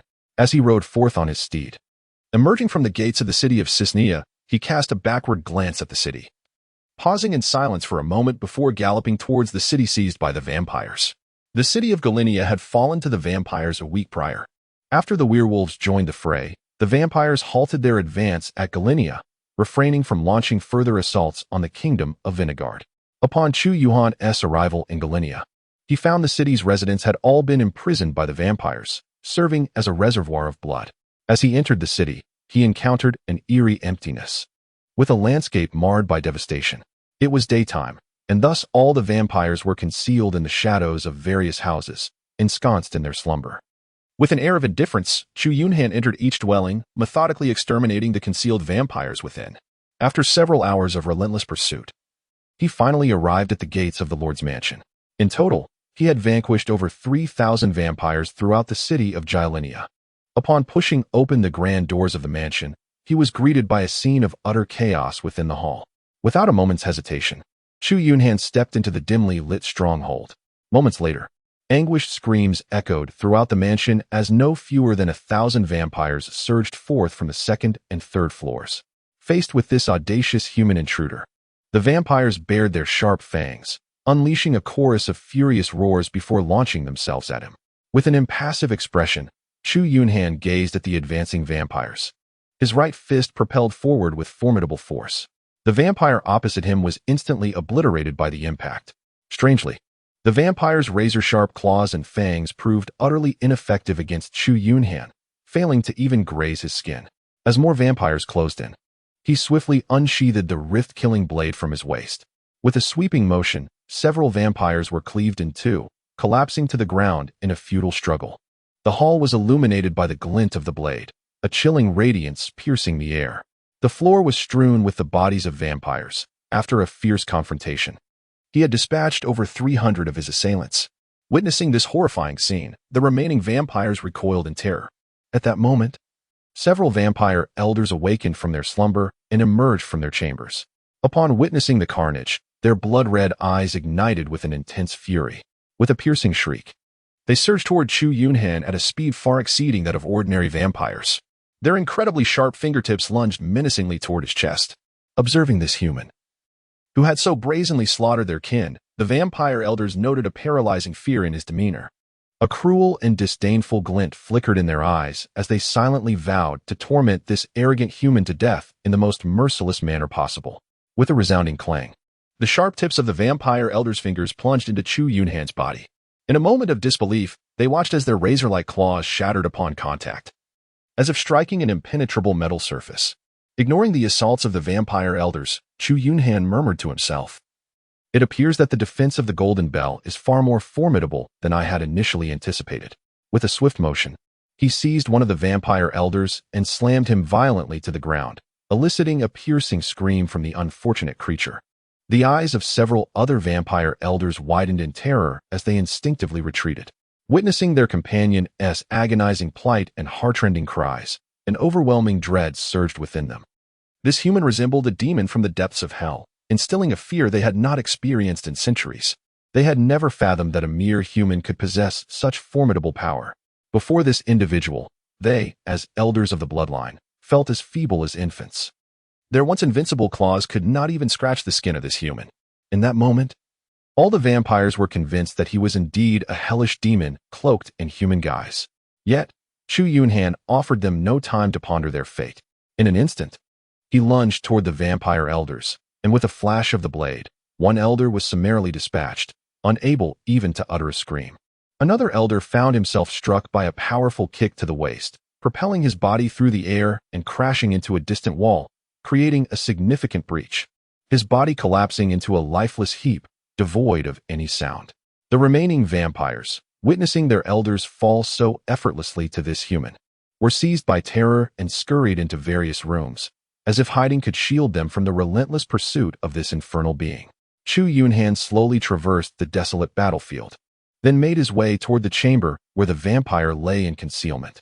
Before nightfall, Chu Yunhan thoroughly searched the entirety of Jialinia City. Despite vanquishing over 4,000 vampires, he found no trace of the bloodline prince. Instead, within the confines of the dungeon where prisoners were originally held, he discovered more than 1,000 residents of Jialinia City. They were all confined in various cells, each less than 10 square meters, crammed with over 100 individuals. In the overcrowded cells, the residents bore expressions of ashen despair, having succumbed to an abyss of hopelessness. The vampires who had seized Jialinia City routinely dragged dozens from the dungeons, draining their blood before the eyes of the remaining captives. Living in such a hellish existence, they had relinquished any hope of survival. When Chu Yunhan unlocked the dungeons, it took them a considerable time to comprehend their liberation. Their eyes were vacant, and their expressions numb as they awaited the vampire's next move. Only after Chu Yunhan severed the locks of all the dungeon doors did disbelief flicker across their faces. The joy of surviving surged forth, illuminating their features. The rescued residents wept uncontrollably, kneeling before Chu Yunhan in gratitude for his life-saving intervention. Chu Yunhan silently gazed at the survivors who had narrowly escaped death, letting out a faint sigh before turning to exit the prison cell. After resting for a night in Jialinia City, he mounted his warhorse the following morning and continued his journey towards the next city ravaged by vampires. In a mere fortnight, Chu Yunhan had liberated 12 cities from the clutches of these bloodthirsty fiends. The number of vampire elders he had slain exceeded 100, while the count of ordinary vampires reached nearly 30,000. The soul energy absorbed by his innate spirit, the exterminator, had surged to a staggering 300,000. Nearly 50,000 residents had been rescued from the cities overrun by the vampire clan. At this point, all the human cities that had fallen to the vampires had been purged by Chu Yunhan. Yet, despite this significant achievement, he had not encountered a single vampire prince. It was as if they had vanished from existence. Even after he had nearly eradicated the entire vampire race, they remained elusive. The only remaining challenge lay in the city occupied by werewolves. After a moment of contemplation, Chu Yunhan set forth towards the werewolf stronghold. For him, whether it was to vanquish the 13 clan princes or confront the werewolf progenitor, it was a task that must eventually be accomplished. Only by completing all the missions assigned by the Tower of the Abyss would he reap substantial rewards upon his return. If possible, he did not wish to overlook any of the 5 tasks set forth by the Tower of the Abyss. It was imperative that he exert himself to flawlessly complete every mission within each task realm. Only then could his strength experience rapid enhancement. In the infinite multiverse, each task represented a cycle. Merely scraping by and fulfilling the Tower of the Abyss's requirements at the most basic level would likely lead him to face insurmountable challenges and formidable adversaries in subsequent worlds. By then, regret would be futile. In the past, at the Xianyang Imperial Pass, faced with the overwhelming forces of alien races, he had felt like an ant, forced to retreat in shame. He had watched helplessly as countless comrades who had entrusted their lives to him perished before his eyes. This profound humiliation, akin to a sharp blade, was indelibly etched into his heart. Moreover, the ambiguous stance of the Great Xia dynasty towards hunters loomed over him like a mountain. Should the Great Xia dynasty decide to eliminate such unstable elements, his current abilities would be insufficient to withstand such an onslaught. His sister would also be ensnared in endless troubles. Thus, he must cherish every task he undertakes. By any means necessary, he must strive to enhance the completion rate of his missions to secure better rewards. Furthermore, his innate spirit, the exterminator, destined him to rise from the ashes of slaughter. The more enemies he vanquished, the greater the power of souls he absorbed. Only with a sufficient reservoir of soul energy could he continuously break through and survive in the abyssal tower, a realm akin to hell. As he had yet to uncover any trace of the 13 royal clans of the bloodline, he decided to commence his quest with the progenitor of the werewolves. Traversing a vast expanse of desolate wilderness, he soon beheld the city claimed by the werewolves. Unlike their vampiric counterparts, werewolves harbored no fear of sunlight. Their sole dread lay in silver weaponry. Thus, when Chu Yunhan arrived, the werewolves atop the city walls spotted him from afar. A few of them, upon recognizing him, charged furiously in his direction. By the time they stood before Chu Yunhan, they had already undergone their transformation into werewolves.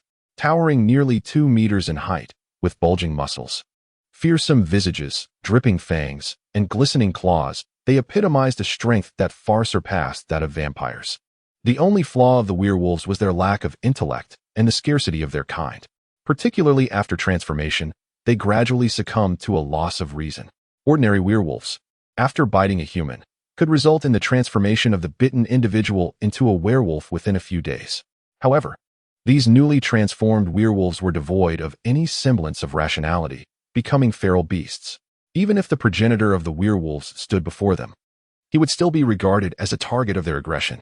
Thus, once humans fell into the clutches of werewolves, their chances of survival were virtually non-existent.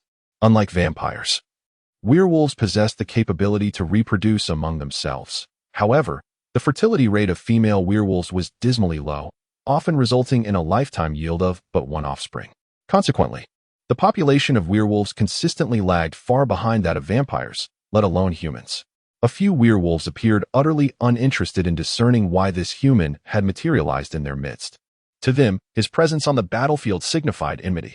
With a thunderous roar, their massive, razor-sharp claws surged toward him. With an expression of serene composure, Chu Yunhan coldly gazed at the howling wolf claws approaching. With a single, powerful punch, he unleashed a ferocious force that sent the oncoming werewolf flying, lifeless upon the ground. Absorbing the 20 points of soul energy that surged within his mind, he proceeded to eliminate the remaining werewolves one by one, all under the terrified gazes of his adversaries. Chu Yunhan shook the blood from his hands and strode purposefully towards the city.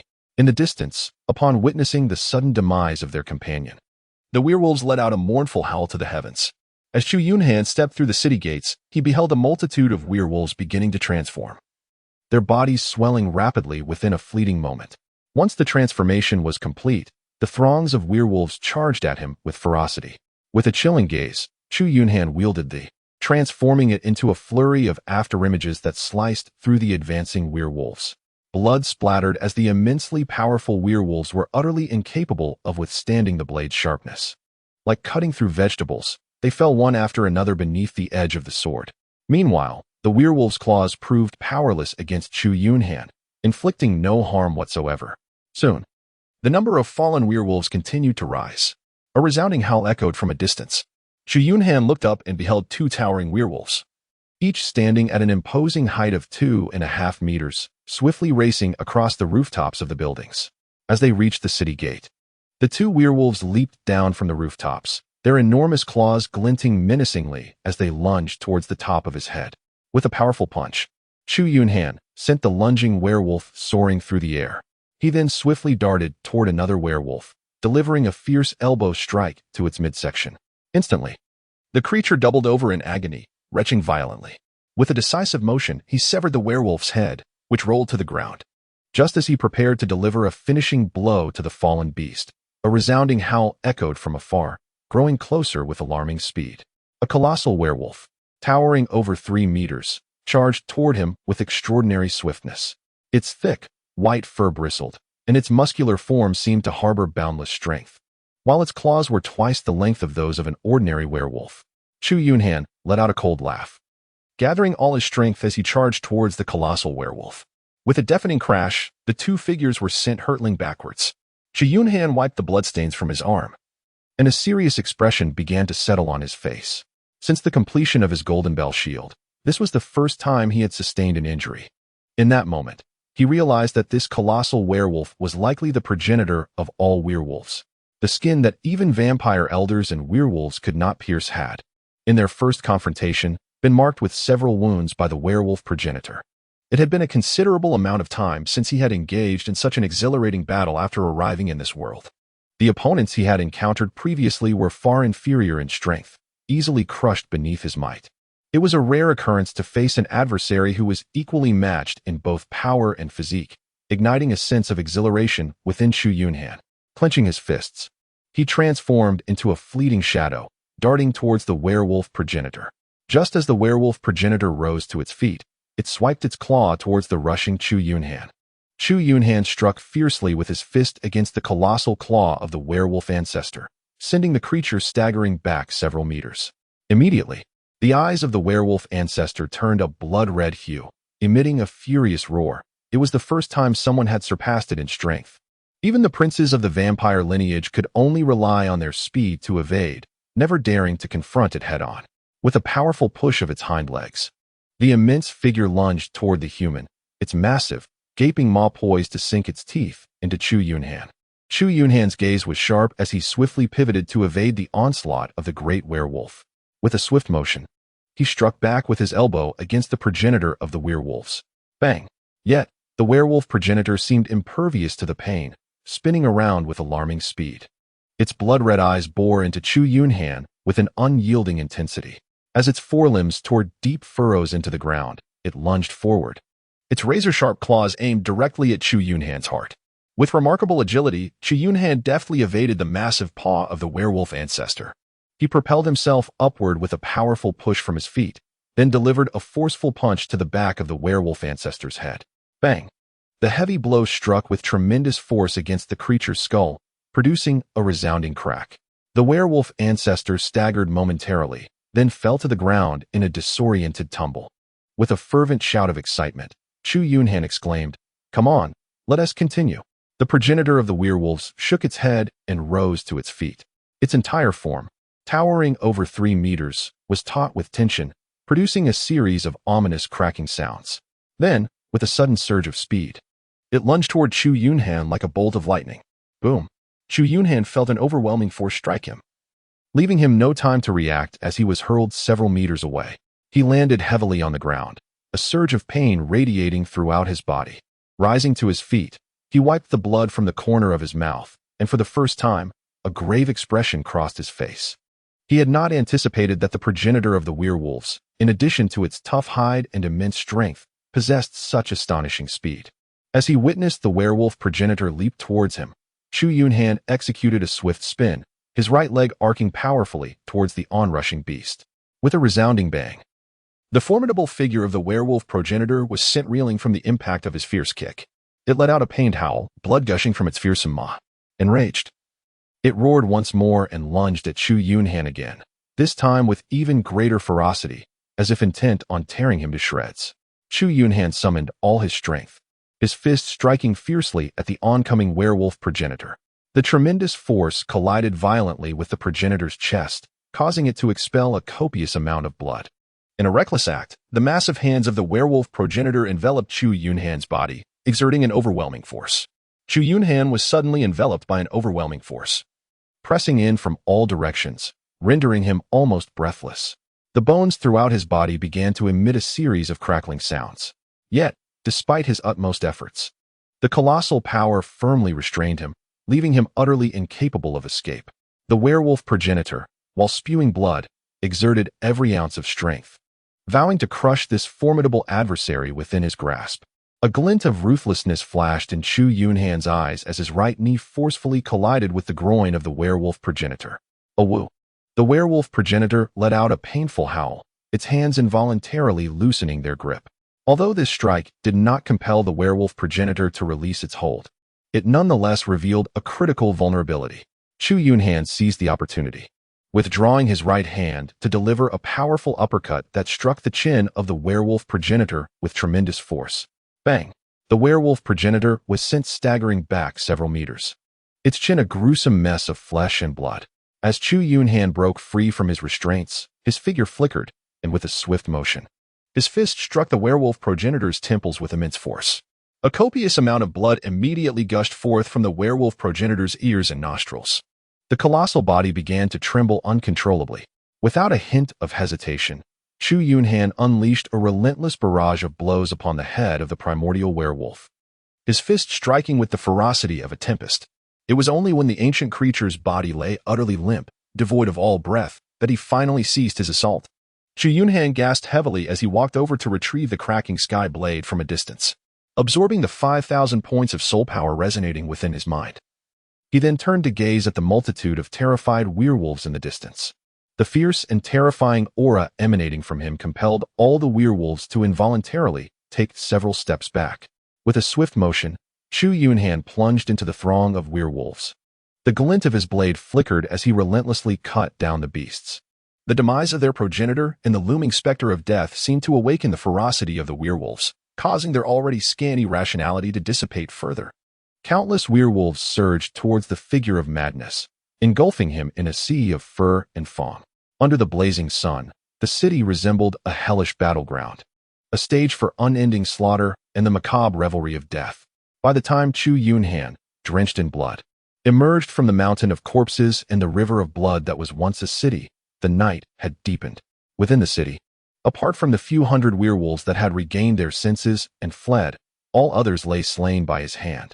The escaping werewolves were beyond his capacity to pursue. The frenzied assault of over 7,000 werewolves had drained him to the core. His hands trembled uncontrollably, almost unable to grasp the rupturing blade. Though the ordinary werewolves could not pierce his skin, the relentless onslaught left him scarcely a moment to catch his breath. He had fought from dawn until midnight, and the toll of extreme mental fatigue had rendered him utterly listless. Even his formidable body had begun to weaken. Despite having reached the minor completion of the blood transformation realm, his bones bore multiple fractures from the siege of thousands of werewolves. His skin had turned a deep purple, marred by bruises, and the vibrant life force within him had been completely depleted. Even after 2 weeks of clearing 12 cities and vanquishing tens of thousands of vampires, he had never felt such exhaustion as he did today. Chu Yunhan staggered to the bank of a small river outside the city, shedding his blood-soaked garments before plunging into the water. He spent a full half-hour cleansing himself, scrubbing away the congealed blood and remnants of flesh that had darkened his skin. The entire surface of the river became tainted with a deep crimson hue. After his arduous bathing, he collapsed onto the grassy bank, utterly exhausted, and fell into a deep slumber. It was not until the following evening that he slowly awakened. Chu Yunhan rose to his feet, assessing his physical condition. After an entire day of slumber, the internal bruising had nearly dissipated, thanks to the restorative capabilities of his blood transformation realm. His vital energy began to gradually replenish. Although the previous day's battle had nearly left him completely drained, the innate spirit absorption had accumulated nearly 160,000 units of soul power. Coupled with the relentless cleansing of over a dozen cities in the past half-month and the slaughter of more than 30,000 vampires, the soul power absorbed by his innate spirit had now reached an astonishing 470,000. Chu Yunhan could scarcely fathom the heights his power would reach if he had an ample supply of elixirs to replenish the expenditure of his breakthroughs. Without hesitation, he first consumed the primary cellular restoration potion from his spatial storage, and soon, the myriad of subtle injuries within his body were restored to their original state under the potion's influence. He then retrieved the remaining 3 Shin blood pills and ingested one. As the potent energy surged through his body, Chu Yunhan resolutely elevated his cultivation level. 40,000 points of soul power instantaneously merged with his being. With his blood beginning to boil, a vaporous force of vitality surged forth from his body, soaring into the heavens. He transitioned from the minor completion of the blood transformation realm to its major completion. Consequently, his overall strength experienced an impressive enhancement of nearly 50% with this breakthrough. The body refinement technique finally reached its pinnacle. The next realm awaited him, the 5 extremes To. Regrettably, The body refinement technique learned from the Xinjiang continent could only advance to the major completion of the blood transformation realm. Upon examining the information in his mind, his gaze sharpened, and a wave of ecstatic delight illuminated his face. Hunter, Heavenly Punishment Talent, Spirit Execution Soul Power, 432151 Title, None Rank, 1, Merit 310, Cultivation Method, Body Refinement Technique, can be deduced. Eternal Cataclysmic Body, Upper Tier, Body Refinement, Golden Bell Shield, Perfected, Tools, Rift Blade, A-Grade Origin Crystal Realm, Major Completion of the Blood Transformation Origin Power, 0 Space. For cubic meters, though no new information regarding realm ascension appeared. The mention of the body refinement technique being deducible sparked a flicker of hope within him. Chu Yunhan did not deliberate on whether to return to the Tower of Return to exchange for cultivation techniques. Instead, he chose to directly deduce the body refinement method. As a practitioner of the Dao Xintian system, since the Tower of Return had placed the trial tasks in the Xinjiang continent, the body refinement method from Xinjiang continent would undoubtedly provide him with greater assistance in the initial stages than other foundational techniques. Furthermore, the subsequent techniques derived from the body refinement method would undoubtedly be the most suitable for him. Perhaps the Tower of Return possesses superior techniques, but only those that truly resonate with him can be deemed the best. As countless strands of soul power surged into the depths of his consciousness, he experienced a sudden decrease of a full 100,000 points from his original total of over 430,000 soul power. Nearly an hour later, the body refinement method finally transformed into the Yin-Yang 5 Elements Secret Classic. With the completion of the technique's deduction, the potential for advancement to the realm of blood transformation finally manifested before him. Even the most composed Chu Yunhan could not help but feel a surge of excitement at this moment.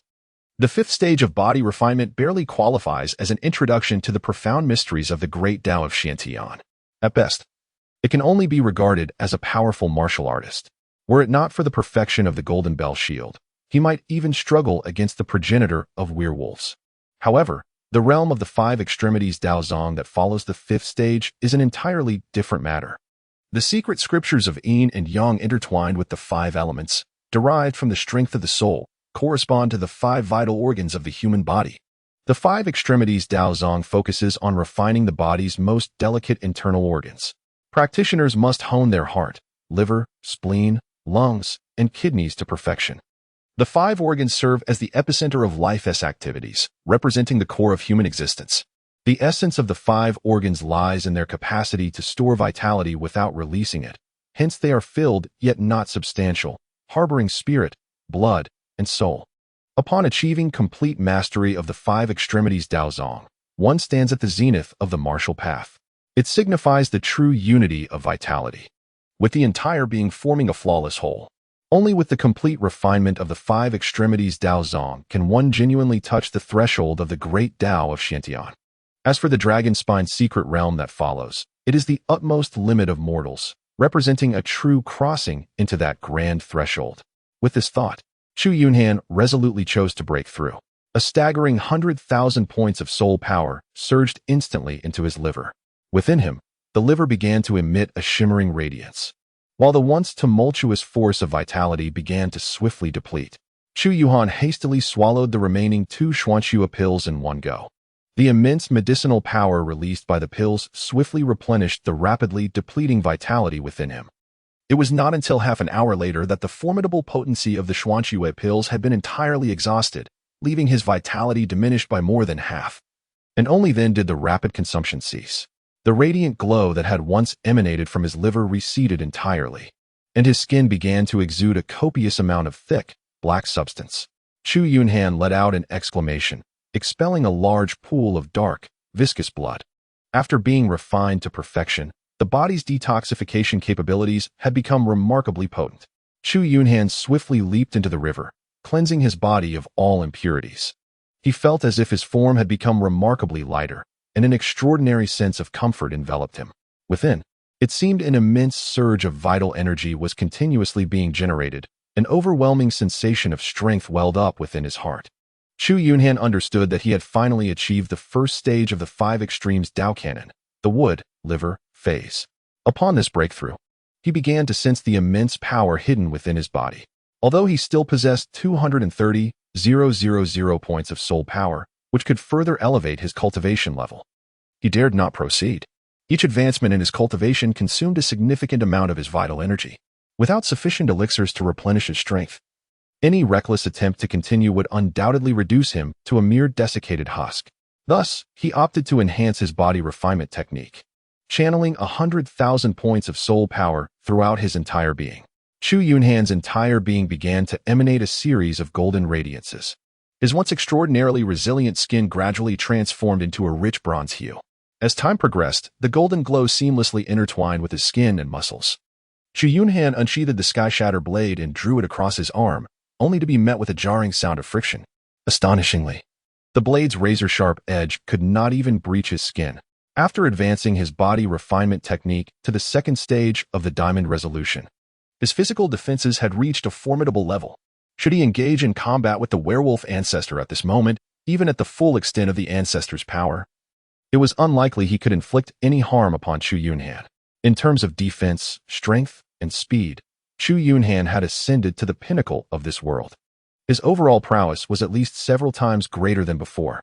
Upon checking the information from the Tower of Oblivion, he found that his status had transformed into Hunter, Divine Retribution Talent, Spirit Annihilation Soul Power, 132, 151 Title, None Rank, 1, Merit 310, Technique, Yin Yang 5 Elements Secret Canon, Eternal Cataclysm Body, Upper, Body Refinement, Diamond Resolution, Entry, Items, Sky Shatter Blade.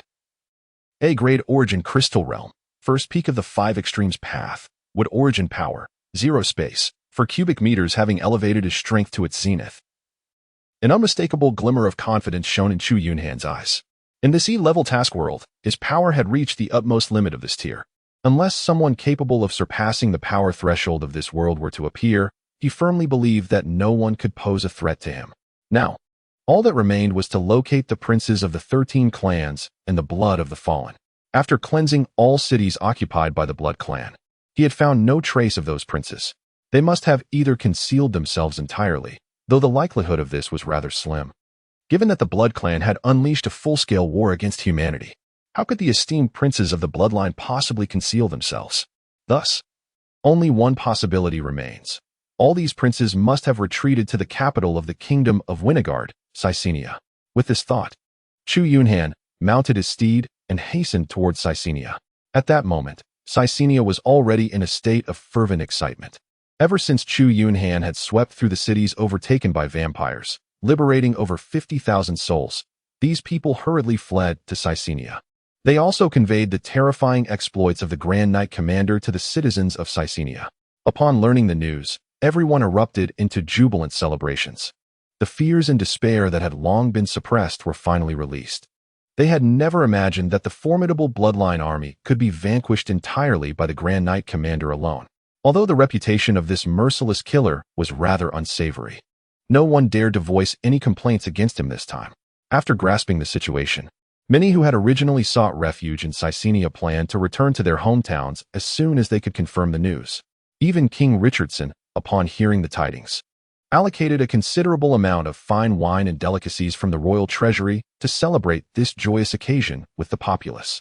Meanwhile, within the Holy See, the Inquisitor's presiding judge and several archbishops appeared utterly helpless and regretful upon receiving the news.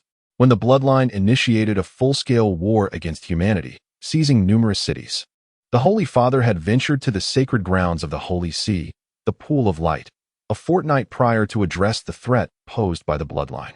The Pool of Light has accumulated the power of belief from the Holy See for centuries. 2 weeks ago, the Holy Father had already sacrificed all the power of belief to the celestial realm, commencing the sacred descent ritual. Once the ritual begins, it cannot be interrupted, otherwise.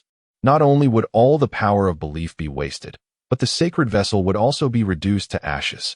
The sacred descent involves the sacrifice of countless powers of belief to an angel residing in the celestial realm. Upon receiving this power, the angel's strength would significantly increase. To reciprocate those who have offered their power of belief, the angel would bestow blessings, descending in the form of a soul into the pure vessel prepared by the Holy See. Although the angel, once descended, would not be able to exert its full power, it would nonetheless be capable of slaying any vampire or werewolf progenitor. The pool of light, as an absolute forbidden ground of the Holy See, has always permitted only the Holy Father to enter. Neither the cardinal nor the inquisitor could cross its threshold, remaining vigilantly stationed outside. The entire duration of the sacred descent would be prolonged, with more powerful angels requiring even more time to manifest.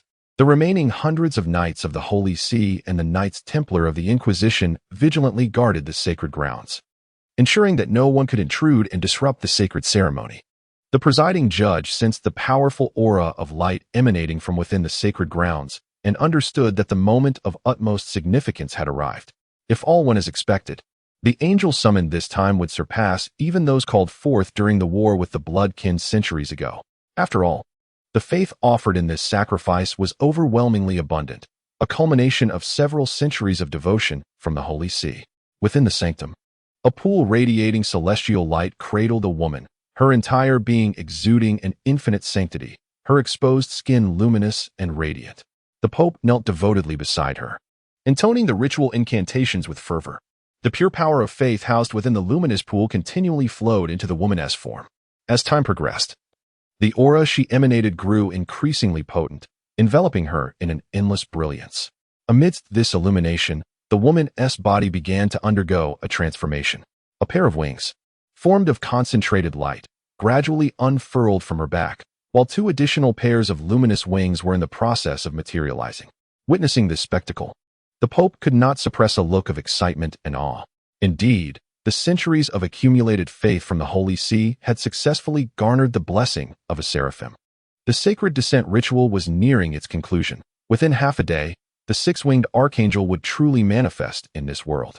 At that moment, whether it be the 13 noble clans of the blood kin or the progenitors of the werewolves, all would be reduced to ashes beneath the divine majesty of the archangel. This time, the Holy See would eradicate every last trace of the blood kin and werewolves.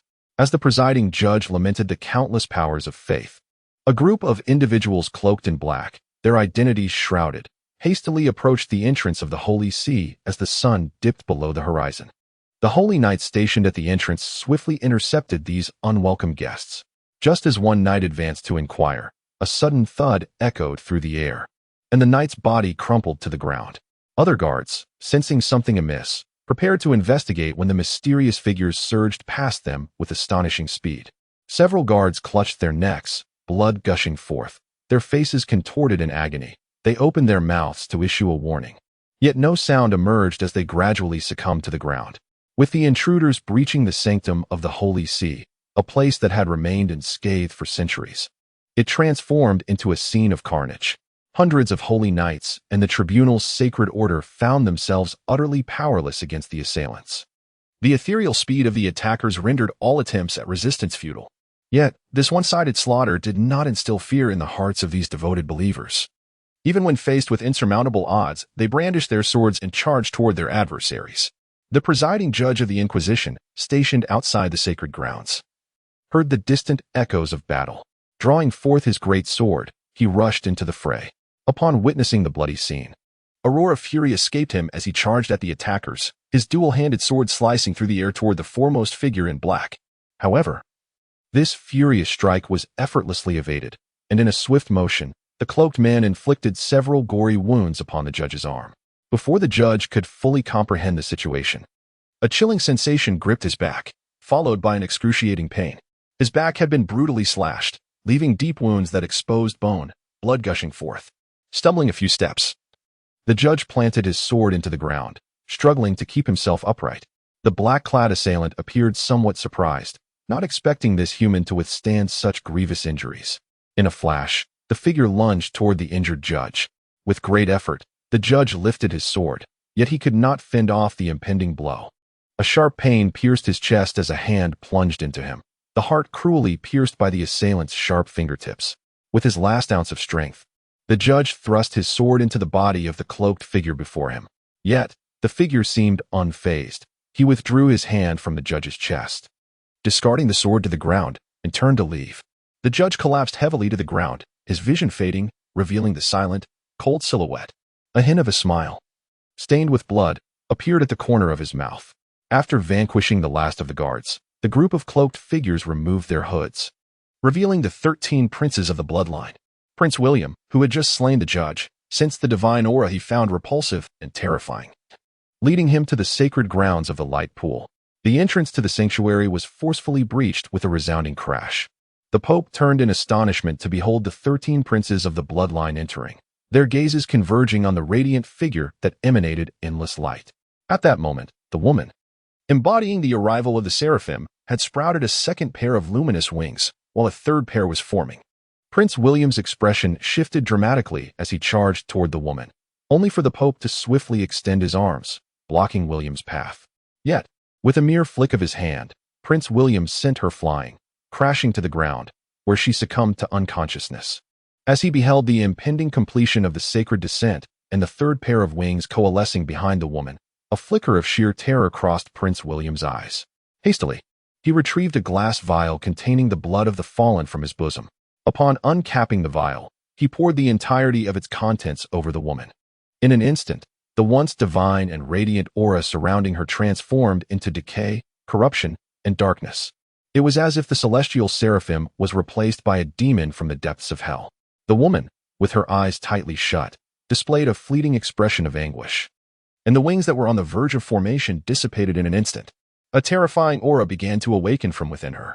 Sensing the imminent resurgence of this malevolent energy, Prince William and the other 12 bloodline princes were stricken with fear, their faces paling as they raced towards the exit of the forbidden ground. Moments later, the woman, destined to embody the six-winged archangel, slowly opened her eyes, revealing a noble, indifferent, and ruthless expression. Upon perceiving the taint of the fallen blood upon the pool of light in her vessel, she unleashed a furious roar. Her 4 wings unfurled violently, transforming from their original pristine white to a stark duality of black and white. Purification of light. With a sweeping motion of her hands, a brilliant radiance descended from the heavens, enveloping her form.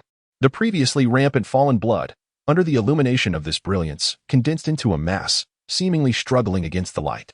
However, the fallen blood exhibited an astonishing resilience and strength as the stench of decay and darkness pervaded the air, leading to a stalemate with the radiance.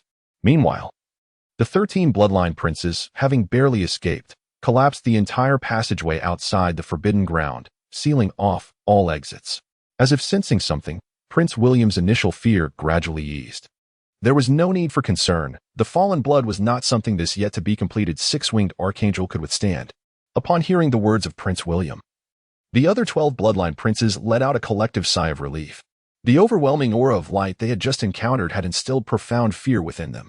Had the six-winged archangel completed the sacred descent ritual, they would have been crushed like mere ants. As anticipated, the curse embedded within the tainted blood successfully interrupted the sacred descent, forcing the celestial being to watch helplessly as they escaped. Trapped within the confines of the sacred ground amidst the pollution of the fallen blood, the sacred descent was time-bound, and the incomplete power of the six-winged archangel was insufficient to purify the fallen blood within the allotted time. The princes who burst from the cathedral, feeling the embarrassment of their recent hasty retreat, turned their gazes toward the crowd outside. Their eyes gleamed with a cruel, bloodthirsty light. Subsequently, ethereal figures surged into the throng under the twilight. The following day, as the sun rose, its golden rays illuminated the earth. However, the usual morning sounds of vendors calling and bustling footsteps were conspicuously absent in Cisnea. Overnight, the city had transformed into a scene of carnage, with countless bloodstains and corpses littering its streets. Following a night of slaughter by the 13 bloodline princes, Cisnea was engulfed in a hellish nightmare. Innocent residents were ruthlessly slain, akin to lambs led to slaughter. Only when the sun ascended, casting light upon the land, did the princes cease their violent spree, retreating to the shadows where sunlight could not reach, awaiting the next round of carnage. The chilling screams and cries for help that echoed throughout Cisnea the previous night shocked the populace. Many fled the city in desperation. By dawn, the streets of Cisnea were eerily deserted. Those who had not managed to escape rushed out from their hiding places as daylight broke, their faces etched with terror as they traversed the field of corpses, frantically heading toward the city's outskirts. Even King Richardson, under the protection of his guards, hastily fled beyond the city walls. In a single night, the once magnificent and bustling capital of the Winegard Kingdom had become a desolate ghost town. It was during this tumultuous time that Chu Yunhan, having traveled tirelessly through the night, finally returned to Cisnea. Upon hearing the fleeing residents recount the massacre perpetrated by the 13 bloodline princes, he quickened his pace. Upon entering the city, he dismounted his steed and hurried toward the Inquisition. However, upon failing to locate the person he sought, he redirected his course to the cathedral. As he stepped inside, he beheld the lifeless body of an elderly man, his chest pierced and blood completely drained, lying quietly upon the ground. The countenance of Chu Yunhan darkened instantaneously, a palpable aura of murderous intent pervading the air, rendering it almost motionless. He tenderly lifted the elderly man who had fallen to the ground, gently wiping away the desiccated blood from his face. Cradling the lifeless body of the old man, he retrieved the double-handed sword that had accompanied him throughout his lifetime and slowly made his way towards the Inquisition. He placed the old man's remains and weapon within a coffin, interring them in the hallowed grounds reserved for the former judges of the Inquisition. Thereafter, he stood sentinel at the gates of Cisnea, armed with a blade, awaiting the twilight hours. As dusk descended and night enveloped the earth, 13 bloodline princes emerged from their shadowy concealments. Upon witnessing the desolation of Cisnea, now devoid of human presence, they erupted into derisive laughter. For beings with such prolonged lifespans, the notion that humanity could evade their fate of slaughter was laughable. Inevitably, the world would revert to the dominion of the bloodline. No matter where humanity sought refuge, it would ultimately prove futile. Their sole purpose was to be herded, serving as reservoirs for the bloodline. The final gambit of the Holy See, the divine arrival, had been tainted by the corruption of fallen blood. No force in the world could pose a threat to the bloodline any longer. Even the mightiest of werewolves was but a solitary entity. Perhaps a single prince could not vanquish it, but 13 united would undoubtedly prevail. This elucidates why the werewolf progenitor seized a city from the bloodline, yet the 13 princes refrained from hastily exterminating him. For them, the only true threat in this world was the Holy See. Thus, they resolved to prioritize its elimination. Now, the game of flight and carnage was poised to commence. The princes anticipated that these pitiful creatures might inject a modicum of amusement into their long, monotonous existence. As the 13 princes approached the gates of Cisnea, ready to continue their pursuit of the fleeing humans, they were astonished to discover a solitary human standing there, quietly observing them. Prince Turing of the Gondro family curled his lips into a bloodthirsty, cruel smile, exclaiming with mirth, "A mere insect dares to gaze upon us without fleeing. As a reward for his audacity, I shall rend him asunder. Do not dare to contest with me." The other princes erupted into laughter, jesting, "Lord Turing, do take care not to be bested by this valiant soul. After all, humanity revels in tales of heroes triumphing over dragons." Indeed, Turing, exercise caution. The legend of heroes conquering demons has echoed through the annals of human history for centuries. Prince Turing responded with a smile. "Very well, I shan't squander your time further, for we have many ants to pursue after so many have scurried away."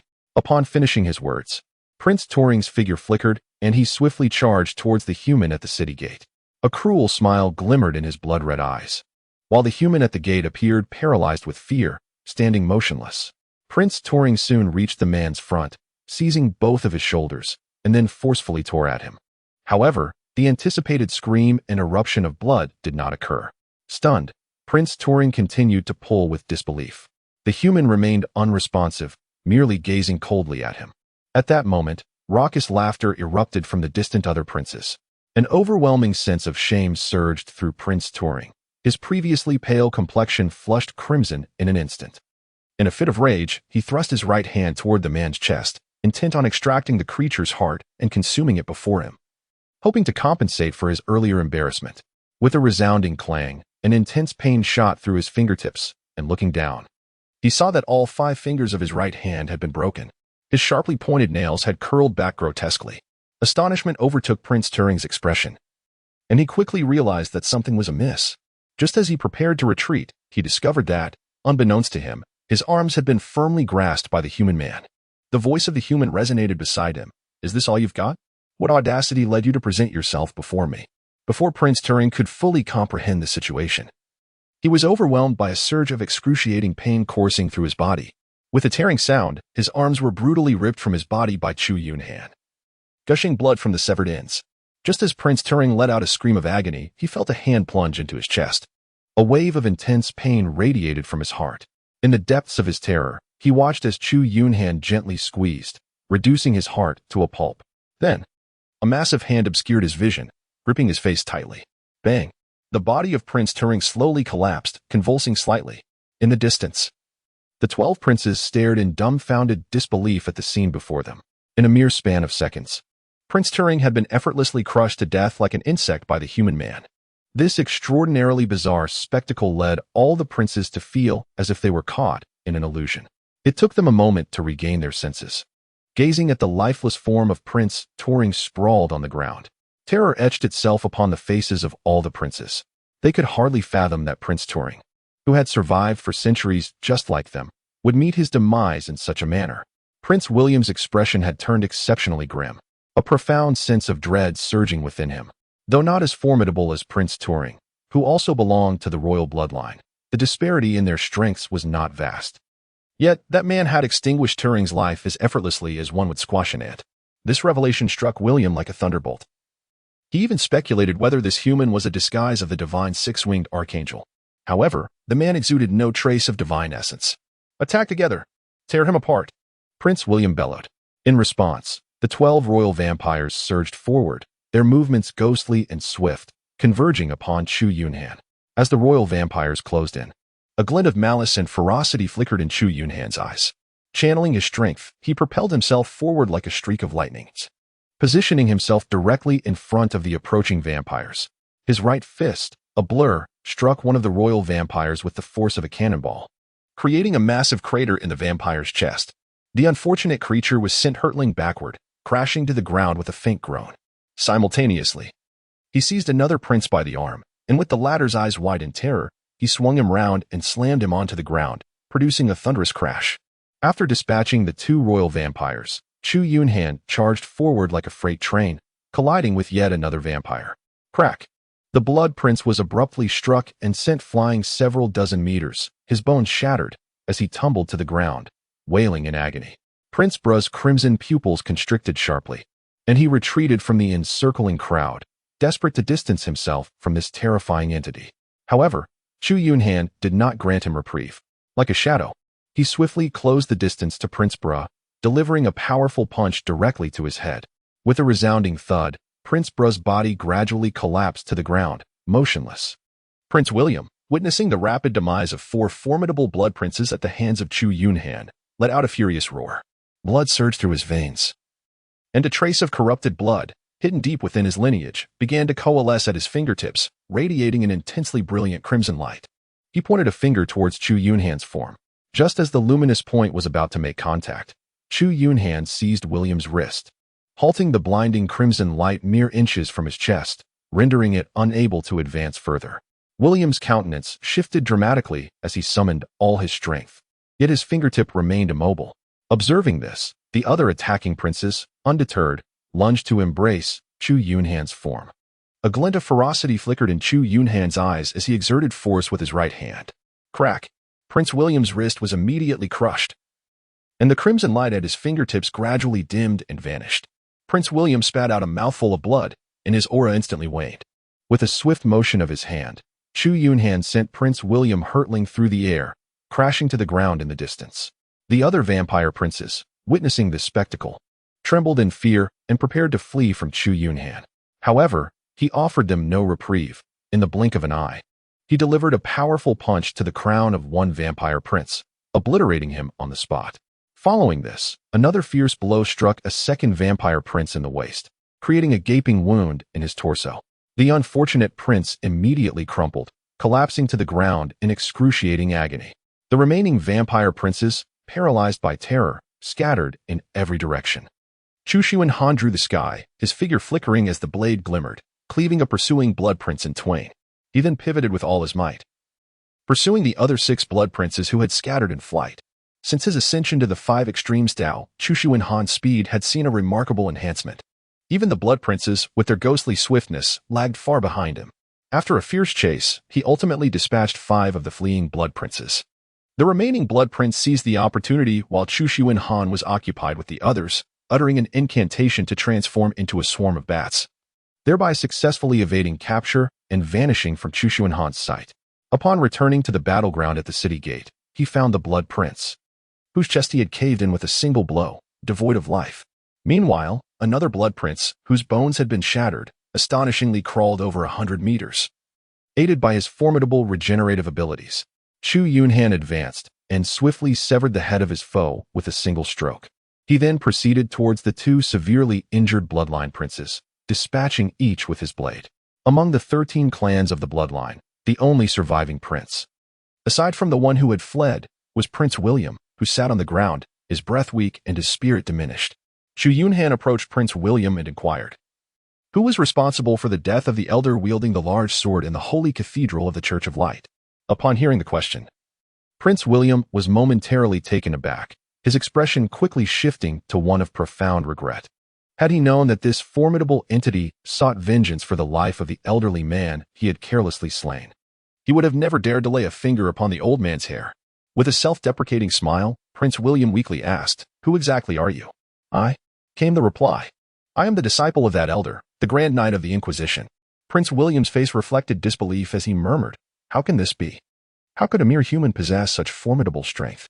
Chu Yunhan's gaze was icy, and he refrained from offering further response.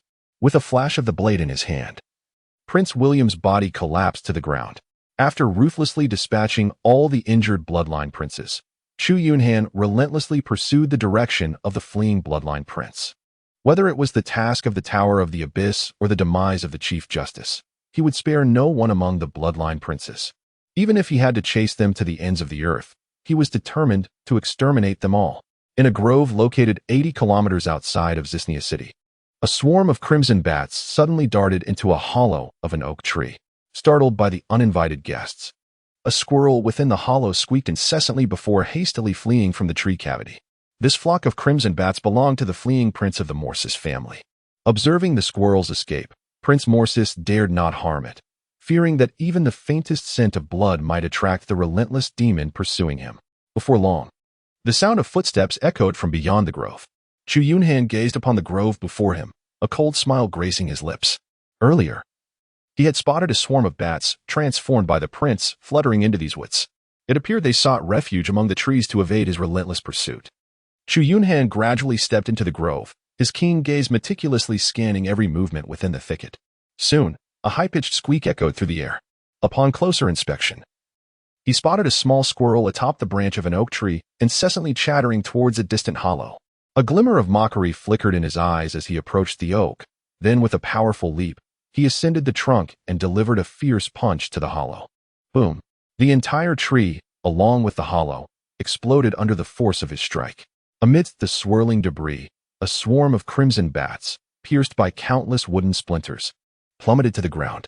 Chu Yunhan approached the group of bloodied bats, crushing each one beneath his foot.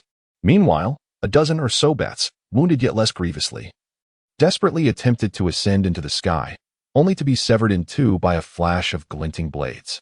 It was only at this moment that Chu Yunhan became aware of the 3,000 points of soul energy that his innate talent, the spirit severing, had just absorbed.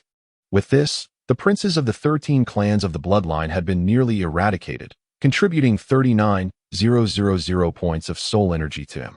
After vanquishing the last of the bloodline princes, Chu Yunhan set forth to return to Siggia. He had one final task yet to fulfill, the annihilation of the corrupted blood. Since the aforementioned bloodline prince had mentioned the fallen angels tainted by the corrupted blood, it was highly probable that the taint lay within those very angels. Upon arriving at the sanctuary of the Holy See, he found two men fervently excavating the forbidden depths of the sanctum. Previously, even he, the Grand Knight of the sanctuary, had not been permitted entry. Only the Pope of the Holy See held such privilege. Detecting Chu Yunhan's presence, the two men immediately ceased their digging, their gazes fixed on him with vigilant intensity. These two individuals were, in fact, the judicators of the City of the End, companions of Mo Qingqi. Chu Yunhan gazed at them with a cold indifference and inquired, "The blood of the fallen should be within, correct?" The two men immediately paled, for they had hidden away during the frenzied slaughter by the Blood Prince. It was only later, upon receiving a message from Mo Qingqi, that they learned she was entombed within the sacred grounds of the church. Her current condition was dire, prompting their urgent arrival to devise a means of rescuing Mo Qingqi. "Who are you?" questioned the man named Bruce, as he began to transform into a towering brown bear, more than 2 meters in height. Meanwhile, the other man suddenly brandished a colossal firearm, aiming its muzzle directly at Chu Yunhan. A flicker of realization passed through Chu Yunhan's eyes. These two individuals were indeed the judges of the city of Terminus. Since his entry into this task-laden realm, this marked his first encounter with another inhabitant of the primordial land. From the task notification of the Tower of Return, he learned that the judges of the city of Terminus had entered the task world prior to him. Yet, he had not heard any information regarding them until now. It seemed they had been concealing themselves in some manner. However, they appeared rather feeble. Chu Yunhan pondered carefully and realized that slaying the arbiter of the City of the End would yield no rewards from the Tower of Ruin. Furthermore, the potential adverse consequences remained uncertain. Thus, he resolved to spare his opponent for the time being. I am the Grand Knight of the Holy Inquisition. Upon hearing Chu Yunhan's response, the expressions of the two men changed dramatically. What? You are the fabled Grim Reaper's scythe? Previously, when Chu Yunhan had been mercilessly slaughtering vampires in Valiant City, they had learned of his legend from King Richardson. They never expected to encounter him at this moment. Step aside, it appears the Pope is still within the forbidden grounds. Bruce and his companion hesitated for a moment, but soon yielded the path. After all, he was the Grand Knight, and it was entirely reasonable for him to seek the Pope who was saving the Holy See and pursuing the fallen blood. Moreover, it seemed evident that they would not be able to contend with him. As Chu Yunhan approached the forbidden ground, buried beneath a mound of stones, she unleashed a series of powerful blows upon the rocky obstruction. With a resounding crash, debris soared into the air, and within moments, the entrance to the forbidden realm was unveiled. Paying no heed to the astonished expressions of the two onlookers, she strode confidently into the depths of the forbidden zone. In the distance, a figure leaned against the wall, seated on the ground, exuding an aura of profound weakness. It was none other than the Pope of the Holy See, who had previously initiated the sacred descent ceremony. Upon witnessing Chu Yunhan's entrance, a glimmer of astonishment illuminated the Pope's eyes. Captain of the Heavenly Punishment Knights, hasten to stop her. She has been tainted by the blood of the fallen and will soon lose her sanity, transforming into a fallen angel. Upon turning her head, Chu Yunhan beheld a woman in the luminous pool of the forbidden ground, who bore 2 pairs of wings and was overtaken by an expression of anguish. The majority of her body had transformed into a deep ebony hue, which relentlessly spread towards her head. The 2 pairs of wings behind her had become as dark as ink, exuding an aura of decay and darkness. Chu Yunhan inquired, "How can we stop this?" The Pope immediately shouted, "Eliminate her. The corruption has become irreversible. Once she is completely consumed, she will transform into a fallen angel, and at that moment, this world will face a terrifying calamity." However, at that very instant, Bruce and his companion, upon seeing the woman, exclaimed "Captain," and hurriedly rushed forward to assess her condition. Chu Yunhan was momentarily taken aback, only to realize that this woman, tainted by the blood of corruption, was also a judge of the City of the End. He then cast a puzzled glance at the Pope. The Pope, with a wry smile, elucidated, "Her name is Mo Qingqi, a favored guest of King Richardson and the commander of the Rose Knight Order. When the army of the Blood Clan commenced their assault on the human realm, she sought me out, hoping to acquire the power to vanquish the Blood Clan. The situation was exceedingly dire. The Blood Clan was on the verge of invading Cisnea. The sacred descent ritual of the Holy See required a pure vessel. If the ritual succeeded, angels from the heavenly realm would descend upon this vessel, granting her the strength to defeat the Blood Clan. However, the sacred descent could only last for 30 days.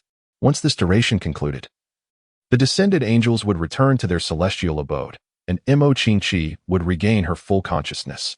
Little did we anticipate that, at the most critical juncture of the sacred descent ritual, a prince of the Blood Clan stealthily infiltrated the forbidden grounds and scattered the blood of corruption in the light pool. The 6-winged archangel, who had not fully descended, was unable to purify the tainted blood and was instead on the brink of being corrupted. Realizing the peril, the descending 6-winged archangel abandoned its fragment of descending power and returned to the heavenly realm. Consequently, Mo Qingqi awoke to her consciousness. Yet she found herself incapable of resisting the erosion of the corrupting blood.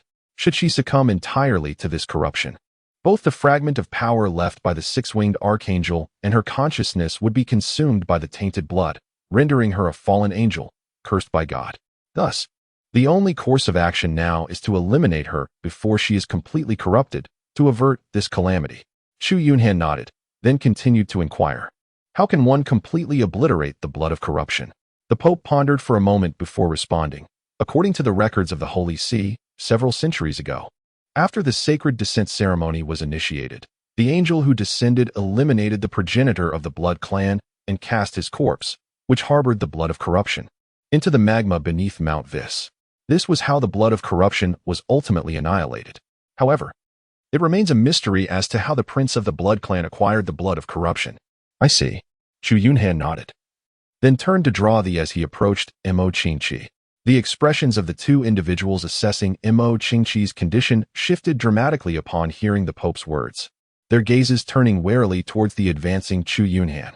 Bruce, transformed into a colossal brown bear, let out a thunderous roar, his massive paw lunging fiercely towards Chu Yunhan. With a calm and indifferent gaze, Chu Yunhan unleashed a punch that sent the brown bear soaring through the air, crashing heavily against the wall before tumbling to the ground, where it lay in agony, howling in pain. Another adjudicator, witnessing Bruce's dire predicament, was taken aback, his expression shifting dramatically in shock. The muzzle of his gun erupted with flames, unleashing a barrage of bullets that clanged and clattered as they rained upon Chu Yunhan. Yet, they failed to breach even his skin. Ignoring the bullets that whizzed past him, Chu Yunhan strode forward and delivered a resounding slap, sending the adjudicator hurtling through the air. The figure tumbled several times before crashing to the ground, rendered unconscious. Mo Qingqi, who was valiantly resisting the encroachment of the fallen blood, stared in disbelief as he witnessed his two companions being effortlessly overwhelmed by Chu Yunhan. Chu Yunhan approached her, observing her demeanor, and couldn't help but shake his head as he spoke. How have you managed to survive in the city of Twilight with such weakness? Upon hearing this, Mo Qingqi's pupils constricted sharply, and a look of terror washed over her face. The Grand Knight of the Holy Temple was, in fact, a hunter from the Tower of Oblivion. Ever since she had entered this task world, she had been tirelessly seeking information about the hunters from the Tower of Oblivion. Yet she had received no intelligence whatsoever. The hunters from the Tower of Oblivion had entered this task world a full month after her team, and from the very beginning, she understood that this hunter would undoubtedly possess far greater strength than them. In order to balance this disparity in power, the City of Twilight had allowed them to arrive a month early. However, she never anticipated that in this world, the being known as the Scythe of Death, the Hell's Judge, the Grand Knight of the Holy Temple, Tianfa, would actually be one of the hunters from the Tower of Oblivion. The chasm of strength was simply too vast. This was merely an E-level world. Why would the Tower of Oblivion dispatch such a formidable creature to undertake a task? She had previously considered relying on the Rose Knight Brigade to encircle and eliminate him. Now, it was all over. Mo Qingqi painfully closed her eyes. Faced with such a disparity in power, she had no viable means of resistance. Even her trump card, the third-tier magic scroll, would likely have no chance to activate before the hunter. Moreover, in her quest for the strength to slay the Blood Prince, she had undergone the holy descent ritual of the Church of Light, only to be tainted by the corruption of fallen blood, plunging her into this dire predicament. Chu Yunhan gazed with keen interest at the corrupting blood that gradually enveloped her entire being and spoke. Shall I assist you in finding liberation? Judging by your appearance, it seems you cannot withstand the encroachment of the fallen blood. Should you lose your autonomy and succumb to its corruption, you may very well become exceedingly lascivious. After all, even angels can fall. The descent of a woman is often far more terrifying. How dreadful indeed. Mo Qingqi, upon hearing this, abruptly opened her eyes. Her face flushed with indignation as she retorted, I will not fall to your depravity. It is you who will become exceedingly lascivious. After her outburst, she cast a glance at her fallen companions, her expression resolute. With her eyes closed, it seemed as though she was communing with something within her mind. Just as Chu Yunhan withdrew her sword, poised to deliver a fatal blow, a radiant light suddenly emanated from Mo Qingqi. In that fleeting moment, she and her two companions vanished from this realm. Only a spectral silhouette remained in the pool of light, a remnant of the failed divine descent, a power avatar left behind by the seraphim. With the loss of its corporeal vessel, the power avatar gradually dissolved into nothingness in the air. The corrupting blood, having lost its target for invasion, reverted to a pool of black liquid, akin to mercury, cascading to the ground and rolling incessantly. Chu Yunhan bent down to pick up the glass vial lying on the ground, carefully filling it with the blood of the fallen. He then gazed at the place where Mo Qingqi had vanished, murmuring to himself, have I entered the wrong primordial realm? Is the city of finality truly so benevolent towards the judgers? The task remains unfulfilled, yet I can return forcibly? Damn it. Why does the Tower of Return resort to outright execution? Meanwhile, in a vast, desolate city at the chaotic center of an infinite multiverse, Mo Qingqi found himself in his exclusive chamber, neglecting even the healing process as he erupted into a tirade. A month later, the capital city of the Kingdom of Vinegard, Senia, gradually regained its former vibrancy. The populace was well aware that the immensely powerful Grand Knight of the temple had slain all the vampire princes and werewolves. Moreover, throughout this month, the Grand Knight had led the surviving temple knights of the Holy Inquisition in purging every hiding place of vampires and werewolves. From that moment on, vampires and werewolves would become mere legends. The figure known as the Reaper's Scythe, the Infernal Judger, the Grand Knight of Divine Punishment, had successfully acquired yet another title among many, the Harvester of Demons. The prestige of the Church of Light had never been greater. Even the Prince of the Kingdom of Vinegard was required to undergo the Pope's baptism and blessing to inherit the crown. Atop Mount Vis, Chu Yunhan gazed into the volcanic crater as magma occasionally erupted forth, casually tossing a glass vial into its depths. Moments later, his figure abruptly vanished from this world. In a flash of white light, Chu Yunhan appeared in the exclusive chamber of the Tower of Return. The healing light lingered on his body for but a few seconds before dissipating. Concurrently, the task's settlement information from the Tower of Return materialized. Hunter has returned to the exclusive chamber of the Tower of Return. Task: Blood Moon's Lament. Task difficulty: 2 stars. E grade 1. Identify and slay the mastermind behind the indiscriminate massacre of the populace. 2. Restore the glory of the Church of Light. 3. Eliminate the progenitor of the werewolves. 4. Slay the 13 royal vampire clans. 5. Annihilate the blood of the fallen. Completion level: S. Note: ratings range from E to SSS. Calculated based on the hunter's specific performance. Rewards are being calculated in the Tower of Return. Rewards: Bloodline of the Vampire Prince 1, S- grade Source Crystal 1, Merit 4. Storage space increased by 1 cubic meter, source power increased by 6000. All rewards have been deposited into the storage space. The hunter may check them at their leisure. The hunter's next mission is scheduled for 30 days hence. The hunter may opt to temporarily return to their own world. The hunter must return to the Tower of Return before the mission time. Otherwise, the tower will directly erase the hunter. As Chu Yunhan gazed upon the task settlement information from the Tower of Returning Ruins, a smile illuminated his face. At last, he had achieved an S rating for the mission Blood Moon's Grief. He had accomplished all 5 tasks set forth by the tower independently, though merely an S- grade. It was sufficient to fill him with satisfaction. Moreover, the rewards from the tower were exceptionally generous. The source power granted him a source crystal of high grade and 4 merit points, both of which he desperately needed. The bloodline of a blood prince was incompatible with his cultivation system, and its potential was too limited for him. However, despite his inability to utilize it, he believed it would fetch a handsome price at the auction house in the shared square.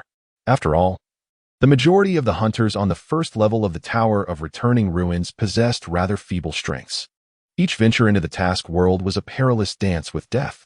Had he been able to harness the Blood Prince bloodline, it would have significantly enhanced his survivability and speed, an invaluable asset within the tower.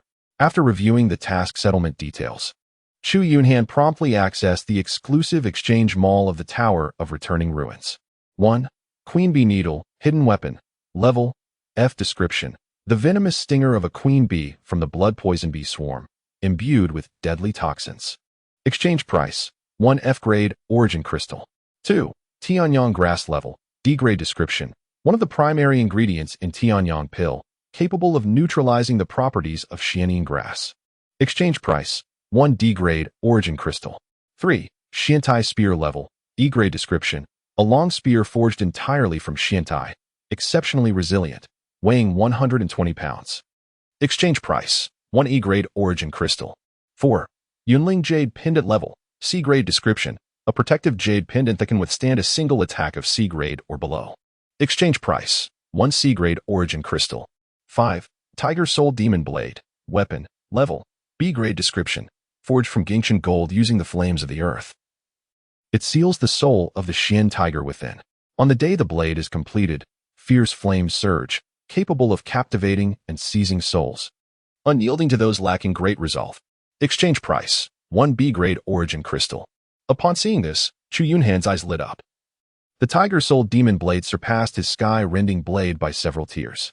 As his strength rapidly increased, the sky-rending blade was gradually becoming inadequate for his needs. In the forthcoming task worlds, encountering formidable foes would render his weapon his only vulnerability. He had initially planned to visit the shared square to auction off his bloodline of the Blood Prince, while casually searching for a suitable weapon at the auction house. To his surprise, he discovered it directly in the exchange mall. He disregarded the note about those lacking great resolve cannot subdue without a second thought. Thus, he unhesitatingly split his previous A-grade origin crystal into 2 B-grade origin crystals in exchange for the Tiger Soul Demon Blade. The Tiger Soul Demon Blade gleamed in silver-white, with a blood-red vein running through its blade, and the hilt was intricately carved with a fierce tiger. According to the scoring system of the Guishu Tower, items exceeding D-grade are no longer given scores but are displayed by their grade. The Sky-Rending Blade had a score of only 198, classifying it as an E-grade weapon, while the Tiger Soul Demon Blade had already attained B-grade. As Chu Yunhan grasped the tiger's Fong Demon Blade, a resonant roar of a tiger reverberated within his mind. Deep within his consciousness, a colossal white tiger began to materialize, its fierce blood-red eyes fixated intently upon Chu Yunhan. In an instant, it lunged forward, its massive jaws, adorned with sharp fangs, poised to strike him with ferocious intensity. With a grave expression, Chu Yunhan concentrated all his strength and delivered a powerful punch to the head of the tiger. The enormous white tiger was sent flying several meters. Before the beast could regain its footing, Chu Yunhan charged forward, relentlessly striking its head with blow after blow. It was only after he had thoroughly dispersed the imposing figure of the white tiger that he withdrew from his trance. Gazing at the now tranquil tiger spirit demon blade in his hand, Chu Yunhan let out a cold chuckle and casually placed it into the storage space of the Guishu Tower. After acquiring this tiger spirit demon blade, he was left with an additional B-grade and an S-grade source crystal. With this thought in mind, he could not help but spend 1,000 points of source power to refresh the exchange market, hoping for a stroke of luck to procure the items he desired, preferably an S-grade. When the exchange market refreshed, Chu Yunhan focused intently, only to be met with disappointment. The best item available was merely a D-grade Wind Chaser sword technique, which wasted his 1,000 points of source power. After closing the exchange market, he exited his private room and made his way to the shared plaza on the first floor of the Guishu Tower. The central area of the plaza was occupied by the auction house established on every level of the Guishu Tower. Chu Yunhan directly listed his royal bloodline from the Blood Clan for a price of 10,000 points of primordial power, and began to peruse the items currently up for auction. After flipping through the listings for a while, he discovered that the most expensive item in the auction house was surprisingly a jade slip containing fragmented knife techniques and a magical artifact known as the Celestial Master Seal. The description of the knife technique fragment provided by the Tower of the Abyss indicated that, after countless epochs, much of the information contained within the jade slip had been lost. Even the name of the technique was unknown, and the slip retained only the first 3 forms of the knife technique along with some insights into its practice. All subsequent moves and cultivation methods had been completely erased. Nevertheless, even such a fragment garnered a terrifying S-rank rating from the Tower of the Abyss. Upon reading the auction house's description, Chu Yunhan's heart skipped a beat. Despite its severe imperfections, the Guishu Tower astonishingly awarded this technique an S-rank evaluation. It was evident that if the content of this sword technique had not been lost, it would undoubtedly rank among the most elite swordsmanship in the Guishu Tower. With this thought, he felt a surge of excitement. Previously, the sword techniques he practiced in the Xianyang continent were merely rudimentary slashes and strikes. He had always relied on sheer strength and speed to vanquish his foes, while his swordsmanship was lamentably inadequate. The only way to acquire top-tier sword techniques would be to wait for their appearance in the dedicated exchange market or to purchase them from others. Even though this sword technique was significantly flawed, he possessed the talent of jilling, which allowed him to deduce. As long as he could successfully learn the first form of the sword technique, he could utilize his soul power to reconstruct all the subsequent lost techniques. It was a perfect match for his jilling talent. With this in mind, Chu Yunhan eagerly checked the price of the incomplete sword technique. However, the exorbitant price of 100,000 points of primal power felt like a bucket of cold water dousing his enthusiasm. Glaring at the price, he felt an overwhelming urge to drag the seller out and punish him. After completing an S-rank task, the Guishu Tower had only rewarded him with 6,000 points of primal power. How dare this individual list it for such an outrageous sum? Even if an S-rank item were truly worth that much primal power, who could possibly afford it? Most of the hunters on the first floor of the Guishu Tower were novices. even after risking their lives to complete a task. They could only earn a few thousand points of primal power. No one dared to hoard primal power without immediate use, as the consequence would be stagnation and strength, significantly increasing the likelihood of perishing in the next task world. Such a price, even if listed for 100 years, would guarantee no buyers.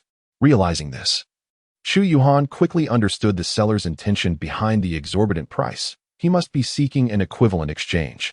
Thus, he promptly contacted the seller, named Di Ming, as per the auction house's listed information. Before long, the seller responded, and they agreed to meet at a restaurant run by humans.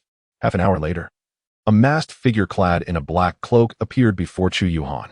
Chu Yunhan cast a glance at the other party and directly inquired, "What do you wish to exchange for that fragment of the swordsmanship manual?" The man known as Di Ming, after taking a seat, smiled and replied, "A demonic technique of equal rank from the celestial and demonic path system." Chu Yunhan furrowed his brow and shook his head. "Do not suggest that I possess it. Even if I did, I would never exchange it with you. You must understand that the techniques of this blade art are severely incomplete, comprising only the first 3 forms and a few insights into the swordplay. No one would be willing to trade an S-class technique for it. Let us speak of something more tangible. You must have been trying to sell it for quite some time. The first level of the Guishu Tower is certainly not in demand." However, Di Ming shook his head and sighed. "I currently lack any items of urgent necessity. If it comes to that, I shall have to wait until I ascend to a higher tier to explore further." With that, he rose to leave. An S-class origin crystal. Came Chu Yunhan's voice from behind, causing Di Ming to pause in his steps and turn back to fix a penetrating gaze upon him. Chu Yunhan gazed coldly at the other party, and after a moment, Di Ming suddenly burst into laughter. "I have encountered the most formidable individuals on the first level of the Tower of Guishu, yet this is the first time I am meeting you. You must have recently been chosen by the Tower of Guishu to become a hunter, am I right? I never expected you to possess an S-grade source crystal. It appears that another formidable newcomer has arrived at the Tower of Guishu. Well, since you have that, there should be no issues. However, you must consider carefully. Although theoretically anyone can cultivate, this particular swordsmanship technique is more suited for practitioners of the Dao Xiantian system. Once the transaction is concluded, there will be no room for regrets." Chu Yunhan did not respond and directly initiated a transaction request through the Tower of Return. Once the transaction was completed, he promptly rose and departed. As he reached the door, he turned back to cast a lingering gaze at the hunter known as Di Ming. After Chu Yunhan departed, Di Ming gazed at the primordial crystal in the space, suddenly bursting into laughter. An intriguing newcomer.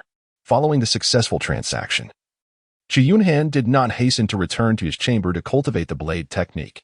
Instead, he proceeded to the shared plaza, where he sold his original void blade for a mere 1,000 points of primordial energy, opting for a swift disposal rather than engaging in lengthy negotiations.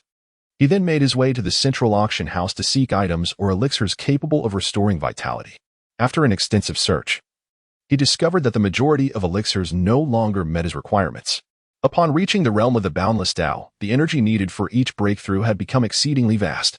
Common vitality-restoring elixirs could scarcely compensate for the consumption during his advancements. Relying solely on his body to accumulate energy would consume an inordinate amount of time. Reluctantly, he returned to the medicine pavilion, expending 200 points of primordial energy to acquire 3 Xian blood pills. Upon returning to his exclusive chamber, Chu Yunhan retrieved the fragmentary jade slip containing the blade technique and began to attempt the cultivation of this unnamed sword art. The moment his consciousness entered the jade slip, an overwhelming and chilling aura surged forth to envelop him. Chu Yunhan found himself amidst a vast and desolate expanse. A figure, indistinct in appearance, was slowly cleaving the void not far away. The strike, imbued with an enchanting resonance, sliced through the biting cold wind, revealing a shimmering white scar in the air. Strangely, the once fierce chill dissipated before that figure, and the fluttering edges of garments returned to tranquility. In an instant, the figure vanished from this boundless landscape. Chu Yunhan's pupils abruptly constricted as he gazed in bewilderment at the resplendent and dazzling scar left by the blade, which gradually dissipated into the air. The ineffable trajectory and the profound essence encapsulated within the blade's mark left him utterly astounded. In that fleeting moment, it was as if he beheld an entirely new world. At that instant, all the entities in the universe vanished, leaving only the mesmerizing scar wrought by the figure's earlier strike lingering in his mind. Suddenly, the tiger-souled demon blade manifested in his grasp, and he thrust it forward into the void. No, that is not it. It was not like this. One strike, two strikes, seemed utterly oblivious to fatigue as he relentlessly struck the void with countless blades. What could possibly be amiss? His eyes were now veined with blood, brimming with confusion and bewilderment. He appeared to be entranced, frantically wielding his sword towards the heavens, one slash after another. He seemed tireless in his endeavor, yet no matter how many times he swung, he could never attain even a fraction of that elusive scar. There was not a hint of artistry. Rather, his movements resembled a mechanical repetition. What, indeed, was the source of his misalignment? In Chu Yunhan's eyes flickered a mad brilliance. As he endeavored to replicate that breathtaking scar left by the blade, his consciousness and spirit seemed to be drawn away by that very mark, incessantly propelling him toward the abyss of insanity. It was not until a chill breeze caressed his visage that he abruptly halted, his frenzied movements with the blade ceasing in an instant. Closing his eyes, he silently attuned himself to the flowing trajectory of the cold wind, and gradually, his entire being found tranquility. After an indeterminate passage of time, with his eyes still tightly shut, Chu Yunhan slowly extended his hand forward, tracing a peculiar arc. The motion was extraordinarily deliberate, as though he feared to disturb the gentle breeze. In the air, a white line flashed momentarily before vanishing in an instant. Chu Yunhan suddenly opened his eyes, a dazzling brilliance igniting within them. An unmistakable joy flickered across his face. He fixated intently on the void before him, as if it concealed something irresistibly alluring. After a prolonged moment, the tiger blade sliced through the emptiness, tracing a remarkable white line as though following an intricate pattern. The biting cold wind seemed to pause for an instant, only to swiftly rush past him thereafter. Chu Yunhan erupted into a fit of manic laughter, as the tiger's soul demon blade suddenly radiated a dazzling brilliance. The blade's light traced an unusual curve through the void, its speed accelerating with each strike, each slash more resplendent than the last. After an extended period, the tiger's soul demon blade unleashed a thunderous roar. A colossal white tiger phantom coalesced from the blade's tip, leaping towards the distant void along the path of the blade's mark.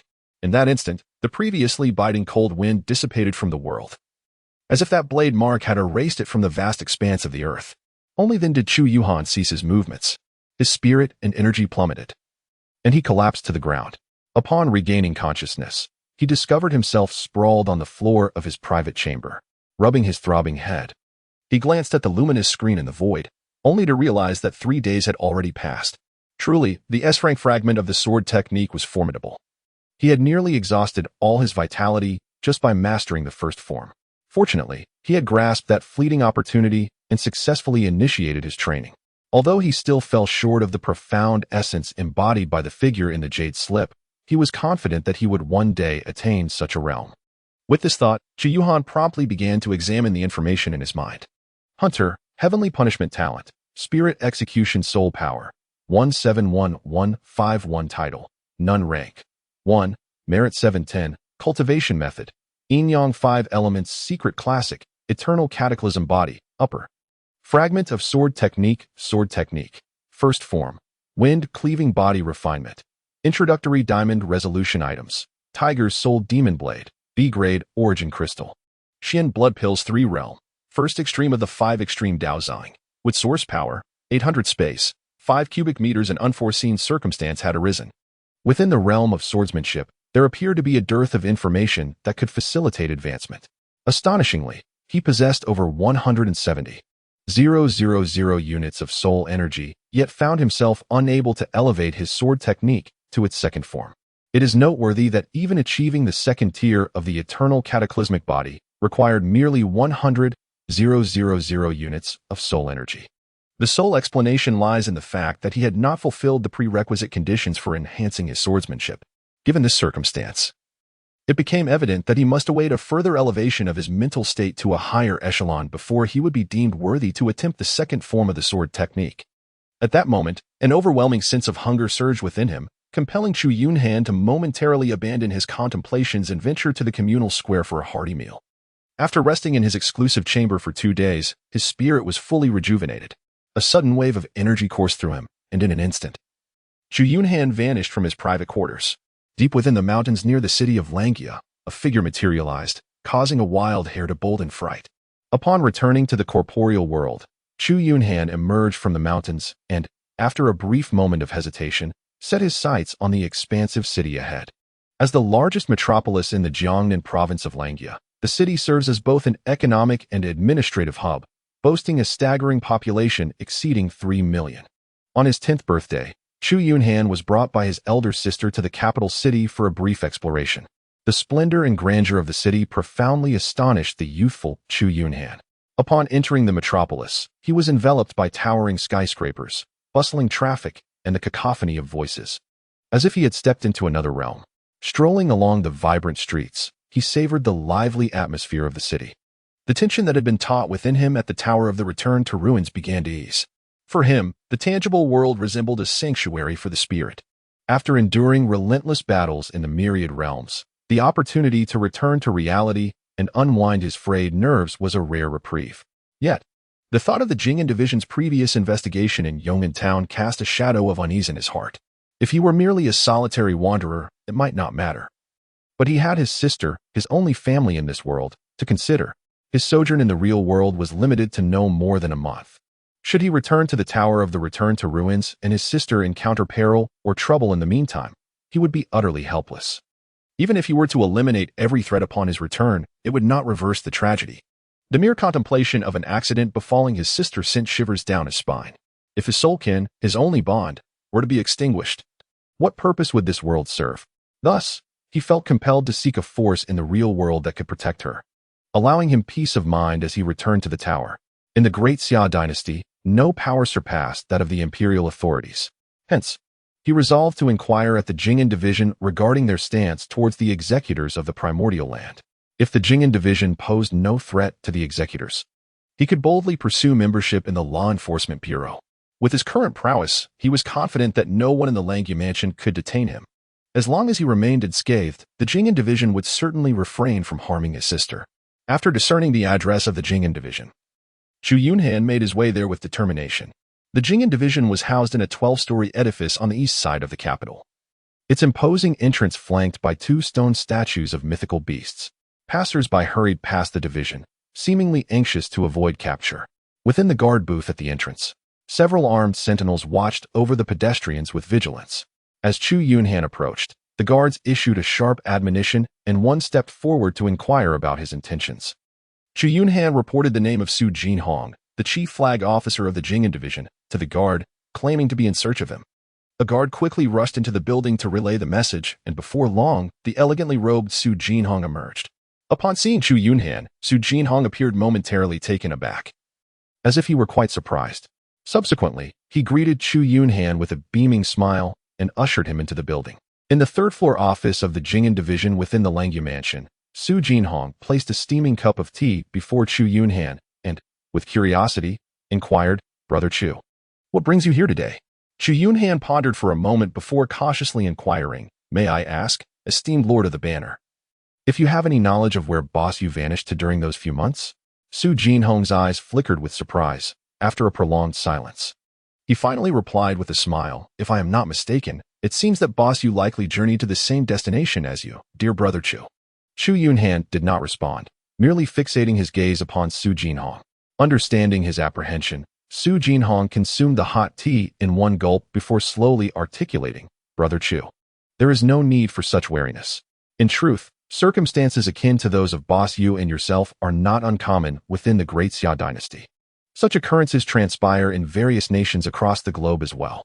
Approximately 6 years ago, numerous cases of disappearances began to emerge across the empire's major provinces. Despite relentless investigations by local law enforcement, no leads were uncovered. Initially, these cases were presumed to be homicides, with the missing individuals presumed to have been obliterated. However, as the number of disappearances escalated, it became apparent that they spanned the entire world, with no discernible connections among the vanished. It was only when law enforcement discovered that some of the previously missing individuals had resurfaced that the situation took a turn. Upon detailed examination, these reappeared individuals exhibited a remarkable inclination to resist interrogation. After months of absence, they returned, each endowed with immense strength and extraordinary skills. Some even possessed an array of peculiar abilities, rendering the law enforcement officers utterly incapable of subduing them. Consequently, our Jing'an Division was tasked with the investigation. However, After dispatching our elite to apprehend and interrogate these individuals, they mysteriously vanished once more. Regardless of our methods, we could not ascertain how they disappeared from the Jing'an division. It was not until one fateful day that one of our own, a captain, vanished from his home while sleeping. Months later, he reappeared in the very abode from which he had gone missing. Following that incident, we were introduced to the two primordial realms, the City of Termination and the Tower of Return. The gravity of this matter compelled the Jing'an division's headquarters to report it discreetly to His Majesty the Emperor. Subsequently, the Emperor, along with Prime Minister Zhantai Yuxuan and various princes, deliberated for half a month. Given the primordial realm's implications for the existence of our world, the Empire ultimately resolved to assist those fortunate enough to access these realms in enhancing their abilities. We have come to refer to these individuals as the Chosen Ones. However, as some of these Chosen Ones grew increasingly powerful, a faction distanced themselves from imperial oversight, believing themselves to be divine elect, destined to become future deities. They perceived themselves as the rightful rulers of this world, convinced that the fates of all should rest in their hands. They asserted that all worldly resources ought to be at their disposal for cultivation. Thus, they established an underground force, dubbing themselves the Hall of Deities. As Chu Yunhan spoke of the Hall of Deities, a glimmer of disdain and animosity flickered in his eyes. After a moment of silence, he continued, "Since the inception of the Hall of Deities, they have aggressively recruited the Chosen Ones. The Hall of Deities operates with reckless abandon, treating human lives as mere chaff and all beings as expendable. Thus, the conflict between both factions erupted. After the Empire paid a grave price, it succeeded in eliminating several key leaders of the Celestial Temple. Consequently, the Celestial Temple began to conceal itself, occasionally orchestrating countless horrific massacres within the Great Xia dynasty. Naturally, many Chosen Ones opted to serve the Empire, which in turn pledged to safeguard their loved ones. Thus, I had long been aware that Brother Chu was one of the chosen from the primordial land. In truth, Brother Chu need not be so cautious. Even within our Jing'an division, there exist many Chosen Ones akin to Brother Chu." In an instant, a glimmer of brilliance flashed in Chu Yunhan's eyes, as he realized that many had been chosen by the primordial land 6 years prior. Those who had not reappeared since had either perished in the trials or failed to pass the selection altogether. Since the Great Xia dynasty had long been aware of the situation regarding the primordial land, there was no longer any need for him to conceal the truth. Moreover, as Chu Yunhan mentioned, he could choose to join the Empire, which had also promised to ensure the safety of their loved ones. With this assurance, even if he were to enter the Tower of Return, he would no longer need to worry about his sister's safety. Observing Chu Yunhan lost in thought, Chu Yunhan smiled and said, "Brother Chu, why not consider joining our Jing'an division? Currently, the Chosen Ones can opt to join either the Imperial Military or the Jing'an division. If one chooses the Imperial Military, they would need to head to the borders, where their primary responsibility is to prevent other nations' Chosen Ones from infiltrating the Great Xia dynasty. Conversely, joining the Jing'an division allows you to select any division, such as our Jing'an division in Langya Prefecture. After returning from the primordial land, there is typically little to do, and assistance would only be required for cases that the Law Enforcement Bureau or ordinary Jing'an division members cannot handle. Furthermore, joining the Jing'an division not only offers a generous salary, but also grants you official recognition as an imperial official with a formal position. Additionally, all information collected by the Empire regarding the primordial land would be made accessible to you. Brother Chu, rather than wandering alone on the precipice of life and death, it would be wiser to choose to join the Empire. The Empire also provides all Chosen Ones with the necessary cultivation resources. Moreover, as far as I know, Brother Chu, your sister is married in the Chang'an Prefecture of Liang Province. As long as you join the Empire, your sister will also receive the Empire's protection." Without much hesitation, Chu Yunhan nodded in agreement. After all, his objective was to alleviate his concerns. Having obtained the desired answer, there was no reason to waver. Chu Yunhan, seeing Chu Yunhan's affirmative nod, was filled with excitement. After all, if Chu Yunhan were to join the Jing'an division, he too would share in the merit of the recommendation. Chu Yunhan handed a form to Chu Yunhan, requesting him to fill it out according to his circumstances, after which the Jing'an division would verify its authenticity. This was also related to the treatment Chu Yunhan would receive upon his accession to the Jing'an division. Chu Yunhan picked up the form and examined it closely. In addition to providing basic information, the first item required him to specify which primordial realm he had entered in the time of entry. Upon completion, the second item asked for his chosen cultivation system and the evaluation of the trial tasks. After a moment of hesitation, he resolved to fill it out truthfully, recognizing that the Tao of Xiantian system was far too conspicuous to conceal. The third item on the form pertained to the number of completed tasks in the final assessment. After a moment of contemplation, Chu Yunhan inscribed the figures 3 with evaluations of A, and S-. Only when he demonstrated sufficient potential would the Jing'an division truly regard him, and his sister's protection would be held in greater esteem. In the final assessment of his current strength, Chu Yunhan did not conceal the truth, directly stating, first level of the 5 extremes Daozong. Upon submitting the completed form to Su Jinhong casually glanced over it. Suddenly, he was rendered speechless, seemingly in disbelief, and meticulously examined it several times to confirm he had not erred. Su Jinhong fixed his gaze upon Chu Yunhan for an extended period, his expression turning grave as he took the form and exited the office. Within half an hour, Su Jinhong returned with a middle-aged man. Upon seeing Chu Yunhan, the man beamed and introduced himself. His name was Lu Jianjun, the deputy commander of the Jing'an division, the highest authority of the Jing'an division in Langya Prefecture, overseeing the entire division within the capital.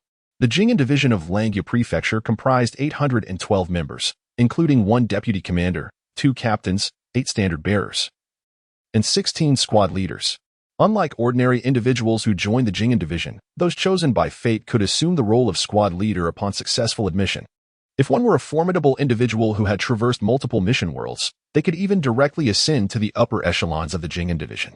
Throughout the vast Xia dynasty's Jing'an division, over 1,000 chosen ones had joined, yet among these, only one had chosen the Grand Tao Xiantian system and successfully passed the trial tasks. Moreover, Chu Yunhan's task world is rated as A-, and S-, which is exceedingly rare among the chosen ones of the great Xia dynasty.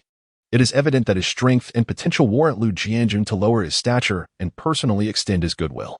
After all, the rate of enhancement for the chosen ones far surpasses that of individuals in the mundane world. Following an introduction to the circumstances of the Jing'an division, Lieutenant Lu Jianjun permitted Chu Yunhan to temporarily reside within its confines. His official position needs to be reported to the provincial capital of Jiang'an, where the esteemed inspector will render a decision. After bidding farewell to Chu Yunhan, Lu Jianjun departed with his documents in hand. It was then that Su Jinhong, with a beaming smile, escorted him to the quarters designated for members of the Jing'an division. After assisting Chu Yunhan in selecting a tranquil room, he busied himself with procuring various necessities for daily living. Through their conversations, Chu Yunhan gleaned that although the Jing'an division is renowned and illustrious, the missions undertaken by its members are profoundly perilous, often involving ruthless desperados or cases that defy common understanding. Every year, the Jing'an division in Langya Prefecture witnesses the sacrifice of at least 100 members during the execution of their duties. However, due to the unique nature of the Jing'an division, only those possessing considerable strength or potential are afforded the opportunity to join.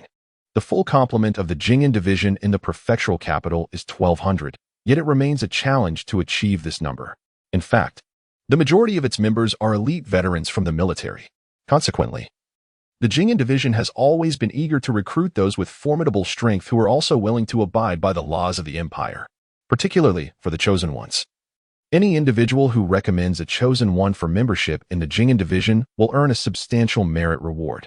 This explains why Su Jinhong was so willing to come forth to receive Chu Yunhan upon hearing of his inquiry. Since joining the Jing'an division, Chu Yunhan has spent his days honing the wind-slicing blade technique in the training grounds. It was not until a week later that Su Jinhong returned to inform him that the provincial Jing'an division had finalized his appointment. Chu Yunhan directly bypassed the captain to assume the position of the chief standard-bearer of the Jing'an division in the Langya Prefecture. The former chief standard-bearer of the 7th camp had perished during a mission, and thus Chu Yunhan stepped into his role. He oversaw 2 captains and 64 team members. Upon Chu Yunhan's arrival at the 7th camp's floor, all activity came to an abrupt halt as everyone fixated their gazes upon him. They had previously received word that a chosen one would be appointed as their chief standard-bearer, which left the entire 7th camp in a state of astonishment. The 2 captains, Zhong Wu and Li Yunfei, had served for nearly 5 years, fostering a nurturing environment for their subordinates, earning their deep respect and recognition. Following the sacrifice of the former chief standard-bearer, everyone had presumed that the new leader would emerge from among the 2 captains. However, the sudden arrival of an outsider ignited a sense of indignation among all members of the 7th camp. Upon observing the expressions of those around him, Chu Yunhan quickly grasped the situation. He could not help but shake his head, realizing that he could not escape the necessity of establishing authority. He bellowed to everyone in the office area, "All members of the 7th Battalion, assemble at the training ground immediately." With that, he turned on his heel and departed. The several dozen individuals in the office area were momentarily taken aback, exchanging glances before turning their attention to two men among them. "What are you still standing there for? The commander has spoken. Do you dare defy orders?" The two men exchanged a glance, managing wry smiles as they led the way to the training ground. By the time everyone arrived at the training ground, it was already surrounded by onlookers eager to witness the spectacle. They had all heard of the new commander who had parachuted in, and they were well aware of the 7th Battalion's circumstances. Observing the scene before them, it was clear that this was the new official's inaugural display of authority, and preparations were underway to establish dominance. With an impassive expression, Chu Yunhan gazed at the members of the 7th Battalion and spoke. "I understand your discontent. I now present you with an opportunity. You may all come at me together. Should you succeed in defeating me, I shall promptly resign my position." Just as Chu Yunhan anticipated the two captains to mock him, filled with animosity. And as the crowd surged forward, preparing to witness his display of might, he was taken aback when the two captains spoke in unison, reporting to the esteemed general. "None of us holds any resentment. We warmly welcome you to the 7th Battalion." Chu Yunhan was momentarily taken aback, pondering why things had deviated from the expected course. This was undeniably awkward. In the distance, hidden among the crowd, Su Jinhong was equally astonished. He had deliberately spread word of Chu Yunhan's prowess, intending for him to showcase his talents in front of the entire Jing'an division and thereby gain renown. However, the two captains proved to be even more astute than he had anticipated. Contrary to his expectations, they did not challenge Chu Yunhan's authority, demonstrating a remarkable sense of prudence. This predicament was troublesome. His well-intentioned efforts had backfired. He had hoped to extend a favor to Chu Yunhan, fully aware of the latter's extraordinary potential. During his investigation in Yong'an town, he had learned that Chu Yunhan was merely a reckless ruffian. Yet, in less than 6 months, he had ascended to the realm of the 5 extremities Daozong within the Grand Dao Xintian system.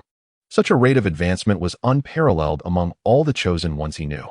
He himself had toiled for 18 years, with his family investing countless resources in his training. And he had only recently attained the pinnacle of the 5th realm of martial arts, equivalent to the completion of the blood transformation realm within the Grand Dao Xintian system.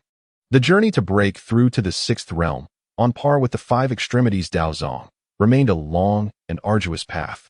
Given the stature of such a formidable individual, when was the right time to cultivate a relationship with him if not now, while he was still on the rise?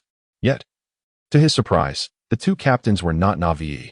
A newly inducted chosen one in the Jing'an division had been appointed as the chief banner officer, indicating either immense strength or remarkable potential. How could they oppose someone of such caliber overseeing their 7th camp? The chief banner officer's formidable strength would undoubtedly ensure greater safety during perilous missions, and no one would jeopardize their own life for the sake of a mere position. Chu Yunhan quickly came to a realization. It appeared that every individual within the Jing'an division was astute, devoid of any dim-witted fools. Having failed to establish authority, the only recourse was to extend goodwill. Since there was no dissent, from this day forth, I shall assume the role of the chief standard-bearer for the 7th Battalion.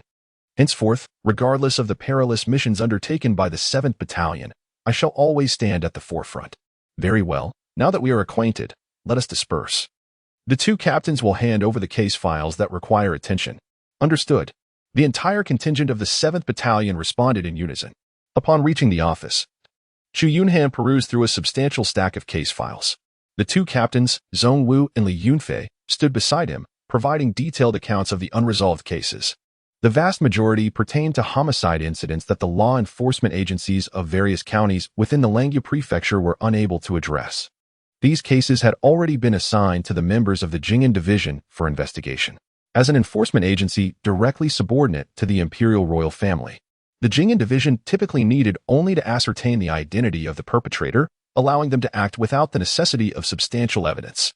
Thus, many cases, despite their obscurity and lack of proof, would result in immediate arrest upon identification of a suspect.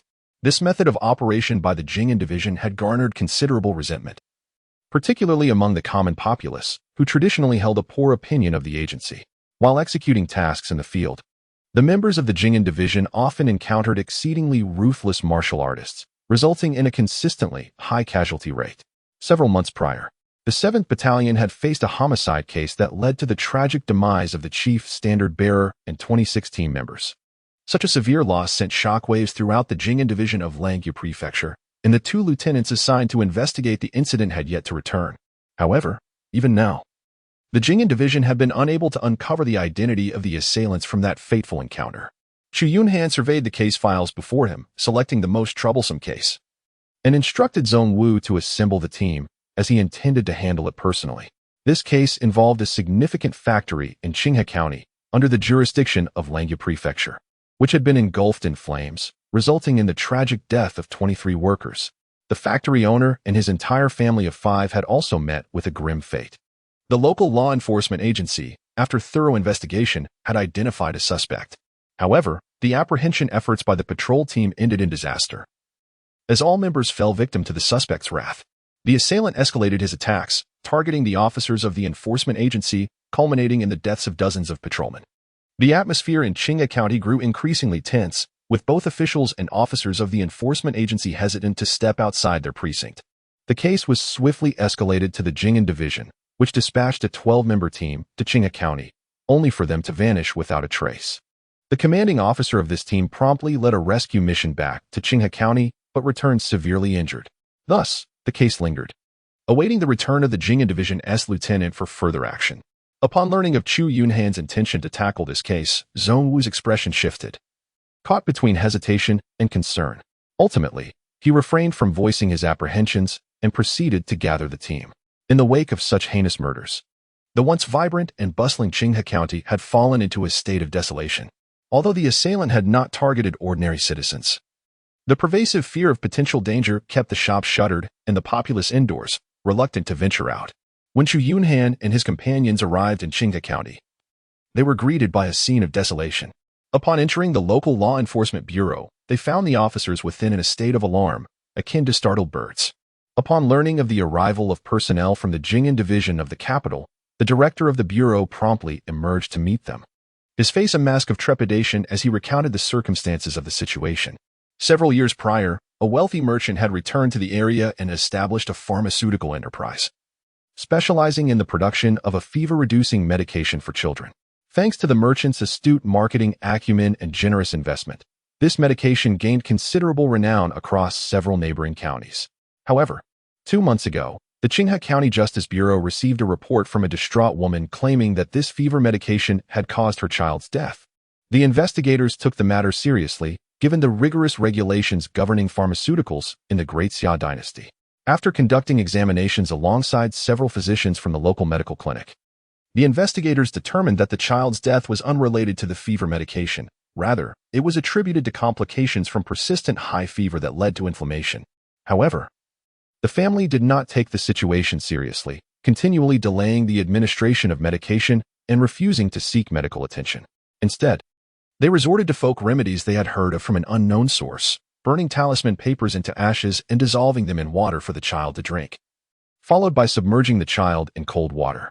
As a result, the child's condition deteriorated severely, and only when death was imminent did the family hastily procure antipyretics. However, the delay and the cold water exposure caused severe inflammation, leading to the child's untimely demise. After the Judicial Bureau clarified the cause of death to the family, they stubbornly refused to acknowledge that their ignorance had led to the tragedy. After days of uproar at the Bureau, law enforcement officers ultimately detained the disruptive family members. They were charged with improper guardianship and negligent homicide, resulting in a 3-year prison sentence. To the astonishment of the law enforcement officials, all 3 family members hanged themselves in their cell during the night. This incident rapidly escalated as news of their suicide spread to several neighboring counties. Countless citizens speculated whether the law enforcement had subjected them to brutal torture, driving them to despair. Before an investigative team from the provincial city could arrive, a fire engulfed the factory of a wealthy merchant. This was soon followed by a series of assaults and murders. Initially, the law enforcement believed the deceased family's relatives were seeking revenge. However, upon the arrival of the Jing'an Division for investigation, it became evident that the perpetrator had no connection to the deceased family. The assailant was merely an 18-year-old youth who, fueled by outrageous rumors, fancied himself a righteous avenger, targeting corrupt officials. Unfortunately, the youth possessed exceptional skills, rendering ordinary martial artists powerless against him. Furthermore, the failure of the Jing'an division only emboldened the youth to act with even greater impunity. After listening to the account of the director of the Law Enforcement Bureau, Chu Yunhan cast a glance at Zhong Wu, who nodded in affirmation of the director's words. Following an inquiry into the movements of the perpetrator, Chu Yunhan instructed Zhong Wu and the others to remain at the Law Enforcement Bureau as guards. He then set off to seek out the young boy. Driven by a profound curiosity regarding the extraordinary circumstances that had bestowed upon him such formidable power. The members of the Jing'an division were all martial artists at a minimum of the second realm, with the squad leader being a practitioner of the third realm or higher. Yet, astonishingly, they had been unable to subdue a mere 18-year-old boy and had suffered considerable injuries in the encounter. Chu Yunhan did not search for long before he encountered the youth who had ruthlessly slain dozens. It seemed that the boy was aware that the Jing'an division had sent others to apprehend him and had intentionally come to ambush Chu Yunhan and his companions. Clad in a flowing black cloak, his hair dyed a striking white, he wielded an exquisitely crafted ancient sword. Upon seeing Chu Yunhan, the boy's eyes brimmed with disdain, his demeanor exuding arrogance and coldness. With a sneer, he remarked, "You court officials, utterly fearless, do you not cherish your lives? Is it not better to live in peace than to act as accomplices to a predator, seeking your own demise?" Chu Yunhan suddenly inquired, "What does it feel like to take a life?" The youth was taken aback, seemingly unprepared for such an unexpected question from Chu Yunhan. His expression instantly darkened, and he fell silent. Chu Yunhan continued, "A fire claimed the lives of 23 innocent workers, and the entire family of the factory owner, 5 souls, was annihilated, with neither the elderly nor the children spared. In the aftermath, dozens of patrol officers and members of the Jing'an Bureau were mercilessly slain. You have not even grasped the truth of the matter. You simply acted upon hearsay and took ruthless action, believing yourself to be upholding justice? Enough," the youth bellowed, his face flushed with rage, embarrassment transforming into fury. He then produced a peculiar jester's mask from his bosom and affixed it to his face. In that instant, his entire demeanor shifted, becoming cunning and frenzied. He carelessly cast aside the exquisite, ornate ancient sword he had been holding, then covered his face and erupted into a wild, maniacal laughter. Within that laughter lay an abyss of madness and strangeness. As he unveiled his blood-red eyes, a fierce and bloodthirsty glint emanated from his gaze. In the blink of an eye, he vanished, surging forward with an extraordinary and eerie speed, brandishing an exceptionally sharp scalpel aimed directly at Chu Yunhan's mouth. Chu Yunhan's expression remained impassive as his right hand swiftly grasped the surgical knife that had been thrust before him. With a subtle exertion of force, the knife shattered into numerous fragments. The frenzied youth swiftly retreated, and in an instant, a dozen sharp, surgical knives materialized in his grasp, hurtling towards Chu Yunhan with great velocity. Chu Yunhan advanced slowly, drawing closer to the youth, as the surgical knives clattered against his body, producing a series of metallic sounds. Observing that the assault appeared ineffective against Chu Yunhan, a flicker of astonishment emerged in the youth's frenzied gaze. He then launched the remaining surgical knives with even greater fervor, expending every last one he bore. Chu Yunhan abruptly tore away the tattered remnants of his clothing, revealing an unscathed torso. Witnessing this spectacle, the young man with blood-red eyes narrowed them sharply, and then, in a sudden frenzy, plunged his hands into his own body. He inflicted 6 gaping wounds, which formed a pattern resembling a hexagram. Instantly, a crimson light erupted from his being. His entire form began to tremble uncontrollably, followed by the ominous sound of bones grinding and cracking.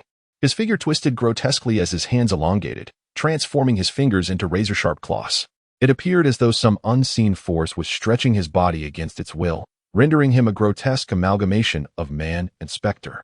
His previously remarkable speed surged to an even greater extent. In the blink of an eye, he materialized before Chu Yunhan, his incredibly sharp fingers darting towards Chu Yunhan's eyes with blinding swiftness. Chu Yunhan's gaze was icy as he delivered a powerful punch to the oncoming sharp fingers, shattering the mutated boy's hands with overwhelming force. The boy let out a piercing scream, retreating instantaneously. Yet, in that fleeting moment, Chu Yunhan pursued him relentlessly, seizing the boy's head with his right hand and forcefully driving it down to the ground. With a resounding crash, a deep crater was formed upon impact. The boy lay bloodied within the pit, the crimson glow emanating from the hexagram pattern on his body gradually fading. while his elongated form twisted and returned to its original shape. Chu Yunhan forcefully tore away the clown mask that seemed to be affixed to the young boy's face. The boy, who had fallen into a faint, let out a piercing scream of agony as he was jolted awake by the excruciating pain. Chu Yunhan gazed at the bloodied clown mask in his hand, a flicker of understanding crossing his eyes. The youth, once brimming with arrogance and coldness, was now consumed by an overwhelming dread of death. His once normal eyes, now glistening with tears, pleaded in anguish, "I'm so sorry, I don't want to die. Please, I beg you." Chu Yunhan inquired with an impassive expression, "Where did you acquire this clown mask?" "I found it," came the reply. With a subtle exertion of force from Chu Yunhan's foot, a sound reminiscent of cracking bones emanated from the boy's right leg. "Oh, it's my father's. I stole it from him." Chu Yunhan swiftly lifted the young boy and made his way to the law enforcement bureau. As all the patrolling officers and members of the Jing'an division beheld the tragically battered youth in Chu Yunhan's grasp, expressions of disbelief washed over their faces. No one could have anticipated that within a mere half-hour, Chu Yunhan would apprehend the perpetrator of such heinous crimes. The condition of the assailant was dire. His arms were shattered and his body was drenched in blood, indicating he had been thoroughly incapacitated. When Chu Yunhan conveyed the details to the head of the Law Enforcement Bureau, the director was left utterly astonished. He had not imagined that this boy, merely for stealing a mask from his father, possessed such an enigmatic power. Even the members of the Jing'an division, including Zhong Wu, began to sense the complexity of the situation. The boy had taken numerous lives, and according to imperial law, he was destined for execution. The mere possession of an object with such extraordinary capabilities implied that the boy's father must be immensely powerful. Thus, when confronted with his son's crimes, would he uphold justice and condemn his own kin, or would he choose to stand against the empire for the sake of his child? Zhong Wu, alongside the members of the Jing'an division and the bureau chief, escorted the boy back to the capital. Meanwhile, Chu Yunhan remained in Qinghe County, awaiting the arrival of the boy's father. On the western side of Qinghe County lies an affluent villa district, where the residents are either wealthy or of noble lineage. One villa's price could soar to several 100,000 gold coins, and it was here that the boy, guilty of grievous offenses, resided. According to the boy's testimony, his father had been missing for nearly 2 months. Chu Yunhan remained in the villa, awaiting the return of his father. It was not until a week later, just as he was preparing to depart from Qinghe County back to the capital, that a sudden ripple manifested, heralding the return of his father to the realm of reality. A middle-aged man, exuding an aura of authority, appeared within the villa. The moment he materialized, he noticed Chu Yunhan seated not far away. Instantly, the man tensed, his body on high alert as he cast a wary gaze upon his son, particularly upon observing the jester mask that Chu Yunhan was toying with. His pupils constricted in alarm. "Who are you? Why are you in my home? How did that mask come to be in your possession?" Chu Yunhan spoke with a cold demeanor. "Do you comprehend the immense turmoil that your decision to leave this object in the realm of reality has caused?" However, the middle-aged man appeared unfazed by this inquiry. Instead, he surveyed his surroundings, and suddenly, as if recollecting something significant, his expression shifted dramatically. He exclaimed in anger, "Where is my son? What have you done to him?" With a furrowed brow, Chu Yunhan shook his head and sighed. "It appears they are two of a kind. A failure to educate the offspring is the fault of the parent. If you indulge your son, you must bear the consequences of his actions." Having spoken, he abruptly charged towards the middle-aged man, delivering a powerful punch. Bang! The middle-aged man, in a split second, retaliated with his own strike, resulting in a fierce clash. Under the immense force, he was forced to retreat 3 steps before finally regaining his balance. Realizing the disparity in strength, the man's expression shifted dramatically. With a thunderous roar, he exclaimed, "Fish-dragon transformation." In an instant, his entire form radiated a ghostly light, swelling rapidly as dark, dense scales erupted across his body. Golden horns sprouted from his forehead, and his hands transformed into enormous claws gleaming with a cold brilliance.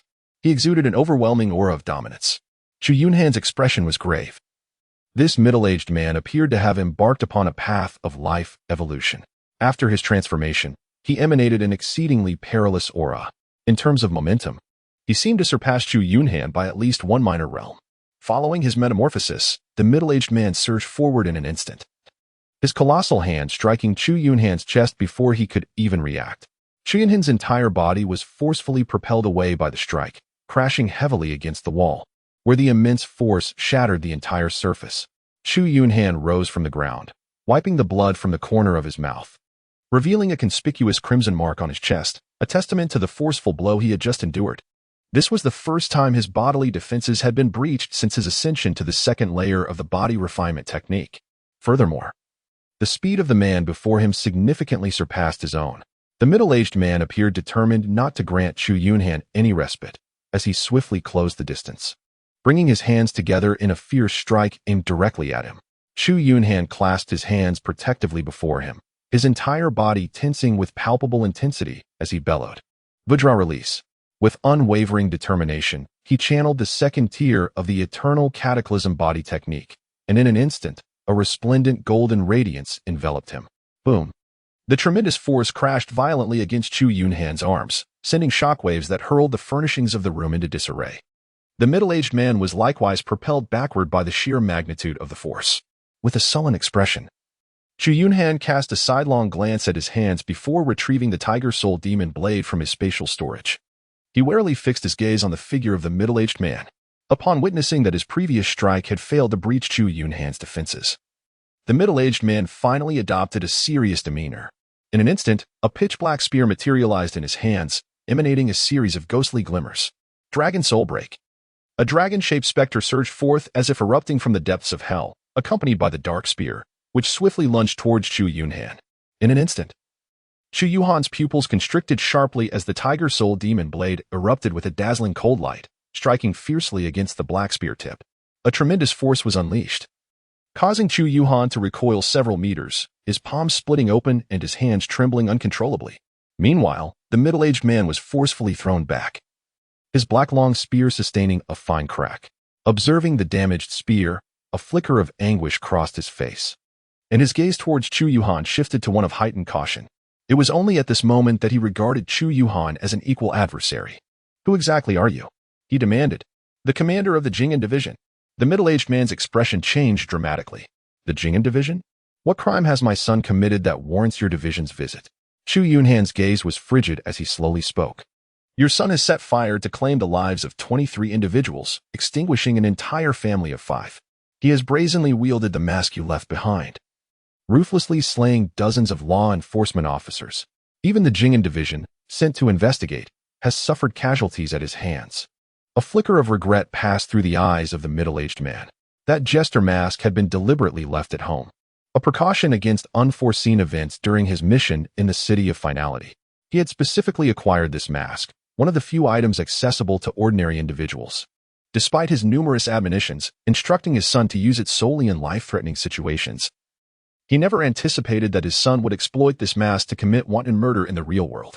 He knew all too well that within the great Xia dynasty, formidable experts abounded.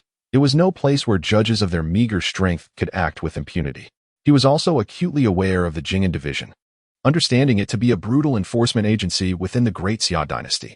As expected, upon his son's heinous acts, the Jing'an division came knocking at their door, dispatched by individuals of comparable strength to his own. Contemplating this, the middle-aged man felt a wave of headache wash over him. Does my son still have a chance? After taking so many innocent lives, what do you think? He is my only child. If I am willing to pay the price, could the Jing'an division spare him? Chu Yunhan scoffed. What price could surpass the value of so many lives? What could outweigh the laws of the empire? The middle-aged man's expression instantly darkened, a flicker of malice flashing in his eyes as he murmured, Is there truly no chance at all? Must the Jing'an division pursue a path of total annihilation? You must understand, I am the arbiter of the City of the End. My power escalates at a pace far exceeding that of those in the mortal realm. Once my sole son meets his demise, I shall be unrestrained, unleashing a veritable sea of blood and a landscape strewn with corpses across the great Xia dynasty. Chu Yunhan gazed at the middle-aged man, a glint of icy disdain flickering in his eyes. For that very utterance, you shall never return to the City of End. Upon finishing his words, the tiger's blade, held firmly in his grasp, erupted instantaneously in a resplendent brilliance. A chilling aura, sharp and penetrating, surged forth from the weapon, imbued with an overwhelming intent to kill. The middle-aged man, sensing this murderous intent, instantaneously paled. He raised his black spear, channeling all his strength into it. Instantly, 9 ethereal black dragons materialized along the dark shaft of the spear, coiling around it. 9 dragons break the heavens.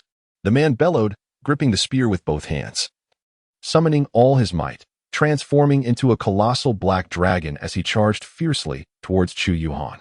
Chu Yunhan slowly closed his eyes, immersing himself in the overwhelming momentum that surged towards him. In his mind, the stunning blade mark from the jade slip of swordsmanship vividly emerged. Windslash.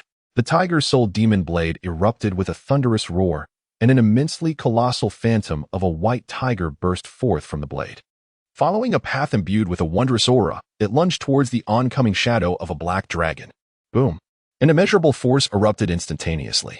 The walls of the villa crumbled and shattered, as if swept away by a tempest. The black spear in the man's hand was severed in an instant by the blade's radiance, leaving him frozen in place, acutely aware of a searing pain coursing through his entire being.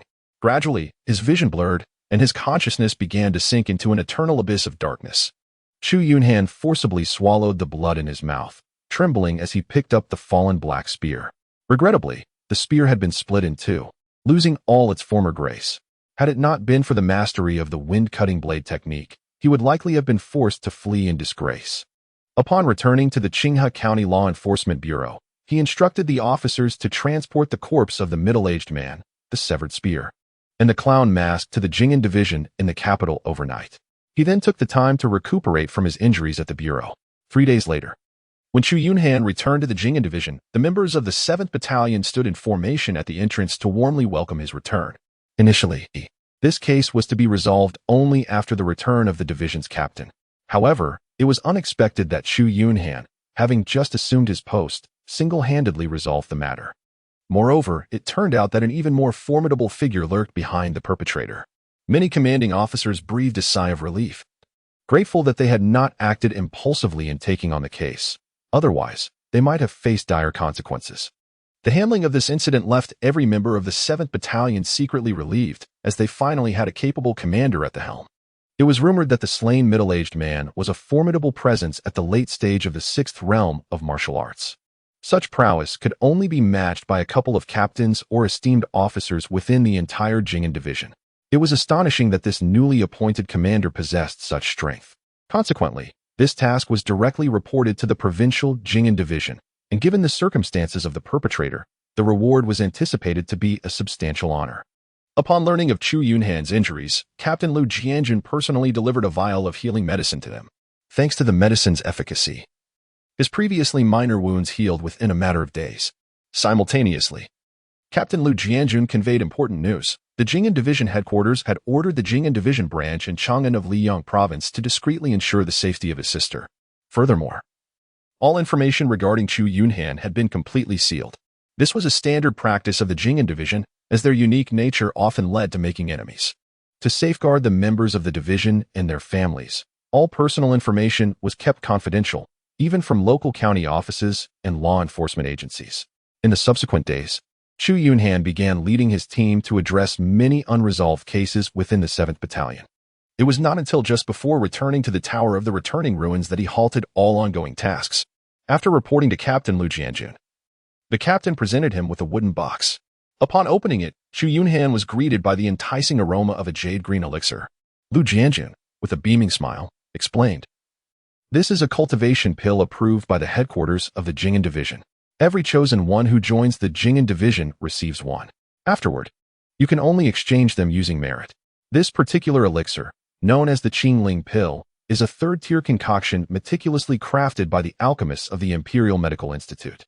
It is intended for martial artists at the 6th and 7th realms, perfectly aligning with your 5 extremes Taoist cultivation level. Additionally, your monthly salary will be securely held by the Jing'an Division, and you may access it at your convenience upon your return from the primordial land." Chu Yunhan pondered for a moment and then inquired, "How many merits are required to exchange for the clear spirit elixir?" Lu Jianjun, with a grave expression, advised, "I strongly suggest that you refrain from using your merits to acquire medicinal pills. Unlike others, you are the chosen one, and your strength is advancing at an astonishing rate.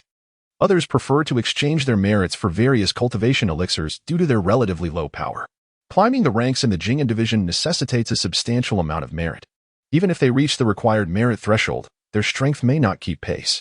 You, however, possess exceptional potential. I have great faith in you. It would be prudent to conserve your merits until you have attained greater strength, at which point you can directly apply for a promotion. Remember, Chu Yunhan, Whether in the Jing'an division or elsewhere, power is of paramount importance. When you possess sufficient power, elixirs will be but a mere trifle within your grasp. After a moment of contemplation, Chu Yunhan nodded. Before departing, Lu Jianjun handed him a document, urging him to examine it thoroughly before his return. The document contained information gathered by the empire over the years regarding the primordial land. Once Lu Jianjun left, Chu Yunhan remained alone in his room, meticulously perusing the material. 6 years ago, individuals chosen by the primordial land began to emerge from various regions of the Great Xia dynasty. However, those who successfully navigated the trial tasks and returned to the real world numbered less than 1 in 10. Among the cultivation systems associated with the primordial land, the most frequently chosen were the endless armament and life evolution, as these two systems featured the simplest trial tasks, yielding a survival rate of approximately 1/3. Following these were the elemental mastery and ascension to godhood systems, where novices had a meager survival rate of merely 1 in 5. The survival rate for those pursuing the immortal and demon path was even lower, falling below 1 in 10. As for the great Dao Xiantian system, since its inception 6 years ago, only 2 among the countless chosen ones have successfully survived the trial tasks. Among the 2 individuals, one was recruited by the Jing'an division, while the other joined the military. Now, there is also a figure named Chu Yunhan. In the early stages, practitioners of the Dao Xiantian system possess an advantage over those from other systems when at the same level of cultivation. This advantage becomes even more pronounced in the later stages. However, this situation is not absolute. Ultimately, it depends on the practitioner's talent, temperament, and luck. Within the 2 primordial realms, numerous factions exist. Yet, in the first layer of the Guishu Tower and the first district of the city of Terminus, there are no factions present. Thus, both the first layer of the Guishu Tower and the first district of the city of Terminus are collectively referred to as the Novice Zone. Only after the executors from these 2 primordial realms accumulate 10 merit points can they initiate ascension tasks. Those who successfully complete these tasks will advance to the second layer. Generally, ascension tasks are 1 level more challenging than regular tasks, and the restrictions on slaughter will be lifted in the task world. When all executors of an intelligent civilization in the primordial realm perish, that civilization's world will also become an ascension task world. This implies that the 2 primordial realms will dispatch executors to cleanse and obliterate the intelligent civilization within the task world. The city of Terminus and the Guishu Tower usually maintain a relationship of both cooperation and competition. However, once an ascension task is at hand, it transforms into a life and death struggle. This serves as a form of elimination mechanism for the executors. Countless executors have met their demise during these ascension tasks, leading many to be reluctant to engage in them. Nevertheless, the tasks issued by both primordial realms will increasingly escalate in difficulty until they exceed the executor's capabilities. Should an executor refuse to pursue merit rewards and deliberately complete tasks with lower evaluations, they will inevitably face death. Thus, it effectively coerces executors into undertaking ascension tasks. Only by successfully completing these tasks and ascending to higher tiers can executors gain access to greater power and equipment. Furthermore, the 2 primordial realms exhibit notable differences in their treatment of executors. The task worlds encountered by the judges of the city of Terminus are comparatively simpler than those of the Guishu Tower. Punishments in the city of Terminus rarely include forced executions, resulting in a significantly larger number of judges compared to the Guishu Tower. The Guishu Tower, on the other hand, resembles a nurturing ground for the strongest predators, where only the mightiest can survive. Weaklings are deemed unworthy of existence within its confines. After reviewing all the information, Chu Yunhan gained a general understanding of the Guishu Tower. The following day, once he had made all necessary preparations, he returned to the Guishu Tower from the specialized room arranged by the Jing'an division. Upon exiting the room, he proceeded directly to the auction house to assess the auction status. The previously consigned bloodline of a blood prince had already been purchased, and after deducting a 10 handling fee, Chu Yunhan successfully received 9,000 points of primordial power. However, after perusing the entire auction interface, he found no suitable elixirs for his use, compelling him to return to his dedicated room to continue practicing the wind-slashing blade technique. As the task time approached, Chu Yunhan vanished from the specialized room. In the 32nd year of the Tianheng dynasty, the indulgent and tyrannical Tianheng emperor showed no interest in governance, obsessively pursuing alchemy and immortality while allowing eunuchs to wield power. The eunuchs dominated the court, selling official positions as they pleased, forcing capable ministers to resign and retreat into obscurity. In a world where a mere 10 years of study could not compare to 1,000 taels of silver, and where 3 years could yield a position as a prefect with a reward of 100,000 silver taels, corruption flourished throughout the De Yong realm. Greedy officials roamed freely, and the populace suffered under endless oppressive taxes. Coupled with years of natural disasters, the people of De Yong found themselves displaced, resorting to cannibalism amidst the widespread famine, their lives hanging by a thread. In such calamitous years, resentment towards the heavens inevitably arose, leading to the decline of the dynasty's fortune. In the Fengangdao of Qinzhou, in the Baoping Prefecture, in Yunshao County, as night deepened and the moon shone brightly, 5 men dressed in black, wielding iron picks, and carrying hemp ropes, stealthily approached an ancient tomb. This tomb, perched atop a mountain, was situated between 2 imposing peaks resembling a dragon and a tiger. The mountain peak was once known as the Dragon's Head. However, due to a deluge in an unknown year, the dragon head had been severed. The ancient tomb was conveniently located at a critical juncture, vast in size and capped with greenstones.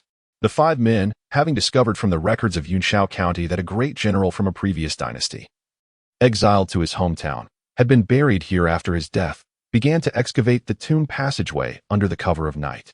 After nearly a month of labor, they were on the verge of breaking through to the main burial chamber. The leader, named Wang Wu, was proficient in the art of feng shui and site selection. In these challenging times, his livelihood as a feng shui consultant was insufficient to provide for his family, prompting him to lead several fellow villagers into a life of tomb raiding. With nimble hands and feet, they were close to achieving their goal. Exercise caution. This tomb likely contains traps. A gaunt man, his face pockmarked, inquired excitedly, "Boss Wang, just how much gold and silver treasure do you think lies within this tomb? Once we complete this deal, will it not suffice for me to purchase several acres of rice fields?" Wang Wu chuckled softly, his hands remaining busy. Given the scale of this tomb, the burial goods must be substantial. Rest assured, your share will not be lacking. The lean man responded with a sycophantic grin. Indeed, indeed. Who doesn't know that Boss Wang is the most loyal? Opened. Another shouted with exuberance. Wang Wu's expression shifted, brimming with excitement. Quickly, bring over the tomb exploration rats. One of the group handed him a bamboo cage. Wang Wu opened the cage and released several rats, each bound with hemp rope, into the newly uncovered passage. A cluster of individuals gathered outside the passage, awaiting developments. Half an hour later, Wang Wu tugged on the hemp rope, and several rats squeaked frantically as they were pulled back from the passage. "No toxic miasma, we can enter." With that, Wang Wu, holding an oil lamp, led the way, followed closely by the others as they ventured into the newly opened tomb passage. After descending several meters along the passage, they finally reached the antechamber of the tomb. Beyond the antechamber lay a side chamber, illuminated by the dim glow of the oil lamps in their hands. The floor of the side chamber was strewn with decayed wood chips and rusted iron. Upon realizing that no valuable items were present, Wang Wu cursed angrily and proceeded into the rear chamber of the ancient tomb. The rear chamber was vast, dominated by a massive stone sarcophagus at its center, intricately carved, seemingly narrating the life and accomplishments of the tomb's occupant. The group's eyes sparkled with greed, fixated on the colossal sarcophagus. After much effort, they finally pried open the lid, revealing a blackened corpse peacefully resting within. Surrounding the corpse were a myriad of exquisite burial artifacts, leaving everyone in awe. The gaunt man trembled as he grasped a handful of gold ornaments from within the sarcophagus, his excitement erupting in a shout. Suddenly, a sharp iron sword pierced through his chest from behind. Struggling, he turned his head to find Wang Wu watching him with a cold smirk. Meanwhile, 2 men tightened a hemp rope around another's neck until he ceased to struggle. Wang Wu withdrew the sword and gently pushed, causing the bloodied, gaunt man to collapse onto the corpse within the sarcophagus, blood seeping into the lifeless form. "Fifth uncle, it's done," he sneered. "Those outsiders dared to covet our Wang family's treasures without knowing their own worth. Once we finish this, we shall no longer suffer from poverty. Ha, with this treasure, our Wang family will be wealthy beyond measure." Wang Wu and his companions extracted burlap sacks from their waists and began to stuff the burial items from the coffin into the bags in large quantities. Once they had filled the sacks to the brim with all the treasures, Wang Wu forcefully pried the luminous pearl from the mouth of the desiccated corpse. After wiping away the bloodstains that marred the pearl's surface, he could not help but erupt into wild laughter. "Ha ha. Now we shall never worry about food or clothing for generations to come. After ensuring that nothing was left behind, Wang Wu called upon his two nephews to hoist the heavy bags and began their retreat from the ancient tomb. As the trio reached the passage leading to the ear room, preparing to ascend, an unnatural chill suddenly enveloped the entire chamber. Wang Wu involuntarily shivered, hastening his ascent into the tunnel. Suddenly, a frantic cry echoed from the ear room, only to be followed by an eerie silence. As Wang Wu turned to summon his two nephews, he was met with the disconcerting realization that they had vanished without a trace. He called out several times, but there was no response. A wave of dread washed over him. Could it be that his nephews intended to seize the treasure for themselves? Peering cautiously with the oil lamp directed towards the ear room, he was struck by a horrifying sight. A dark figure was holding his nephews and was seemingly devouring them. A jolt of terror coursed through Wang Wu, his complexion drained of color, cold sweat pouring down his brow, causing the lamp he held to tumble into the ear room. In a frantic bid for escape, he crawled rapidly towards the exit of the passage. Just as he caught sight of the moonlight streaming through the distant opening, he was suddenly engulfed by an overwhelming force pulling him back into the tomb. Alarmed, he desperately clawed at the crevices of the passage, striving to halt his descent. Yet, the force grew increasingly potent, and despite his fingers bleeding from the effort, he could not counteract it. Finally, with a sickening crack, his fingers broke, and he was swiftly drawn into the depths of the tomb. No! Wang Wu, his face etched with despair, howled as he vanished into the pitch-black crypt. Recently, the county office of Yunshao County in Baoqing Prefecture received a report from a merchant, stating that the villagers of Panshir village, who regularly delivered goods to his shop, had not been seen for several days. Concerned, the shopkeeper dispatched an errand boy to inquire about the situation in Panshir village, only to find that even the boy had not returned.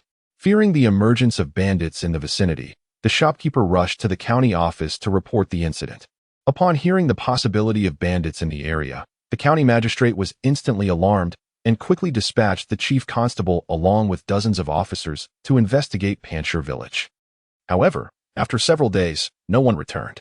Alarmed, the magistrate sent riders to the city of Baoqing for assistance from the governor. Over a month later, when the governor, accompanied by the deputy commander of the Baoqing garrison, finally arrived in Yunshao County with 5,000 elite soldiers, they were met with a scene akin to hell on earth. The county was strewn with terrifying desiccated corpses, their flesh and blood entirely vanished, leaving only skin and bones behind. This horrifying sight left all the officials and soldiers trembling in fear. The governor and the deputy commander turned pale and hurriedly led their troops away from Yunshao County. News of the monstrous calamity in Yunshao County, where nearly 10,000 citizens had been drained of their life essence, spread throughout the Fengyang Dao. As time passed, the entire Daong dynasty became aware of this dreadful occurrence. Even the emperor of Daong, engrossed in his quest for immortality, dismissed the matter, delegating it to the chief eunuch of the imperial sacrifices office. The chief eunuch, in turn, shifted the responsibility onto the military governor of Fengyang Dao. In the 35th year of the reign of Emperor Tianheng of the Daong dynasty, within a mere 3 years, Fengyang Dao became desolate, with almost all its inhabitants perishing. Only a few remote mountain villages managed to survive, clinging to life. It was only then that the world learned that the bloodthirsty demons of Fengyang Dao were none other than the legendary zombies. As more citizens fell victim to these undead creatures, the outbreak spread to the surrounding regions of Qinzhou and beyond. Numerous cultivators emerged, vowing to restore peace to the world. Concurrently, the most elite border troops of the Daong dynasty arrived at the borders of Qinzhou. In the 38th year of Tianheng, under the relentless efforts of the righteous cultivators from Longhu Mountain and the Buddhist Prajna Temple, the zombie plague was temporarily contained within Qinzhou. But the region had transformed into a living hell. Hundreds of thousands of border troops sealed off the entirety of Qinzhou, while the surrounding regions of Qianzhou, Yuzhou, and Qizhou occasionally faced zombie appearances. They were swiftly eradicated by skilled practitioners, preventing any severe consequences. On the Taiqing Mountain in Qianzhou's Qingyang Prefecture, there existed a martial arts sect known as Tianwu sect. The sect comprised a total of 124 members, led by the sect master, Yin Tianong, who had a sole son named Yin Wushang. Half a month ago, while enjoying an outing, Yin Wushang encountered a black zombie. Though he managed to escape, he sustained injuries from the creature. Yin Tianyang expended great resources to summon a powerful practitioner from Longhu Mountain for aid. Yet Yin Wushang remained unconscious for a full 3 days. When Chu Yunhan finally opened his eyes, he found himself lying in an elegantly antiquated room. Simultaneously, the mission information from the Tower of the Returning Ruins appeared in his mind. Mission: eliminate the zombies. Mission difficulty: 3 stars. D-class. In the Fengong Dao, the Daong dynasty, 1,000 years prior, a general wrongfully executed at the frontier was interred at the Dragonfly Waterhole. His spirit unable to rest, accumulating resentment. The Dragonfly Waterhole, its feng shui disrupted, transformed into a necropolis of gathered energy, where corpses gradually evolved into zombies. These zombies absorbed a millennium's worth of foul energy and celestial light, evolving into flying zombies. They were awakened by tomb raiders, who, upon their resurgence, devoured the flesh and blood of thousands, progressing towards an even more terrifying form. The entire Daong dynasty was overrun by zombies, leaving the populace in despair. The mission was announced: first, eliminate the zombie infestation in Qianzhou. Second, ascend to the position of the Lord of the Heavenly Martial Sect. Third, lead the Heavenly Martial Sect to become the foremost sect of Daong. Fourth, eliminate all zombies within the borders of Qinzhou. Fifth, slay the millennial-old zombie king. Note: the Hunter of Heavenly Punishment has assumed the identity of Yin Wuxiang, the young master of the Heavenly Martial Sect, in this world. Warning: should the flying zombie successfully evolve into an incorruptible bone, the power system of this world will ascend to a D-grade realm. Penalty for mission failure: a deduction of 20 years from one's lifespan. Upon observing the ominous warning from the Tower of Return, Chu Yunhan's expression grew grave. Should the flying zombie achieve its evolution, its power would undoubtedly exceed the D-grade threshold. At that juncture, he feared that his current strength would render him incapable of contending with the so-called incorruptible bone. Just then, the door creaked open, and a man of approximately 50 years entered, followed by a Taoist priest. "Shang'er, you have finally awoken. Quickly tell your father if you feel unwell anywhere." Fortunately, Taoist Qingyang is here. He can examine you. The newcomer was Yin Tianyang, the lord of the Heavenly Martial Sect, and also the father of this world's identity. Chu Yunhan shook his head, indicating that he was largely unscathed. He then turned his gaze towards the man dressed as a Taoist priest. "Master Qingyang, may I inquire about the level of the zombie I previously encountered? Could you elucidate the distinctions among different types of zombies?" Master Qingyang smiled gently. "It is a relief to hear you are unharmed, young master.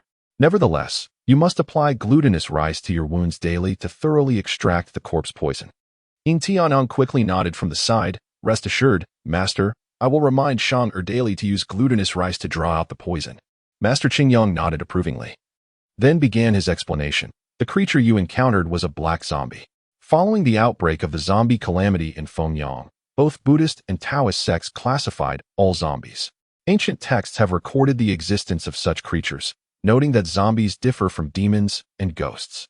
With eyes like vermilion sand, fingers resembling curved hooks, and teeth protruding like sharp blades, zombies are entities of pure yin, embodying utmost darkness.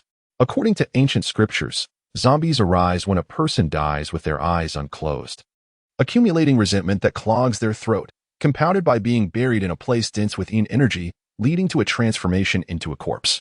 Once transformed, zombies become rigid. Their nails turn black and sharp, with greenish faces and menacing fangs. They conceal themselves in coffins or damp, dark places during the day, siphoning the yang energy from the living and devouring their flesh and blood. Humans are the sovereigns of all beings, inherently possessing 3 souls and 7 spirits. The 3 souls are the heavenly soul, the earthly soul, and the life soul. The heavenly soul embodies yang, while the earthly soul represents yin. The 7 spirits consist of Tianchan, Linghui, Chipa, Lipo, Zhangshu, Jingpa, and Ingpa. Upon death, the heavenly soul and life soul enter the cycle of reincarnation, while the 7 spirits are lost, leaving only the earthly soul, which, after a 7-day funeral rite, descends to the underworld. Should a person die with unresolved resentment, the earthly soul will wander the mortal realm, eventually transforming into a ghost. However, zombies are corpses long dead, devoid of the 3 souls and 7 spirits. Thus, they do not exist within the 3 realms or 5 elements, lacking any semblance of wisdom or consciousness. In Taoist scriptures, zombies are categorized into white zombies, black zombies, hairy zombies, flying zombies, and untransformed bones. White zombies represent the initial stage of transformation, where white hair begins to sprout on the corpse's surface. They possess immense strength, but are slow-moving, highly fearful of sunlight and fire. After consuming sufficient flesh and blood, a white zombie gradually evolves into a black zombie. Black zombies are agile and swift, possessing boundless strength, capable of moving stones and uprooting trees, leaping several meters in a single bound. Moreover, black zombies carry corpse poison. Should one be bitten, if not treated before the victim's transformation, death is inevitable, leading to a complete metamorphosis into another zombie, beyond recovery. Hairy zombies, on the other hand, only emerge after a corpse has rested in a nurturing burial ground for a century. Such burial sites are regarded as the most terrifying, dangerous, and taboo locations within funerary feng shui. Locations such as Dead Cow Belly Cavern, Dog Skull Hollow, Fractured Face of the Literary Star, and Earth Not Formed are considered sinister places where the nurturing of corpses occurs. These sites gather the essence of yin and qi, allowing a corpse to cultivate for a century, transforming it into a stiffened corpse. A stiffened corpse, upon its transformation, develops a coat of resilient hair. Renowned for its impenetrable skin and iron bones, the higher its cultivation, the sturdier its physique. It moves with agility, leaping from rooftops to trees, soaring with remarkable swiftness. Initially unafraid of mundane flames, should a corpse remain in such a nurturing ground for over a millennium, absorbing a millennium's worth of Faulian energy and the essence of the sun and moon, it will evolve into a 1,000-year-old zombie king, also known as a flying corpse. The flying corpse, with its adamantine body, traverses like the wind and can even soar through the skies. Ordinary spells and flames are utterly ineffective against the flying corpse. Ancient texts reveal that it can absorb the vital essence of a person from 100 paces away. Legend states that once a flying corpse has consumed sufficient flesh and blood, it triggers a response from the heavens, summoning a thunderous calamity. If the flying corpse withstands the thunderstorm without perishing, it shall transform into an indestructible skeleton.